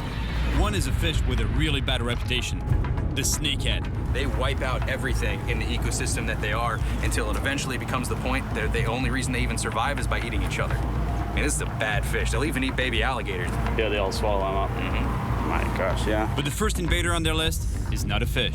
We should go get him catch a python. Lazy stuff. Really? Yeah. They're really hurting the fur-bearing population of animals down here in South Florida. So that's really what you guys want me to do, right? If you want to go to secret spots, this is the Why not? you gotta You know, jump like in. that's all right. Looks like these guys are gonna make me work for it.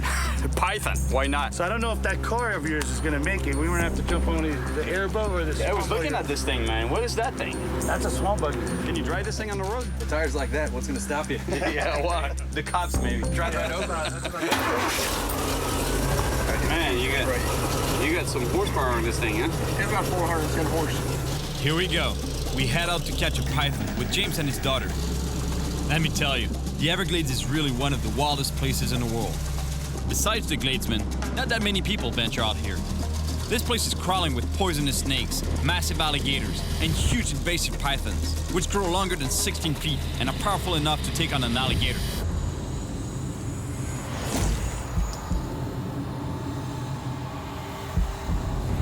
Man, this is a great way to discover the Everglades. Look how vast it is, how beautiful it is. I think we're coming up to that spot where me and Corey saw those pythons here a couple weeks ago.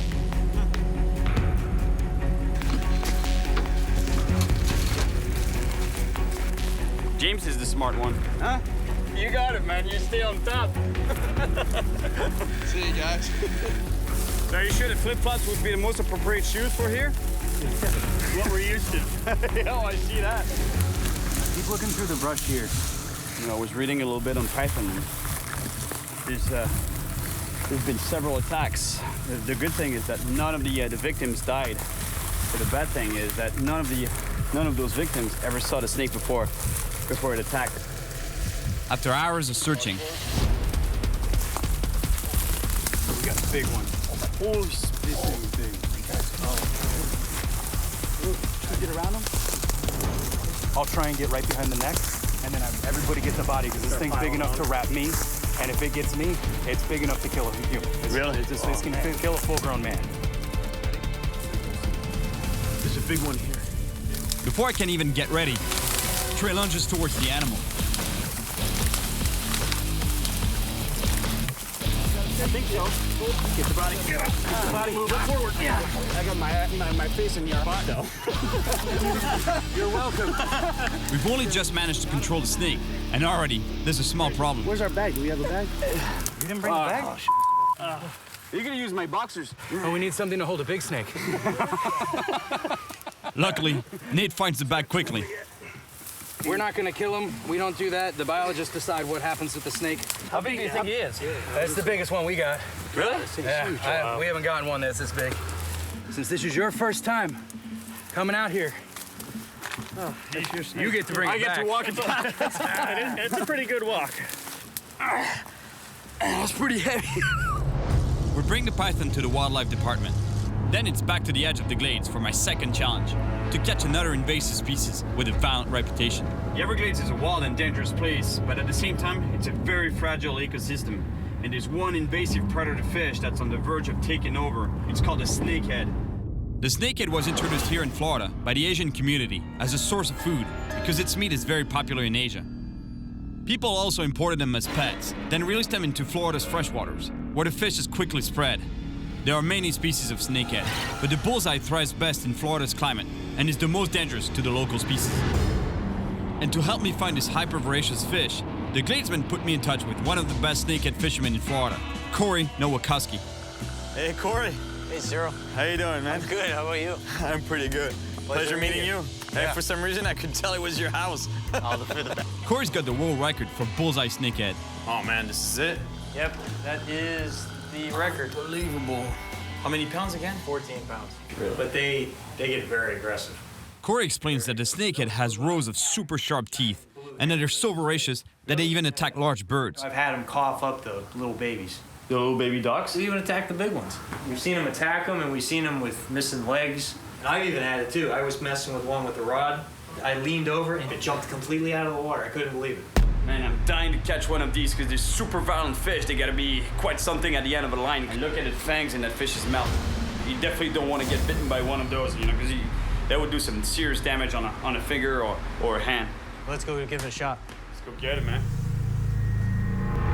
We're right on the edge of the Everglades, where the city meets the forest. Corey tells me that there are lots of snakeheads here, and that they are about to cross into the Everglades, which is why the law requires that if you catch one, you can't release it. We'll be using a big plastic lure shaped like a frog, with a small sinker in the front, because snakeheads either lurk on the bottom or hide under trees, ready to ambush passing prey. These fish are hiding underneath the trees there in the shade. Not just snakehead, but bass, any kind of predator fish will have that behavior. Pike too, you know, like they'll take advantage of that light, so they'll be in the shade, and as soon as a bait fish comes into the light, boom, they'll take it. What do you think is the problem, in your opinion, of this fish spreading here in Florida? a predator fish feeding on our native fish. And in other animals, other snakeheads, they will eat just about anything.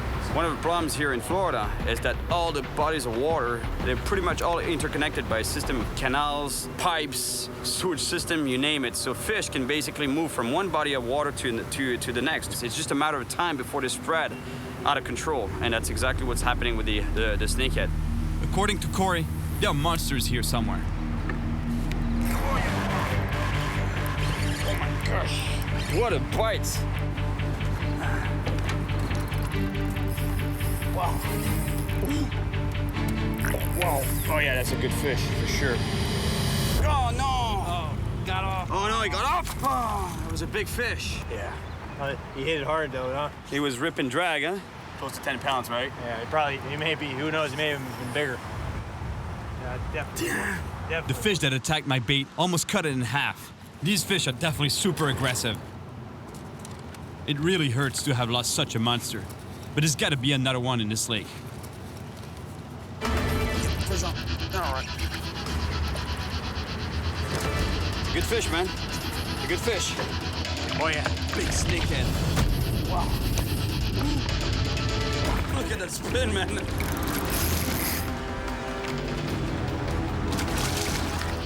How do we want to grab it? I'll get it with these grips. It's a big snakehead, and Corey's not gonna try grabbing it by hand. He knows how much damage this fish can do. Oh, that's a nice fish. For sure, 9 pounds. Maybe 10? Maybe 10. Yes, my first snakehead, an invasive species right there. And I guess it's pretty obvious where they're called a snakehead. The head looks pretty much like a snake. My God, the teeth in that fish's mouth, unbelievable. They have so much power, and I think that comes from the fact that between the dorsal fin here, the anal fin, and the caudal fin, is just one solid fin. If this fish ever gets to the Everglades, they'll be pretty dramatic on the native species of the Everglades. Well, this fish is not gonna get released though. It's an invasive species, so they have to be kept. I've passed the test. Yeah, we need to give it a test. Catch 2 invasive species, a python and a snakehead. Now my goal is to fish deep in the heart of the Everglades to see what kind of monsters I can find in this no man's land. And in the end, what I really want is to catch the ultimate Everglades predator, the bull shark. It's finally time to go fishing inside the Everglades. But before we do, we have to drop off some equipment at a camp. Nate's celebrating his birthday tonight, and it's up to us to catch dinner for all the guests.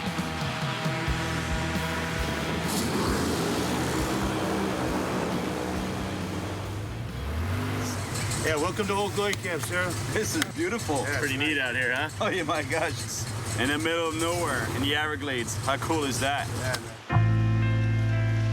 This place is beautiful, and I'm looking forward to the party tonight. But right now, we gotta catch some big fish. They're hard to find, but I know there are huge bass out here, and the record is over 16 pounds. We're surrounded by predators here, and the guys tell me that snakeheads have been spotted here too. If that's true, it would be devastating for the Everglades. They wipe out everything in the ecosystem that they are until it eventually becomes the point that the only reason they even survive is by eating each other. Well, the best way to see if they're really here is to catch one. These plastics aren't working out so well, man. I think we should show him a secret bait. I think, man, he'll never get it. Hey, What do you think? wanna guess what a secret bait is? What's that, though? You're never gonna guess. Hot dogs? What do you mean? It's not a hot dog, it's bait. That's better than gold out in the swamp, bro. Really? You can catch anything with that. What? Catching a snakehead with a hot dog, I have my doubts. But then, Oh. No way. Yep. Fish on. Oh, yeah. There he is. Yep. Get him. Oh, yeah. Look at that. Oh, yeah. Oh, yeah. Woo-hoo. Big one. Is it a snakehead? Is it a snakehead? Is it? I can't tell. Looks like a snakehead or it might be a big bowfin. Oh, yeah. Big bowfin. It's a bowfin, right? Yeah, big bowfin. Yeah, I thought it was a snakehead. That's what I thought, too. Remember this? Yeah, guys. All right. this fish is a predator, but at least it's native to here. It's easy, an 8-pounder. I still have to pay really close attention to its mouth though, because like the snakehead, they have serious teeth. Oh, look at him. Oh, my God. That's a good-looking fish, man. They're a great fighter, but don't get your hands near their mouth. Yes, a bowfin. That's a pretty cool-looking fish. Now you understand why a lot of people get confused, you know, when catching bowfin in the Everglades. They think it's a snakehead because it really looks like a snakehead in a way. You know, it's an elongated fish. And the main difference between a bowfin and a snakehead is that on the snakehead, there's a very long anal fin here that goes from basically here all the way to the tail. Is that what you're here for? You want to eat that fish, huh? They're used to watching people fish. Yeah, huh? So they know that this fish is going to go back in the water eventually, you know? Yeah. I always kiss my fish, man. I love them. The guys now want to catch dinner for the party tonight, and they still haven't caught a monster fish. Trey, what's up, buddy? Yeah, we could head over there. What do you guys got, a gator? Well, it looks like our fishing plans will have to wait. An alligator has wandered out of the wild and is terrorizing a trailer park.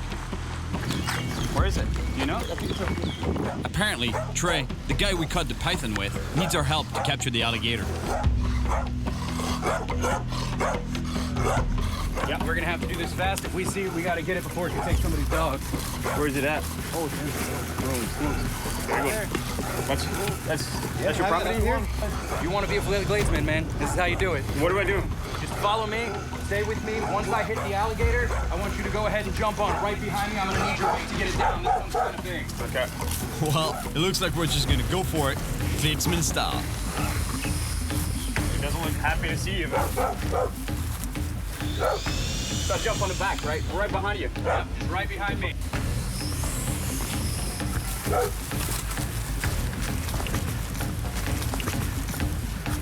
I gotta grab this gator with him. That's what Gladesmen do. Trey has to close the alligator's mouth before we jump on its back. But the alligator doesn't feel like Watch it. yourself, man.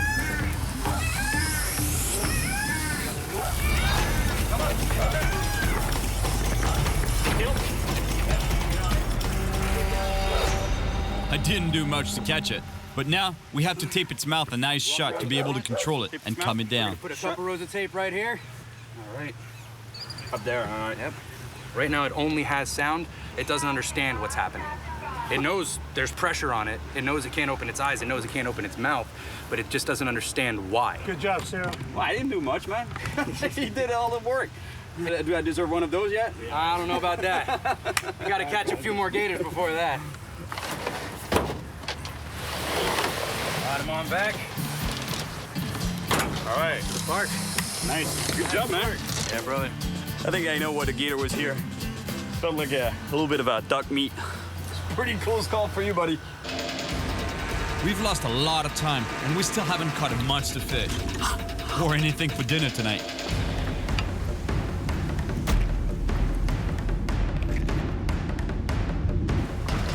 There's a good one. That's a good one. Get him, get him, get him. Oh, there he is. Got him. Oh, nice fish. All right. That's a little guy.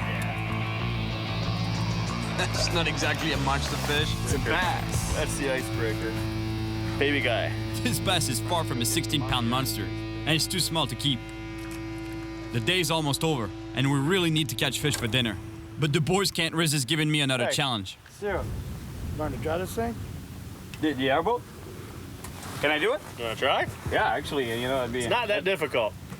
Here's your steering. Yeah? You got a gas pedal just like a car.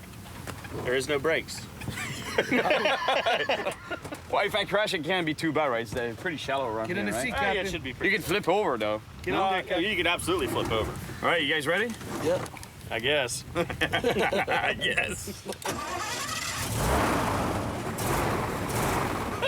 He's not sure anymore. It's really cool that Corey trusts me enough to let me drive his boat. Well, maybe he doesn't completely trust me. As for Nate, he's pretty relaxed. Everything goes well until...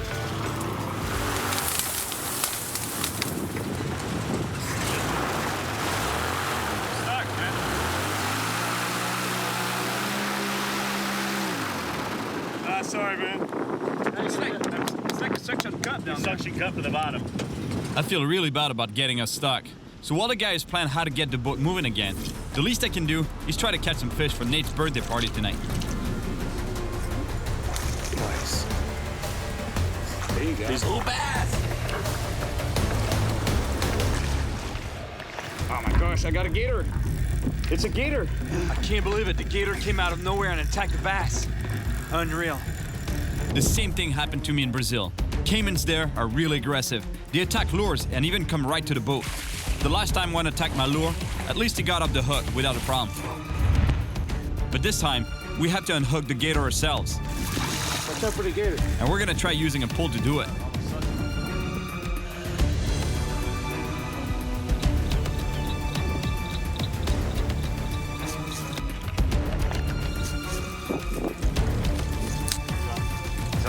Good job, man. That's great. The alligator is released without the hook.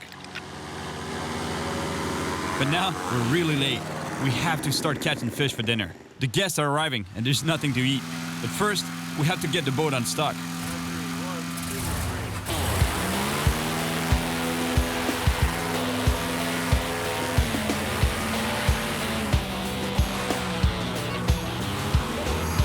Yes, life in the glades. Of course, it's not like there's gators all over the place here.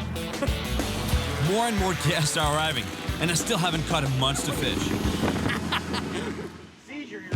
Everyone has arrived, and the party's starting without us, and without any food. We're really feeling the pressure to catch something here. We decide to give up on fish and go looking for frogs, for frog legs. Because it's not just alligators who love them. The locals do too. We've been searching for half an hour without seeing a single frog. But then... Good evening. Good evening, Mr. Gerald.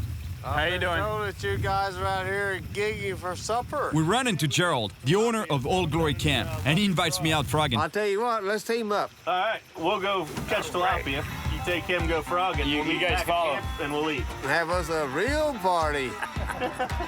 This guy is a frogging machine, apparently. You know, he's got a huge reputation for being the best frogger out here. How many frogs have you caught in one night altogether? 599. That's your record, right? That's my record. Any guest on Gerald's boat has to catch frogs, so he puts me to work right away. Since we have to catch food for the party, I'm beginning to feel the predator in me awaken. Let me tell you, we're far from catching monster bull sharks here, but it's still a lot of fun.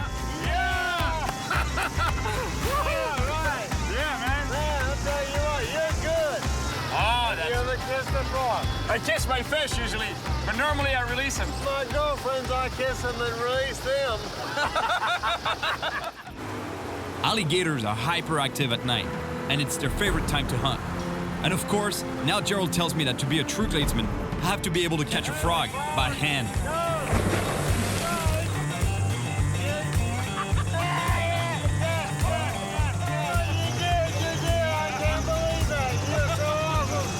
And now, I gotta go to a party.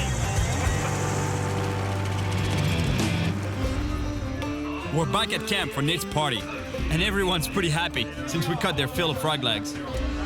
I think I'm really part of the Gladesman clan now. Hey, my friend. How you doing? Everyone's hungry. It's time to cook the frog legs. Gerald prepares them breaded and deep fried. And let me tell you, they're delicious. Good. If you're mad enough, I gotta drink that. be careful. I'm definitely part of the family now. Gerald just pulled out his house specialty. Moonshine.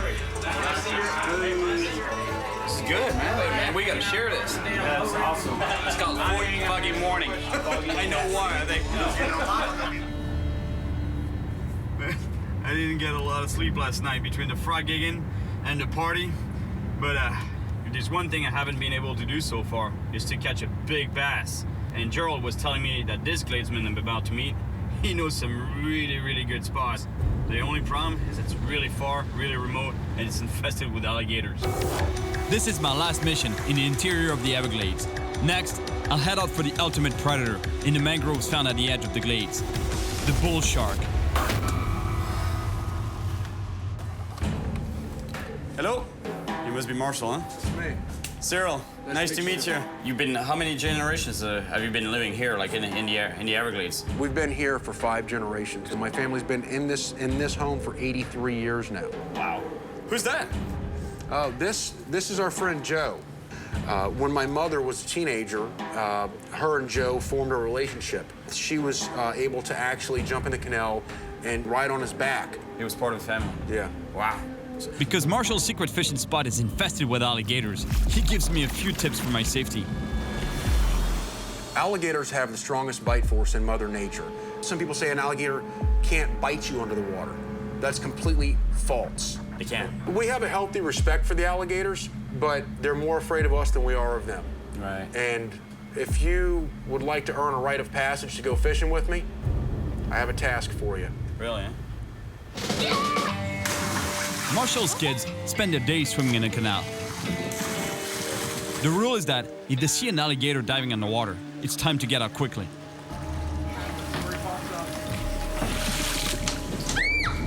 American alligators can grow up to 15 feet long, and I've got to swim with them if I want Marshall to show me a secret fishing spot.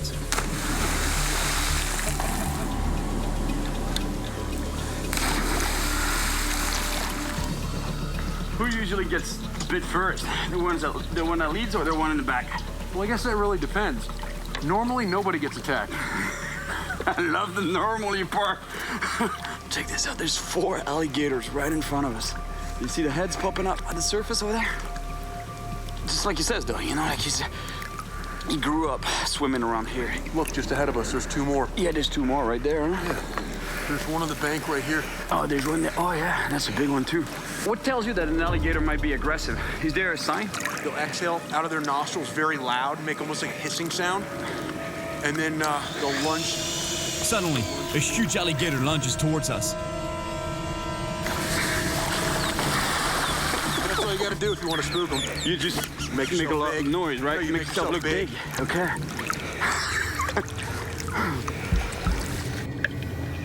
There are alligators all around us, and we have to be very careful not to provoke them. I can't believe it. I'm swimming within 3 feet of a wild alligator. As Marshall says, they're more afraid of us than we are of them.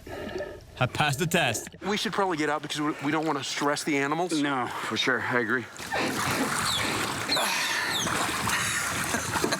All right. Swimming with gators. Check.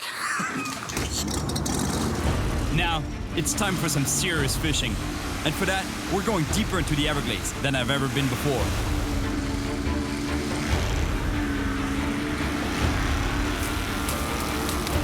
In some places, there's so much grass that I can't even see the water. It's amazing. I have the impression of driving on a road instead of being on a boat. Marshall must be one of the few people to venture out here.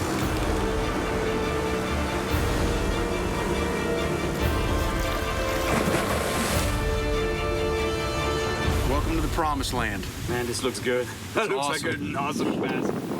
Man, God, there's got to be a lot of bass in here. That's perfect habitat for larvae, you know? It's not just perfect for bass, but also for alligators.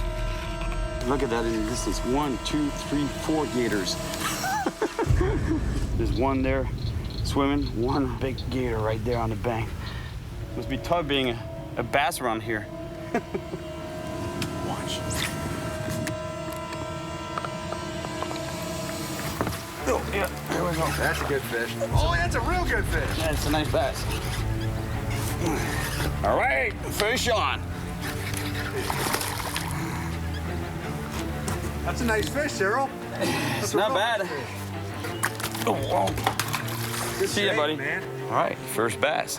Not very big, but it's gonna get better from there on. All right, Cyril, this is it. This is what? Where we separate the boys from the Glades men. What do you mean? Well, this is where you and I get off the boat into the gator's habitat. Like you want to go fish in the water? Absolutely. You're going by yourself. I'll lead the way. He wants to go wade in the water when this place is infested with alligators. Cyril? Yeah. Coming with me? Guess so, man. It's now or never. All right, why not? I've already swam with gators, but wading with them while catching fish might be pushing my luck. I just stepped on a fish. Luckily, it wasn't a gator. That is brilliant, man. Wading in the water when there's gators everywhere in the water. There was a gator right here like 5 minutes ago. Oh, yeah. Not even. And it was big, too. On foot, it's pretty easy to sneak up on the fish. And the gators, too. Yeah, something big was right behind you.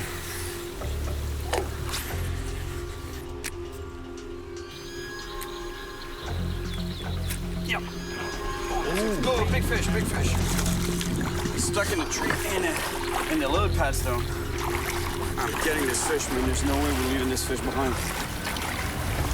You want to hold the rock? Hold tension on the pole for me. It's fine with gators, you think, yeah? That one's getting too close for comfort. Maybe it's not safe enough for us to be here. There's no way I'm leaving this fish. It's good fish. He's down about 2 feet under the water. He's like armpit deep under the water. You see him? I have to be quick. The fish on my line is attracting an alligator. Got him? Almost. All right. Yeah! Yeah. That's the way to do it. We never leave a fish behind, right? Nice Everglades bass. I thought it was much bigger than this, but still, it's a nice fish. It's a really good bass, but not the monster I was hoping for. I gotta say though, with all the gators around, it's definitely a fish I'll never forget. Now that I've been deep in the heart of the Everglades, I set out to the west coast, at the edge of the Gulf of Mexico. That's it. I finally reached the coast, where the fresh water of the Everglades meets the salt water of the Gulf of Mexico, and where all kinds of predator fish can be found. And at the top of them all, the bull shark. I want to go kayak fishing in an area called the 10,000 Islands, but it's a huge wild maze, and without the help of a local, honestly, it's almost certain I'd get lost in there. So I'm meeting a pretty notorious ex-fisherman who knows all the secrets of these islands, and not only thanks to fishing. Give us a drink, please. And the Daniels family is one of the first families here. I said I was 10 generations. Really? That's it. You used to run the town here, huh? Well, yes, pretty much we did. We used to run the area at night when most people couldn't. It's pretty much of a maze. For one wrong turn, you wind up out in the trees, and you don't want to run aground with blue lights behind you. Wow. But DEA must have been after you, no? Well, DA, everybody was after us. In the 1970s, the Everglades was the hub of marijuana trafficking in the United States. Kent Randall Daniels, with other members of his family, was among the biggest and most wanted drug traffickers. I was out commercial fishing one night, mullet fishing, but a man approached me and said, I need your boat. And I said, I kind of need it too to make a living. I've got to have fish at the fish house in the morning. I got to have money. And he said, come with me. He said, you'll have money. So I went with him. And heck, $50,000 or $60,000 a night didn't sound bad. $50,000, $60,000? How many years did you do in jail? Federal, I done 4 years. Altogether, I've done 11 years. It's a lot of time away. Man, this guy sounds like a script from a Hollywood movie. Anybody that got fed to the crocs back then? Or the gators? Ex-wife, mother-in-laws. Ken says he often raced through these channels at over 60 miles an hour in order to evade the police. Just slightly faster than me in my kayak.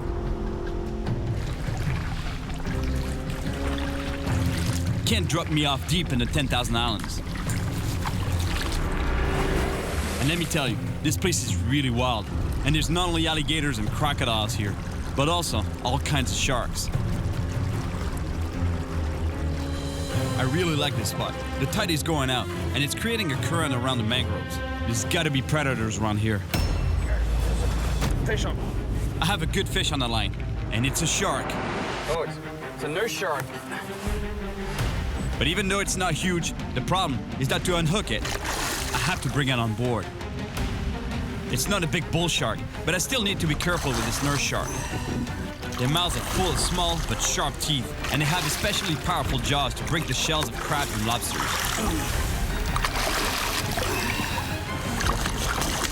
I just really don't want to capsize. I know there are monster bull sharks around here. Yes! It's not a huge shark, but clearly it can still hurt you. Little nurse shark from a kayak. How cool is that? Those fish, they're sharks, but they don't have teeth like sharks per se. They have a lot of power though in the mouth, you know, because that's what they're made for, you know. That mouth is designed to crush shells, crabs, anything they can find on the bottom, even fish, and just crush them and swallow them whole, you know. So if you put your fingers in there, they'll just crush your fingers. All right, bye, buddy. That was a nice small nurse shark, but it's still far from the big bull shark I'm after. Yes, but I think that's as big of a fish as I can land on this kayak, because without flipping over. After hours in the mangrove maze, I managed to find my way out, and I finally found myself at sea on the Gulf of Mexico. But I still have to find the top link in the food chain, the bull shark. A few months ago, I came to Florida to catch sharks on a medical mission to help shark bite victims.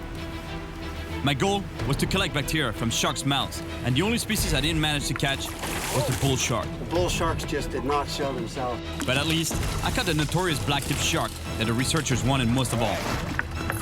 Good job. Good swab. Hopefully this time, I'll catch a big bull shark here on the coast of the Everglades. And for that, I'm getting help from a local fisherman, Derek, who really knows the spots for sharks. Hey, Derek. Hey, Cyril. How you doing, man? Good. Good to see you.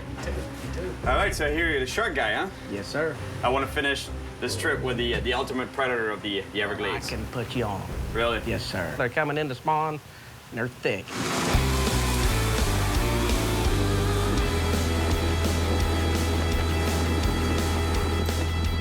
We stop at the border of the Everglades.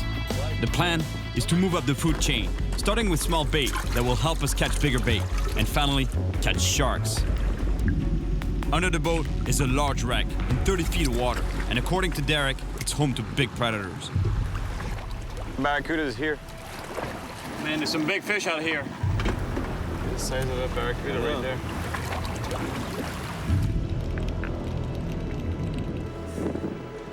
This spot is definitely full of marine life. We even get a visit from a turtle that takes a gulp of air before returning to hide in the wreck below.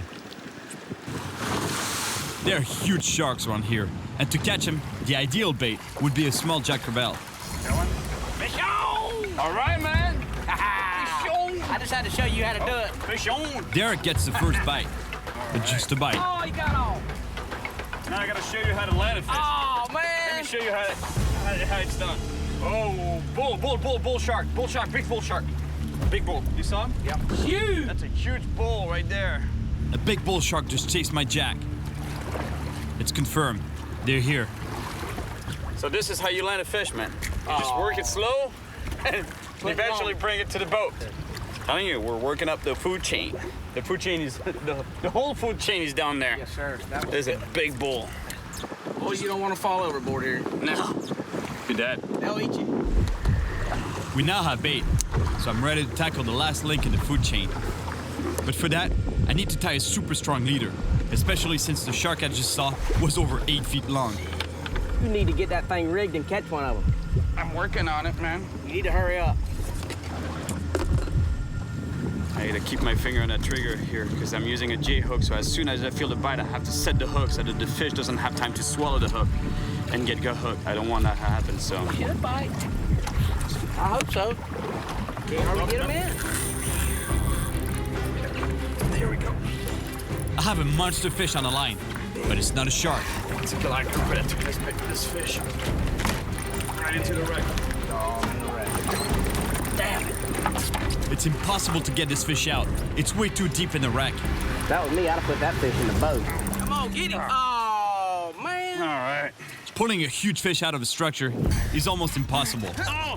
And I can tell you that, because I've tried it before. Man, some big fish down there. Woo. Broke him off. And now, I'm right back to square one. Cyril. Yeah? Let's get your rig back, man. Oh, you want to go with a rope? Yes, sir. Let's go ahead and get it back. You want to? That hurts, man. I've been there before. Oh, no. Not this thing again. I tell you, I've been there before.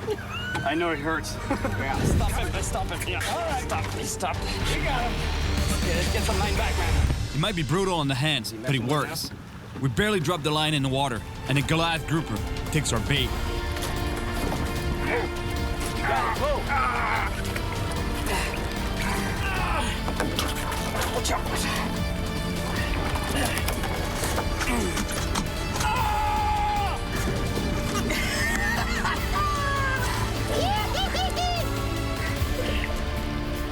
Oh my God!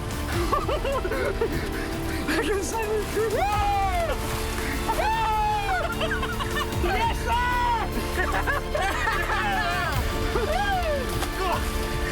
You think you were gonna get away with a stop? Our rigs there? That's mine. Y'all. This is great. The fish is free from the hook, and I got my rig back. The same fish came back for the bait. They don't care. That's No, just they to don't show you, they care. really Exactly. don't care. Now it's time to catch a huge bull shark.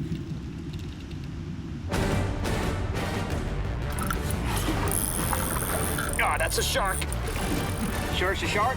Yep. With the big head shakes I'm feeling, there's no doubt it's a shark. I think that's the monster you're looking for, buddy. I'll be all bruised up tonight. It's a big bull shark, exactly what I came here for. He ain't a small one now. Oh, there he is. There he is. Gosh, look at the monster fish down there. The fight has attracted some massive Goliath groupers that are almost as big as the shark. Goliath there. Goliath there. This shark is really big, close to 9 feet long, and I've almost got it to the boat. Hook popped out. Man, did you see the size of that shark? That must have been a 9-foot shark, 9-foot bull shark. I want to catch one of those. I think it's thick with Goliath grouper in the wreck down there. So if we want to catch a shark, we're gonna have to move up that wreck a little bit, because Goliath grouper, they usually stay within the wreck, or they don't go far at all from it. Whereas shark, they can circle around it. And it's, you know, quite a distance away from the wreck. So if we want to stay away from the Goliath grouper, we'd better move off of it. We have to get away from the wreck, but we've got a problem. The anchor is stuck in the wreck. Derek doesn't want to lose his anchor, so he hits the gas to try to pull it free. I head to the stern because I'm worried that the cleat might explode. That's a pretty good rope you got. Derek gives it full power, hoping to pull the anchor free. But instead, the rope breaks. We just lost the anchor, but we don't have time to waste. I have to put my line in the water right away before the boat drifts too far from the wreck. Oh, yeah. All right.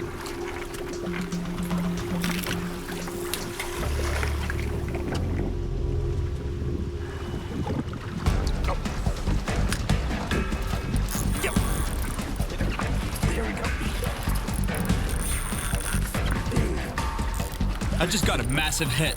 Big fish. Shark? And the way it's fighting, it feels like a shark. Oh, no, it's still on. Yeah, shark. Shark. All right, shark on. Oh, yeah, big bull right here. This shark is really powerful, and it's taking a lot of line.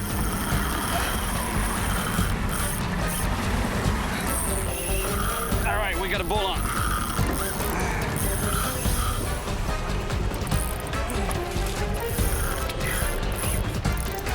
We're on to a big fish. Oh, yeah! Yeah, man. Yes, sir! Woo! Good shark right there. Think so, huh? The Goliath grouper goes straight down to the wreck. The shark runs. Give me quite an impressive run, this fish.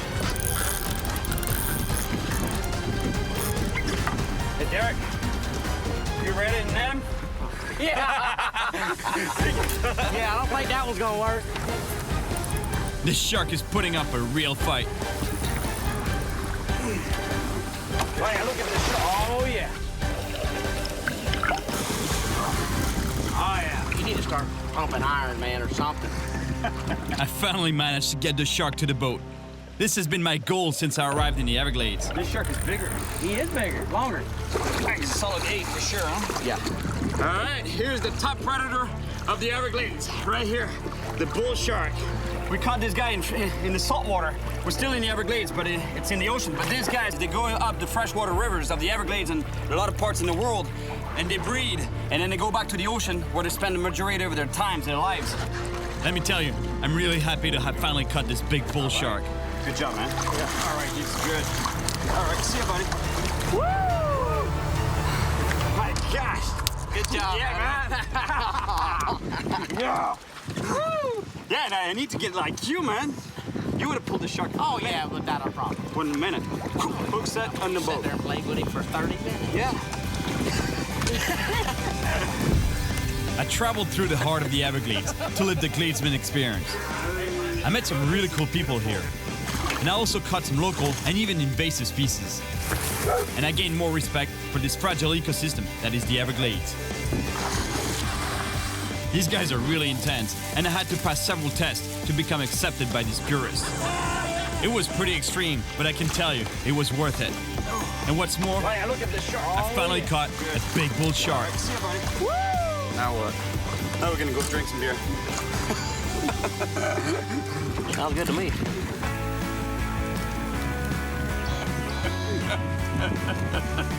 We're wrapping our microphones in condoms to be able to get deeper in the water.